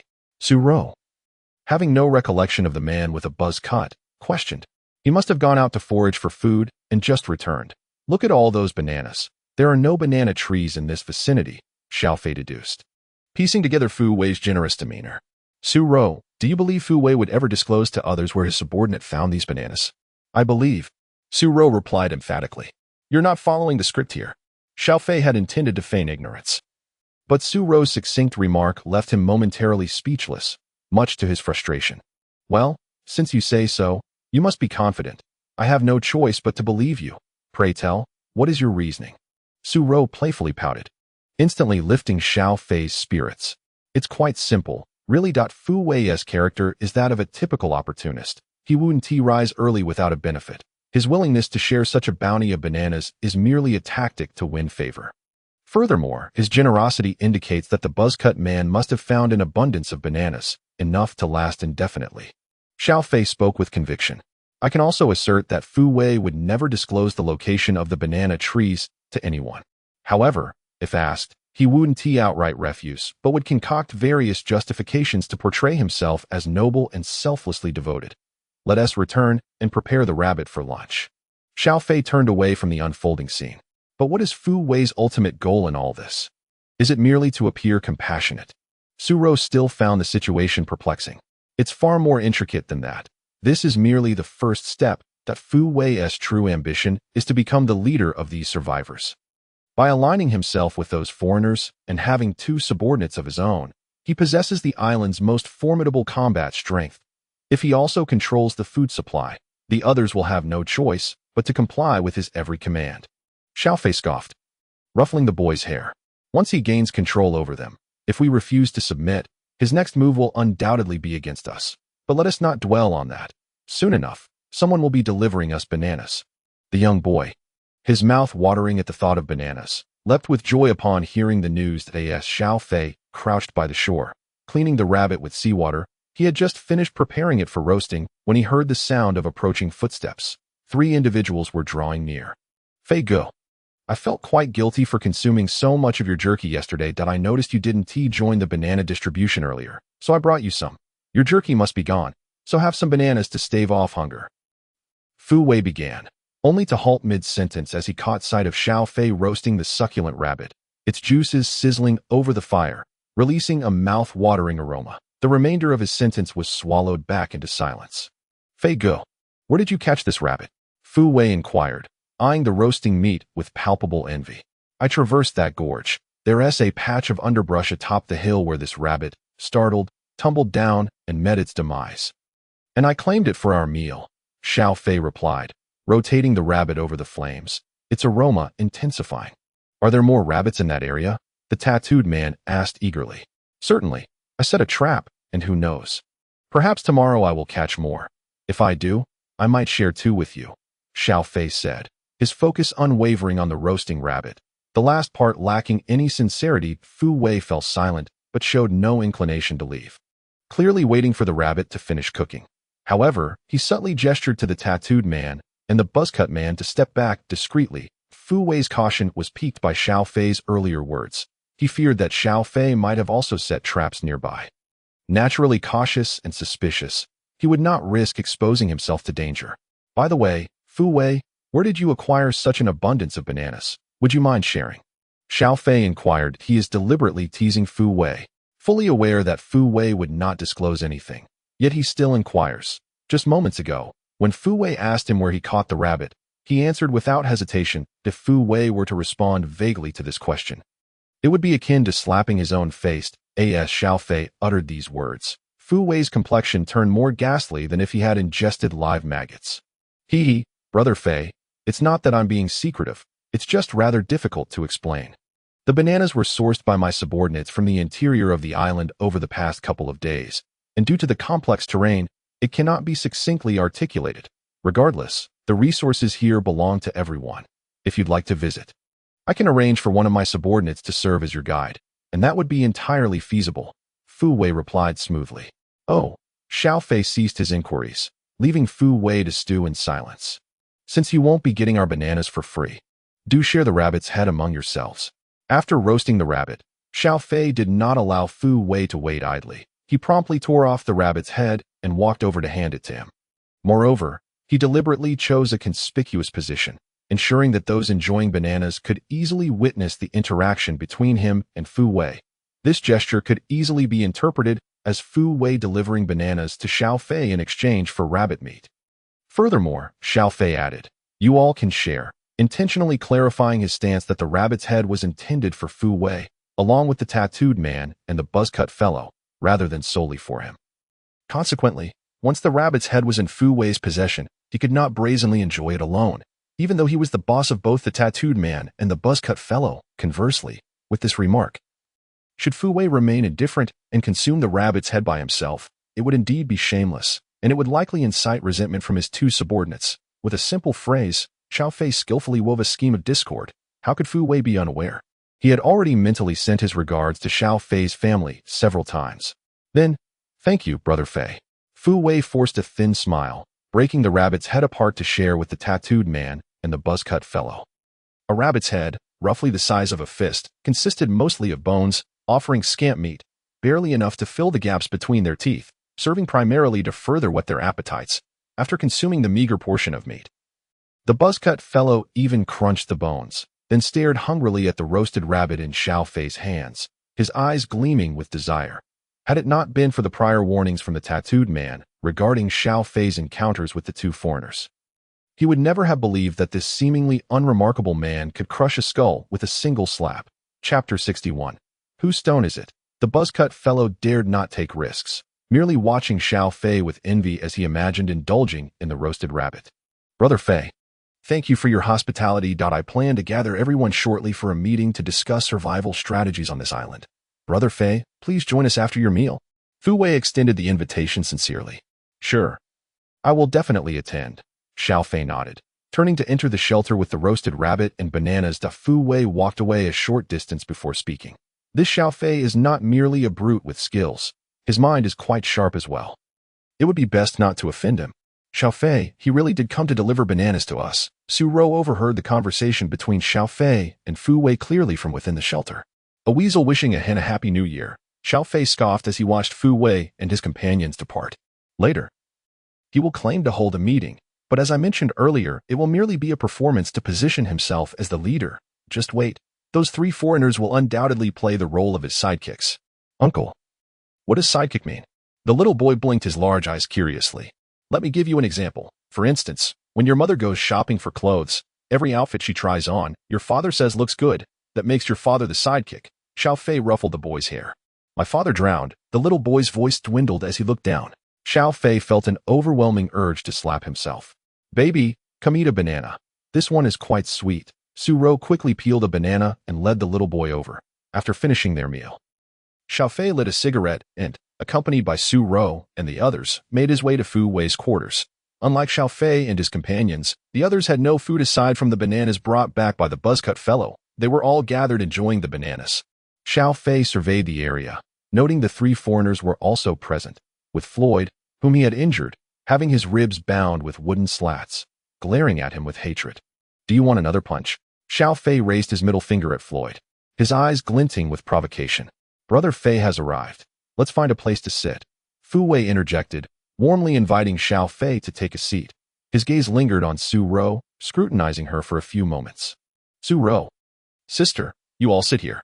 Noticing a large, smooth stone with a slight indentation in the middle, resembling a natural seat, Xiao Fei quickly gestured for Su Rou and the woman in the white dress to sit down. Stop right there. Move aside.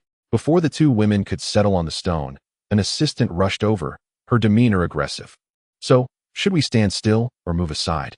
Xiao Fei raised an eyebrow, displeased with the assistant's attitude. The starlet, Xiao Changcheng, had not yet approached, standing several meters away. The past few days on the island had left her looking somewhat haggard, yet it did not diminish the noble aura radiating from her.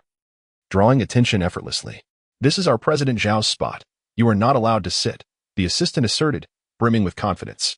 I apologize. We were unaware. Su Rou tugged at the woman in the white dress, preparing to leave.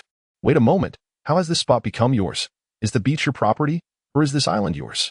Xiao Fei stopped Su Rou, countering her statement. For the past few days, our President Xiao has consistently occupied this spot. Everyone has seen it. It is the best position, and the stone is the most comfortable to sit on, so it is reserved for our President Xiao. The assistant remained obstinate, even attempting to push Su Rou aside. Our President Xiao is a major star, of noble status. What right do you have to compete with her for a spot? What? Just because you've sat here for a few days, is it yours now? What kind of reasoning is that? Xiao Fei's temper began to flare. This spot was chosen by Xiao Changqing. Do you know her? Had it not been for this shipwreck, you would never have encountered a top star in your lifetime. The assistant's face turned red, and sweat began to bead on her forehead. Enough shouting. If you switch places, I will give you an autograph. Xiao Changcheng slowly approached, her demeanor icy, her gaze towards Xiao Fei, and the others filled with disdain. What? Can your autograph be eaten or sat upon? Why don't you sign your name and take a seat for yourself? Xiao Changcheng's gaze only fueled Xiao Fei's anger further. He never expected his on-screen goddess to behave in such a manner off-screen. What did you say? Xiao Changcheng pointed at Xiao Fei, her eyes wide with disbelief. She had not anticipated that, no matter where she went, she would always be the center of attention, yet someone dared to speak to her in such a way. Don't be ungrateful. This spot is ours. We've claimed it. The assistant stood her ground, protecting Xiao Changcheng behind her. What do you mean it's yours? Do you have the ability to take it away? Xiao Fei continued to retort against the assistant. Even if we can't take it away, it is still ours, as if you have the capability to take it. So, if I can take it away, it's mine. If you can take it away, it's yours. Good. Xiao Fei grinned triumphantly, gripping the edge of the massive stone with both hands, squatting down, and taking a deep breath. Lift. Before the astonished onlookers, Xiao Fei hoisted the stone, weighing over 400 pounds, with sheer effort. Make wet. He carried the stone on his shoulder, his feet sinking deeply into the sand, leaving a trail of deep impressions as he walked several meters before setting the stone down. Come sit. Now it's ours. Xiao Fei beckoned to Su Rou and the woman in the white dress. The beach fell silent, and everyone stared in disbelief. Heavens, is this even human? The assistant gasped in astonishment, her eyes wide with disbelief. Floyd, witnessing this scene, erupted into a fit of violent coughing, his complexion growing even paler. He understood now that Xiao Fei had not gone all out when they fought last night. Otherwise, even with protective gear, he would have been left lifeless on the spot. Engaging in combat with this man, one must avoid close proximity. Thompson clenched the knife tightly in his hand. My God! The buzzcut fellow wiped the sweat from his forehead, his heart racing with trepidation, silently relieved he had not attempted to snatch the roasted rabbit from Xiao Fei earlier. Otherwise, he would have truly been oblivious to his impending doom. The gazes of the others towards Xiao Fei were complicated, filled with reverence, shock, and envy. On this island, the law of the jungle prevailed, and strength was undoubtedly the greatest trump card. President Fu, weren't we supposed to hold a meeting? Xiao Fei lit a cigarette and squatted on a stone to smoke. Oh, right, a meeting, a meeting. Fu Wei snapped back to reality from his shock, suppressing his emotions and clearing his throat. Dear friends, the disaster has brought us together on this island, trapping us here. We all share this sentiment, so I won't elaborate further. Before the rescue team locates us, what we must do is find every possible way to survive. So what is it that we are most lacking right now? Chapter 62. A single word cuts to the heart of the matter: food. What we are most lacking is food. I am nearly starving to death. Thank goodness for these bananas that have filled my belly, exclaimed the large-nosed foreigner, Cam. This foreign friend speaks the truth. What we lack the most at this moment is indeed food. Fu Wei nodded solemnly. The back-and-forth exchange made Xiao Fei roll his eyes. This morning, Cam had caught a seabird in the woods. Although it wouldn't suffice to satiate hunger, it would have made for a decent meal. Yet now, he made no move to produce the bird, likely having consumed it secretly with Fu Wei and the others. Thank heavens, my friend Chin has endured countless hardships to discover a small patch of banana growth. These wild bananas may not be as palatable as the ones we usually eat at home, but they are rich in nutrients and sugars, providing us with the energy we need to survive on this island. Fu Wei declared loudly. As long as we work together, we will surely be able to await the arrival of rescue personnel. However, we must also maintain internal unity to avoid any issues. We should hold regular meetings here to share ideas and exchange opinions to ensure our collective actions are error-free. Oh, my God, Kim interjected. Regular meetings. Isn't that too much trouble? Why not elect someone as our leader to guide us, which would be far more efficient? Indeed, with everyone gathered here, let us collectively elect a leader. Thompson agreed. Here, I shall put myself forward. I, Fu Wei, am willing to shoulder this heavy responsibility and lead everyone to survive safely on this island. Fu Wei proclaimed passionately with unwavering conviction. Goodness, is this really happening? Xiao Fei was taken aback. He had assumed that Fu Wei would at least go through the motions of staging a proper election, perhaps seeking a supporter to rally enthusiasm before reluctantly accepting the role himself. Instead, Fu Wei had bypassed all those steps and directly self-nominated. The majority of those present had partaken of Fu Wei's bananas, which made it unlikely for anyone to oppose his election, as they would undoubtedly rely on those bananas for their survival. I support Mr. Fu as our leader. Cam theatrically raised his hand. Subsequently, Frode, Thompson, the assistant, and Xiao Cheng all raised their hands in agreement, leaving only Xiao Fei and his three companions. All eyes turned to them. Having recently witnessed Xiao Fei lift several hundred pounds of stone, the crowd now regarded him as the strongest among them, making his stance a point of interest. What are you all staring at me for? I have no objections. Tea is indeed a good thing for such an exceptional individual as Mr. Fu to lead you. The four of us have no objections, absolutely none. However, I won't raise my hand. I suffer from shoulder periarthritis, Xiao Fei said, puffing out a smoke ring to express his stance. How come you didn't show any signs of shoulder periarthritis when you were moving those stones earlier? The tattooed man shot him a glare when Xiao Fei wasn't paying attention. Thank you for your support, Xiao Fei. From this moment forward, I will do my utmost to fulfill the responsibilities of a leader, Fu Wei said, his voice resonant and tinged with self-satisfaction. Xiao Fei's prompt agreement had caught Fu Wei off guard. His plan hinged on the majority's consent, even if Xiao Fei, Su Rou, and their group disagreed. It would be inconsequential, allowing Fu Wei to demonstrate that most of the people were indeed on his side. Did you see that? The moment I became leader, I transitioned from Brother Fei to Xiao Fei. And this fool is being fed rabbit heads for free, Xiao Fei whispered to Su Rou. She chuckled, finding Xiao Fei's sarcasm amusing. Xiao Fei, wait a moment, what did you just say? You. Fu Wei's expression changed abruptly. Yes. You are a remarkable leader to them, Xiao Fei nodded. Is there a problem? What do you mean by you? Fu Wei's gaze darkened. You refers to all of you sitting across from me, Xiao Fei lightly explained. I won't interfere in your team's matters. I'm used to being a lone wolf. And collaborating with others would only be a hindrance that I wouldn't want to drag you down.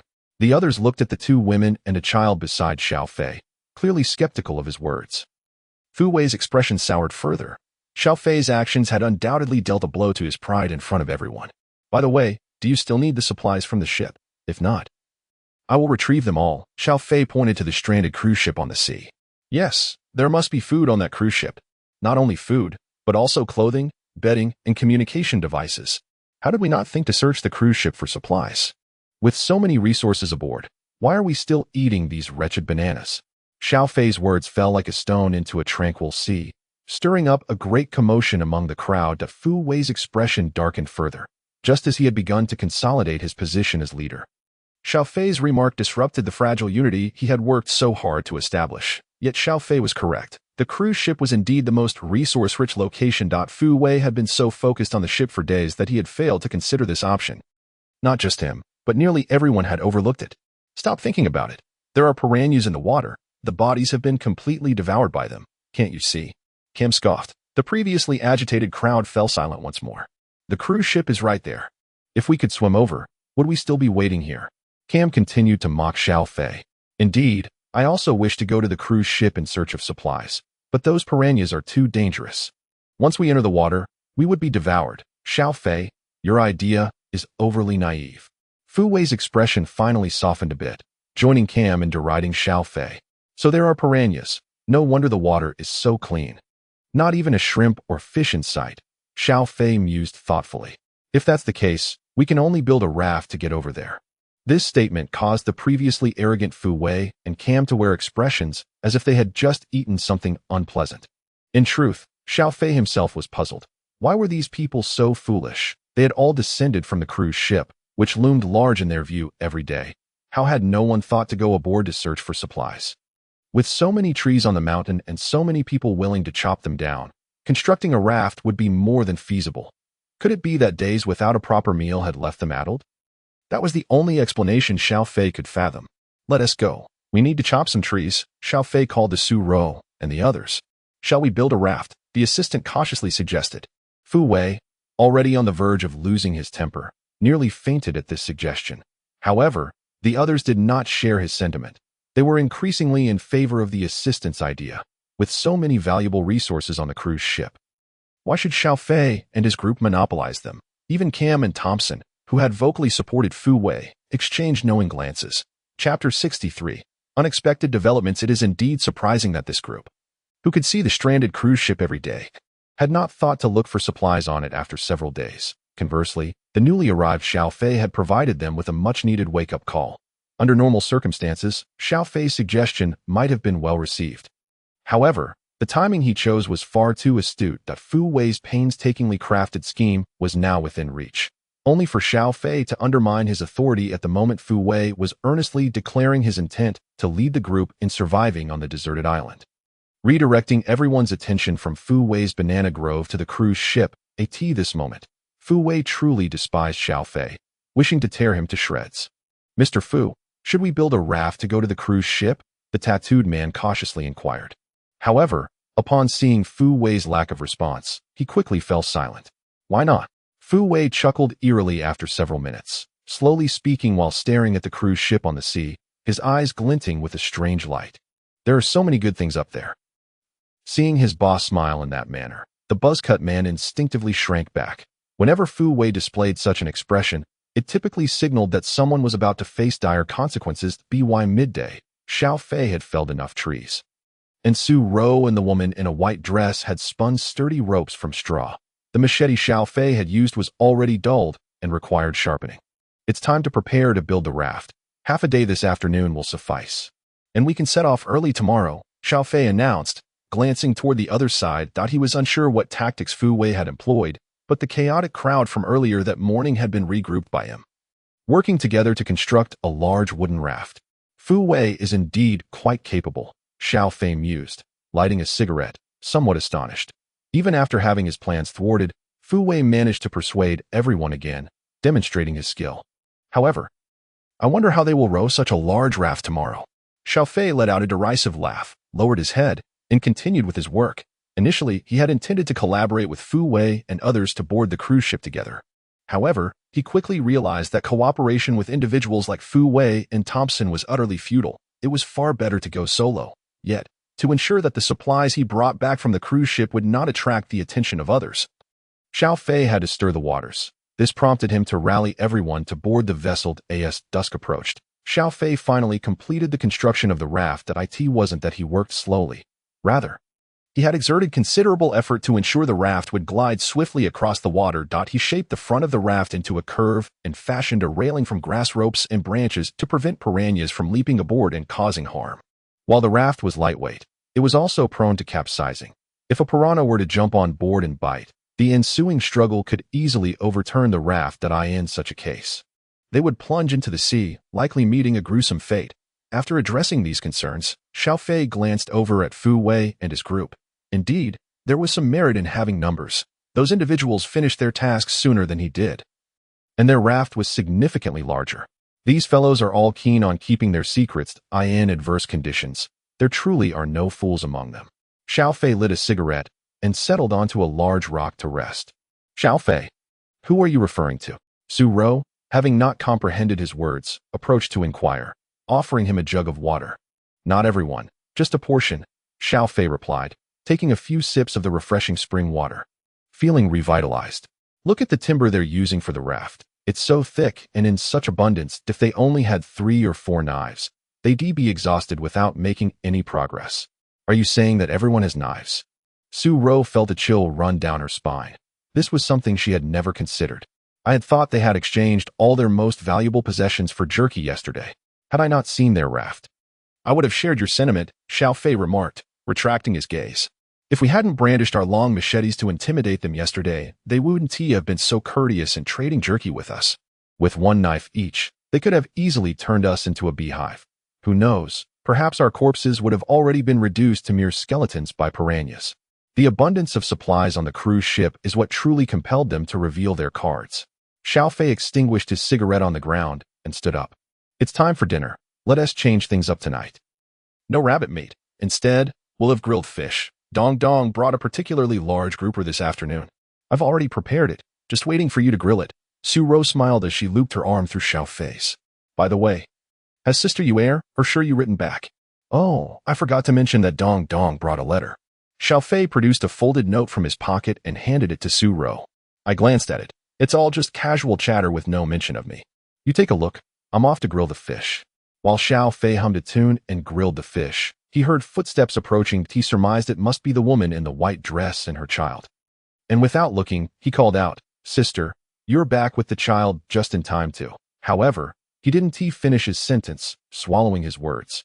When he looked up, he was met not by the expected woman but by an unexpected visitor.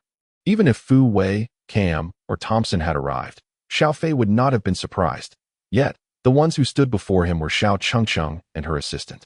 Miss Xiao Chengcheng, what brings you here? Xiao Fei did not rise. Instead, sizing her up, admiring her stunning beauty and graceful figure, before returning his focus to the fish. Due to the incident earlier in the day regarding the stone seating, Xiao Chengcheng's image in Xiao Fei's mind had suffered considerably, placing her out of the ranks of his idols. Good evening, Mr. Xiao Fei. Xiao Chengcheng spoke softly, her demeanor a stark contrast to her haughty indifference from earlier in the day. Her assistant, silent as a shadow, stealthily placed a designer handbag behind Xiao Fei, as if committing a theft. You sneak a peek inside, but don't let anyone catch you. The assistant whispered quickly, retreating to stand behind Xiao Chengcheng. What's in there? A bomb. Why are you in such a hurry? Xiao Fei was perplexed, but restrained his curiosity about opening the bag right then. Su Rou, come here, he called out. Coming. Su Rou, her attention absorbed in the letter she held, rushed over and only then noticed Xiao Chengcheng and her assistant standing there. Good evening to both of you. Though surprised by their arrival, Su Rou maintained her politeness. Good evening. Xiao Chengcheng replied with a smile and a slight nod. Su Rou, I have a bag behind me. Could you take it to the shed and see what's inside? Let us not let our neighbors catch a glimpse. Xiao Fei tugged gently at Su Rou's hand. Chapter 64, A little trick? Oh, sure. Su-ro took the bag and tucked it under her arm as she entered the shed. She was equally curious about what Xiao Chengcheng might be offering. Within 2 minutes, Su-ro emerged from the shed and approached Xiao Fei, whispering a few words into his ear. The bag contains a bottle of special pain relief medication for women, 2 bottles of sunscreen, a box of anti-UV tablets, and a can of pepper spray. The warm breath sent a tingling sensation through Xiao Fei, nearly drowning out Su-ro's words, while the pepper spray seemed of little use. The special medication and sunscreen were essential for Su-ro, Bai Yue'er, and Song Shi Yu.Su-ro's euphemistic reference to the pain relief medication was clearly for menstrual cramps. As for the sunscreen, its significance in a tropical island setting was self-evident. Despite Su-ro's efforts to shield herself during the day, she had still acquired a slight tan, her once fair skin now a subtle wheat color, often leading to her discontent. With sunscreen, Su-ro and the others could alleviate a significant source of their distress. As for the anti-UV tablets, Xiao Fei had never heard of them, but judging by the name, they likely served a similar purpose to the sunscreen. This girl has hidden quite a treasure. Who knew she had so many good things on her? Xiao Fei raised an eyebrow, silently musing. It seems she won't part with a thing unless absolutely necessary. Mr. Xiao Fei, may I invite you to join us for dinner? Xiao Chengqing spoke again, her demeanor composed yet tinged with an undercurrent of discomfort. Upon hearing her words, Xiao Fei grasped her true intent for the visit. It seemed she was seeking to restore her dignity after the earlier encounter. The items Xiao Chengqing brought were all feminine essentials, and in this isolated island setting, they represented a significant gesture. She likely had very few supplies left for herself. Under normal circumstances, had Xiao Chengqing offered a bottle of sunscreen in exchange for food, Xiao Fei would have readily agreed to feed her and her assistant several hearty meals, considering Su-ro's need for such items. However, this time, Xiao Chengqing's generous offering was driven by a desire not only for a meal, but to reclaim her pride. Consequently, the assistant had discreetly handed the bag to Xiao Fei. Moreover, Xiao Chengqing's suggestion was not merely to trade those items for food, but to have Xiao Fei invite her to dinner.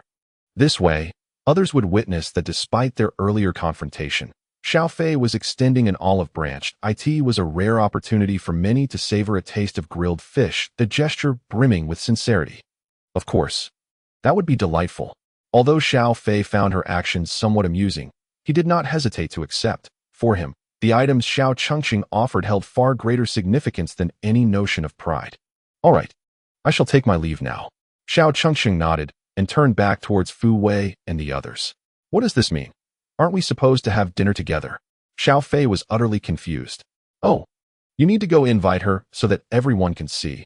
That is how she'll regain her pride. Su-ro quickly reminded him. What a bother. Xiao Fei glared in exasperation, feeling a twinge of regret. I should have been more cautious in my agreement, had I known there would be this step. I should have asked Xiao Chengqing for something extra. Miss Xiao Chengqing, the moonlight is exquisite tonight. May I invite you to dinner? After grilling the grouper, Xiao Fei patted his backside and approached to extend his invitation. Though Xiao Chengqing was a short distance from Fu Wei and his group, they could clearly hear his words. I'm not hungry. Thank you, Xiao Chengqing replied, reverting to her aloof demeanor. How audacious. Xiao Fei was nearly ready to storm off. But he caught a glimpse of the pleading look in Xiao Chengqing's eyes. Miss Xiao Chengqing, I just caught this fresh grouper this afternoon. It is quite rare to see one of this size in the wild. I sincerely invite you to come and taste it. Xiao Chengqing's gaze softened Xiao Fei's heart, prompting him to calm down and speak again. Fine, I suppose.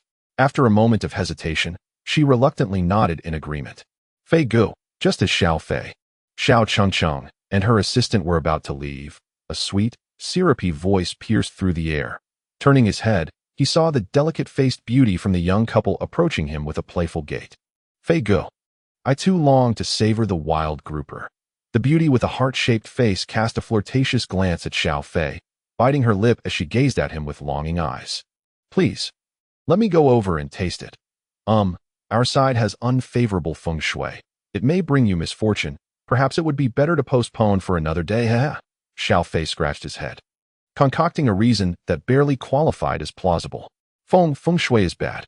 The beauty with the heart-shaped face was momentarily taken aback, unable to process his words. Xiao Fei quickly beckoned Xiao Chengqing and his assistant, seizing the opportunity to make his escape.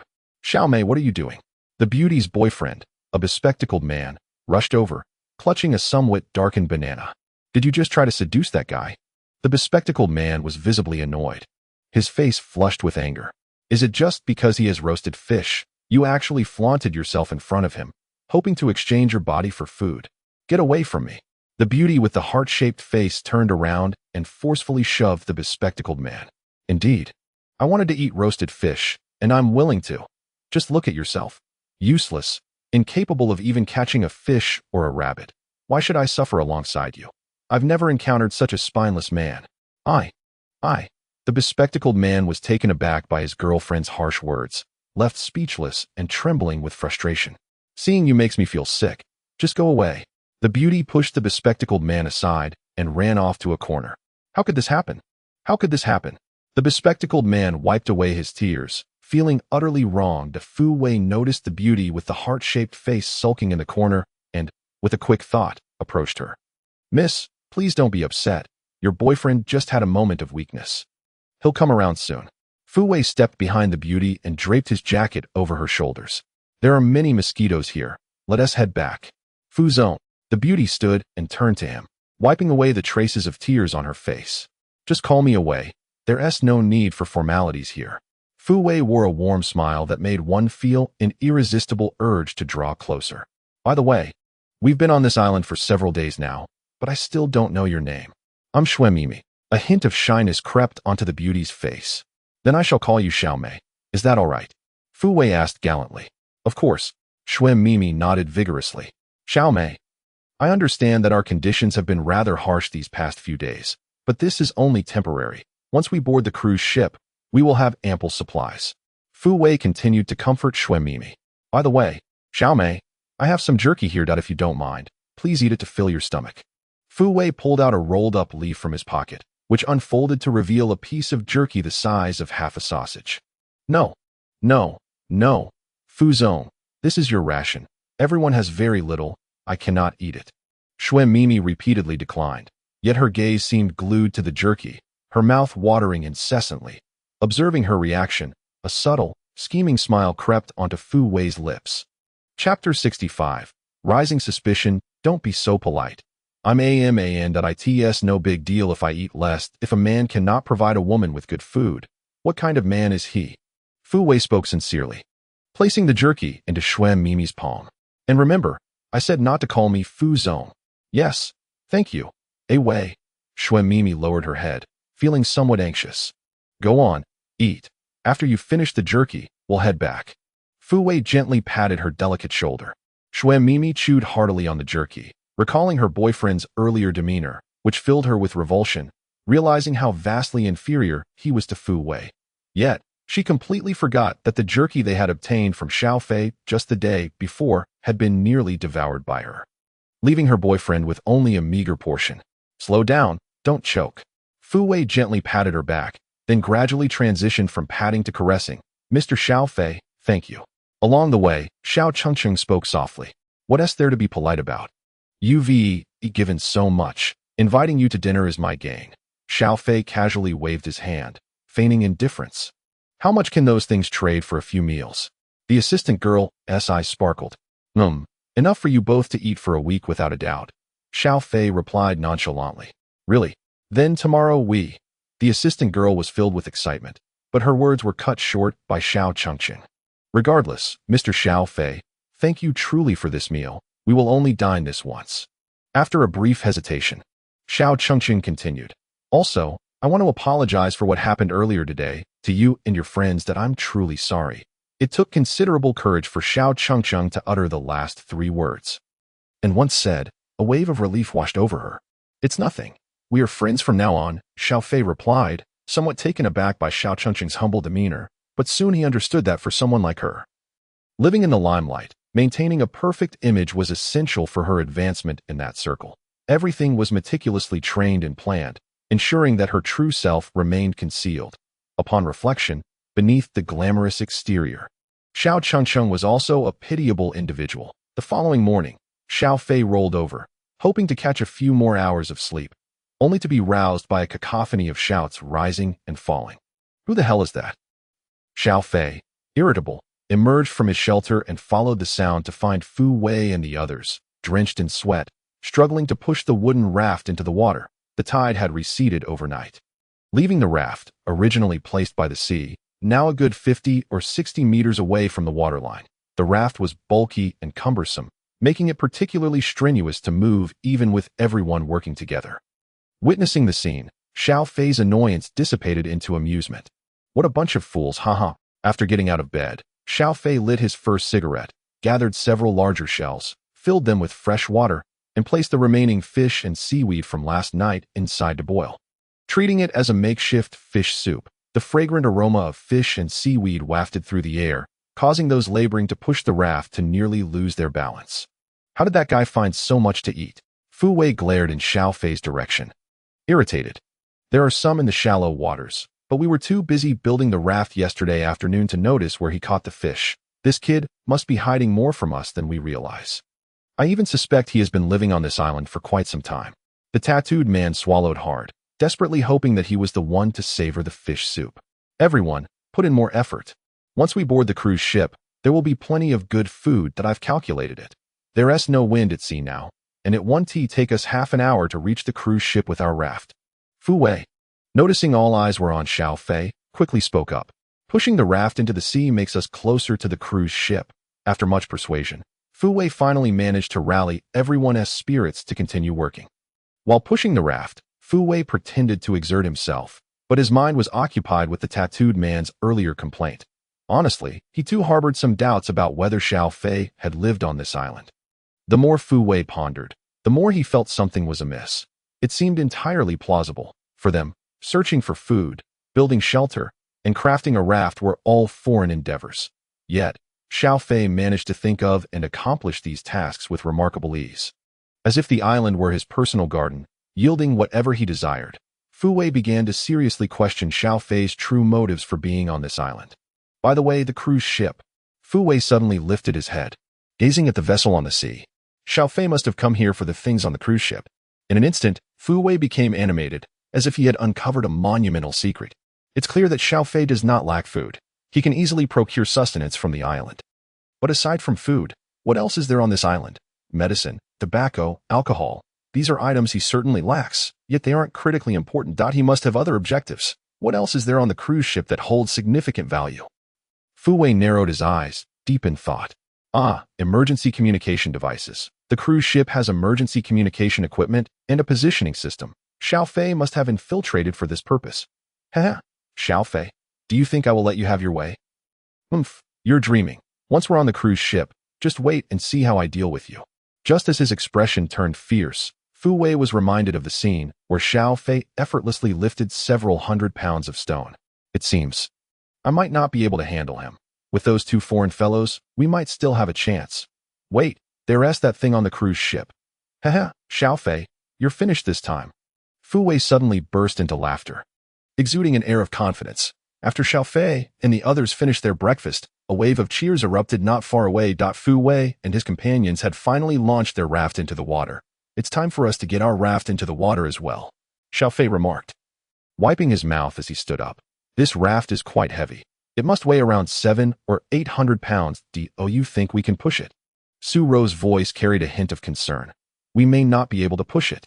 But we needn't struggle with the raft, Xiao Fei replied with a light smile, picking up a wooden paddle he had whittled the day before and approaching the raft. The mountain does not move. I shall make the water come to us instead. With that, Xiao Fei began to dig into the sand with the paddle, using it like a shovel. The sand was soft, and with Xiao Fei's strength, he quickly excavated a channel leading straight to the sea. As the seawater flowed into the trench, a gentle push from Xiao Fei sent the raft drifting into the ocean. Meanwhile, Fu Wei and his companions, who had been waiting to see Xiao Fei's folly, were left utterly dumbfounded. Had they thought of such a solution, they wouldn't have to labor like fools all morning. Xiao Qinsheng stifled a laugh, finding Xiao Fei increasingly intriguing. Chapter 66. Boarding the ship for a bargain. Although Fu Wei's group had set sail slightly earlier than Xiao Fei's, their large and cumbersome raft, combined with the poor coordination of the four rowers, resulted in a sluggish speed, ultimately making Xiao Fei's solitary efforts more effective. Furthermore, after pushing their raft into the water, they were already exhausted, and it wasn't long before no one was willing to row anymore. Seizing the opportunity, Xiao Fei hastened ahead and reached the cruise ship first. The closer he got to the ship, The more piranhas surrounded him, making the water appear to boil as they leaped up and collided with the raft's railing. At this moment, Fu Wei's group had barely covered half the distance. "Wait a moment. I'll go up and take a look," Xiao Fei said, securing the raft to a rock before leaping up to grab the railing and hoisting himself over. "Is anyone there?" Although he knew the chance of encountering any living souls aboard the cruise ship was almost nil, he instinctively shouted a few times. Receiving no response, he retrieved a soft ladder, lowered it for Su Ro and the others to climb up, and then pulled it back up. "Xiao Fei, we're all up. Do you think they might damage our raft?" The woman in the white dress voiced her concern. "Perhaps I should go down and keep an eye on the raft," she suggested. Xiao Fei waved his hand dismissively. "If they intend to cause damage, what can a woman do to stop them?" As he spoke, he kicked a large, bulging package at his feet. "No worries, look what we have here." "This is..." Su Ro glanced at the letters on the package. "An inflatable lifeboat," she exclaimed, her eyes lighting up with excitement. "Xiao Fei, how did you find this?" "I didn't find it. It was just here." The zipper was half-opened. It must have been left behind when the cruise ship hit a reef during a storm, and the passengers intended to use it to escape, but didn't have the chance, Xiao Fei explained as he lifted the package and sought a place to hide it. "This is fantastic. With this lifeboat, even if Fu Wei and the others deliberately damage our raft, we can still make it back to shore." Su Ro finally felt reassured. "Auntie, will the inflatable lifeboat be punctured by the piranhas?" a curious young boy asked. "No. The surface of the lifeboat is treated to prevent cuts and punctures. Even a great white shark couldn't bite through it," Su Ro said, pinching the boy's cheek. "All right, we're set." Returning to the deck, Xiao Fei opened his backpack. "Let us start gathering supplies." This was indeed a luxurious cruise ship, and the kitchen was stocked with a wide array of ingredients. However, after the ship ran aground, its supply lines had been severed, and most of the food had spoiled. Xiao Fei searched around, collecting some jars of seasonings, 2 bags of rice, and several cooking utensils, while Su Ro managed to find some snacks. They were not lacking in food on the island, so they didn't linger in the kitchen. After securing these items, they headed straight for the medical room on the island. Medicine was of utmost importance. Once they filled a medical box with essential medications, the 4 of them set off for the next area. Blankets, clothing, tobacco, toiletries. Xiao Fei managed to fill 3 large packages. "That should do. We can't carry any more," he said, counting their collected supplies. "Let us check the wheelhouse for emergency communication equipment." "Fei Ge, are you up there? Is there a ladder?" Fu Wei's voice called from below the cruise ship. "Hey, I'm Fei Ge now," Xiao Fei remarked as he approached the railing, noticing that Fu Wei and his group had just arrived. Due to the limited size of their raft, only a portion of them had come, leaving behind the injured foreigner, Floda, the star Xiao Chengcheng, and her assistant. Floda was struggling to walk and was of little use other than taking up space. It seemed Fu Wei had taken the opportunity to impress Xiao Chengcheng and her assistant, deliberately keeping them at bay. "Wait a moment. I'll see what I can find." We climbed up using a rope. "I'm not sure if there's a ladder here." Xiao Fei pretended to search for a ladder, kicking the soft ladder into a crack on the cruise ship, then tying one end of a rope to the railing and tossing the other end down. "I didn't see a ladder, so you'll have to manage with the rope. Remember to come up one at a time. The ship isn't stable, so don't tip it over again." Climbing with a rope was certainly more arduous than using a soft ladder. "Thanks, Fei Ge." Fu Wei grasped the rope, tugging on it to ensure it was securely tied, oblivious to Xiao Fei's intention to prank him. "The rope is difficult to climb. Let the men go up to collect supplies while the women stay on the raft to assist," Fu Wei suggested. And no one opposed his idea. Leading the way, Fu Wei and 5 other men ascended the cruise ship. Upon reaching the deck, Fu Wei noticed that Xiao Fei had already vanished, and fearing that he might have gotten a head start, he hurried toward the wheelhouse. Meanwhile, Xiao Fei was already inside the wheelhouse, rifling through the drawers and pocketing several boxes of cigars and a lighter, as well as a pair of binoculars. "What the hell does an emergency communication device look like?" Exclamation point. When it came to finding the crucial item, Xiao Fei was at a loss. The wheelhouse was cluttered with an array of dials and buttons that made his head spin, and apart from symbols for lights and air conditioning, he barely understood any of it. His understanding of what constituted an emergency communication device was limited to mere hearsay. "Su Ro, you're a flight attendant. These dials and buttons must be somewhat similar to those on an airplane, right? Do you recognize any of them?" Completely at a loss, Xiao Fei pinned his last hope on Su Ro. "Not at all. Besides, I'm a flight attendant, not a pilot. How would I know how to operate these things?" Su Ro shrugged helplessly. This is reckless. Xiao Fei sighed, searching the wheelhouse for anything that resembled a phone, which was the only solution he could conceive. Fei Ge, need any help? I have some knowledge about operating boats. Fu Wei entered the wheelhouse. I am just looking for any usable communication devices, Xiao Fei replied casually, not intending to hide this matter from anyone. Given his current predicament, if Fu Wei could lend a hand, it would indeed resolve Xiao Fei's pressing issue. However, Xiao Fei couldn't shake the feeling that Fu Wei was acting somewhat suspiciously, as if he had ulterior motives for being there. Fei Ge, what a coincidence. We're on the same wavelength, Fu Wei chuckled. There is emergency communication equipment aboard. If we can find it, we'll both be saved. Fu Wei rummaged around the wheelhouse, uncovering 2 unopened packs of cigarettes. He tossed one to Xiao Fei and opened the other, lighting a cigarette for himself. Seeing Fu Wei smoking ignited Xiao Fei's craving, and he lit one up as well. Standing at the door, unable to bear the smoke, Su Ro took the boy and the woman in white to the deck. As Fu Wei saw Xiao Fei outside the wheelhouse smoking, a glint of cunning flashed in his eyes, and he began to search the wheelhouse with a cigarette in his mouth. When Xiao Fei finished smoking and re-entered the wheelhouse, he found Fu Wei lounging in a chair with his legs crossed, fiddling with something in his hands. Chapter 67. Standoff, a handgun. Xiao Fei's pupils constricted in shock. Fei Ge, look what I found. A fun little toy, Fu Wei said, lifting his gaze to Xiao Fei, a mischievous smile playing on his lips. It's illegal to possess a firearm, but on a luxury cruise ship like this, it's normal for the wealthy and powerful to have such things. The individuals capable of operating the ship are not simple characters. I had only heard tales before, but here it is in my hands. It seems Fu Zong has indeed struck it lucky. A lowly employee like myself has never even heard of such things, let alone seen one. Furthermore, I'm more adept with a knife than I am with a gun. Xiao Fei replied calmly as he discreetly drew a short knife from his possession. Heh. A knife, no matter how skillfully wielded, is merely a cold weapon. It is no match for a firearm. With a click, Fu Wei chambered around, pointing the gun at Xiao Fei. Fu Zong, I've always been curious. Do you think the speed of a regular person pulling a trigger is faster than my throwing a knife?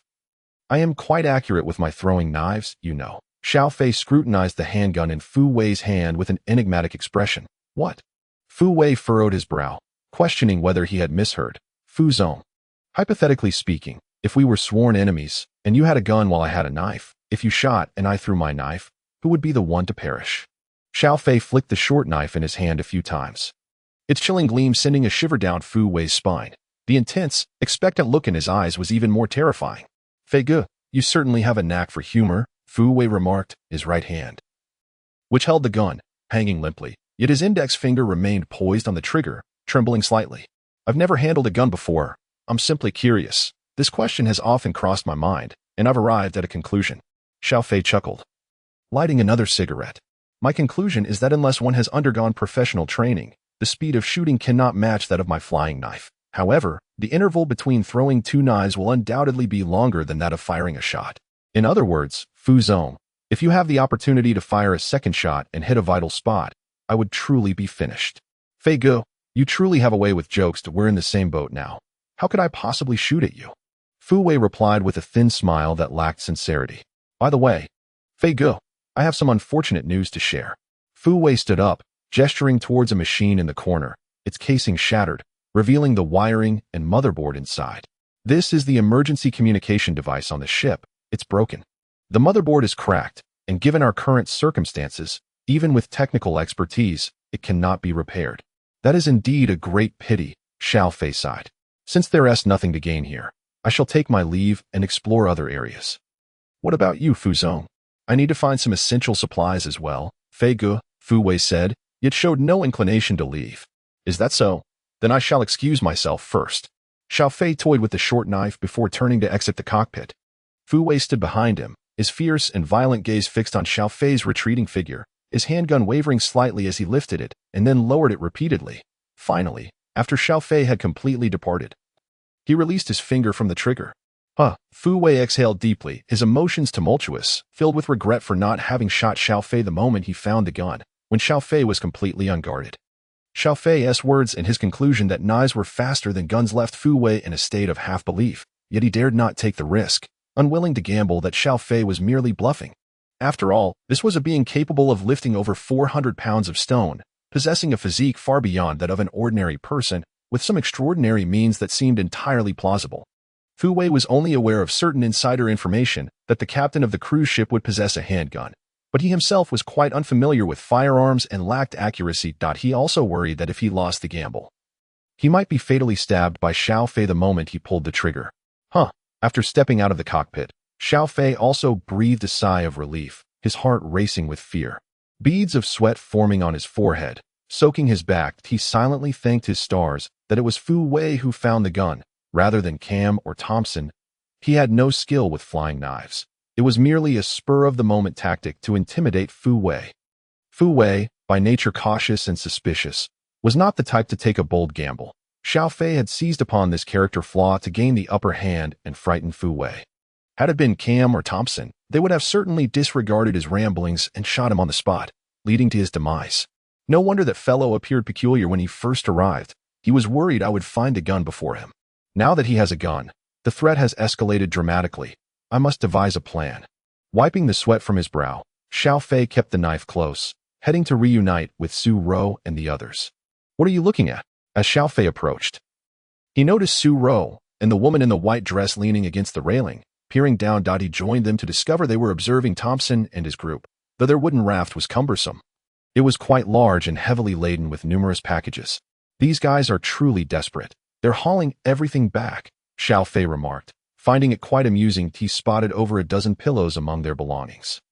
While having a pillow is indeed comfortable for sleeping, in the current situation, prioritizing such trivial items over more essential supplies was utterly ridiculous.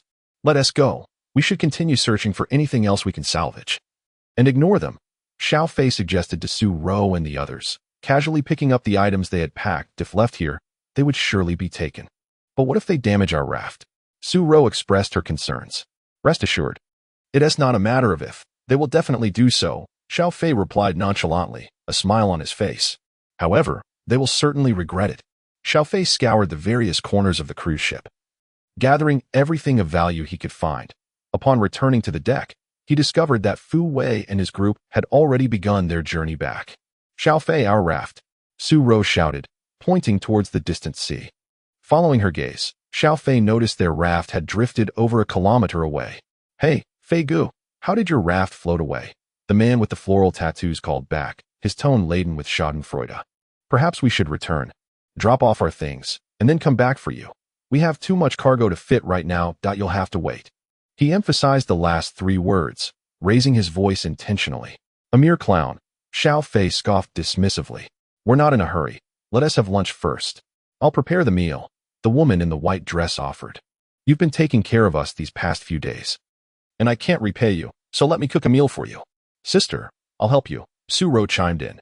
With the two women busy in the kitchen, Xiao Fei found himself with some leisure time. As he wandered around the cruise ship, he discovered that Fu Wei's group had taken most of the movable items, and those they couldn't carry, they had destroyed. Chapter 68. Footprints on the beach. What a bunch of fools. Hauling so many items without fear of the raft sinking, Xiao Fei mused. Sifting through what little remained of value, the kitchen still held plenty of dried fish and jerky, but these were of no use to him, and he didn't wish to occupy space with unnecessary items. Not useful to me. But Fu Wei and his group would surely need many of these. After a simple lunch, Xiao Fei retrieved an inflatable lifeboat hidden among the rocks, along with a pump and collapsible oars. He also glanced at the grass rope they had previously used to tie the raft, noting that a segment of it had clearly been severed by a sharp object.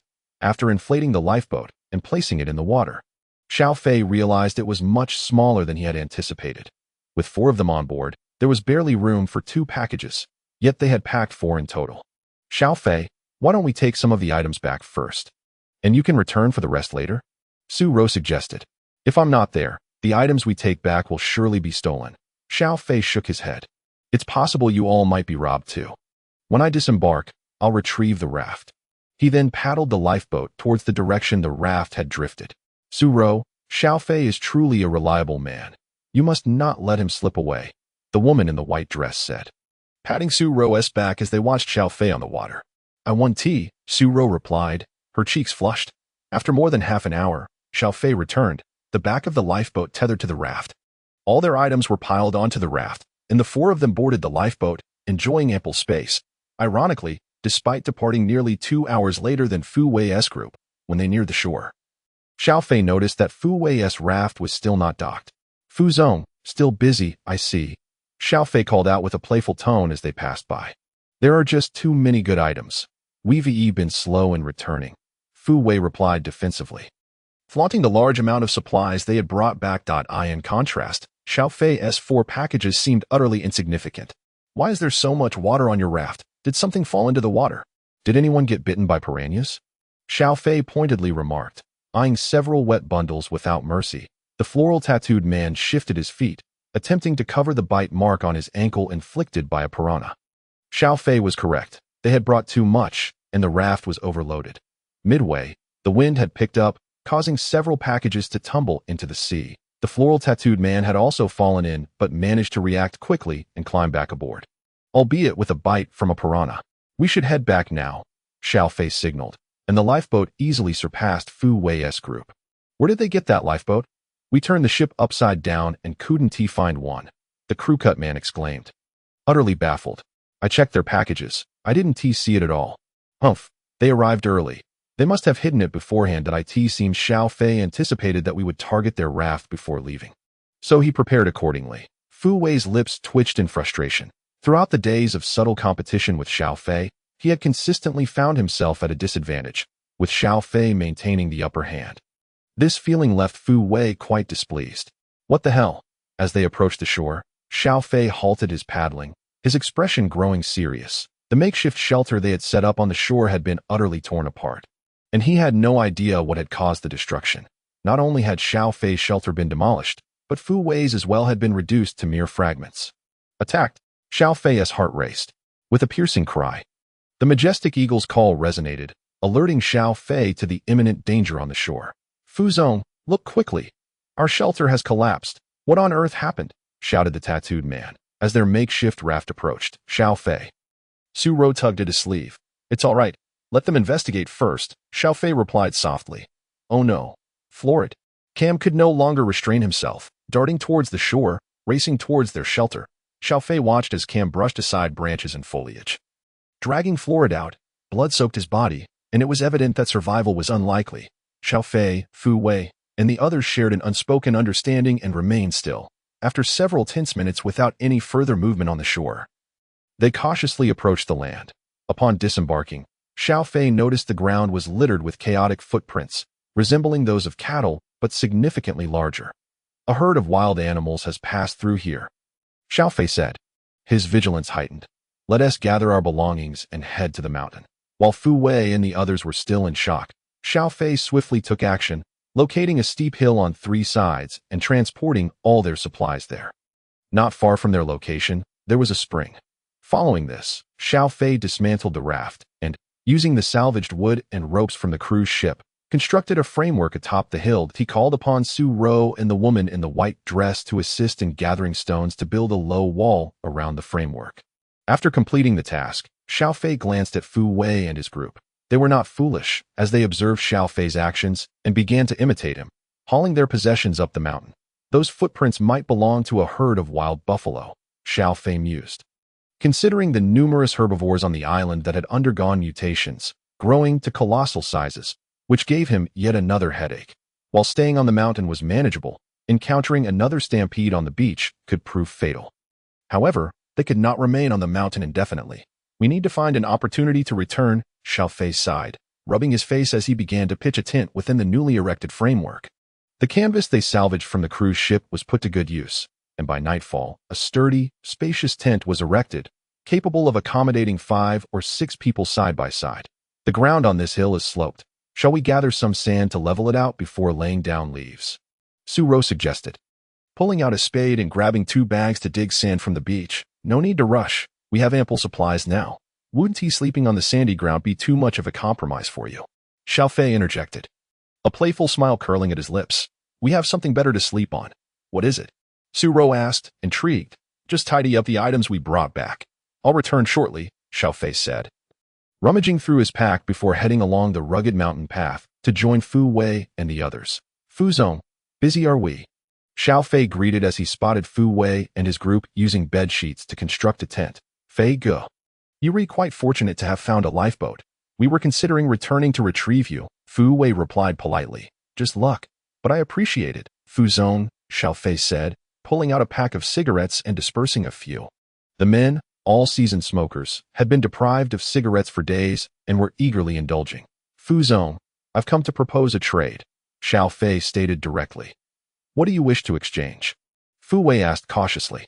His guard up? "I see you've brought back quite a few mattresses. How about 2 mattresses for a single cigarette? This would save me the trouble of going back to the cruise ship." Xiao Fei produced a cigarette from his pocket.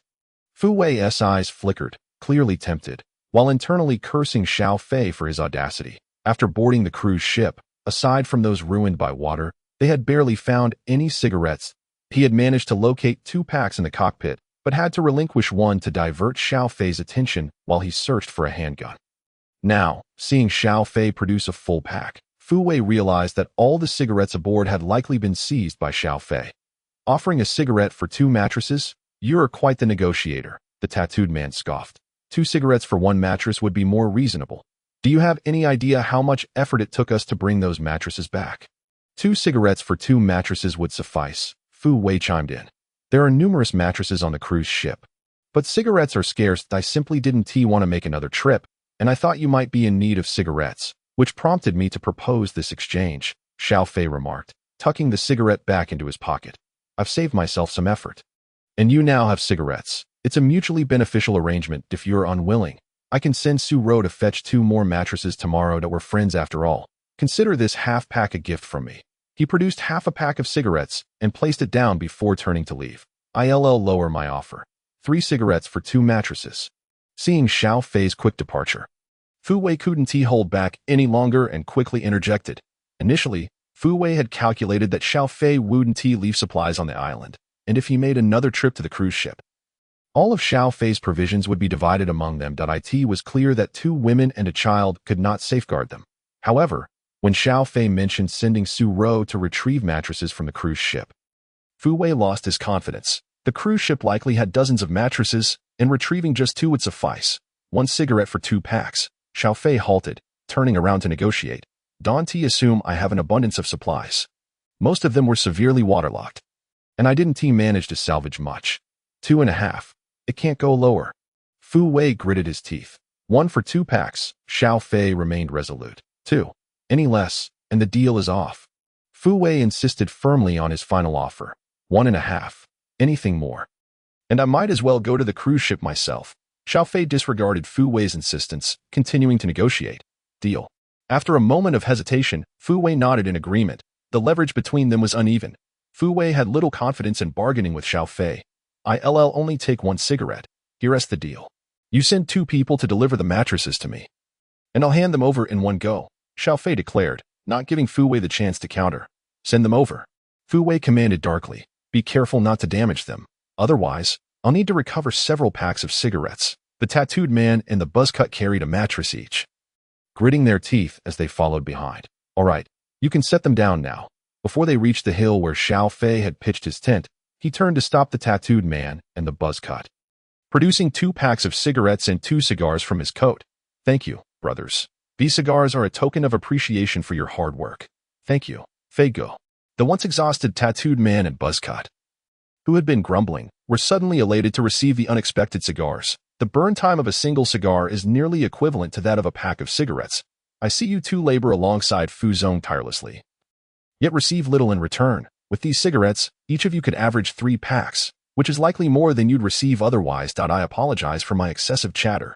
Noticing the displeasure on their faces, Xiao Fei wisely chose not to elaborate further. "Regardless, these cigars are a small token of my appreciation. Whether you hand them over to Fu Zong or keep them for yourselves is beyond my concern." Xiao Fei bent down, effortlessly picking up 2 mattresses. "All right, you may leave. I'll carry the mattresses myself. There are traps ahead, and it's too dangerous. Also, if you require assistance in the future, feel free to seek me out. While I'm not one to indulge in altruism, I firmly believe in fair trade." After Xiao Fei departed, the tattooed man and buzzcut exchanged knowing glances, silently agreeing to stash the cigars and head back with their cigarettes. On their return, they found Fu Wei comfortably reclining on a mattress, gazing at the moon. "Fu Zong, we retrieved the cigarettes," the tattooed man said respectfully, placing the 2 packs beside Fu Wei. "How did things go over there?" Fu Wei asked, not bothering to meet their gaze as he pocketed the cigarettes. "Xiao Fei didn't let us approach. He mentioned he had set traps around his dwelling," the buzzcut replied. "Traps? Humph. Do you truly believe he possesses such remarkable capabilities? Constructing a tent in just one afternoon is already a significant feat. How could he have time to set traps?" Fu Wei sneered, lighting a cigarette. "Nevertheless, he will undoubtedly have traps prepared soon. After all, they are outnumbered, and without external assistance, their safety is compromised. Now, go prepare dinner. I'm hungry." As Fu Wei spoke, the tattooed man and buzzcut kept their eyes fixed on the 2 packs of cigarettes in his possession. Realizing that he had no intention of sharing. Just moments ago, Xiao Fei mentioned that among the 6 men on their side, each could average 3 boxes of cigarettes, yet they would still have 2 boxes left over. However, the 2 of them would not be able to reach that average. In retrospect, Xiao Fei has indeed overestimated Fu Wei. He actually harbored the intention of hoarding all the cigarettes for himself. After a brief wait, Fu Wei still showed no inclination to distribute the cigarettes. The tattooed man and the buzzcut fellow turned away in disappointment. "Wait," Fu Wei called out to them. As the tattooed man turned around, Fu Wei tossed a pack of cigarettes into his arms. This unexpected twist filled the previously despondent tattooed man and buzzcut fellow with elation. They had not anticipated Fu Wei's generosity. "Give this pack of cigarettes to those 2 foreigners and tell them it's a token of gratitude for their cooperation. The one with glasses doesn't need one. Even if we don't give him anything, he wouldn't dare to act out." Fu Wei's subsequent remark was like a bucket of icy water dousing the tattooed man and buzzcut fellow, revealing that the cigarettes were not intended for them. "You 2 can have this to smoke," Fu Wei said, tossing half a pack from his pocket to the pair. "Thank you, Director Fu," the tattooed man muttered, a glimmer of resentment flashing in his eyes. "Go on, follow me diligently, and you won't be wronged." Wronged? The 2 men, who should have received at least 6 boxes of cigarettes, were only given half a pack. How could that not be considered unfair? Since arriving on the island, the tattooed man and the buzzcut fellow had devoted themselves tirelessly to Fu Wei, receiving only half a pack of cigarettes as a reward, which was less than the labor fee for assisting Xiao Fei with the mattresses. Meanwhile, the 2 foreigners, who had merely supported Fu Wei's bid for leadership with a single remark, received an entire pack of cigarettes. The more the tattooed man thought about it, the more frustrated he became. Chapter 70. Unimaginable. Xiao Fei returned to his lodging with a mattress in tow, observing Su Ro and the woman in the white dress carefully stringing sharp, thorny vines with twigs, hanging them around the tent's perimeter. "Be careful not to prick your hands. Leave this task to me. You 2 should focus on making the bed," Xiao Fei called out to them. "My goodness, Xiao Fei, where did you get that mattress? Did you trade it with Fu Wei and the others?" Su Ro asked, her eyes wide with surprise. "Indeed, I exchanged 2 packs of cigarettes and 2 cigars for it," Xiao Fei replied, laying the mattress in the tent and leveling it with pebbles underneath. "Both mattresses are 1.8 by 2 meters, more than sufficient." He surveyed the spacious tent, noting that the conditions here were remarkably better compared to the makeshift shelter they had occupied days prior. "Xiao Fei, why don't you step outside and rest for a bit? I'll handle the bedding," Su Ro suggested as she entered. "This mattress is worthy of a luxury cruise ship. It's incredibly soft and makes no noise when you move," Xiao Fei said with a mischievous smile. "What are you thinking? It's not just the 2 of us living together," Su Ro teased, her cheeks flushing with embarrassment. "Oh, I almost forgot. We could hang a curtain in the middle for privacy," Xiao Fei continued, not yet ready to concede. "No way, get outside." Su Ro firmly extinguished Xiao Fei's last hope, ushering him out of the tent. The woman in the white dress was cooking halfway up the hill, preparing a main dish of a large carp delivered by Hai Dongqing, alongside some wild vegetables they had foraged. Now, with an array of cooking utensils and seasonings, they could easily whip up a meal. "Xiao Fei, sit for a moment. Dinner will be ready shortly," the woman in the white dress said, turning with a radiant smile before returning to her work. Xiao Fei, speaking of retribution, the foreigner who caused the death of Brother Luo, who was trampled to death by a wild buffalo. "It's a pity only one of them died. I wonder when the other 2 scoundrels will face their reckoning. By the way, when we went to find supplies on the cruise ship, that celebrity and her little assistant also stayed behind on the shore. Why haven't we seen them?" The woman's comment reminded Xiao Fei that since they had landed, they had not encountered Xiao Chengsheng and her assistant. Herbivores do not consume humans, so even if Xiao Chengqing and her assistant had met with misfortune, their bodies should have been left behind. They might have been frightened and fled into the mountains to hide, Xiao Fei speculated. Noticing that the woman in the white dress would still be busy for a while, he too felt restless and ventured into the woods, gathering numerous branches and palm fronds to construct a shelter over their tent framework. This would provide some insulation during the day, keeping the tent from becoming excessively hot. As Xiao Fei hummed a tune while collecting branches, he suddenly heard a rustling sound nearby. What could that be? He exclaimed, quickly turning to focus on the source of the noise, pressing his body against the tree trunk behind him, wary of an attack from behind. The nighttime visibility in the woods was minimal, and despite Xiao Fei's superior eyesight, all he could discern was an expanse of darkness. Could it be another ferocious beast? He wondered, gripping the Nepalese army knife he had found on the cruise ship, feeling quite adept with it. With this new weapon, even if a leopard were to appear, I could take it down. But what if it's a tiger? Ugh. Despite his confidence, Xiao Fei felt no certainty about overcoming the king of the jungle. Regret washed over him for not bringing a torch. If he were to encounter a beast like a tiger, wouldn't that be tantamount to offering himself up as a meal? Mr. Xiao Fei, it's us, came a familiar woman's voice from the depths of the woods. Who? Xiao Fei squinted into the darkness, and gradually, a figure emerged, revealing a captivating silhouette. Ms. Xiao Chengqing. Relief washed over him, as his back became drenched with cold sweat. How did you end up here? Why didn't you say anything earlier? I thought I was facing a tiger. Who are you calling a tiger? The assistant's indignant voice echoed. I didn't mean it that way. Why are you getting so worked up? Women who let their emotions swing too wildly tend to halt their development prematurely, so be careful, Xiao Fei retorted, feeling a twinge of annoyance at the assistant's brash demeanor. You're talking nonsense, the assistant said, glancing down at her chest with a defiant expression. I haven't halted my development. All right, enough of this, Xiao Chengqing interjected, silencing her assistant. Mr. Xiao Fei, this afternoon we encountered a frenzied herd of sheep on the beach and fled to the mountains to avoid them. Not daring to come out, we only just noticed some movement over here and came to investigate. You mean there were sheep this afternoon? Were they really sheep? Xiao Fei asked, somewhat surprised. Indeed, they were antelopes. Particularly large ones, with horns like rocket launchers, the assistant exclaimed, her small face still bearing traces of her earlier fright. Xiao Fei recalled the size and depth of the hoofprints, realizing they were at least the size of an adult camel. He had initially thought they were mutated wild buffalo, but the reality was even more exaggerated. Mountain goats magnified over 20 times. If the antelopes were this large, what would wild buffalo on the island be like? Would they rival elephants in size? If there were elephants on the island? Damn it. Thinking this way will lead me nowhere.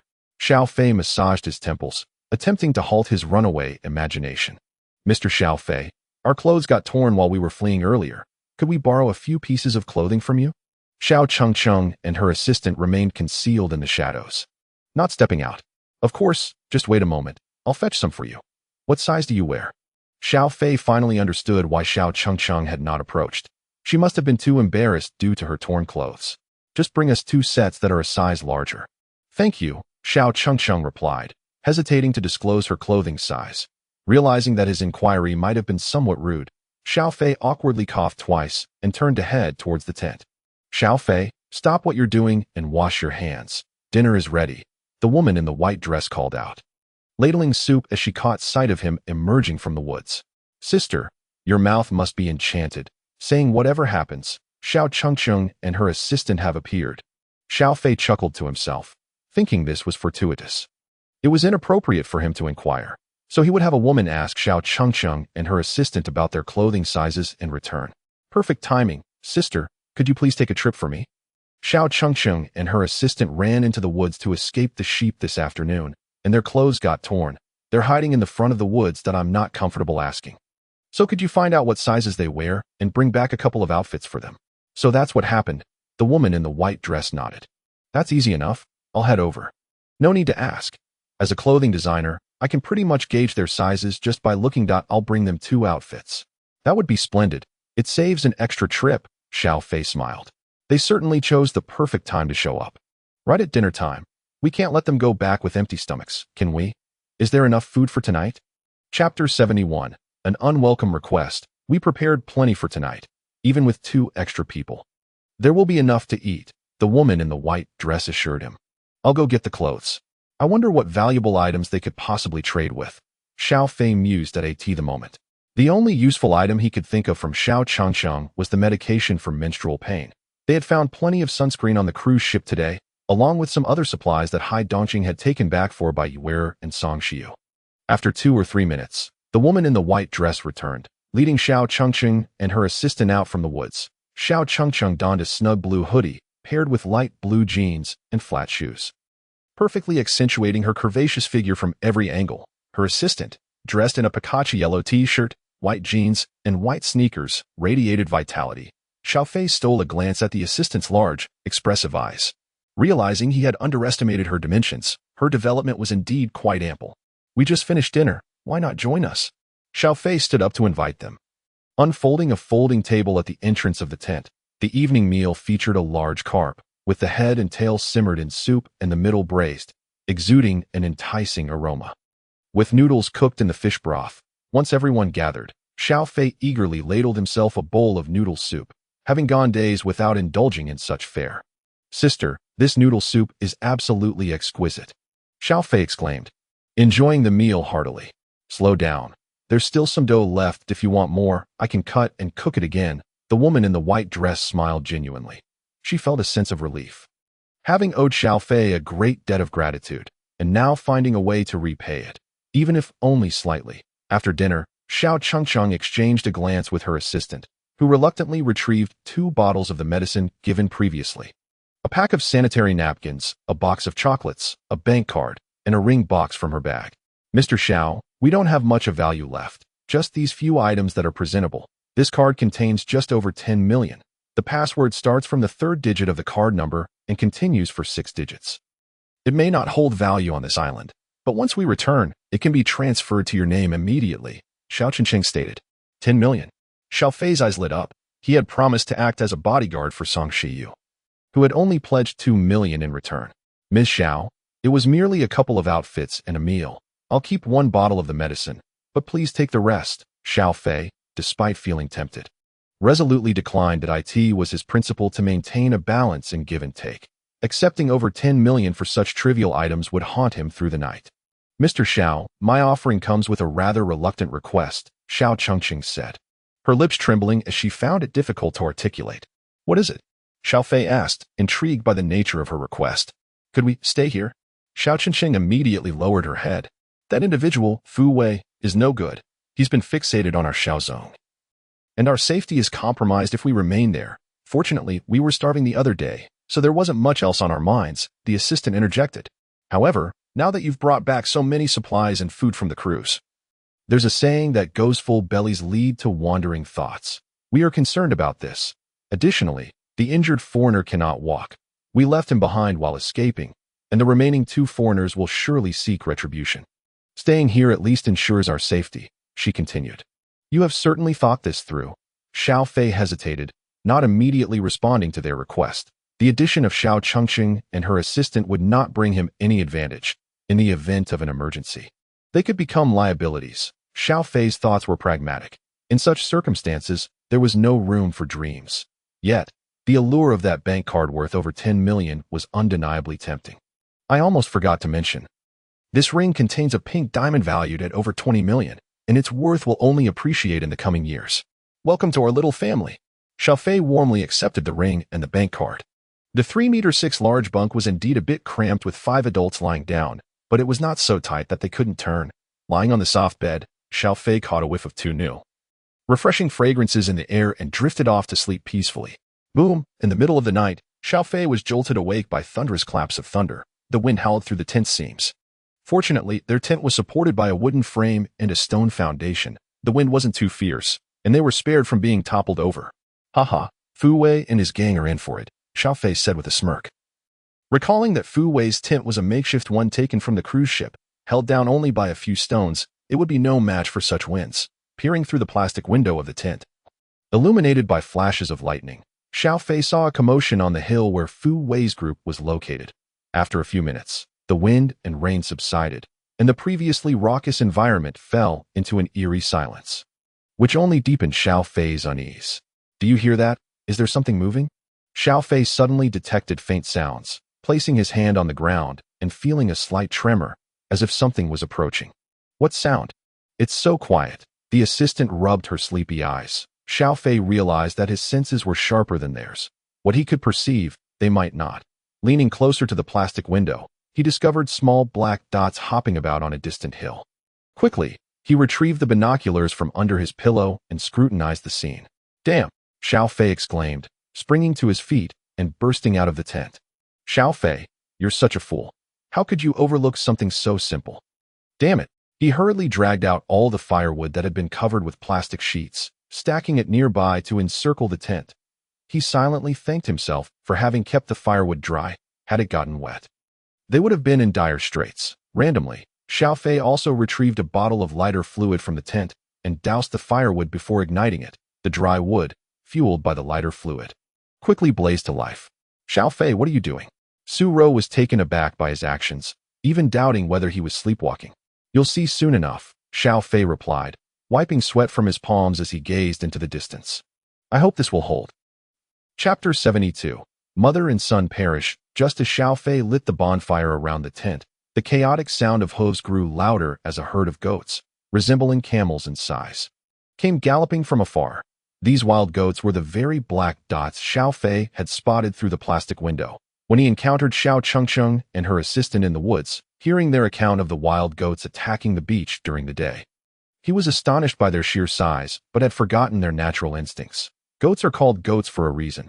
They excel at climbing, especially wild goats, which can scale nearly vertical cliffs. Although Xiao Fei had relocated to the hilltop, he could not escape the wild goats that could traverse mountains and valleys. Given the speed of the wild goats and the potential chaos from hundreds of them running amok, a stampede was highly likely. Therefore, instead of fleeing at the first sign of danger, Xiao Fei opted to use the fire as a deterrent on one hand, even if he could outrun the wild goats. The 4 women and the child in the tent could not. On the other hand, if they fled, they would have to leave their supplies behind to lighten their load. Hence, Xiao Fei decided to take a calculated risk to preserve both the people and the provisions.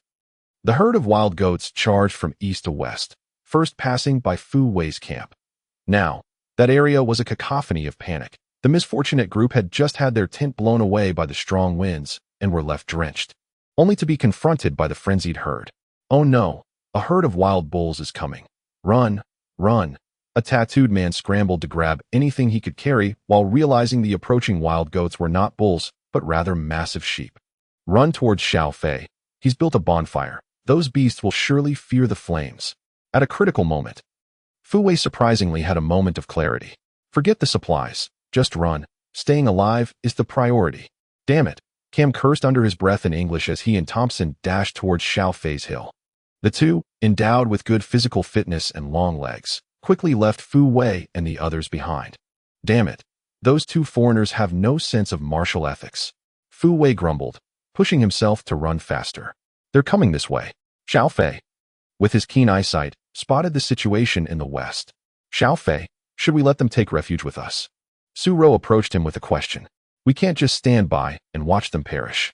But they must not become a burden to us. Otherwise, we'll be seeing blood tonight, Xiao Fei replied, drawing his command knife. Everyone, return to the tent. Do not come out until the wild goats have left. After a pause, he turned back to give another instruction. And if the wild goats do charge through the bonfire, immediately hide under the mattress and hold on to its edges. Do not let go.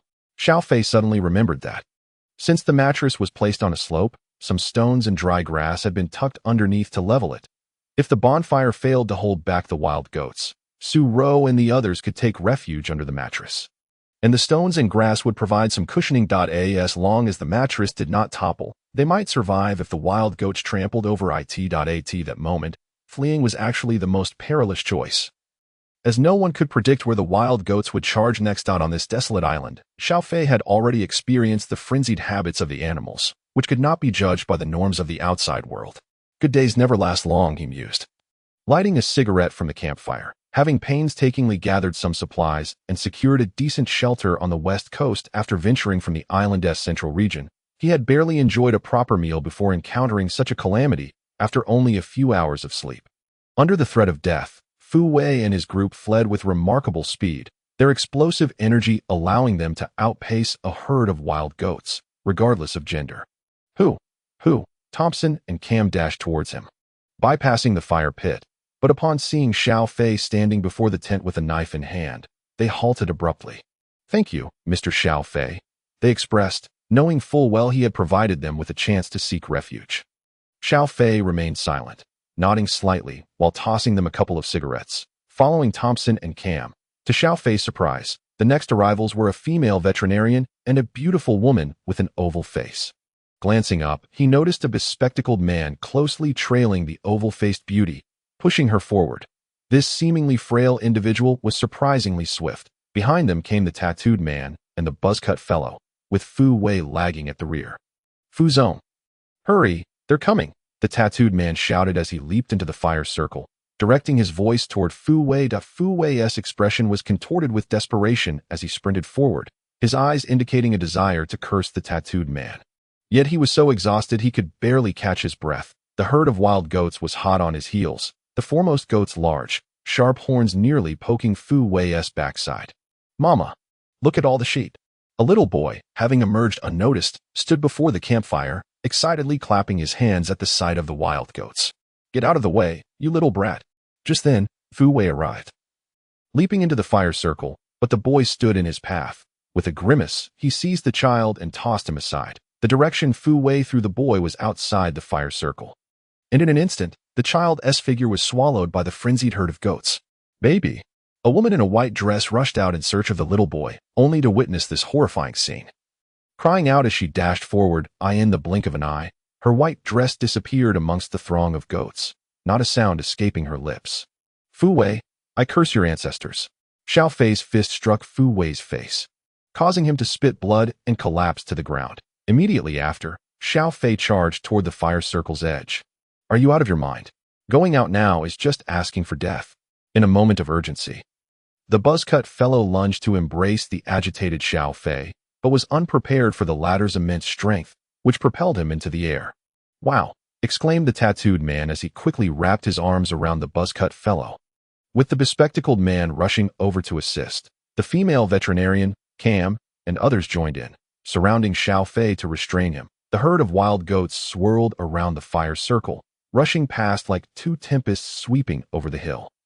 Once Xiao Fei regained some composure, he broke free from the grip of several people and, with his knife raised, stormed toward Fu Wei, exclaiming, "Fu Wei, you bastard, I'll see to it that you perish here today," he roared.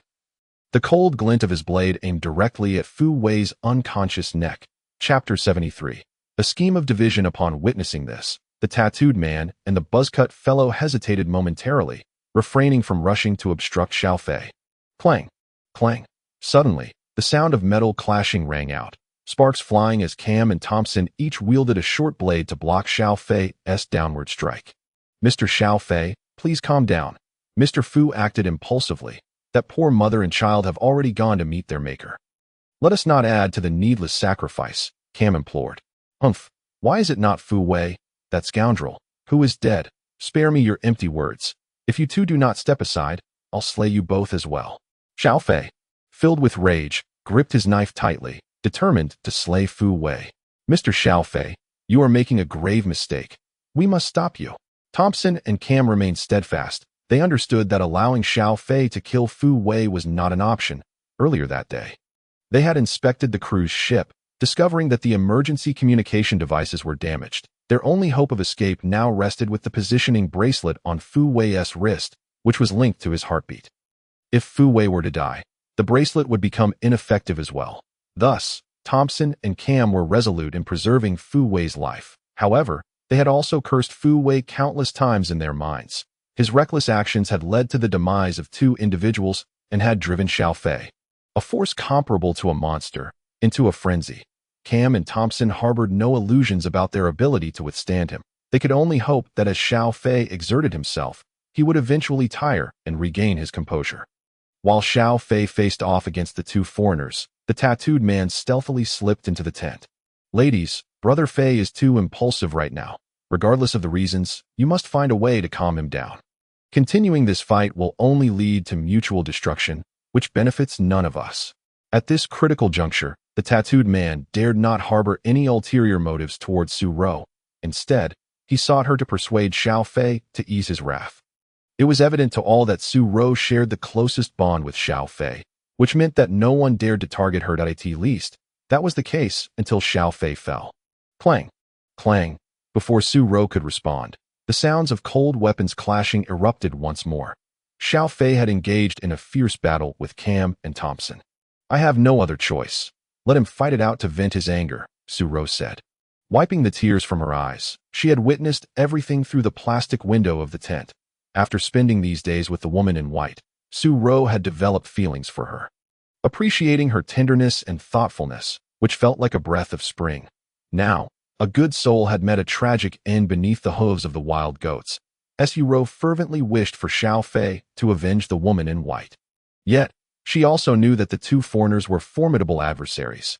If Xiao Fei had to defeat them to reach Fu Wei, the cost would be severe. Balancing the pros and cons, Su Ro naturally hoped that Xiao Fei would remain unharmed. The fighting outside persisted for over 10 minutes, with Xiao Fei panting heavily, drenched in sweat, yet growing more tenacious with each skirmish. In contrast, Thompson and Cam were utterly exhausted, unable to lift their arms. Their palms torn and bleeding, droplets of blood dripping from their blades.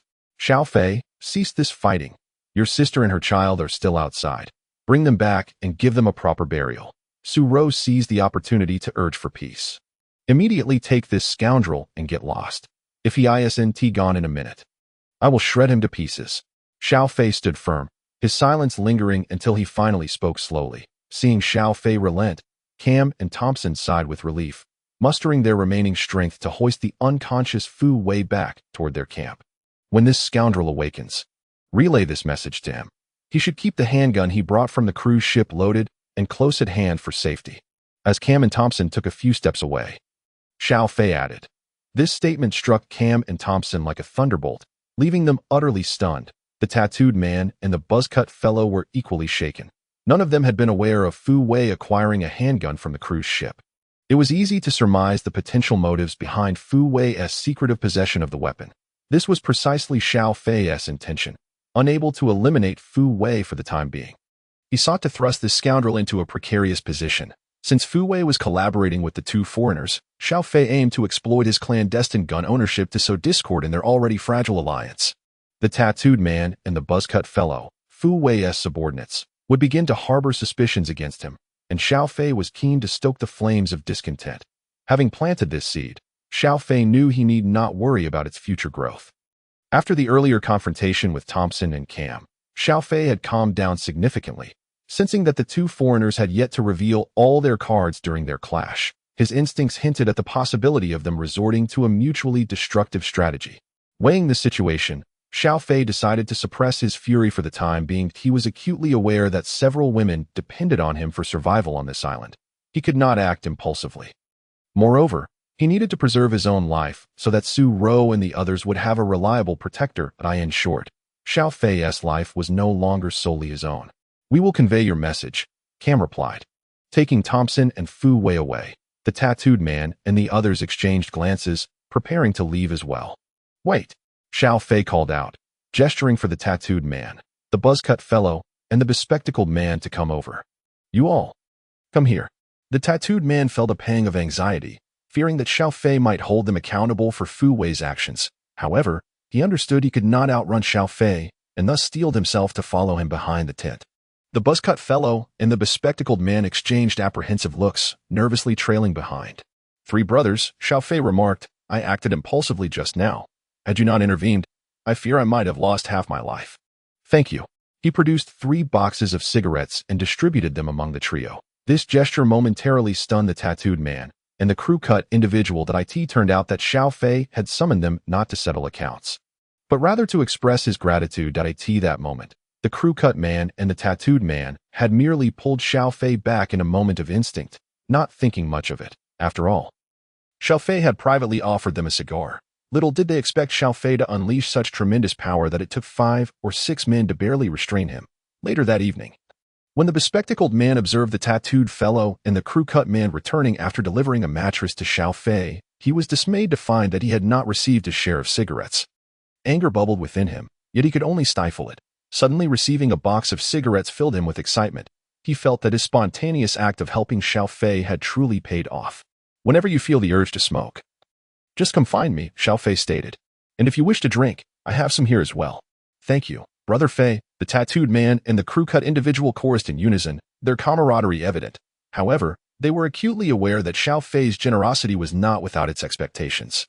If they desired to continue receiving cigarettes and alcohol from him, they would need to offer something of equal worth in return, be it valuable items or information. Thank you, Mr. Xiao Fei. The bespectacled man sincerely expressed his gratitude without overthinking it. I have matters to attend to, so I shall not keep you any longer. Farewell, Xiao Fei declared, sheathing his knife and issuing an unspoken dismissal. The three men, understanding the cue, turned and left. The tattooed man picked up a burning piece of wood to serve as a torch for lighting cigarettes along the way. Life is tough, he remarked after lighting his cigarette, exchanging a glance with the crew-cut man. This cigarette is rather good. The crew-cut man nodded in agreement, while the bespectacled man, cigarette in mouth, wore a bewildered expression. Once the others had departed, Xiao Fei tossed aside his knife, extinguished the smoldering fire, and stepped outside, soon coming upon the shattered remains of the woman in the white dress. Her dress was tattered and stained crimson with blood. In her embrace lay a small boy, breathless and lifeless. Rest assured, I will avenge the two of you. Xiao Fei took the white sheet that Su Rou handed him and wrapped the pitiful mother and child within, carrying them toward the spot where he had buried Luo Hu. My apologies, brother. I have failed to fulfill your last request. What more can I say? I can only ensure those wretches accompany you in death. After burying their remains, Xiao Fei sat before Luo Hu's grave, lighting 3 cigarettes and sprinkling a bottle of brandy over the earth. Unbeknownst to him, dawn was quietly approaching. By the way, the 3 foreign devils who targeted you, one of them died yesterday afternoon, trampled by a wild goat. The remaining 2, I will deal with in due time. That I must admit, I underestimated you. Those foreign devils possess formidable skills, and for you to hold your own against 2 of them is truly impressive. Had my body not undergone some changes, I wouldn't have lasted a moment in their presence. Xiao Fei downed the last remnants of alcohol from the bottle and rose to his feet. I must take my leave now. Brother, that I will visit you again. He gently took Su Rou's hand as they made their way up the mountain, their pace leisurely. Su Rou, it seems we rarely have the opportunity to be alone like this. I have something I wish to discuss with you. Su Rou replied, a hint of shyness in her nod. Have you noticed any changes in your body? Your stamina seems to have improved, Xiao Fei inquired. Su Rou was taken aback. Feeling a twinge of disappointment, she had expected Xiao Fei to share some intimate thoughts, not to pose such a question. Now that you mention it, it is true. Tasks like chopping wood and moving stones, which I previously struggled with, have become quite effortless. Moreover, I find myself feeling refreshed even after minimal sleep. Though a small part of her felt unsettled, Su Rou answered Xiao Fei's question honestly, understanding that he must have had his reasons for asking. Exactly, Xiao Fei affirmed. Do you recall the first time you, Bai Yue'er, and I went to the pond? I was stung by a giant bee, and you both found a red plant to counteract the venom. When you fed me the fruit, you also ingested a small amount. Are you suggesting that my body's changes are related to that plant? Su Rou quickly grasped the connection. Indeed. I consumed a larger quantity and also applied the stems and leaves topically, which heightened the effects. Xiao Fei pressed his hand against a large stone nearby and, with a forceful push, sent the hefty boulder rolling several meters across the sandy ground. Furthermore, if we continuously push our physical limits, we can further awaken the potential within us, or rather, the potential of that plant.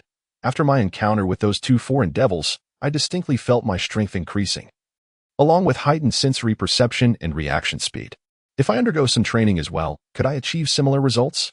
Su Rou asked, her excitement palpable. On this island, survival of the fittest was the law, and possessing formidable strength was the greatest asset. Su Rou was gradually acquiring that variability. It should be possible. We can certainly give it a try, Xiao Fei replied, clenching his fists and observing his muscular arms, feeling a surge of powerful energy coursing through his muscles. From this moment forward, I will seek ways to continue unlocking our potential. On one hand, it is for avenging Luo Hu and the others, on the other. We do not know when we will be able to leave this place. That I must become the strongest person on this island to ensure your safety. Xiao Fei, I believe you can do it. Su Rou nodded emphatically. I will also strive to grow stronger and not be a burden to you. Su Rou, There is one more thing I wish to discuss with you. I have a plan that requires your cooperation, Xiao Fei said, a flicker of hesitation crossing his face. Go ahead. I will do everything in my power to assist you, Su Rou replied without hesitation. This matter is rather complex. Shall we find a place to sit and talk? Xiao Fei suggested, pointing to a nearby grove, a mischievous smile gracing his lips. Everyone else is busy tidying up. This opportunity is too rare to pass up. Let us enjoy ourselves first, and then I will explain everything to you. It has been days since we were last together, after all. How shameless, Su Rou exclaimed, her cheeks flushed with embarrassment as she playfully scolded him. Without delay, Xiao Fei scooped up Su Rou and dashed into the grove like a cheetah. On the windless island, a tree in the grove began to sway violently. Standing before the tent, observing the picturesque sunrise over the island through her binoculars, Xiao Chengqing fortuitously witnessed that enchanting scene. Chengqing, what is the matter? Why is your face so red? Her assistant inquired. Their relationship transcended that of employer and employee. They were also close friends. In public, the assistant always referred to Xiao Chengqing as CEO Xiao, but in private, they called each other by their first names. In nothing, Xiao Chengqing stammered, her face aflame as she retreated into the tent. The assistant, curious, picked up the binoculars, only to have them snatched away by Xiao Chengqing upon her return. Her cheeks flushing once more upon grasping the binoculars. How puzzling, the assistant muttered under her breath. After Xiao Fei and Su Rou returned, Su Rou appeared pensive, lost in thought as she sat off to the side. Even breakfast was prepared by the assistant and Xiao Chengqing together. This illustrious star of the entertainment industry, Xiao Chengqing, turned out to be quite adept in the kitchen, transforming the leftover dough from the previous night into delicious noodles cooked in fish broth. As Xiao Fei and Su Rou savored their bowls of noodles, they simultaneously lifted their gazes and locked eyes. Don't feel too much pressure. If it proves unfeasible, we can always find another approach, Xiao Fei whispered swiftly in Su Rou's ear as they cleared the dishes after their meal. Let's stick to this plan, Su Rou replied, her tone resolute and her expression firm. Chapter 75. Unexpected delight after breakfast. To prevent the return of the wild goat herd, Xiao Fei gathered many heavy stones, piling them into a wall over a meter high around the tent. He then ascended the mountain, wielding a Nepalese knife to cut down trees, sharpening one end to point outward while securing the other end to the stone wall, creating a hedgehog-shaped circular barrier over 2 meters tall. Though the design was unappealing, it nonetheless provided greater security. Finally, Xiao Fei stacked bundles of firewood outside the barrier, adding an additional layer of defense. The massive wild goats could traverse mountains, but escaping was futile. Solid defense was paramount. Moreover, Xiao Fei's actions aimed to lay the groundwork for his future endeavors. By constructing such a sturdy dwelling, he would create the illusion of intending to reside there long-term, thereby concealing his plans for a discreet departure from Fu Wei and the others when the opportunity arose. As Xiao Fei returned to the woods to gather firewood, a sea eagle swooped down from the sky, landing at his feet and affectionately rubbing against his knee, then raising one of its claws. A small bamboo tube was tied to the eagle's claw. Xiao Fei untied the tube and extracted a note from within, inscribed with Bai Yue'er's elegant handwriting. Xiao Fei, in recent days, a multitude of wild beasts have appeared near Mu Yun Mountain Villa. Exhibiting an alarming ferocity, the traps you previously fashioned have proven to be immensely effective, successfully thwarting the beast's advance. Sure, you and I have amassed a considerable stockpile of provisions, and during this period, we shall endeavor to remain within the safety of the cave. Our safety is assured, though I cannot ascertain whether you are encountering a similar situation over there. I have discerned a pattern. It appears that following every storm, there are a few days during which the island's fauna becomes exceptionally savage. The last occurrence of this nature coincided with a storm in the southern part of the island, where the animals were unsettled for several days. Yesterday, you too experienced such weather, and the peculiar phenomena on this island are utterly bewildering. However, this change seems to affect only terrestrial creatures, as the fish in the water have remained unchanged, and neither Dong Dong nor the other avian species we observed have shown any abnormality. In short, there is no need for you to worry about our situation. Do take care. Xiao Fei folded the note, gently stroked the head of the sea eagle, and returned with the firewood he had chopped. The pattern discovered by Bai Yue'er was of great significance. Given that the island's animals turned feral post-storm, he could prepare in advance. Upon returning to the tent, Xiao Fei handed the note to Su Rou and strolled halfway up the mountain to smoke. Turning around, he noticed Fu Wei and his group busily reconstructing their tent, as well as drying supplies that had been soaked by last night's rain. Xiao Fei, come and see what this is. Su Rou called out with a hint of excitement as she emerged from the tent. Coming. Coming. Xiao Fei extinguished his cigarette and turned back into the tent. Inside, Su Rou was sorting through the supplies brought back from the cruise ship alongside Xiao Chengcheng's assistant. Xiao Fei, take a look at this. Su Rou handed him a small, exquisite crocodile leather case, roughly the size of a shoebox. Upon seeing the case, Xiao Fei recalled that on the cruise, after packing the necessary supplies, he had noticed ample space in the package and had stuffed a few items in, including this case, without knowing its contents. After returning, he had been too lazy to organize it. Upon opening the case, Xiao Fei's gaze was immediately captivated, his excitement palpable. What on earth? We actually have such a treasure among our supplies. Inside the case lay a compact folding crossbow, complete with a carrying pouch, 2 quivers, and a transparent plastic bottle. 1 quiver was long, containing a dozen metal arrows approximately 20 centimeters in length, while the shorter quiver held several metal arrowheads the size of cigarettes. The plastic bottle was filled to the brim with steel balls. The crossbow bore several elegantly inscribed characters, which took Xiao Fei a moment to decipher. Gift, Nan, and Luo Hu. This belongs to Luo Hu, Xiao Fei exclaimed, marveling at the crossbow in his hands, feeling the dramatic significance of the moment. The crossbow, along with its arrows and steel balls, would undoubtedly prove invaluable on this island, and with it, the threat posed by Fu Wei's firearm was considerably diminished. I must test its power, Xiao Fei declared. Eagerly grabbing the case and stepping out of the tent, he cocked the bow and placed a steel ball in the groove of the bow arm. Bang! With a pull of the trigger, the steel ball was propelled forward, embedding itself deeply into a piece of wood. Huh, what incredible force! Xiao Fei exclaimed as he swapped in a short arrowhead. Crack! The arrowhead pierced into another wooden log. Splitting it apart, the more he examined the crossbow, the more enamored he became. The arrowheads and steel balls were consumables that he could not afford to waste, so he carefully retrieved them from the wood. Brother, perhaps it is truly fate that this crossbow, meant for you, has found its way into my hands. Originally, my greatest concern was Fu Wei's firearm, but now that I possess this crossbow, the situation is entirely different. You, that sister, and the little one should wait a bit longer. I will ensure Fu Wei pays for what he has done. Xiao Fei gazed skyward, a whirlwind of emotions surging within him. From that day forth, apart from eating and sleeping, Xiao Fei dedicated most of his time to training in the woods. Having cleared a considerable area by felling trees, he had created an ideal space for exercise. Su Rou also kept busy, running 20 to 30 kilometers around the mountain each day, and had fashioned 2 dumbbells from stones to strengthen her arms. Xiao Chengcheng and her assistant were inspired as well. Joining Su Rou in her training, Xiao Chengcheng, who had previously practiced martial arts, began imparting her knowledge to Su Rou. For nearly a month, there was no contact between Xiao Fei's group of 1 man and 3 women and Fu Wei's crew. They were merely separated by a mountain, a 10-minute walk, yet it felt like 2 disparate worlds. Fu Wei's group made several trips to the cruise ship, but aside from linens and towels, there was little of utility left for them. Whoosh, whoosh, a rhythmic gust of wind whistled through the trees on the mountain. Xiao Fei, bare-chested, swung a 2-meter-long tree trunk, thick as a bowl, with vigor. Nothing seems to have changed.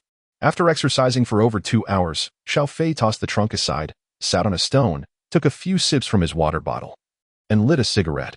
After a period of intense training, Xiao Fei's agility had increased dramatically, yet his strength seemed stagnant. He was at a loss as to whether his training intensity was insufficient or if the effects of the red plant had reached their limit. Xiao Fei turned his gaze towards the depths of the forest. Fei Go, are you busy? After more than half a minute, the tattooed man approached stealthily, wearing a wide grin, his eyes lighting up at the sight of the cigarette between Xiao Fei's fingers. Little brother, it's been a while since you last came by. Are you short on cigarettes? Xiao Fei patted the stone beside him. Come, sit for a moment. Thank you, Fei Go. The tattooed man sat down beside Xiao Fei with a fawning expression. Xiao Fei handed him a cigarette, and as soon as he received it, the tattooed man lit it eagerly, greedily inhaling the smoke until he rolled his eyes in bliss. Do you have any good news for me? Xiao Fei inquired once the tattooed man had satisfied his craving. I can't say it's good news, but I wouldn't dare disturb you without some information, Fei Go. The tattooed man replied with a cheeky grin. Here is the situation. There are 2 women on our side, and the man with glasses, his girlfriend, has long since lost interest in him and has been flirting with Fu Wei. Tonight, Fu Wei has a plan. He wants to set a trap to not only take her, but also to eliminate the man with glasses, ensuring he can manipulate him. After all this time. Fu Wei, as the leader, still hasn't managed to organize everyone. He truly is inept. Xiao Fei scoffed. Continue. The more detailed, the better. Of course, the tattooed man's gaze fixated greedily on the cigarette pack on the stone. Have another one. Seeing the pathetic look on the tattooed man's face, Xiao Fei couldn't help but feel a mix of amusement and exasperation. Did Fu Wei keep the last two for himself? Indeed, the tattooed man exclaimed, lighting another cigarette, visibly indignant. Fu Wei is incredibly stingy. He gave one to those two foreigners while keeping the other for himself. He didn't even provide a box for me and Chun, let alone the man with glasses. But there's nothing we can do. Here he holds all the power over us. And back home, he could easily make my family disappear for a few coins that I can't afford to offend him. What if he can't return? Xiao Fei lit a cigarette of his own, fixing his gaze on the tattooed man. Fei Gu, what are you saying? The tattooed man felt a shiver run down his spine under Xiao Fei's intense gaze, his hand trembling slightly as he held the cigarette. Luo Hu is my friend. Do you not know how he met his end? That mother and daughter were entrusted to my care by Luo Hu, and they too fell victim to Fu Wei's treachery. Tell me, why should I spare him? What reason do I have to let him go? Xiao Fei exhaled a plume of smoke, the vapor drifting 2 meters away. Fei Gu, Fu Wei has a gun. You told us as much. Furthermore, that wristband he wears is a locating device. His family can track his general location through it and come after him. The tattooed man swallowed hard. He too had grown weary of being Fu Wei's lackey and hoped Xiao Fei would eliminate him. However, on one hand, Fu Wei's family held significant power, and on the other, they still relied on the wristband to escape this place. Fu Wei's wristband must detect his heartbeat to remain active. If he dies, the locating system in the wristband will deactivate shortly thereafter. He possesses such advanced technology. Xiao Fei raised an eyebrow, sensing that Fu Wei might be deceiving them. Indeed, we have all seen his wristband. He never parts with it.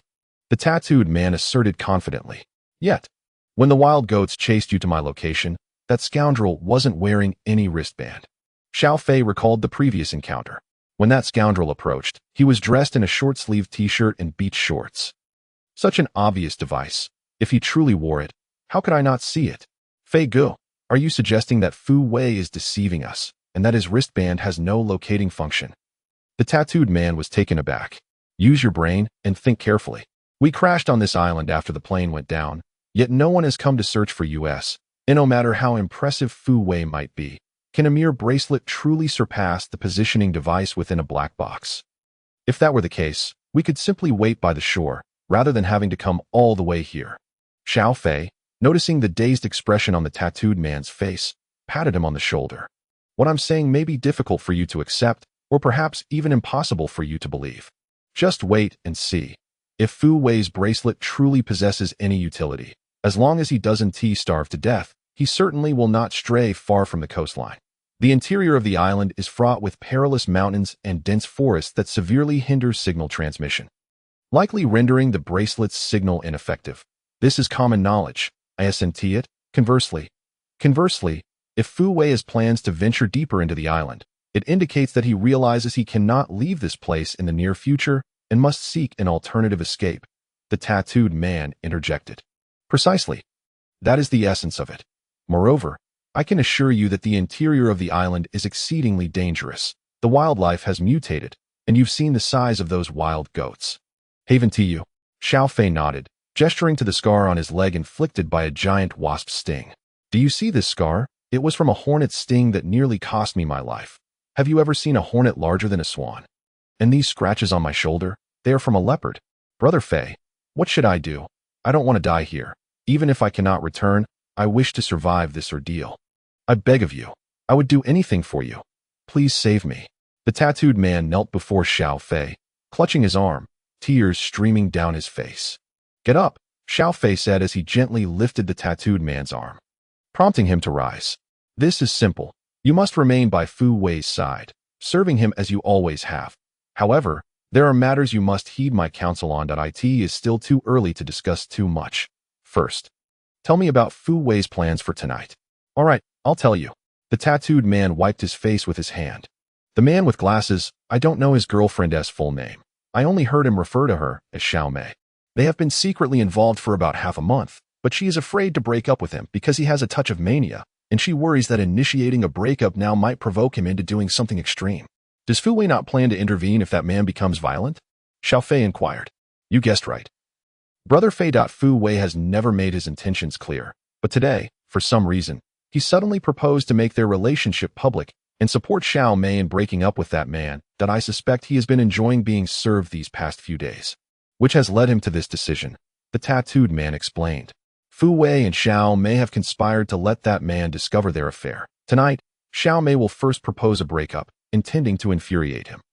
Under such circumstances, it's easy for him to lose control, and he may resort to violence against either Xiao Mei or Fu Wei. Fu Wei aims to seize this opportunity to intervene and prevent the man from harassing Xiao Mei while feigning to clarify his relationship with her. If that man refuses to relent, Fu Wei will have reason to take action against him that he has already instructed me, De Chun, and those two foreigners to provoke the man as much as possible before confronting him, until he is sufficiently intimidated and subdued to act as Fu Wei's subordinate in the future. And if he remains defiant, Xiao Fei found the whole plan somewhat ridiculous. Deeming it exceedingly amateurish, Dai Ti hinged entirely on the man with glasses being mentally unstable and easily provoked. Otherwise, it simply wouldn't work. If he remains defiant, Fu Wei believes that someone like him who does not heed his words is of no use and should be dealt with decisively. The tattooed man hesitated, gesturing across his throat.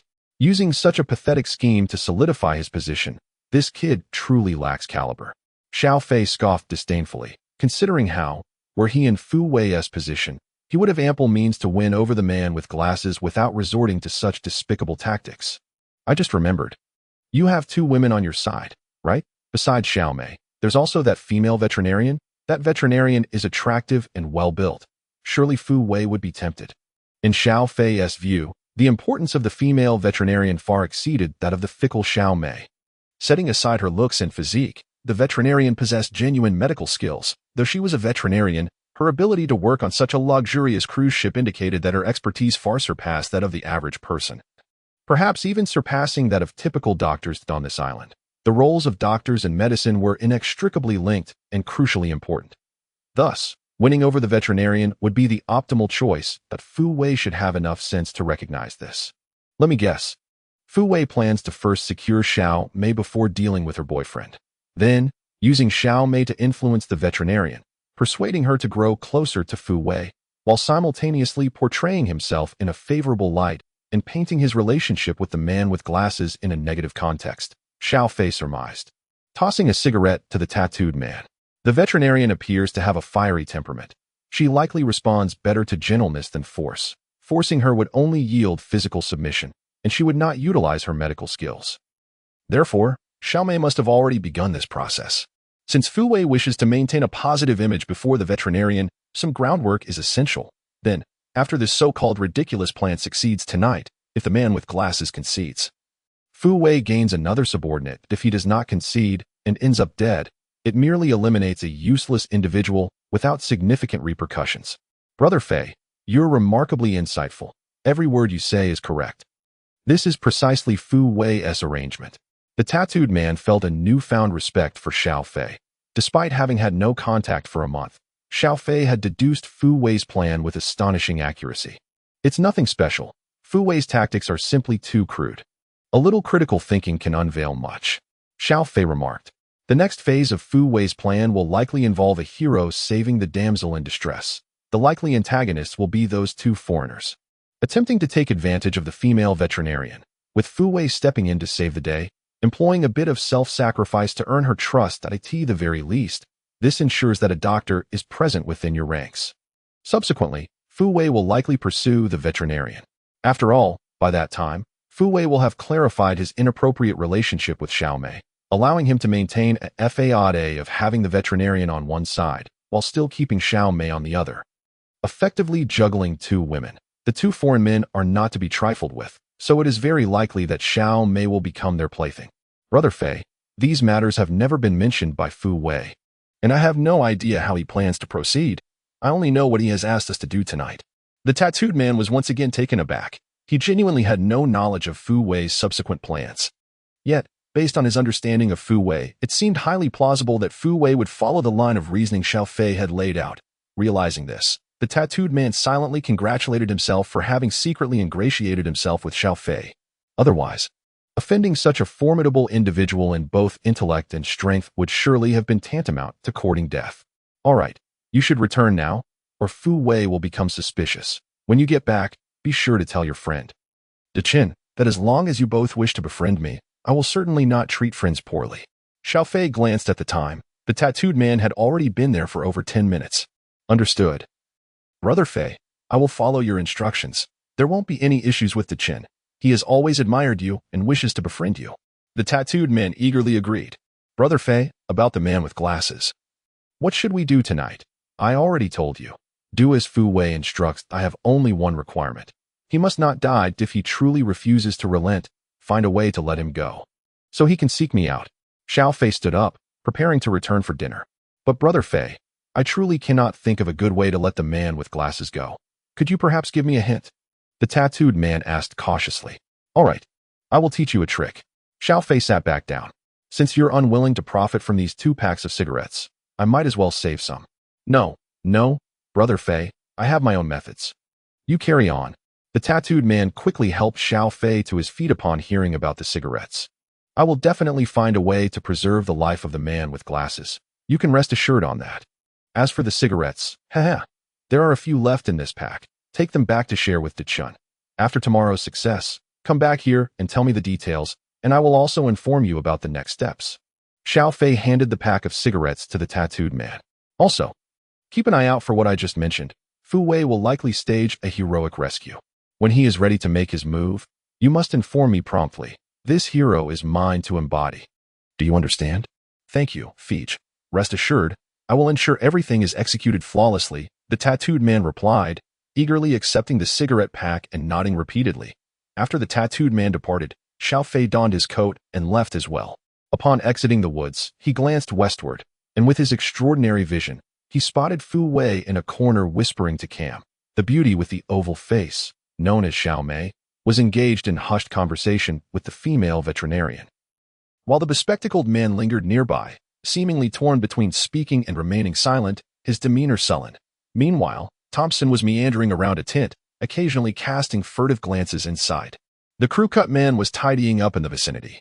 Likely the place where Fu Wei resided, Thompson was undoubtedly searching for the firearm that Fu Wei had brought back during Fu Wei's absence. This was also Xiao Fei's objective, to exacerbate the rift between Fu Wei and the 2 foreigners through a handgun, rendering their relationship even more fragile. However, Xiao Fei regretted his earlier impulsiveness in revealing the existence of the pistol to the 2 foreigners.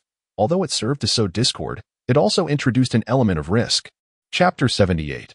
A quarrel yet. He was aware of Fu Wei's cautious and suspicious nature, which ensured that the gun was well concealed, leaving no opportunity for others. Nevertheless, after hearing the tattooed man's words today, Xiao Fei realized he had overestimated Fu Wei in the past. It appeared that this individual was not particularly astute. The most concerning aspect now was that Fu Wei's handgun could fall into the hands of Thompson and Cam. An ordinary person like Fu Wei wielding a gun posed little threat, but the same could not be said for Thompson and Cam, given their skills and the legality of firearms abroad. Their marksmanship would undoubtedly be impressive. Should they acquire the handgun, the threat to Xiao Fei would increase significantly. In this scenario, Xiao Fei found himself hoping for Fu Wei to demonstrate some intelligence and safeguard that weapon.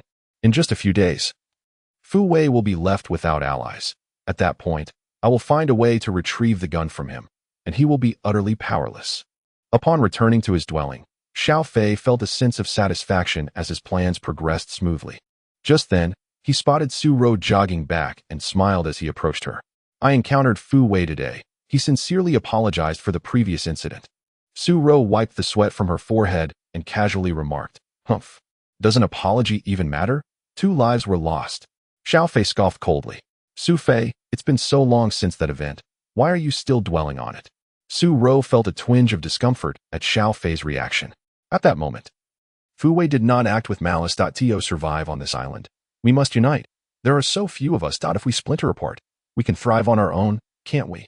Xiao Fei interjected. Look at our current living conditions, then compare them to Fu Wei and his group. What kind of life would we lead by aligning with them? Had they not come over last time, we wouldn't have faced any trouble. I merely wish to settle the score with Fu Wei. Without involving anyone else, that is my bottom line. Xiao Fei's agitation grew.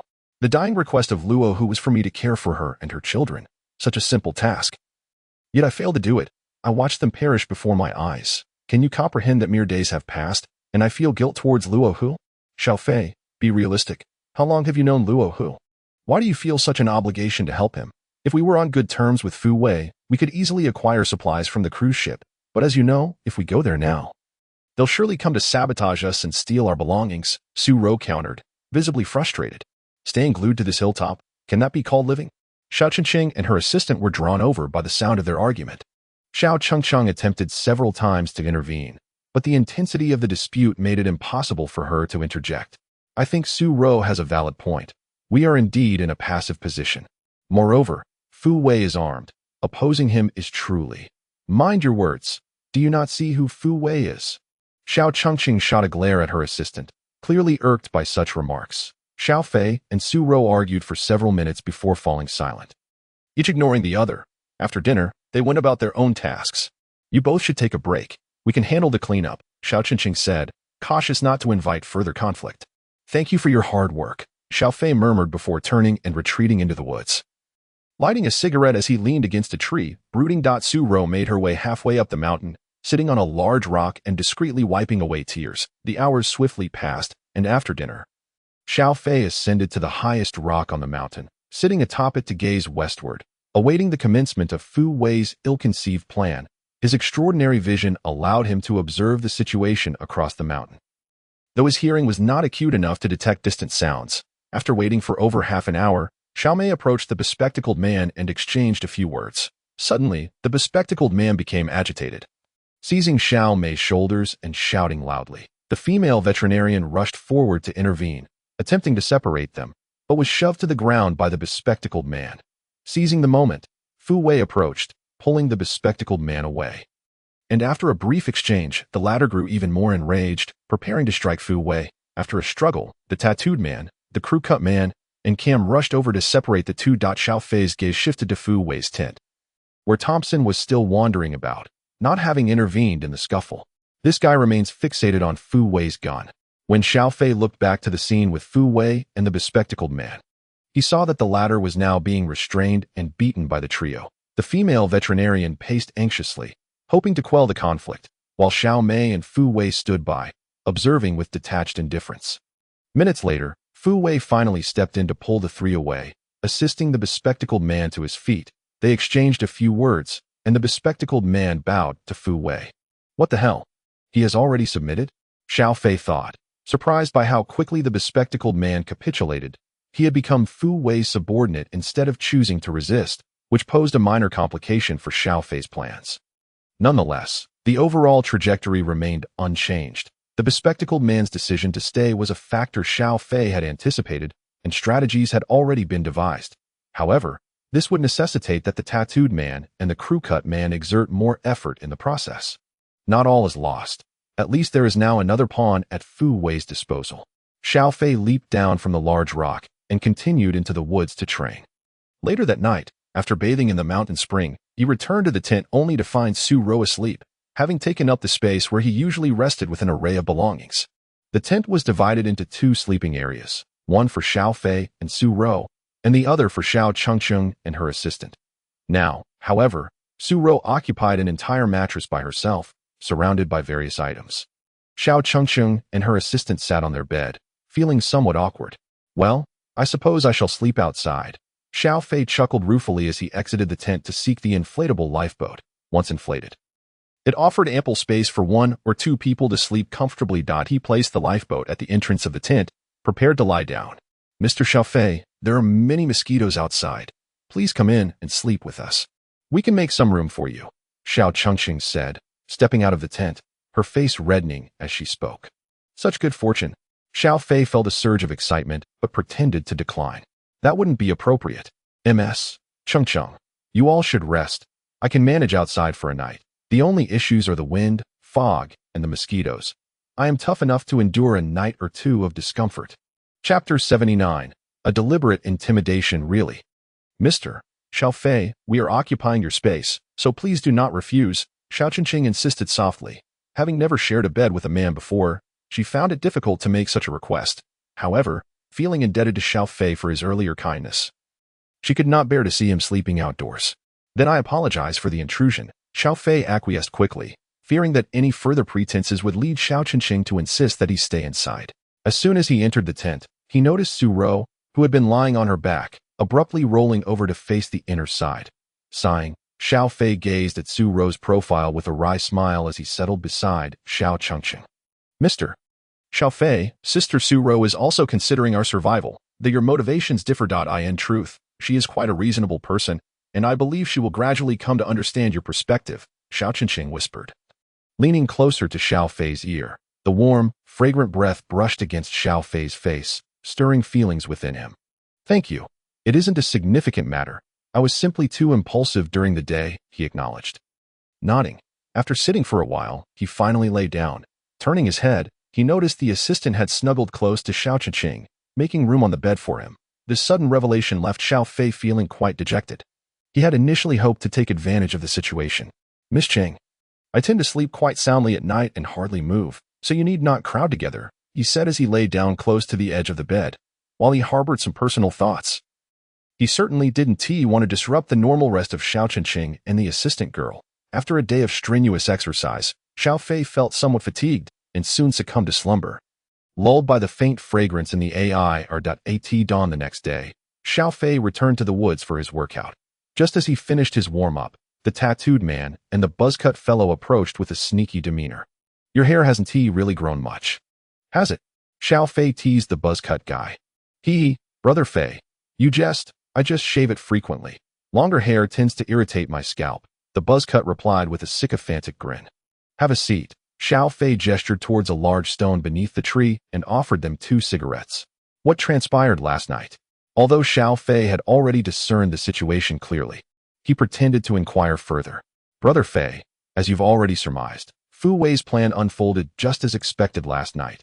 That bespectacled fellow got a good beating and is now thoroughly subdued, obediently catering to Fu Wei, the tattooed man recounted candidly. Speaking of which, that guy truly lacks backbone. Following your previous instructions, De Chun and I merely exchanged a few blows without exerting much effort. It was only that foreigner named Cam who landed a few kicks on him. I see. In that case, keep an eye on him for me and ascertain whether he is genuinely submitted or is merely biding his time. Also, arrange for a chance encounter between me and that fellow, Xiao Fei proposed thoughtfully. Any other news? Yes. Indeed, last night, Fu Wei summoned us and sought out those 2 foreign devils, instructing us on a particular matter. He aims to win over that female veterinarian and wants us to assist him in staging a charade of sorts, the buzzcut interjected eagerly. Essentially, the 2 foreigners intend to harass the female veterinarian, and we will intervene, asserting that Fu Wei is a man of principle who would never allow such behavior. After we get beaten up, we'll go to Fu Wei, who will then come to our rescue, appealing to the foreigners' emotions and reason, compelling them to cease their actions and apologize to the veterinarian. In return, the foreigners would be permitted to entertain that woman named Xiao Mei. Enough of that. You need not elaborate further. I had already anticipated Fu Wei's clumsy schemes, and you haven't hit the nail on the head yet, the tattooed man interrupted, halting the buzzcut's ramblings. Brother Fei, Fu Wei plans to execute this scheme this afternoon, but he inadvertently overheard the female veterinarian mention to Xiao Mei that she intends to wash clothes at a spring behind the mountain. And he seeks to exploit this opportunity. The spring lies 300 to 400 meters west of our mountain, adjacent to a large palm tree, making it easy to locate. Understood. When the female veterinarian goes to wash her clothes, signal me. Isn't there a large rock on the eastern side of your mountain? Drape a brightly colored piece of clothing over it as a signal, and upon receiving it, I shall make my way there in advance, Xiao Fei instructed. Producing a plastic container from his jacket pocket to hand to the tattooed man and the buzzcut. Inside was a small portion of high-quality tobacco, enough for several days. This was some that Su Ro had collected from the beach when they first arrived on the island.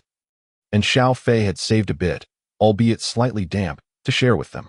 Thank you, Brother Fei, they both exclaimed in unison. No need for thanks. As long as you are willing to collaborate with me, I still have plenty of tobacco on hand.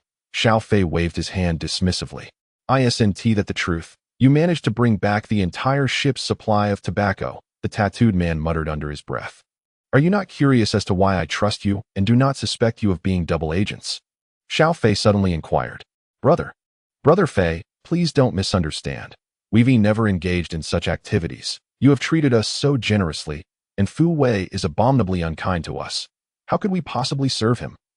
We are wholeheartedly committed to working for you. Brother Fei, the tattooed man and the buzzcut stammered in panic, even going so far as to kneel before Xiao Fei. They had witnessed his capabilities more than once. To eliminate them would be as simple as crushing two chicks. Get up. I'm not threatening you. I merely wish to convey my thoughts. Xiao Fei helped them to their feet, then drew the Nepalese knife embedded in the ground, pivoting sharply to swing it. A gleam of cold steel flashed as it sliced through two trees, each as thick as a bowl, causing them to crash down before the tattooed man and the buzzcut, leaving them pale with fear, nearly collapsing to the ground. Whoosh thud, Xiao Fei then hurled the Nepalese knife, striking a tree 50 to 60 meters away, the blade embedding itself into the trunk. Still reeling from the previous shock, the two men were nearly paralyzed with fear. Do not be afraid. I merely wish to demonstrate that whether it be those two capable foreign men or Fu Wei, who wields a firearm, it would be no challenge for me to eliminate them. However, my current focus is solely on settling the score with Fu Wei, for he has caused the demise of my friend. While Luo who fell at the hands of those foreigners, it was ultimately Fu Wei who instigated the conflict. Xiao Fei lit a cigarette and urged the tattooed man and the buzzcut to sit upon a stone. I have come to understand that with an indeterminate future on this island, where I must ensure I do not succumb to madness from the environment, the sole and most effective method is to increase our numbers. Frequent interactions among people are the best way to preserve our humanity. Thus, I intend to minimize casualties among our group. Do you comprehend my reasoning? The reason I expend such effort dealing with an inconsequential figure like Fu Wei is to prevent others from being drawn into this conflict and suffering unnecessary losses. Hence, I do not worry in the slightest that you will relay my every move to Fu Wei. It merely becomes a matter of whether one person or three will vanish from this island. Chapter 8. Stepping Forward, Brother Fei. We are your eyes and ears beside Fu Wei, and we assure you, we harbor no ulterior motives. Were it not for the fear of his retaliation, we would have long since abandoned him. If you doubt our sincerity, give us some time, and we will present you with Fu Wei's head, the tattooed man stuttered. All right, I do not distrust you that we will proceed according to my plan. Simply eliminating Fu Wei would be too lenient, Xiao Fei stated. Fu Wei is proud. I shall strip him of his dignity.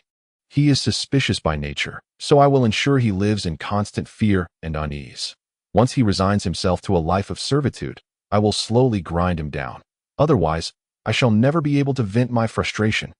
Now, you may leave. Yes. Goodbye, Brother Fei. The tattooed man and the buzzcut scrambled away. Watching them depart, Xiao Fei exhaled a long breath, beads of sweat forming on his brow. This is more exhausting than exercising. Having achieved his purpose of intimidating the two men, Xiao Fei reflected on his unfamiliarity with them and their potential hidden motives. The best approach to dealing with such opportunistic individuals is to let them know they cannot afford to offend him. Then offer them incentives to ensure their compliance. It seems my camp will soon gain another beauty. It's a pity I can only admire her from afar, which is quite vexing. Such is the sweet torment of desire. Xiao Fei mused contentedly as he walked over to retrieve the Nepalese knife from the tree. Damn it, it won't budge. In the afternoon, Xiao Fei spotted the tattooed man draping a yellow jacket over a large rock on the opposite mountain. Signaling it was time for him to set out, before departing, he entrusted a hand crossbow to Su Ro, instructing her that should any trouble arise, it could serve as a means of defense. If anything goes awry, just run. It's all right to leave the belongings behind.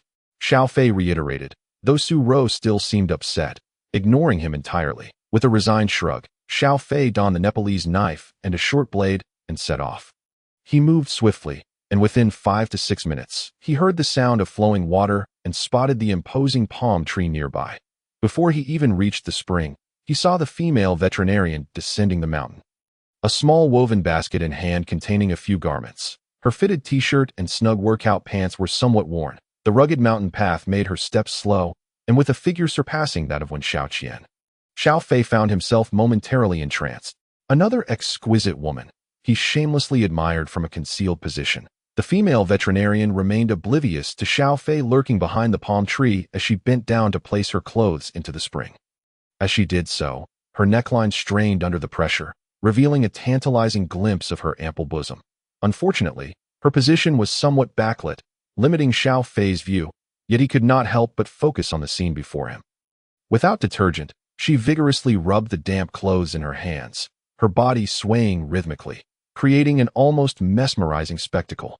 What a tremendous burden it would be if this were to run, Xiao Fei mused, leaning against a tree and stroking his chin, recalling that night when the wild sheep herd charged. The stunningly beautiful veterinarian, with a physique that was nothing short of spectacular, was remarkably swift, second only to two professionally trained foreigners.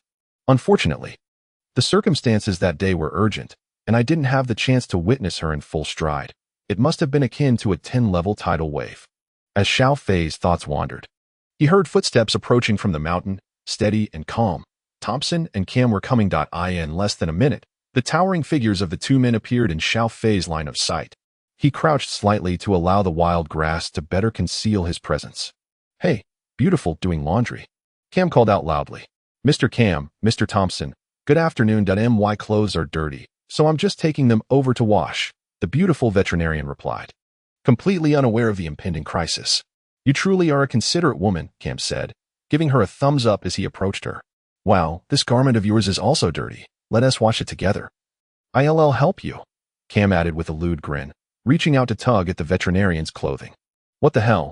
Is he going straight to the point without any foreplay? "What are you doing? Get away." The veterinarian finally realized the intentions of the two foreigners and flung the clothes she was holding at Cam before turning to flee. "Where do you think you're running off to? Your clothes aren't clean yet." Thompson appeared behind her at some point, and as she turned to escape, she collided directly into his embrace. "Beautiful, you smell delightful and feel so soft, and your figure is even better than that of Western women. Oh no, even superior. I adore it." Thompson grasped the veterinarian's hands, his fervent gaze fixed unabashedly upon her lovely face. "Help, help," the beautiful veterinarian cried out. "Stop shouting. Even if you scream your throat raw, no one will come to your rescue."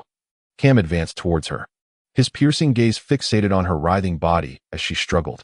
"Hey, Mr. Thompson, Mr. Cam, what are you busy with?" Xiao Fei emerged from behind a palm tree, casually drawing out the short knife and the Nepalese blade from his waist. "Xiao Fei, what are you doing here?" Thompson and Cam exchanged puzzled glances, their faces betraying their confusion. This was not how the script was supposed to unfold. Shouldn't Fu Wei's two lackeys have made their entrance first? Seizing the opportunity while Thompson was distracted, the beautiful veterinarian wriggled free from his grasp and dashed to hide behind Xiao Fei, her face awash with terror. "I'm not Xiao Fei. I'm merely a passerby who heard someone calling my name and came to take a look. Unexpectedly, I ran into an old acquaintance," Xiao Fei replied with a nonchalant demeanor, eliciting a laugh from the once frightened veterinarian. "Gentlemen, since our last encounter at my place left us wanting more, why not seize this opportunity to have another round?" As he spoke, Xiao Fei tossed the two knives in his hands. Thompson's eyes narrowed, and goosebumps instantly rose on his arms. In the month since they last met, Xiao Fei had become frighteningly more formidable at this moment. The turmoil in Thompson's heart was akin to a raging storm. Just the way Xiao Fei casually regarded him made him feel as though he were being watched by a ferocious tiger. The hefty Nepalese blade felt almost weightless in Xiao Fei's hand. "If there's nothing else, you two should return to your own affairs." Xiao Fei's expression suddenly turned grave as he lifted his gaze towards the area behind the two foreigners. "Mr. Fu has long since arrived, hasn't he? While these two foreign gentlemen were behaving inappropriately with this lovely lady behind me, you were merely enjoying the spectacle, weren't you? Have you already chambered around? At this distance, do you have the confidence to take me down with a single shot?"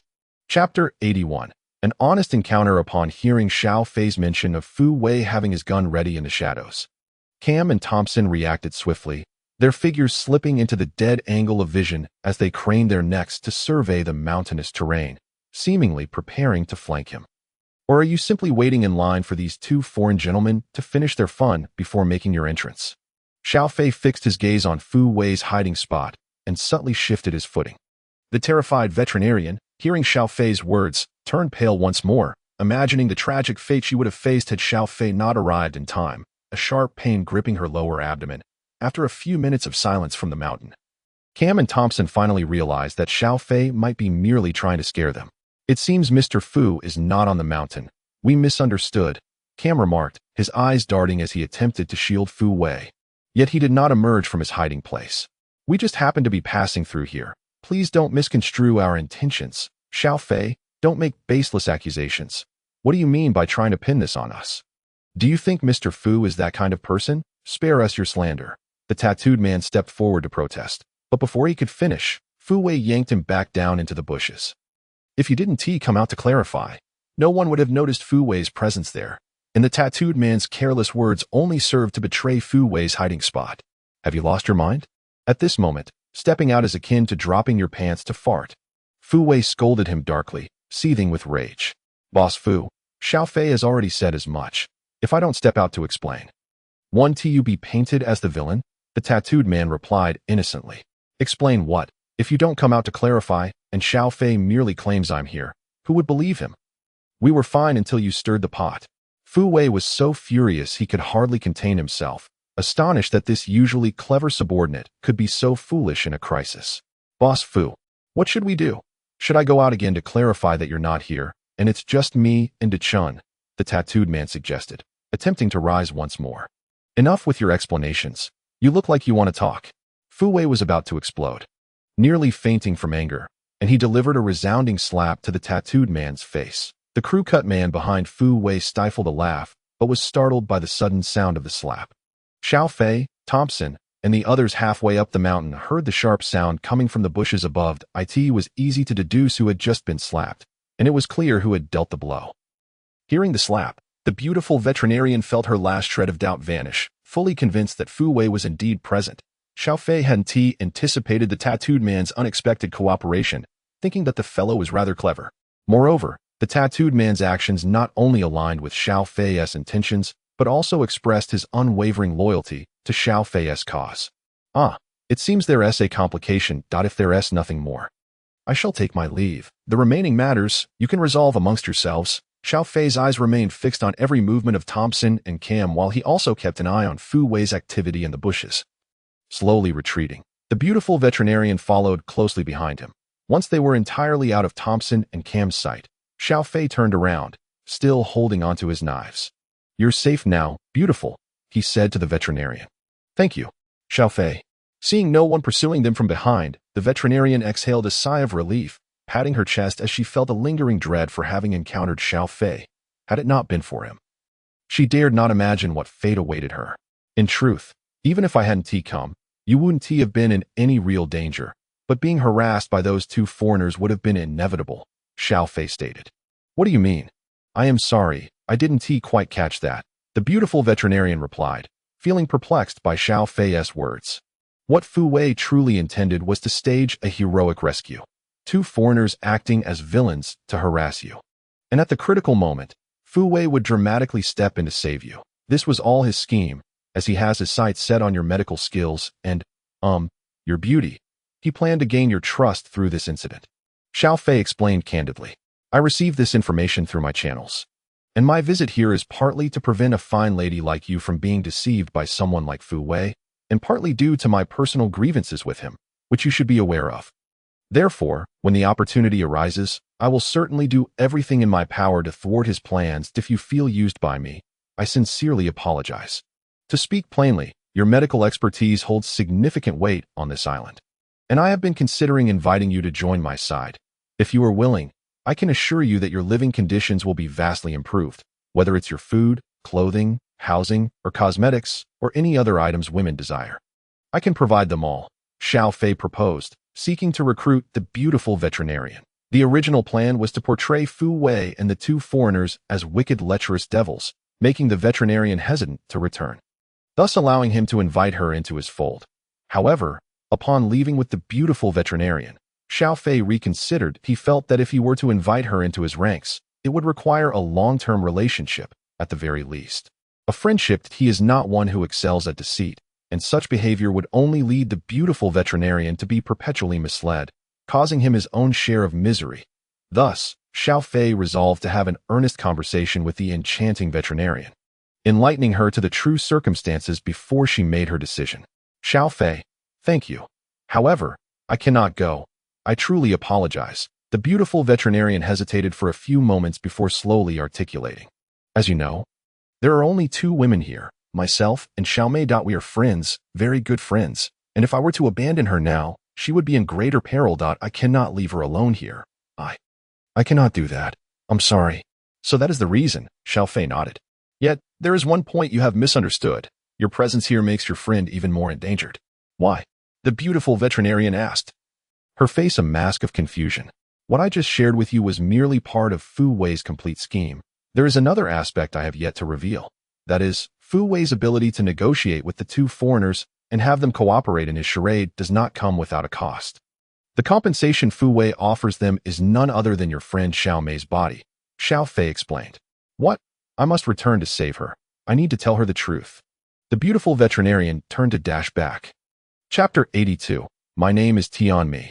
Wait a moment. Xiao Fei reached out, pulling her back, and she stumbled against him, slightly bouncing off. What I spoke of pertains to the situation after Fu Wei's plan succeeds. Once he gains your trust, his next step is to pursue you, aiming to ensnare you completely. This way, he secures a new woman, and when he has a new love, he will cast aside the old. Leaving your friend to those two foreigners. Now that I have thwarted Fu Wei's plan, and your friend is currently in a relationship with him, she is, for the moment, safe. You're talking nonsense. When did Xiao Mei start dating Fu Wei? She just broke up. The beautiful veterinarian expressed skepticism towards Xiao Fei's words. Oh, and there is something else you are unaware of. Xiao Fei recounted in detail how Fu Wei had conspired with Xiao Mei against the bespectacled man, making him one of his lackeys. How could she do that? The beautiful veterinarian's large eyes were filled with disbelief, tears welling in her eyes. I won't say much more on this. But in a few days, your friend will certainly be seen with Fu Wei, and you can await the outcome. Xiao Fei lit a cigarette and continued. Therefore, if you do not go back, Fu Wei will undoubtedly keep Xiao Mei by his side. As for his intentions, we are all adults here, and I shall refrain from further elaboration to avoid sounding like a rogue. If you return, how confident are you that you can safeguard yourself? Moreover, Xiao Mei has agreed to act as a go-between for Fu Wei. What do you mean by go-between? The beautiful veterinarian momentarily did not grasp his meaning, but as the words left her lips, she understood Xiao Fei's implication, and tears streamed down her cheeks uncontrollably. In any case, I have clarified everything I needed to say. How you choose is your prerogative. I will not interfere, even if you decide to align with Fu Wei. Should you ever need anything in the future, you can still come to me. Xiao Fei offered her half a pack of tissues. Let me advise you once more, during your decision-making process, it is best to find a safe place to hide. I shall take my leave now. With that, Xiao Fei turned and departed with determination. After walking 500 or 600 meters, he heard a voice behind him and turned to see the beautiful veterinarian had followed him. My name is Tianmi, she said softly as she matched her pace with his. Welcome aboard. Tianmi, Xiao Fei smiled. Here, your personal freedom will not be infringed upon. You may leave at any time. Furthermore, resources here are shared. Well, cigarettes are my exclusive privilege, and no one else smokes them. Come, we are almost there. I will introduce you to the others shortly. Tianmi gazed at the distant spiked fence resembling a hedgehog and found it rather amusing. Her spirits lifted in a way she had never experienced before. Fu Wei sat grim-faced behind the mountain, silently smoking. The tattooed man and the crew cut stood with their heads bowed behind Fu Wei, neither daring to speak, the tattooed man's half of his face still swollen from a slap. Damn it. A perfectly good plan has been ruined by that bastard Xiao Fei, and now that woman is following him. Fu Wei smashed the cigarette but into the ground, fury etched across his face. I am sorry. President Fu. I was too impulsive and ruined your plan, the tattooed man stammered. Useless. What good does it do to say that now? She has already gone with Xiao Fei. Can you bring her back? Fu Wei exploded in rage, shoving the tattooed man. Xiao Fei is a thorn in my side. That night, it was that kid who blocked my path, and that woman ran out on her own. Yet, he insists on blaming me. I should have been ruthless back on the cruise ship and shot that bastard. Then I wouldn't be in this mess. Mr. Fu, had you killed him on the cruise? When the wild goats attacked that night, we would have had nowhere to escape, and could have been trampled to death, the tactless Carm interjected. Mr. Carm, you are quite the joker. Regret is merely an emotional outlet that changes nothing. What we need to consider now is how to deal with Xiao Fei. That is of utmost importance. As long as Xiao Fei is alive, we will not reap any rewards. Fu Wei could vent his frustrations on the tattooed man and the crew cut. But he understood that Carm and Thompson were not to be trifled with. Maintaining a precarious balance with these two foreigners was due to his possession of a gun and the so-called tracking wristbands. However, Fu Wei was acutely aware that a mere gun would not suffice against these two. A single shot from him would prompt the other to instantly retaliate, ending his life. Neither Thompson nor Carm wished to be the one to take a bullet, which allowed Fu Wei's firearm to serve as a deterrent. Let us not forget how Luo Hu met his demise. Xiao Fei will not forget this debt. So we are currently in the same boat. Mutual cooperation is the best course of action. Fu Wei pulled out cigarettes from his pocket and distributed one to each of them. Speaking of Xiao Fei, he has become exceedingly formidable. It is evident he has grown significantly stronger since our last encounter. Carm recalled the intangible aura emanating from Xiao Fei and felt a wave of anxiety wash over him. Didn't I instruct you to discreetly monitor Xiao Fei? What did you observe? Fu Wei turned his dark gaze towards the tattooed man and the crew cut. President Fu, I did see that Xiao Fei spends most of his time training in the woods atop that mountain, the tattooed man quickly replied. That wooded area has a large patch where he has cleared the trees. He trains in that clearing. He can lift the thick trunks with ease. Indeed, I also witnessed him throwing knives. Specifically, that Nepalese military knife he carries today, he can hit a tree from dozens of meters away with pinpoint accuracy, the crew cut added. The tattooed man and the crew cut exchanged glances, both recognizing the cunning in each other's eyes. So he is that difficult to deal with? Fu Wei furrowed his brow, secretly relieved, initially skeptical about Xiao Fei's knife-throwing abilities. He now felt fortunate that he and T fired a gun on the crews. Otherwise, they would have faced a mutually destructive outcome, benefiting others in the process. Mr. Fu, I have an idea. Would you care to hear it? Thompson, who had remained silent until now, suddenly spoke. What suggestion do you have, Mr. Thompson? I'm all ears, Fu Wei replied, intrigued. Thompson was typically reticent, but Fu Wei could discern that among the three foreigners, he was the true leader. In terms of strategy and skill, he far surpassed Carm and the deceased Flot. After these days of observation, I have come to realize that Xiao Fei is a man of deep loyalty. This is evident from his unwavering pursuit of vengeance for Luo Hu and that unfortunate mother and child, whom he barely knew. Such a person is incredibly difficult to contend with when alone. However, once he has attachments, his weaknesses become glaringly obvious, Thompson slowly articulated. A person with weaknesses is akin to a toothless tiger, posing no threat to us. I see. It's so simple, yet I failed to consider it. Fu Wei nodded repeatedly, his gaze drifting to a corner of Xiao Fei's tent, his eyes sparkling with wild excitement. He has so many weaknesses now. Chapter 83. The storm approaches in the afternoon. Xiao Fei was, as usual, training in the woods when suddenly, thunder rumbled ominously overhead. He looked up to find dark clouds rolling in, obscuring the previously clear sky. Oh hell! Xiao Fei hurriedly exited the woods and returned to his tent. According to Bai Yue'er's analysis in her letter, after each storm, the island's animals would fall into a brief frenzy, at which point they would be subjected to attacks from wild goats or other creatures. Over these days, aside from training, Xiao Fei had been reinforcing the perimeter of his tent with stones and mud, even removing the gate of the wall to strengthen defenses, now entering and exiting via a wooden ladder affixed to the wall.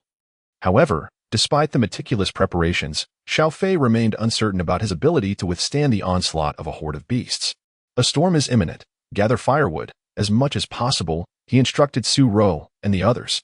Though Su Ro still spoke little to Xiao Fei, she was diligent in her tasks, promptly taking a bundle of grass rope into the woods. Xiao Chengqing, having heard Su Ro mention the contents of Bai Yue'er's letter, nodded in agreement and followed suit, while the assistant hurriedly joined them. Tianmi, having just arrived, was unaware of the significance of gathering firewood before the storm but complied without hesitation. Xiao Fei cast a glance at Fu Wei and the others on the hillside. Following the previous attack by the wild goats, which had resulted in the death of an outsider named Frode, that group was not entirely unprepared.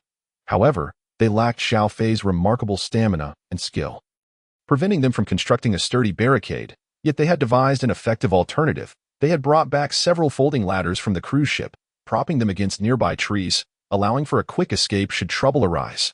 Even in a frenzied state, the wild goats were unlikely to ram into trees. Remaining aloft was significantly safer. Xiao Fei busied himself chopping wood in the forest, while Su Ro and the others bundled and transported the firewood. Stacking it outside the barricade, with flammable dry grass and bark laid beneath. The piles were doused with freshly pressed palm oil from Xiao Fei's recent efforts. After nearly an hour of labor, the sky darkened ominously, visibility akin to that of nightfall. Well, the preparations are nearly complete. Let us return, Xiao Fei declared, tidying his tools and beckoning Su Ro and the others back to the tent.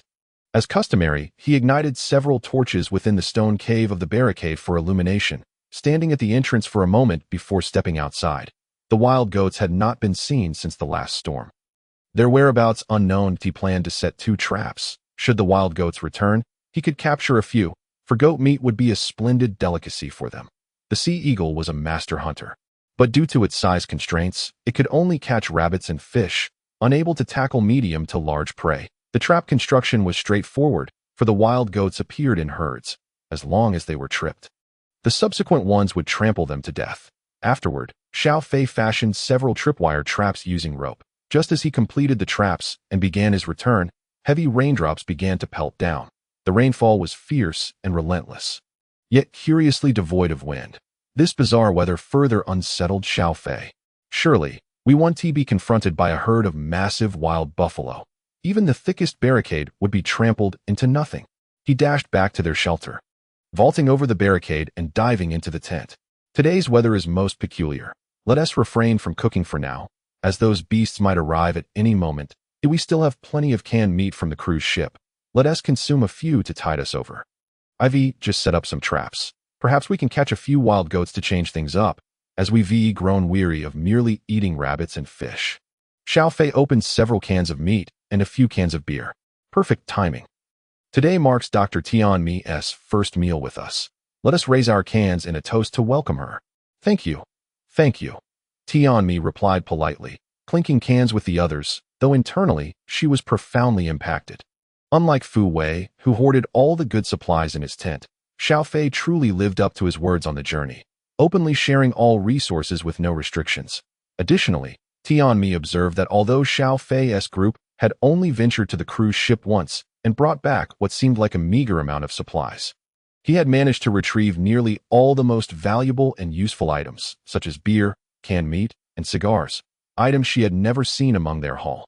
Consequently, their efforts to bring back a few mattresses were easily traded away for just 2 of Xiao Fei's cigarettes, with the remaining ones being destroyed by the wild goats that trampled them that very night. Compared to their previous living conditions, Xiao Fei's camp could only be described as paradise. The Fu Wei's group remained at a stage of mere subsistence, while Xiao Fei's group had begun to be selective about their meals, growing tired even of rabbits and fish. Xiao Fei, what are your plans moving forward? Will we remain here, awaiting rescue? Tianmi inquired after sipping her beer. The likelihood of rescue is exceedingly slim. Soon, we must seek alternative means of survival, Xiao Fei responded. Must. Tianmi keenly picked up on the key word in Xiao Fei's statement. Indeed, must, he affirmed with a nod. Behind this hill, there is a spring where I draw water daily. I've noticed the water level steadily declining. When I visited today, didn't you also notice how much the water level at the laundry spring had dropped? I hadn't really paid attention, Tianmi admitted, shaking her head, though the reasons remain unclear. Both springs appear to be gradually drying up. Thus far, these are the only 2 springs in the vicinity. Should they run dry, we will face a dire shortage of drinking water. Xiao Fei's expression turned serious. Without water, all is for naught. Moreover, I have observed that the waterline from the rising tide has also receded. I suspect, with a considerable degree of certainty, that this island is entering a drought season.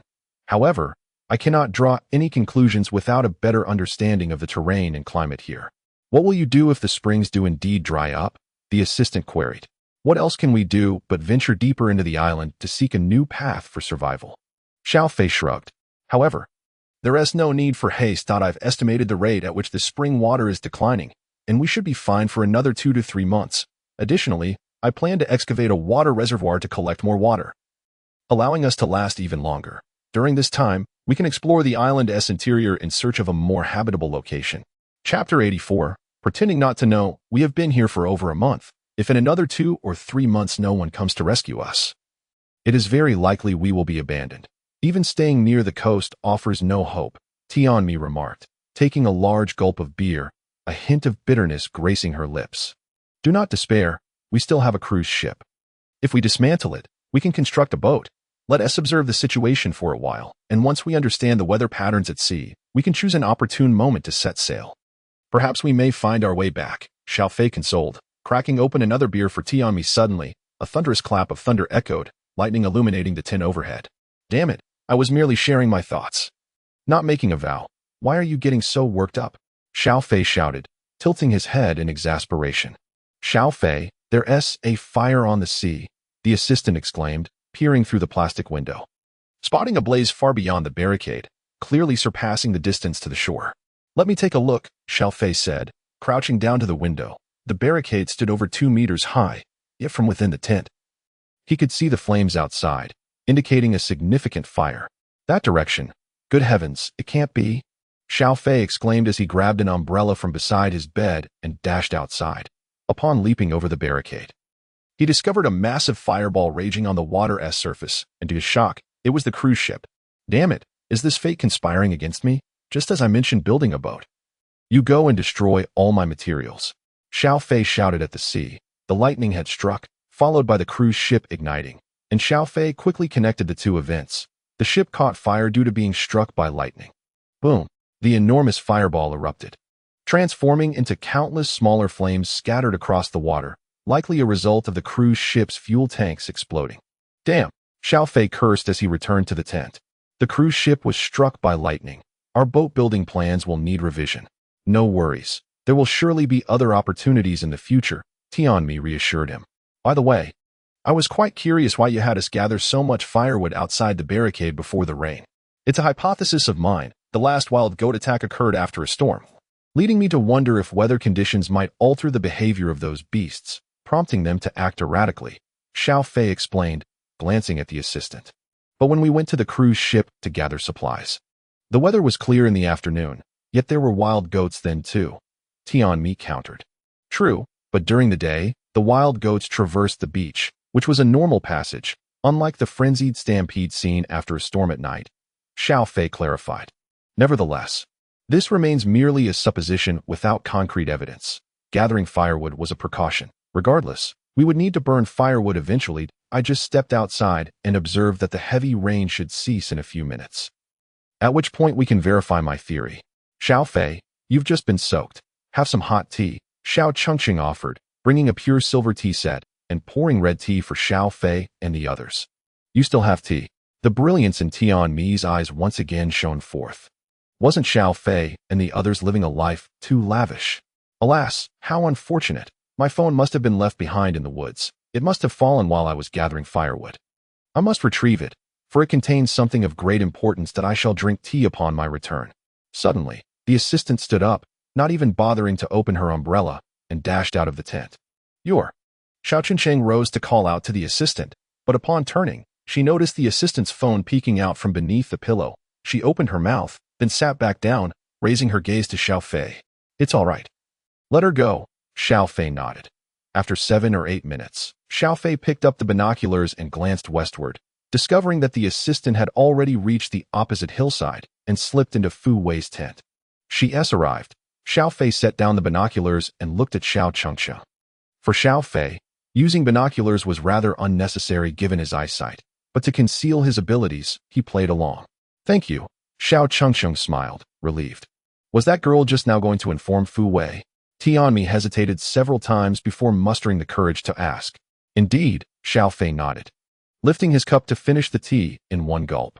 What is her relationship with Fu Wei? Tianmi inquired. You may understand her as a foolish girl deeply infatuated with Fu Wei, Xiao Fei replied, a hint of helplessness in his tone. But why would she come here? Could it be that she... Tianmi glanced at Xiao Chengqing and swallowed the latter part of her sentence. She came with me to act as an undercover for Fu Wei, Xiao Chengqing continued, a trace of disappointment flickering in her eyes. Initially, I was unaware of this, but later Xiao Fei informed me. Upon observing her, I discovered that she would sneak out every few days to leave notes beneath a tree, which Fu Wei would then collect after some time. However, Xiao Fei advised me to pretend I knew nothing and not to expose it. Xiao Fei, don't you have someone on Fu Wei's side? Surely they would have informed you of such an important matter? Tianmi recalled that earlier in the day, Xiao Fei had mentioned receiving crucial information through his connections with Fu Wei, which must have also included an undercover agent like the assistant. They have managed this matter quite discreetly. Aside from the two of them, no one else should be aware of their relationship. I'm not particularly observant, and had I not accidentally seen them together in the back mountain, well, engaged in good deeds, I wouldn't have suspected this girl at all. Xiao Fei cleared his throat to mask his embarrassment. She also secretly brings cigarettes and alcohol to Fu Wei from here. Though the quantities are minimal, so I haven't minded. Allowing her to inform Fu Wei was simply because I cannot stand by and watch so many perish, especially since your friend is over there. Which should ease your mind a bit. Moreover, I sometimes utilize this young lady to relay false information to Fu Wei, facilitating my plans. Thank you, Xiao Fei, Tianmi said sincerely, a wave of gratitude swelling within her. Her foremost concern had indeed been the safety of her dear friend Xiao Mei. Xiao Fei, the rain has ceased. Su Ro's tone carried a hint of anxiety. Do not venture outside. Xiao Fei grabbed the binoculars and stepped out. Can the campfire and the walls withstand a stampede of goats? Tianmi too began to feel anxious as she envisioned the exaggerated size and terrifying destructive power of the wild goats. Shivers running down her spine. Fear not. Even if they cannot withstand it, we have a backup plan. Su Ro smiled, her eyes glinting with a touch of mystery. Chapter 85, The Goatherd Strikes Again, a Backup Plan. Tianmi was exceedingly curious. Su Ro lifted the mattress, revealing stout, straight logs beneath, bound together with ropes. Removing the logs revealed a deep pit, filled with several large packages of supplies, alongside a space capable of accommodating 5 or 6 individuals. Should the herd charge in, we shall hide within here. These logs are sturdy. Even if the goats run over them, they shan't collapse. This was secretly dug out by Xiao Fei, and you are the third person to know of it. Aside from him, the third person to know, Tianmi, being astute, quickly realized that the assistant was unaware of this cave's existence and, therefore, had not seen the supplies within. Your supplies seem to be more abundant than what we observed last time. Tianmi glanced around the tent, somewhat astonished. Did you visit the cruise again? No, we only went once, Su Ro chuckled. However, at that time, not all our supplies were placed on the raft, that a significant portion was tied beneath the raft for the sake of discretion. This was also Xiao Fei's idea. I see. Thank you. Tianmi's eyes glistened with unshed tears. Having just joined their ranks, Xiao Fei and Su Ro had shared all their secrets with her, without any semblance of concealment. Such trust was profoundly moving. From now on, we are family. There is no need for such formality. Su Ro gently wiped away Tianmi's tears. Here they come. Xiao Fei tossed the binoculars into the tent and grabbed a torch to ignite the perimeter wall. Let us assist him. Su Ro stood up.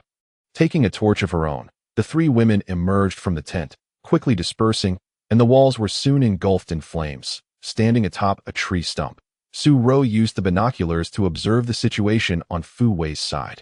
The assistant, having heard Xiao Fei mention that the island's animals would go wild after every storm, rushed to inform Fu Wei, disregarding her own exposure. Sweetheart, the news you brought is incredibly timely. I adore you.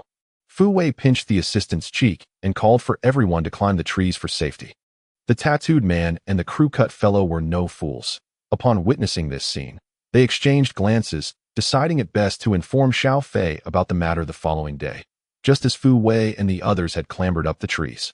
A thunderous sound resonated from the west. Following the noise, they beheld hundreds of massive goats charging forward, shaking the ground beneath them. Everyone hold on tight. Do not let go. Fu Wei exclaimed, stating the obvious. In such a situation, who would dare loosen their grip? My leg is cramping. Ah, the assistant suddenly screamed, plummeting from the tree. At that moment, the herd of wild goats had already ascended the hill, mere meters away from her. Damn it! The crew-cut fellow, sharing the same tree as the assistant, glanced down, his mind racing. If the assistant were to perish here, it would be difficult for Xiao Fei to explain. Saving her seemed prudent. Climb up, hold on tight. Without hesitation, the crew-cut fellow slid down the ladder, helped the assistant up, and hastily climbed back up the tree. Just as his feet left the ladder, the herd of goats surged forward, crashing into the ladder and turning it to scrap metal. Help! I don't want to die here. The assistant, paralyzed with fear, clung tightly to a branch. As long as you don't fall, you won't die. Just hold on, shouted the crew-cut fellow, positioned below her. I need to climb higher. It's safer up there. The assistant, not hearing his words, began to scramble upwards, inadvertently stepping on his hand. "Damn it!" he cursed, gritting his teeth to endure the pain. The assistant then stepped on his head as she used him as a foothold. Pushing herself further up, the sudden weight caused the crew-cut fellow to slide down. Clutching the trunk tightly, the wild goat leaped into the air, its sharp horns grazing the crew-cut fellow's shoe, startling him into a sudden surge of strength. And he scrambled upwards like a large lizard, gaining half a meter in height. However, as the crew-cut fellow slid down, the assistant, who had been standing on his head, lost her footing, cried out in panic, and, in a flurry, grabbed onto something, her body dangling in midair. "F.uck, let go," exclaimed Cam. Perched above that, it turned out the assistant had inadvertently grasped Cam's ankle in her frenzy. "Extend your legs forward, grip the branch, lean your body against it," the crew-cut fellow shouted from below. But he had resolved not to extend his hand to help her, fearing her clumsiness would drag him down too. "Get away." Cam kicked at the assistant's hands with his other foot. The assistant, already lacking strength, released her grip after the kick. Plummeting rapidly, the herd of goats, like a rolling tsunami, engulfed the assistant, rendering her invisible, akin to a stone sinking into turbulent waters. Crack! Just as Cam had shed the burden, the branch he stood upon suddenly snapped under the newfound weight, causing him to tumble down as well. Unlike the assistant's frantic flailing, Cam swiftly adjusted his posture mid-fall, extending his arms to firmly grasp the trunk. A muffled scraping noise echoed as Cam's hands clutched the trunk, slowing his descent. His palms were instantly stripped of skin, blood flowing profusely, yet he refused to relinquish his hold, managing to halt his fall. "My God!" Cam exhaled with a lingering sense of trepidation, glancing downward to observe how perilously close he was to the ground. Fearful of pausing even for a moment, he bore the agonizing pain that tore through his palms and arms as he continued to ascend.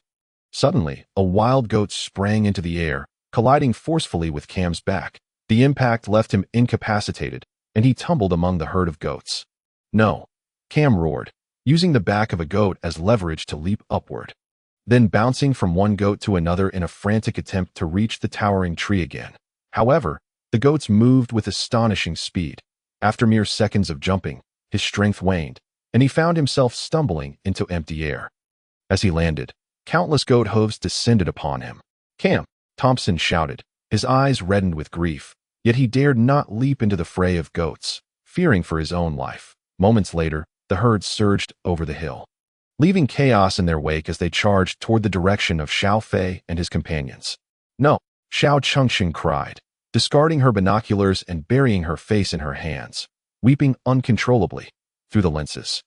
She had witnessed her assistant fall victim to the wild goats. Her assistant, her dear friend, had been taken from her and this world in an instant. Chapter 86. The deceased hold greater importance. It was proven that the fire circle defense remained an effective strategy. The herd, upon reaching Xiao Fei's residence, instinctively veered away from the inferno encircling the walls, vanishing deep into the island. Once the goats had completely departed, Xiao Fei and the others began extinguishing the flames. Subsequently, Xiao Fei inspected the area where traps had been set, and to his delight, he discovered 2 wild goats ensnared. One had broken its leg in the fall and was trampled to death by the oncoming herd, while the other, still alive and bearing minor injuries, appeared to have been struck on the head and lay unconscious. Seizing the opportunity, Xiao Fei hastily bled and skinned the deceased goat while its blood was still fresh. Performing a rudimentary processing.as for the living goat, he decided to keep it for now. With an excess of meat that could spoil, it would be wiser to raise this wild goat until he desired a meal. Upon returning with his bounty, Xiao Fei found Xiao Chengxing in a state of utter despair, sobbing inconsolably. After a moment of silence, he gathered a sleeping bag, a small Bible, and a bottle of liquor before heading toward Fu Wei's location. Once the goats had departed, Thompson descended from the tree, wrapping Cam's mangled body in plastic sheeting, grief etched across his face. He placed a gilded cross in Cam's bloodied hand, murmuring a prayer from the Bible. In just over a month, he had lost both of his companions. Fu Wei surveyed the devastation, his mood plummeting to new depths as he seized the bespectacled man and pummeled him mercilessly. Yet, his anger remained unquenched. After all, the most formidable among his faction were the 3 foreigners, and now, with both Float and Cam deceased, only Thompson remained. No matter how skilled he was, he stood alone and vulnerable. Fu Wei had long heard the tales from the tattooed man and the crew-cut fellow about how, during the last goat attack, Thompson and Cam had barely managed to fend off the enraged Xiao Fei after Fu Wei had been knocked unconscious. And now, with Thompson left alone, the threat posed by Xiao Fei loomed larger than ever. Additionally, the assistant he had so cunningly secured had been planted as a valuable set of eyes beside Xiao Fei, and now she was also gone. This left him utterly uninformed about Xiao Fei's movements. Fu, that guy Xiao Fei is coming over, but we don't know his intentions, the tattooed man murmured as he approached Fu Wei, who was steeped in frustration. Instinctively, Fu Wei's hand reached for the handgun concealed at his waist. What should we do? The tattooed man asked, glancing nervously at Fu Wei's right hand. Let us go see, Fu Wei replied tersely. Xiao Fei, what brings you here? Are you here to mock us? Fu Wei glared at Xiao Fei. Mr. Thompson, I am deeply saddened by the passing of Mr. Cam. Please accept my condolences, Xiao Fei said, ignoring Fu Wei entirely as he approached Thompson and gently placed a beautifully bound Bible atop Cam's corpse. Mr. Cam has joined God. He no longer needs to endure suffering here. Thompson, who had been wary of Xiao Fei, wiped his tears and stood up. Thank you, Mr. Xiao Fei. Cam will feel your blessings in heaven. Thompson grasped Xiao Fei's hand firmly. Mr. Thompson, although our interactions have not been pleasant, there is an old saying, the deceased hold greater importance. Regardless of past grievances, I sincerely wish for Mr. Cam to find peace, Xiao Fei expressed, presenting a slender brass bottle of liquor to Thompson.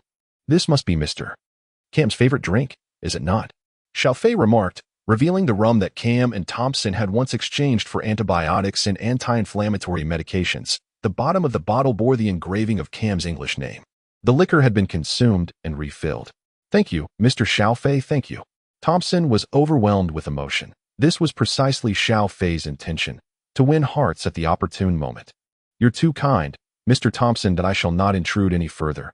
I have other matters to attend to, Xiao Fei stated, turning to where the assistant lay and preparing to wrap her body in the sleeping bag. Xiao Fei, stop right there. Fu Wei approached swiftly, blocking Xiao Fei's path. What do you want? Xiao Fei replied impatiently, his hand resting on the hilt of his knife. Since you've come, you must know the situation, so this woman cannot leave. She must remain here. Fu Wei insisted, glancing nervously at Xiao Fei's hands. What kind of nonsense is that? The herd left your vicinity over half an hour ago. Mr. Thompson has already tended to Mr. Cam's remains, and what right do you have to object? Who do you think you are? Xiao Fei scoffed derisively. This girl is Xiao Chengqing's assistant and friend. Xiao Chengqing is now my friend. So I'm here to collect her remains. If you obstruct me, I won't hesitate to cut you down. Xiao Fei, spare me your bravado. Do you think you can outpace a bullet? Fu Wei retorted, drawing his gun and pointing it at Xiao Fei. Humph, do you think I've been idly basking in the sun all this time? I may have missed my shot on the cruise, but my aim is now quite precise. You might as well draw your knife and see who is faster. Cut it out. I haven't heard a gunshot in days. What gives you the confidence in your marksmanship? Xiao Fei sneered dismissively as he partially unsheathed his Nepali military knife. You hold your gun steadier now. It seems you've put in some practice. But just because you've learned a trick or two doesn't mean you can kill me. I'm eager to test that. Huh? A steady grip leads to accurate shots, if you're so bold. Stop talking and come at me. Fu Wei's finger rested on the trigger, a glint of manic fervor in his eyes. Mr. Fu, holster your weapon. Thompson approached with a stern expression, revealing a finely crafted throwing knife in his hand. Allow Mr. Xiao Fei to take this woman's remains. God does not wish to see anyone left to rot in the wilderness. Thompson, what do you mean by this? Fu Wei glared at Thompson, feeling increasingly unsettled.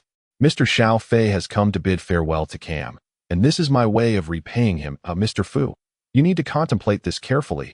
No matter how skilled your marksmanship may be, you will only have one shot. Faced with Thompson's blatant threat, Fu Wei's previously inflamed rage cooled instantly. Gritting his teeth, he stepped back, lowering his gun to grant passage. Take the woman's body and leave quickly. His expression was grim. Thank you, Mr. Thompson.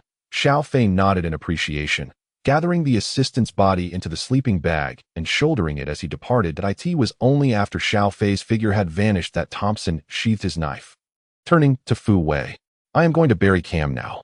Thompson bent down to lift Cam's body, Heading toward another hill he turned his back to Fu Wei and the others. The sorrow in Thompson's eyes transformed into a chilling coldness, akin to the stillness of a windswept sea, dark and profound, devoid of any ripples. Chapter 87. Devious schemes. Xiao Fei returned with the assistant's body, burying her alongside Luo Hu and the others. I should have stopped her when she went to warn Fu Wei. Xiao Qingqing's words trailed off as tears began to flow anew. Su Ro and Tianmi held her close, offering gentle comfort. Xiao Fei, uncertain of how to console her, stepped aside to smoke a cigarette. Fei Ge, the tattooed man, and the crew-cut fellow peeked around a large rock, beckoning Xiao Fei. What is it? Why are you here at this time?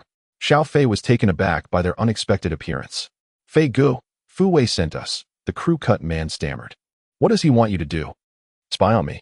Xiao Fei raised an eyebrow, a sardonic smile gracing his lips. Is this the best trick he could come up with after losing his eyes on me? No. Fei Ge, the crew-cut man stammered, appearing hesitant. Fu Wei sent us to dig up these people's graves. What did you just say? The crew-cut man's words ignited a furious response from Xiao Fei. Fij, just now when you went over, Fu Wei felt quite displeased. He suggested that we dig up the grave and then stage it to appear as if it had been disturbed by wild beasts, to seek out your misfortune. The tattooed man expressed his indignation. Let me tell you, even if we weren't currently serving you, we would never engage in such unscrupulous and morally bankrupt actions. Fij, I was thinking we could stage a charade of suffering. You could strike us a few times, kick us a few times, leave some marks on our bodies. Then we can return and claim that we were caught in the act of vandalism and received a beating from you. The crew-cut man suggested to Xiao Fei. Enough. I cannot bring myself to let you take a beating for no reason. According to your plan, if you happen to encounter me, tell Fu Wei that debts have their owners, and I shall personally settle the score with him. Xiao Fei retrieved 2 cigars from his pocket and handed them to the tattooed man and the crew-cut man. If that wretch Fu Wei has any sincerity, he should come and gather a few bouquets for my friends and bow in respect. If he does that, I shall overlook this matter. However, if he insists on opposing me, let him ponder how many cards he has that can withstand my strength. If there's nothing else, you may return for now. Fij, there's one more thing I believe I should mention. The tattooed man hesitated before speaking. Today, Thompson's behavior seemed rather unusual. You must be cautious of him. What seemed unusual? Please elaborate. Xiao Fei furrowed his brow. Well, how should I put it? I noticed that his relationships with Cam and the deceased Ford were not particularly close. They had a decent rapport, better than mere acquaintances. But when it came to action, they coordinated with remarkable synergy. The tattooed man struggled to articulate his thoughts. When Ford passed last time, Thompson didn't seem particularly upset, now that Cam has died. His reactions feel dissonant, almost staged, lacking authenticity. Fij, do you understand what I mean? Continue. Xiao Fei nodded. He had sensed this peculiarity himself. Thompson's display of sentiment today was indeed overly melancholic. Furthermore, when Thompson retrieved Cam's corpse, he pried open Cam's mouth and extracted something covered in blood that I was too far away to see clearly. That I thought to myself, it couldn't possibly be a gold tooth. He's not a greedy person. After all, he didn't even glance at the gold watch on the cruise. The tattooed man recalled the details meticulously. Oh, and when we were leaving, we saw Fu Wei exchanging glances with Thompson. After we moved away, we looked back and saw them heading behind the mountain, possibly plotting something nefarious. In this darkness, how could you see them go to the back mountain from such a distance? Xiao Fei shot the tattooed man a skeptical look. I'm not lying.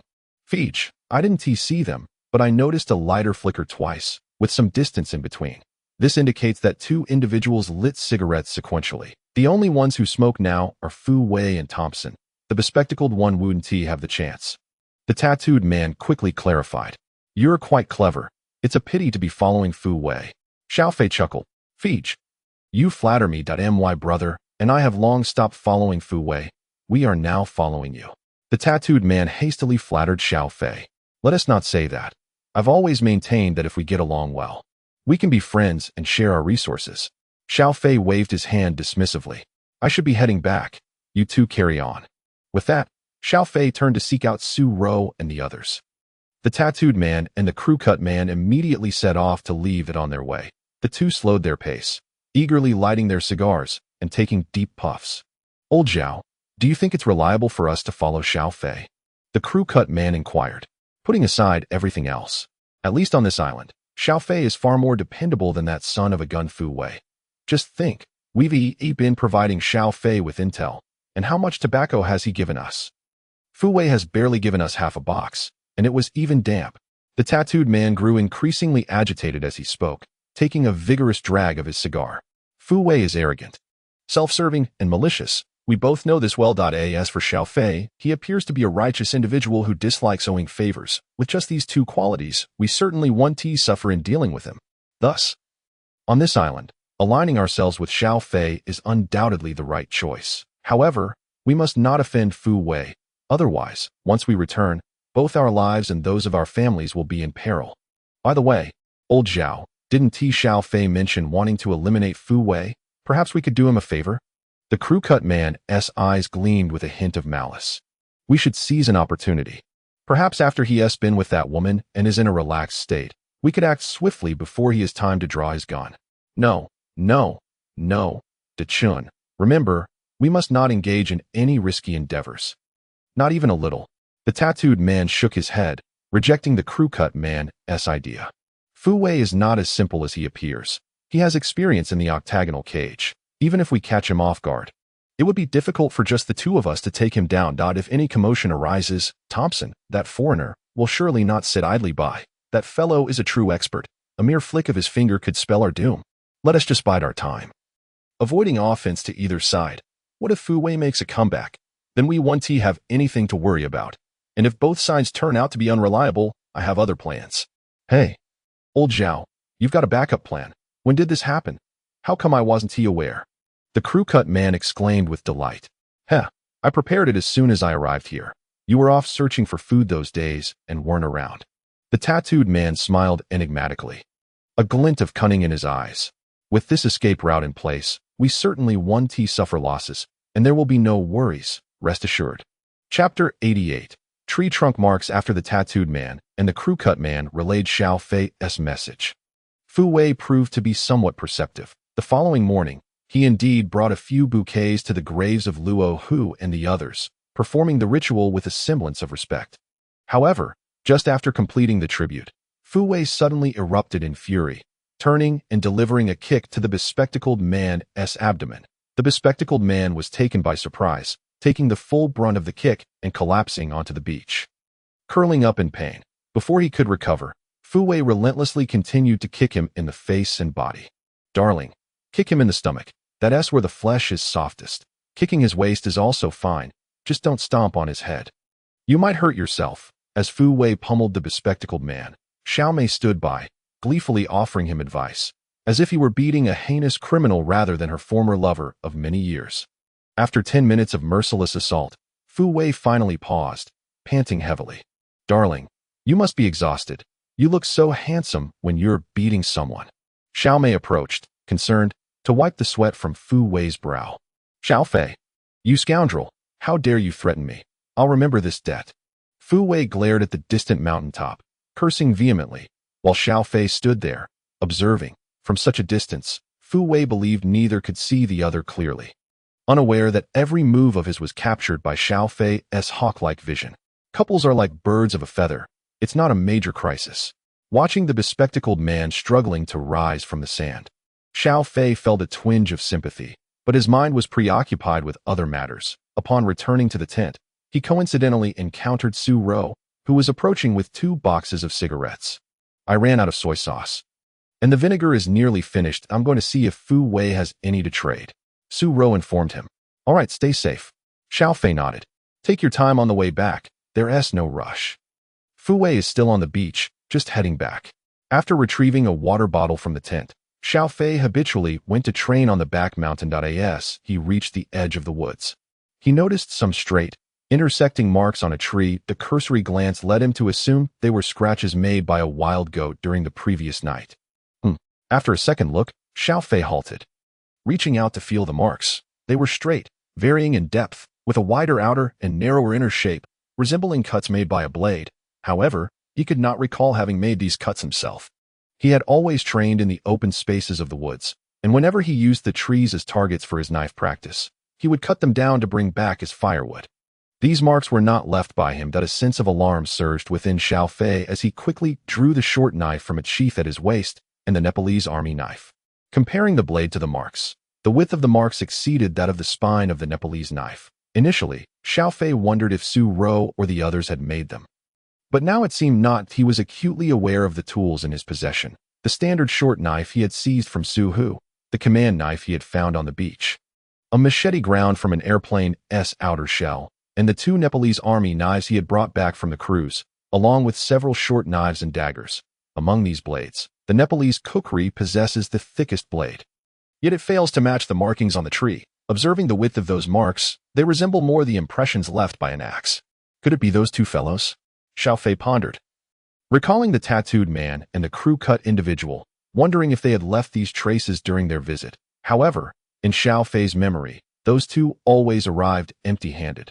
Furthermore, during his search on the cruise ship, he had failed to find any axes among the tools. If that were the case, how could the tattooed man and the crew-cut individual possibly possess such a tool? At this juncture, Xiao Fei was compelled to admit an uncomfortable truth he wished to avoid. There were indeed a third group of people on this island. Apart from them, where could these individuals have come from? Various speculations raced through Xiao Fei's mind. Perhaps another group of survivors from the cruise ship had landed and concealed themselves. The mutated animals on the island could leave axe-like marks. Or it could be that when Xiao Qian, whom he had driven away, stumbled upon an axe left by the island's former inhabitants. Wait, former inhabitants.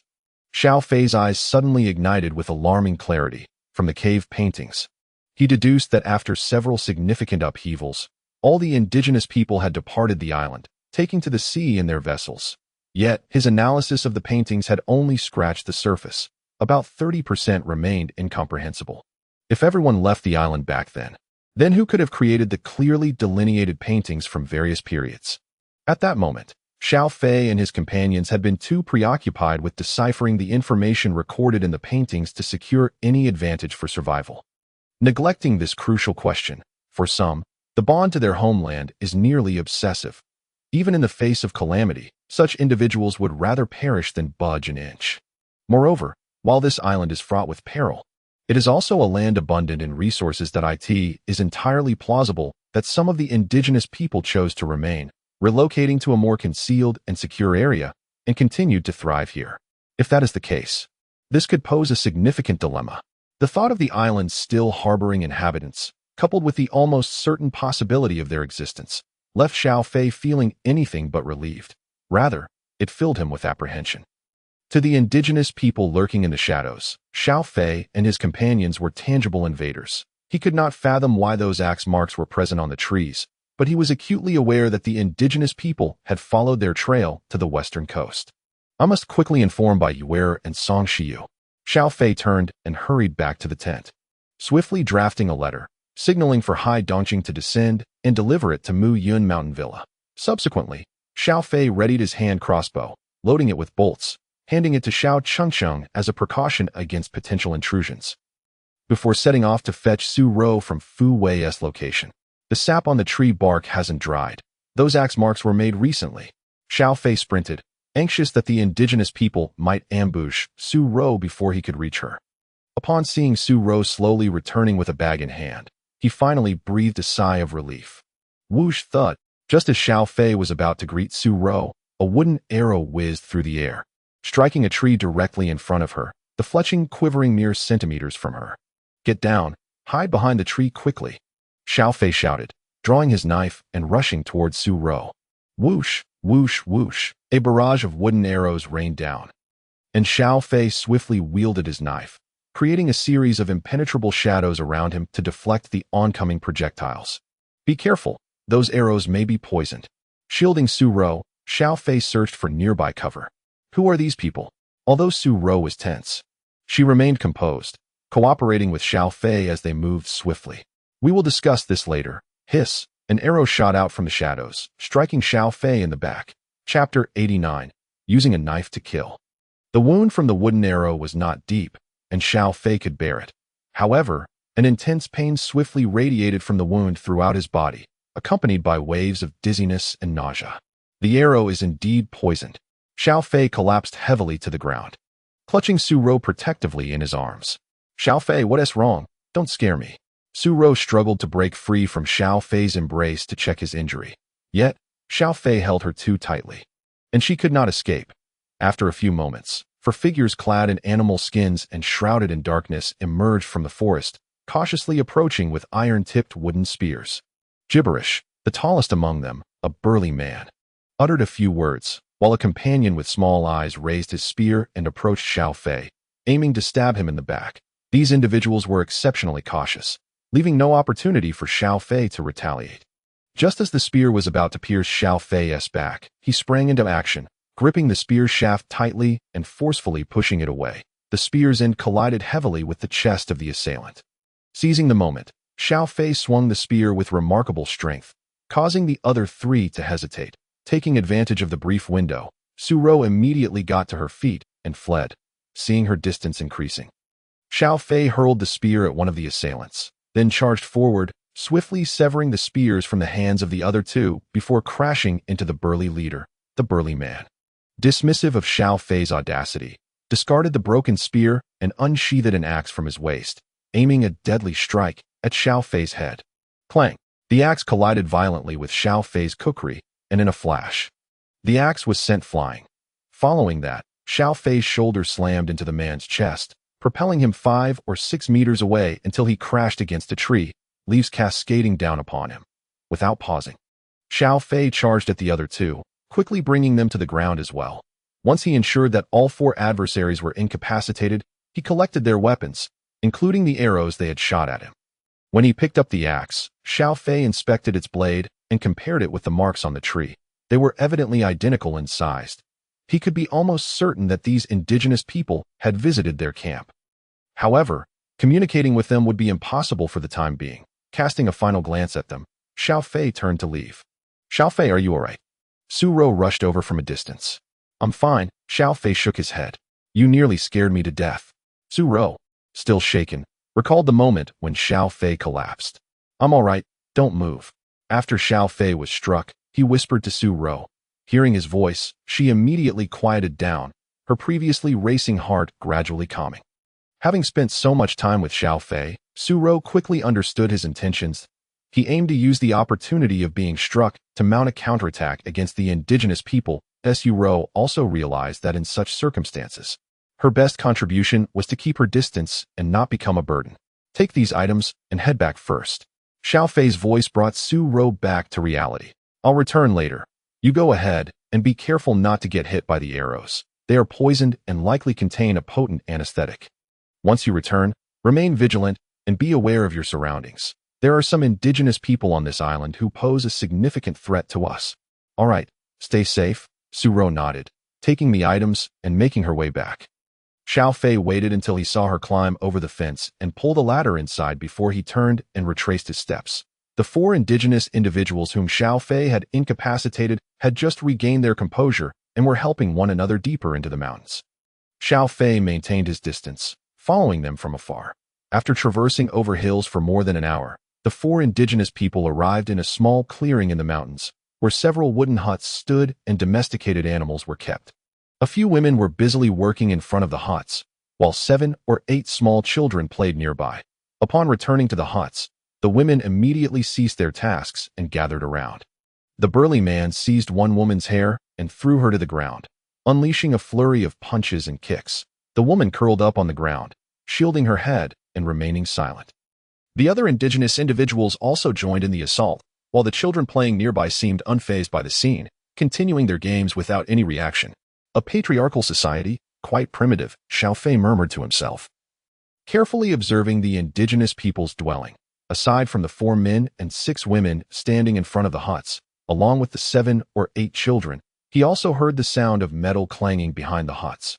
When Xiao Fei circled around to investigate, he found an elderly, frail man laboriously forging metal behind the huts, his movements sluggish, unable to lift the hammer effectively. The burly man approached the elder menacingly, knocking the hammer from the old man's grasp and shouting at him in a torrent of gibberish. The elder lowered his head, waiting for the tirade to end before silently turning to leave. Xiao Fei had keen eyesight and observed an elderly man walking to the edge of a vast underground cavern in the open air. After standing there for a few minutes, he clenched his teeth and jumped down. No wonder there are no older individuals around here. It seems those who can no longer work in their lives by jumping down there. Xiao Fei continued to observe the area for several hours. And by evening, no other locals had returned. The men had gone into the wooden hut for dinner, while the women remained busy with their tasks, and the children stood at the door, gazing inside with eager eyes. He could now ascertain that within this remote area, only these individuals were present. After gathering crucial clues, Xiao Fei quietly departed, opting not to return directly to his dwelling, but instead taking a detour towards Fu Wei's location. If those natives possessed keen insight, they would discover that a stranger had intruded upon their territory and might follow the trail to Fu Wei. Using someone else's knife to kill, I wonder if these savages would be willing to lend a hand. Xiao Fei's mood lightened considerably. The journey back was smooth, and he took a moment to check on the spring, feeling a complex mix of emotions. As Xiao Fei returned to his dwelling and climbed over the wall, a hand crossbow and 2 bows were nearly simultaneously aimed at him. Chapter 90. Taming the Wild Goat. It's me. It's me. Put those away quickly. Xiao Fei glanced at the 3 women, who wore expressions of tension and vigilance, and found it rather amusing. I thought it was those natives coming back. You nearly scared me to death. Tianmi let out a long breath, patting her chest as she trembled. I followed those natives back and assessed the situation. Among them, there are 4 adult men, 5 adult women, and 7 or 8 children. They reside about an hour's journey into the interior, and it appears they maintain a patriarchal society where women and children do not venture out, leaving the men to hunt for food. Xiao Fei looked at the bows and arrows in Tianmi and Su Ro's hands and casually picked up a bow himself. The bow was crafted from a glossy, dark wood with cowhorn tips, and the bowstring was made of an unknown, remarkably durable material. So, how do these bows feel to use? Despite their attire of animal skins, they aren't as primitive as one might think. They have already mastered iron smelting. This bow is quite practical, with substantial draw weight, though the arrows are a bit lacking, fashioned from twigs. Xiao Fei, when you came to fetch me, did you already know that natives had appeared here? Su Ro inquired. Yes. I spotted some axe marks on the trees at the forest's edge and compared them to our knives. They didn't match, which led me to suspect the presence of natives. Xiao Fei explained. Initially, I was unsure what the natives were doing leaving marks on the trees. After following them, I noticed many trees along the way bore similar markings. I suspect this might be their way of conveying information, akin to our writing or drawing. Eager to test his skills, Xiao Fei picked up a wooden arrow, drew the bowstring taut, aimed at a tree beyond the wall, and released. Whoosh! The arrow struck the trunk squarely, its tip embedding itself, while the remainder snapped due to the impact. Impressive power, Xiao Fei remarked, glancing at the still quivering bowstring, before hanging the bow on the tense apex. Xiao Fei, what are you doing? Xiao Chengqing asked, puzzled by his actions. Today, after encountering those natives, I collected these trophies that I hang their bows here, so they can see from a distance that the people who defeated them reside here, thus deterring them from seeking trouble with us. Xiao Fei explained, casually picking up a native axe, noting its material was vastly inferior to the knives he carried, with a jagged blade. These people live a primitive life, their instincts more akin to animals, so they likely don't harbor many notions of bravado. Preserving strength is paramount. As long as we pose no threat to them, they will not instigate conflict. Xiao Fei, there may be more than just these natives on this island. Tianmi expressed her concern. Indeed, that is a distinct possibility, and a significant one at that. Xiao Fei concurred, acknowledging her perspective. I initially thought this island was deserted, but it seems there are primitive tribes hidden deep within. Those individuals have forsaken the bountiful coastal environment for the mountains. And there must be a reason for that. The mountain ranges here are vast enough to conceal numerous native tribes. Could it be related to the wild goat attacks after the storm? Perhaps they were forced to retreat into the mountains to escape such threats. Xiao Chengqing speculated. That seems unlikely. If that were the sole reason, they wouldn't need to venture so far. Xiao Fei replied with a smile.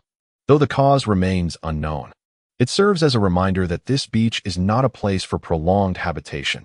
Those natives, having lived here for generations, undoubtedly understand the locale far better than we do. It's unfortunate that we cannot communicate with them to extract useful information. I believe it is time for us to leave. When I returned, I checked the spring, and its water output is less than a quarter of what it used to be. It is drying up much faster than I previously estimated. The spring by Fu Wei's location is experiencing the same issue. If we stay here any longer, we may soon find ourselves without water, Xiao Fei asserted. So soon? The suggestion took the three women by surprise. Indeed. We plan to leave in the next few days. On our journey ahead, we will not lack for food. We can forego carrying perishables and merely hide non-perishables nearby, Xiao Fei nodded. Medicine, weapons, clothing, and water are the most critical items. Fortunately, we now have an additional strong laborer. What strong laborer? The curiosity of the three women was piqued. The goat, Xiao Fei pointed to the wild goat, bound at the wall.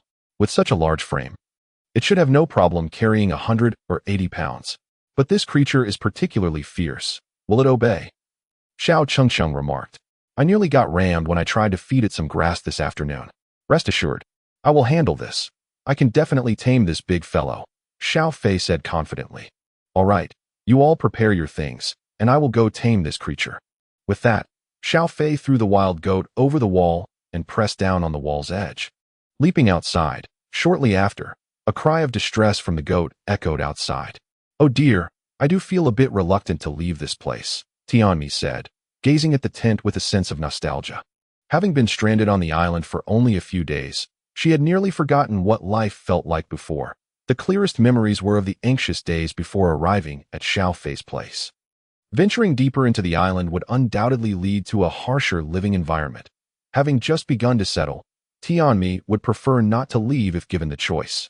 Yet, with the most vital water source dwindling, remaining here would only lead to stagnation. As Xiao Fei's figure flashed through her mind, Tianmi felt her heart calm significantly.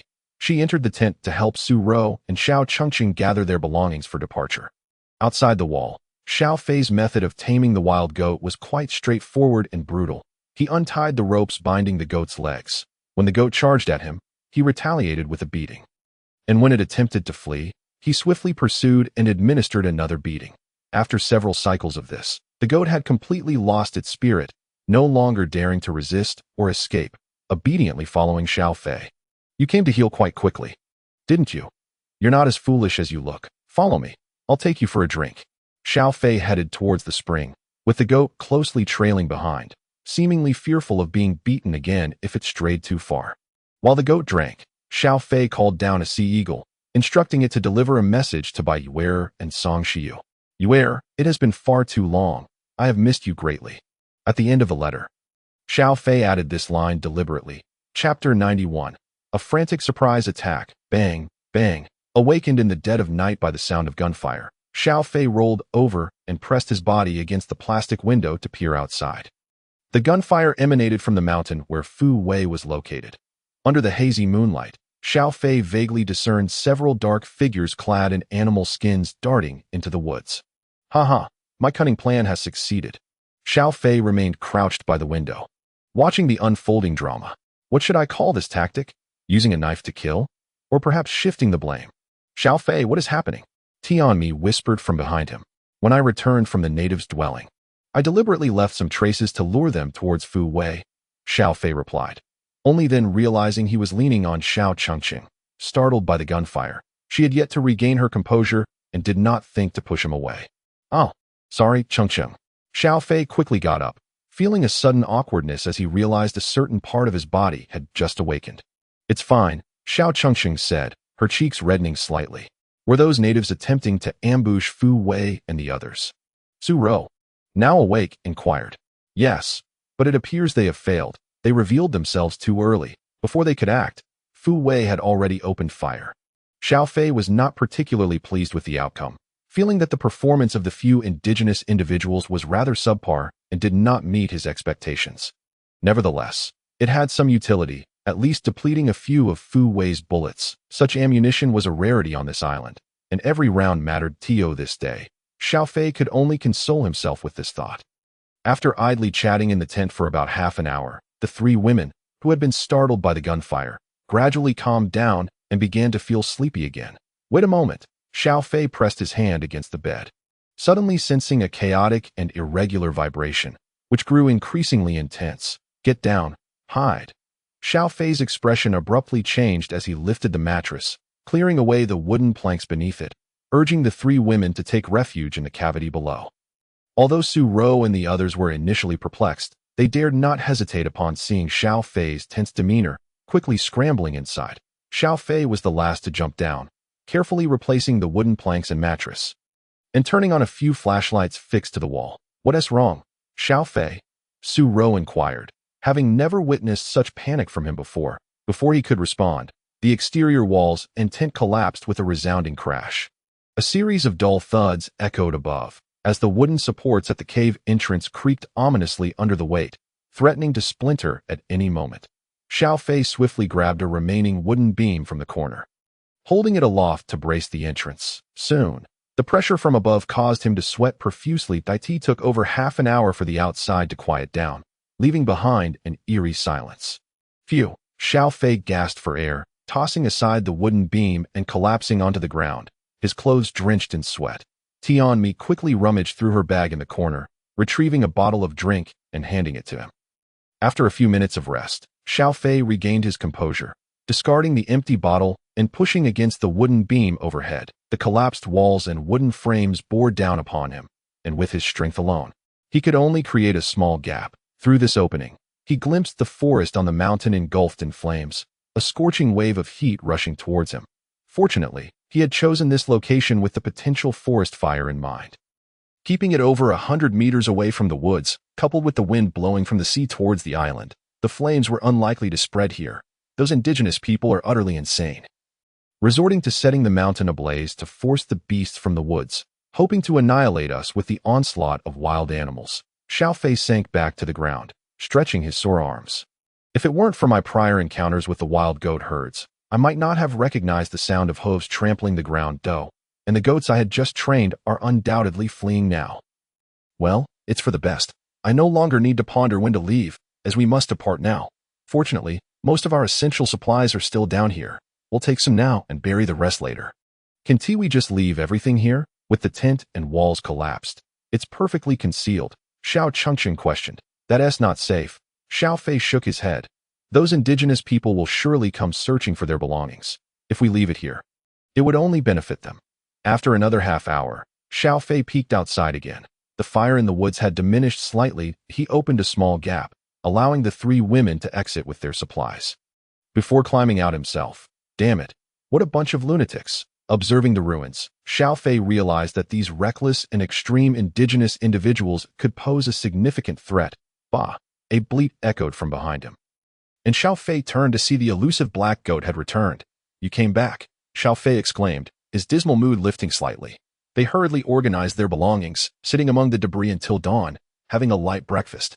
As the flames in the woods gradually subsided, Xiao Fei and the others prepared to set off. Just as they were about to leave, Xiao Fei turned to see Fu Wei, Thompson, and others approaching, each laden with various packages. "Fei Ge, are you all heading out to find a way?" Fu Wei greeted Xiao Fei with a smile, appearing somewhat disheveled after the night's ordeal with the beasts. "This place is no longer safe. We need to find a new location," Xiao Fei replied coolly. "What a coincidence. We need to leave as well. Why not travel together? With more people, we can look out for each other." Fu Wei proposed. "Fei Ge, you must have heard the gunfire last night. Do you know why I fired? It wasn't because a wild dog bit your backside, was it?" Xiao Fei retorted sarcastically, causing Fu Wei's expression to darken. "You were attacked by the indigenous people, weren't you?" Xiao Fei continued. "Mr. Xiao Fei, how did you know?" Thompson, now equipped with a set of bows and arrows identical to those used by the natives, inquired. "We were attacked yesterday afternoon by 4 male indigenous individuals and managed to seize their weapons. The one on Mr. Thompson is just like the one we found." Xiao Fei pointed to the arrows on the ground, then indicated Thompson's BOW. "It seems we are indeed in the same predicament. I never expected there to be indigenous people on this island, and we have no idea how many there are. We must unite for our safety." Fu Wei seized the moment to suggest traveling together again. "Mr. Fu is absolutely right.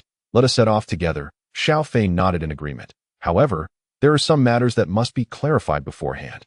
Regarding supplies, we will still manage our own. There is no notion of sharing." "That is understood. No problem." Fu Wei glanced at the few packages on the ground, a flicker of disdain crossing his eyes.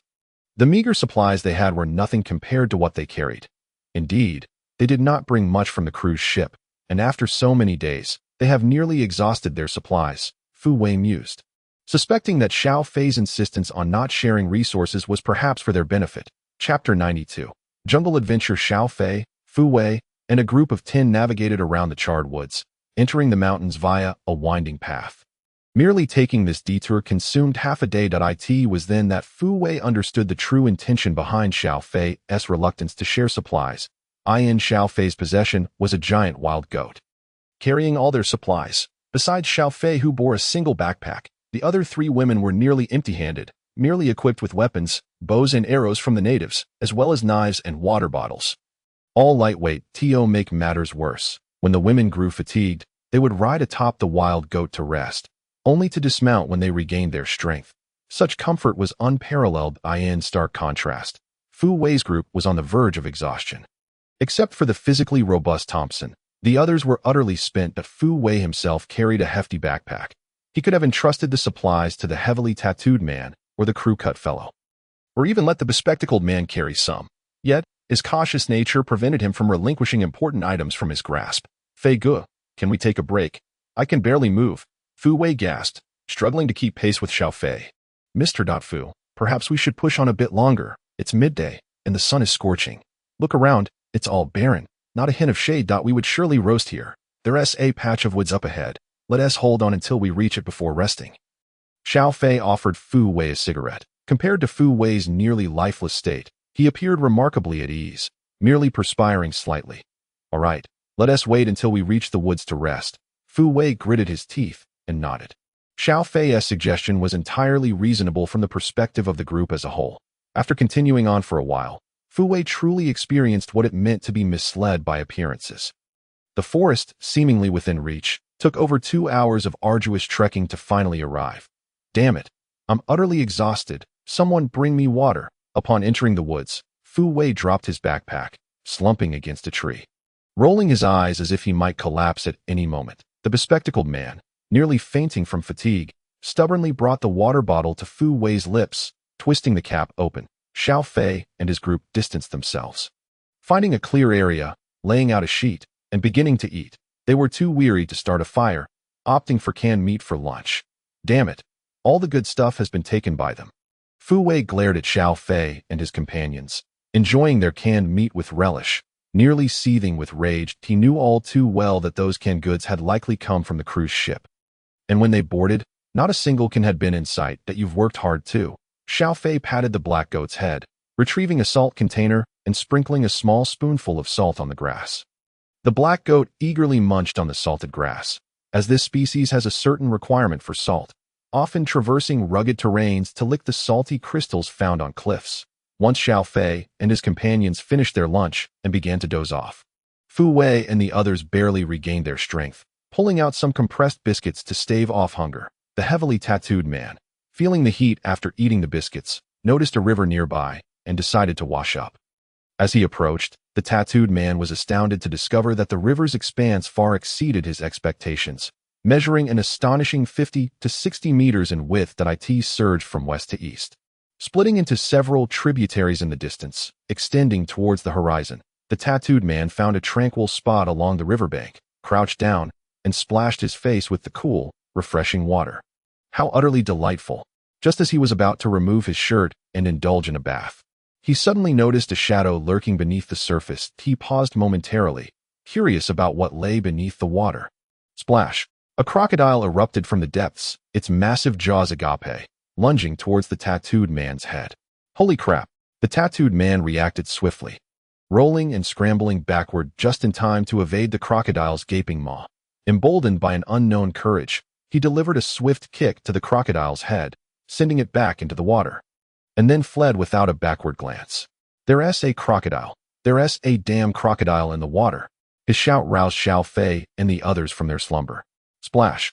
The crocodile, recently kicked back into the river by the tattooed man, surged onto the shore, hot on his heels. This creature, cloaked in dark scales and measuring over 3 meters in length, exuded a menacing aura, and to the tattooed man's dismay, it was surprisingly swift, closing in on him. Quick! Up the tree! Xiao Fei scrambled up, hoisting the 3 women one by one into the branches. Seizing the opportunity to assist the 3 women, Xiao Fei took a moment to relish the moment in his mind. He had chosen this resting spot deliberately, as a sturdy old camphor tree stood nearby, its robust branches extending about 2 meters off the ground, capable of supporting several individuals in the event of a threat from the ground. They could swiftly ascend to safety. Help! Did this crocodile grow up on rockets? How can it run so fast? The tattooed man dared not slow his pace, shouting for help. Thompson knocked an arrow and shot it at the black crocodile's head. But the wooden arrow broke with a crack, failing to impede the creature's speed even slightly. As the crocodile's jaws were about to snap at the tattooed man's heels, it suddenly halted. Xiao Fei had stepped on its tail from behind. Pinning it down, the tattooed man, unaware of what had transpired, did not have time to look back. He saw the crocodile stop and quickly made his escape, scaling the nearest tree with remarkable agility, outpacing even a monkey. Whoosh! With its tail trapped, the black crocodile twisted and opened its jaws, lunging towards Xiao Fei's waist. Boom! Xiao Fei, already prepared with a hefty stone, seized the moment to shove it into the crocodile's gaping mouth. The stone lodged inside, preventing the crocodile from closing its jaws, and it thrashed about desperately, trying to dislodge the obstruction. This hide is quite something. I think I'll take it. Xiao Fei advanced, aiming a forceful kick at the crocodile's snout, crushing its upper jaw against the stone, eliciting a violent roll of agony from the creature. Seizing the chance once more, Xiao Fei delivered another kick, driving the rock deeper into the crocodile's mouth, shattering its throat, and its thrashing gradually weakened. Xiao Fei then grasped the crocodile's tail and swung its entire body against a tree, producing a sharp crack as its spine snapped, rendering it lifeless. Splash! Splash! Splash! Just then, more black crocodiles surged onto the shore behind Xiao Fei. Chapter 93. A swarm of crocodiles. Observing the crocodiles, which should have been lurking in the depths of the river for ambush, now charging onto land one after another, Xiao Fei's nerves became taut. With their tough hides, formidable bite strength, and surprising speed, the approaching swarm posed a significant threat. The piercing scream of Xiao Chengqing reached Xiao Fei's ears. He turned to see a crocodile, having clambered ashore, advancing towards the old camphor tree where the 3 women were perched. It stood nearly 2 meters tall, its body pressed against the trunk, and it seized Xiao Chengqing's pant leg, ripping away a large piece of fabric with a rip. Xiao Fei swung the corpse of the crocodile he had just dispatched, felling several of the approaching crocodiles, then dashed forward, hurling the carcass at the crocodile clinging to the tree, successfully driving it back along with the others. Keep climbing higher, stay above ground level, and be mindful of the branch thickness. Tread on the thicker branches to avoid falling. Xiao Fei shouted to the 3 women in the tree. More and more crocodiles emerged from the river, a dense mass of dark figures, many measuring 5 to 6 meters in length, rendering the crocodile in Xiao Fei's hands comparatively small. Meanwhile, Fu Wei and the others found themselves in dire straits, lacking Xiao Fei's combat prowess. They could only flee for their lives. They were unprepared for the speed of these reptiles, which, despite their sluggish appearance, could sprint with astonishing swiftness, if not for their cumbersome size and inability to maneuver. They would have been torn to shreds by now. Thompson reacted the quickest, shooting an arrow at a crocodile before swiftly climbing a tree, seeking safety. The tattooed man, having narrowly escaped the crocodile's jaws, also scrambled up the tree after Xiao Fei's rescue, but chose a thinner tree in his panic, which swayed precariously as if it might break at any moment. The remaining escapees were Fu Wei, the buzz-cut man, the bespectacled fellow, and Xiao Mei. The bespectacled man sprinted ahead, leaving the others far behind. Damn it, have these crocodiles gone mad? As Fu Wei ran, he drew his gun and fired at the crocodile hot on his heels. Killing it instantly, he quickly fired a second shot, but his handgun jammed at that moment. Damn it, damn it, damn it. With his most trusted weapon failing him, Fu Wei sprinted with all his might, soon catching up to his lover. Xiao Mei, get out of the way. He yanked Xiao Mei's hair, pulling her back with force, causing her to fall to the ground unprepared. Fu Wei stepped over her, continuing to run without looking back. Help! Help! Xiao Mei, filled with terror, had just begun to rise when a crocodile lunged at her, seizing her foot. No! The bespectacled man, running in front, turned to see his former lover being attacked and picked up a branch. Racing back, Xiao Mei, Tianmi, witnessing Xiao Mei's peril, disregarded everything and attempted to climb down from the tree. Stay there and do not move. Xiao Fei reached out, wrapping his arm around Tianmi's slender waist. Lifting her back up, Seeing Tianmi's tearful expression softened Xiao Fei's heart. He sighed, speaking gently. Tianmi, I will go rescue her. Do not come down. Su ro. Chung Chung, keep an eye on Tianmi. Instead of descending, Xiao Fei leaped from the branch he was on to another tree. Once he steadied himself, he continued to leap from tree to tree, swiftly making his way towards Xiao Mei's location. Get away! Get away!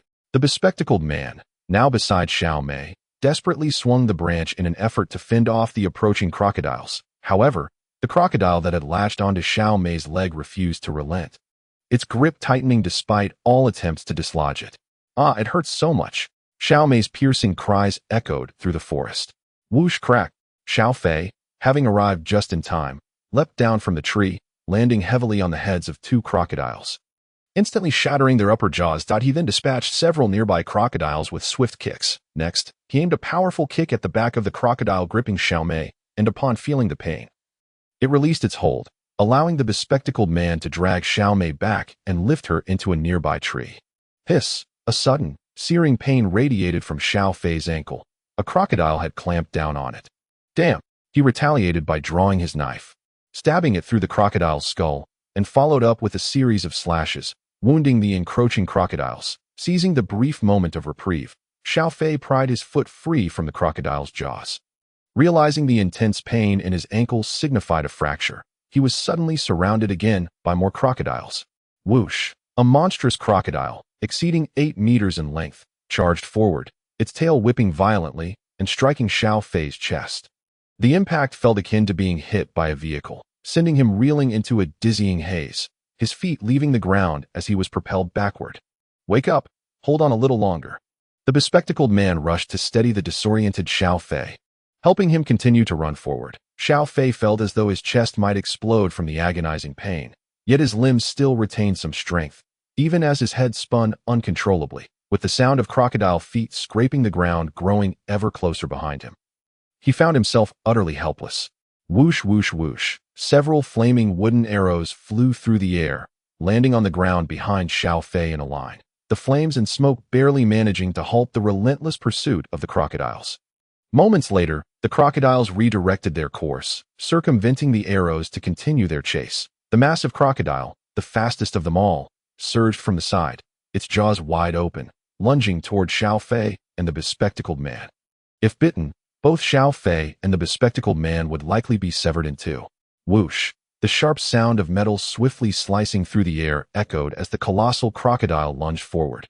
Its elongated jaws suddenly snapped off, the front half plummeting to the ground, blood gushing from the wound and staining a large area of the earth crimson. The crocodile, now devoid of its mouth and razor-sharp teeth, lost its most formidable weapon. With a twist of its massive body, it turned and fled. The intense smell of blood instantly attracted other crocodiles in the vicinity, all of them following the scent of carnage.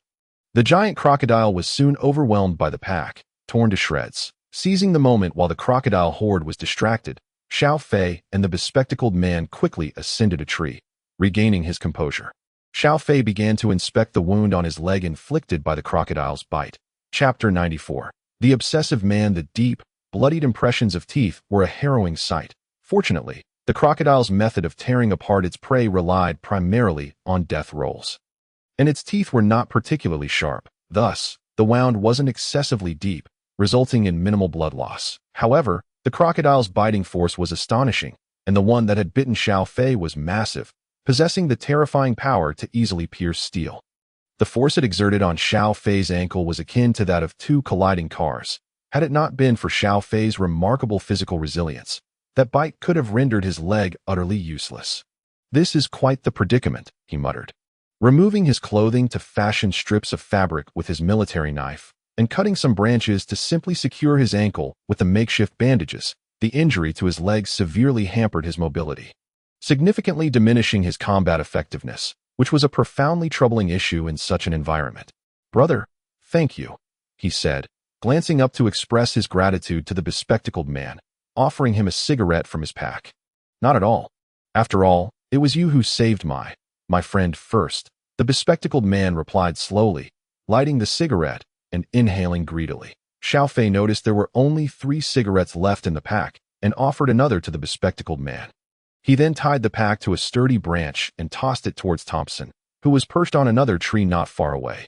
Had it not been for Thompson using a few burning wooden arrows to momentarily halt the crocodile swarm, granting Xiao Fei precious time to regain his senses, he would likely have met a gruesome end in the jaws of the crocodiles.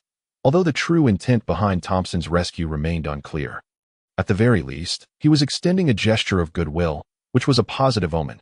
Turning to glance at the old catalpa tree where Su Ro and the other women were, Xiao Fei waved to indicate that he was safe. Xiao Mei, you must hold on tightly. Be careful not to fall. Tear your clothes into strips and bandage your wound to stop the bleeding, the bespectacled man shouted to Xiao Mei, who was in the tree. This guy is truly infatuated, Xiao Fei thought. Casting a look at Xiao Mei, whose left foot was severely mangled by the crocodile's bite. The entire foot was grotesquely deformed, with flesh torn and bone exposed in several places, crimson blood dripping ceaselessly to the ground. Attracting a dozen crocodiles to lurk beneath the tree, he surveyed the others around him, all of whom had taken refuge in the trees, while below, a horde of several hundred ravenous black crocodiles awaited their prey. I wonder if such an injury can heal overnight, Xiao Fei mused. Leaning against the tree branch, feeling a sense of anxiety.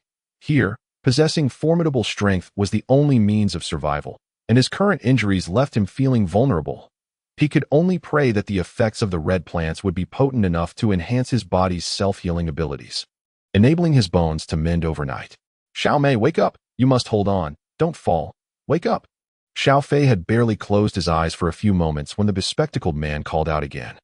Perhaps due to excessive blood loss, Xiao Mei's complexion had turned ashen, her gaze distant and drowsy, her grip on the tree growing weaker, threatening to drop. The crocodiles below raised their heads excitedly, circling restlessly, anticipating the prey above to fall. The bespectacled man, frantic and at a loss, prepared to climb down the tree to rescue her. Don't act rashly, Xiao Fei exclaimed, seizing the bespectacled man's collar and pulling him up, pinning him against a tree fork. Look below. If you go down now, you will undoubtedly perish and be unable to save anyone. But Xiao Mei is about to fall, the bespectacled man cried, his eyes reddening with desperation. Come down. Let me think of a solution, Xiao Fei replied. The bespectacled man's infatuation stirred a sense of empathy within Xiao Fei. Despite having endured so much suffering because of that woman, he was still wholly preoccupied with her well-being. Xiao Fei considered that perhaps the bespectacled man's choice to remain by Fu Wei's side, like a loyal dog, was not motivated by cowardice but rather by a desire to protect the woman he deeply loved. Raising his head to assess the distance between the tree he was in and the one where Xiao Mei was perched, Xiao Fei steadied himself against the trunk and stood up. Once stable, he began to chop at the upper part of the branch overhead with his knife. The branch quickly succumbed to his efforts, and with a forceful push, the severed upper half tilted towards Xiao Mei's tree. Wedging itself securely between two branches beside her, Xiao Mei's body tilted downward. She was cushioned by the newly grafted branch. Climb across this, but remember to step on the branch, not the side branches. Uneven pressure could cause it to flip, making you prone to falling. Also, move lightly to prevent it from breaking, Xiao Fei instructed, securing one end of the branch in the tree fork before turning to the bespectacled man. I owe you a life, and I will do my utmost to help. Xiao Fei handed the remaining strips of fabric he had used for bandaging to the bespectacled man and retrieved a small bottle of spray from his pocket. This is hydrogen peroxide. Use it to disinfect her wound. It will sting, so you must hold her down to prevent her from struggling and falling. I understand. Thank you. The bespectacled man nodded gratefully as he took what Xiao Fei offered and hurriedly turned to carefully crawl across the branch towards Xiao Mei. Oh, when will these beasts finally leave? Xiao Fei pondered as he rested in the tree for over an hour. Feeling the pain in his foot gradually subside, he removed the last cigarette wedged behind his ear, lit it, and as he watched the flickering flame, an idea sparked in his mind. After finishing the cigarette, Xiao Fei immediately set to work, chopping down nearby branches within reach, tying them into small bundles with strips of fabric. Once he had gathered a sufficient amount, he ignited them one by one. The oily nature of the unknown would make it easy to catch fire, and Xiao Fei hurled the burning bundles down to the ground. Animals are instinctively wary of fire, and as the branches landed, the crocodiles below scattered in panic, clearing a significant area. I'll burn you oversized lizards. Seeing his plan was effective, Xiao Fei's spirits lifted slightly. Observing Xiao Fei's successful tactic, Su Ro and the other women followed suit, igniting branches and tossing them down. Watching the burning branches below, Tianmi was inspired to try another approach from the package containing their medicinal supplies. She retrieved a small bottle of disinfectant alcohol, igniting it before throwing it at a crocodile. The burning alcohol splashed onto the crocodile, igniting it in flames. The creature thrashed about in panic, causing the crocodile horde to erupt into chaos. With all of them fleeing towards the river, leaping in with loud splashes, seeing the crocodiles disperse so quickly, Xiao Fei took the opportunity to light 2 torches and slid down from the tree.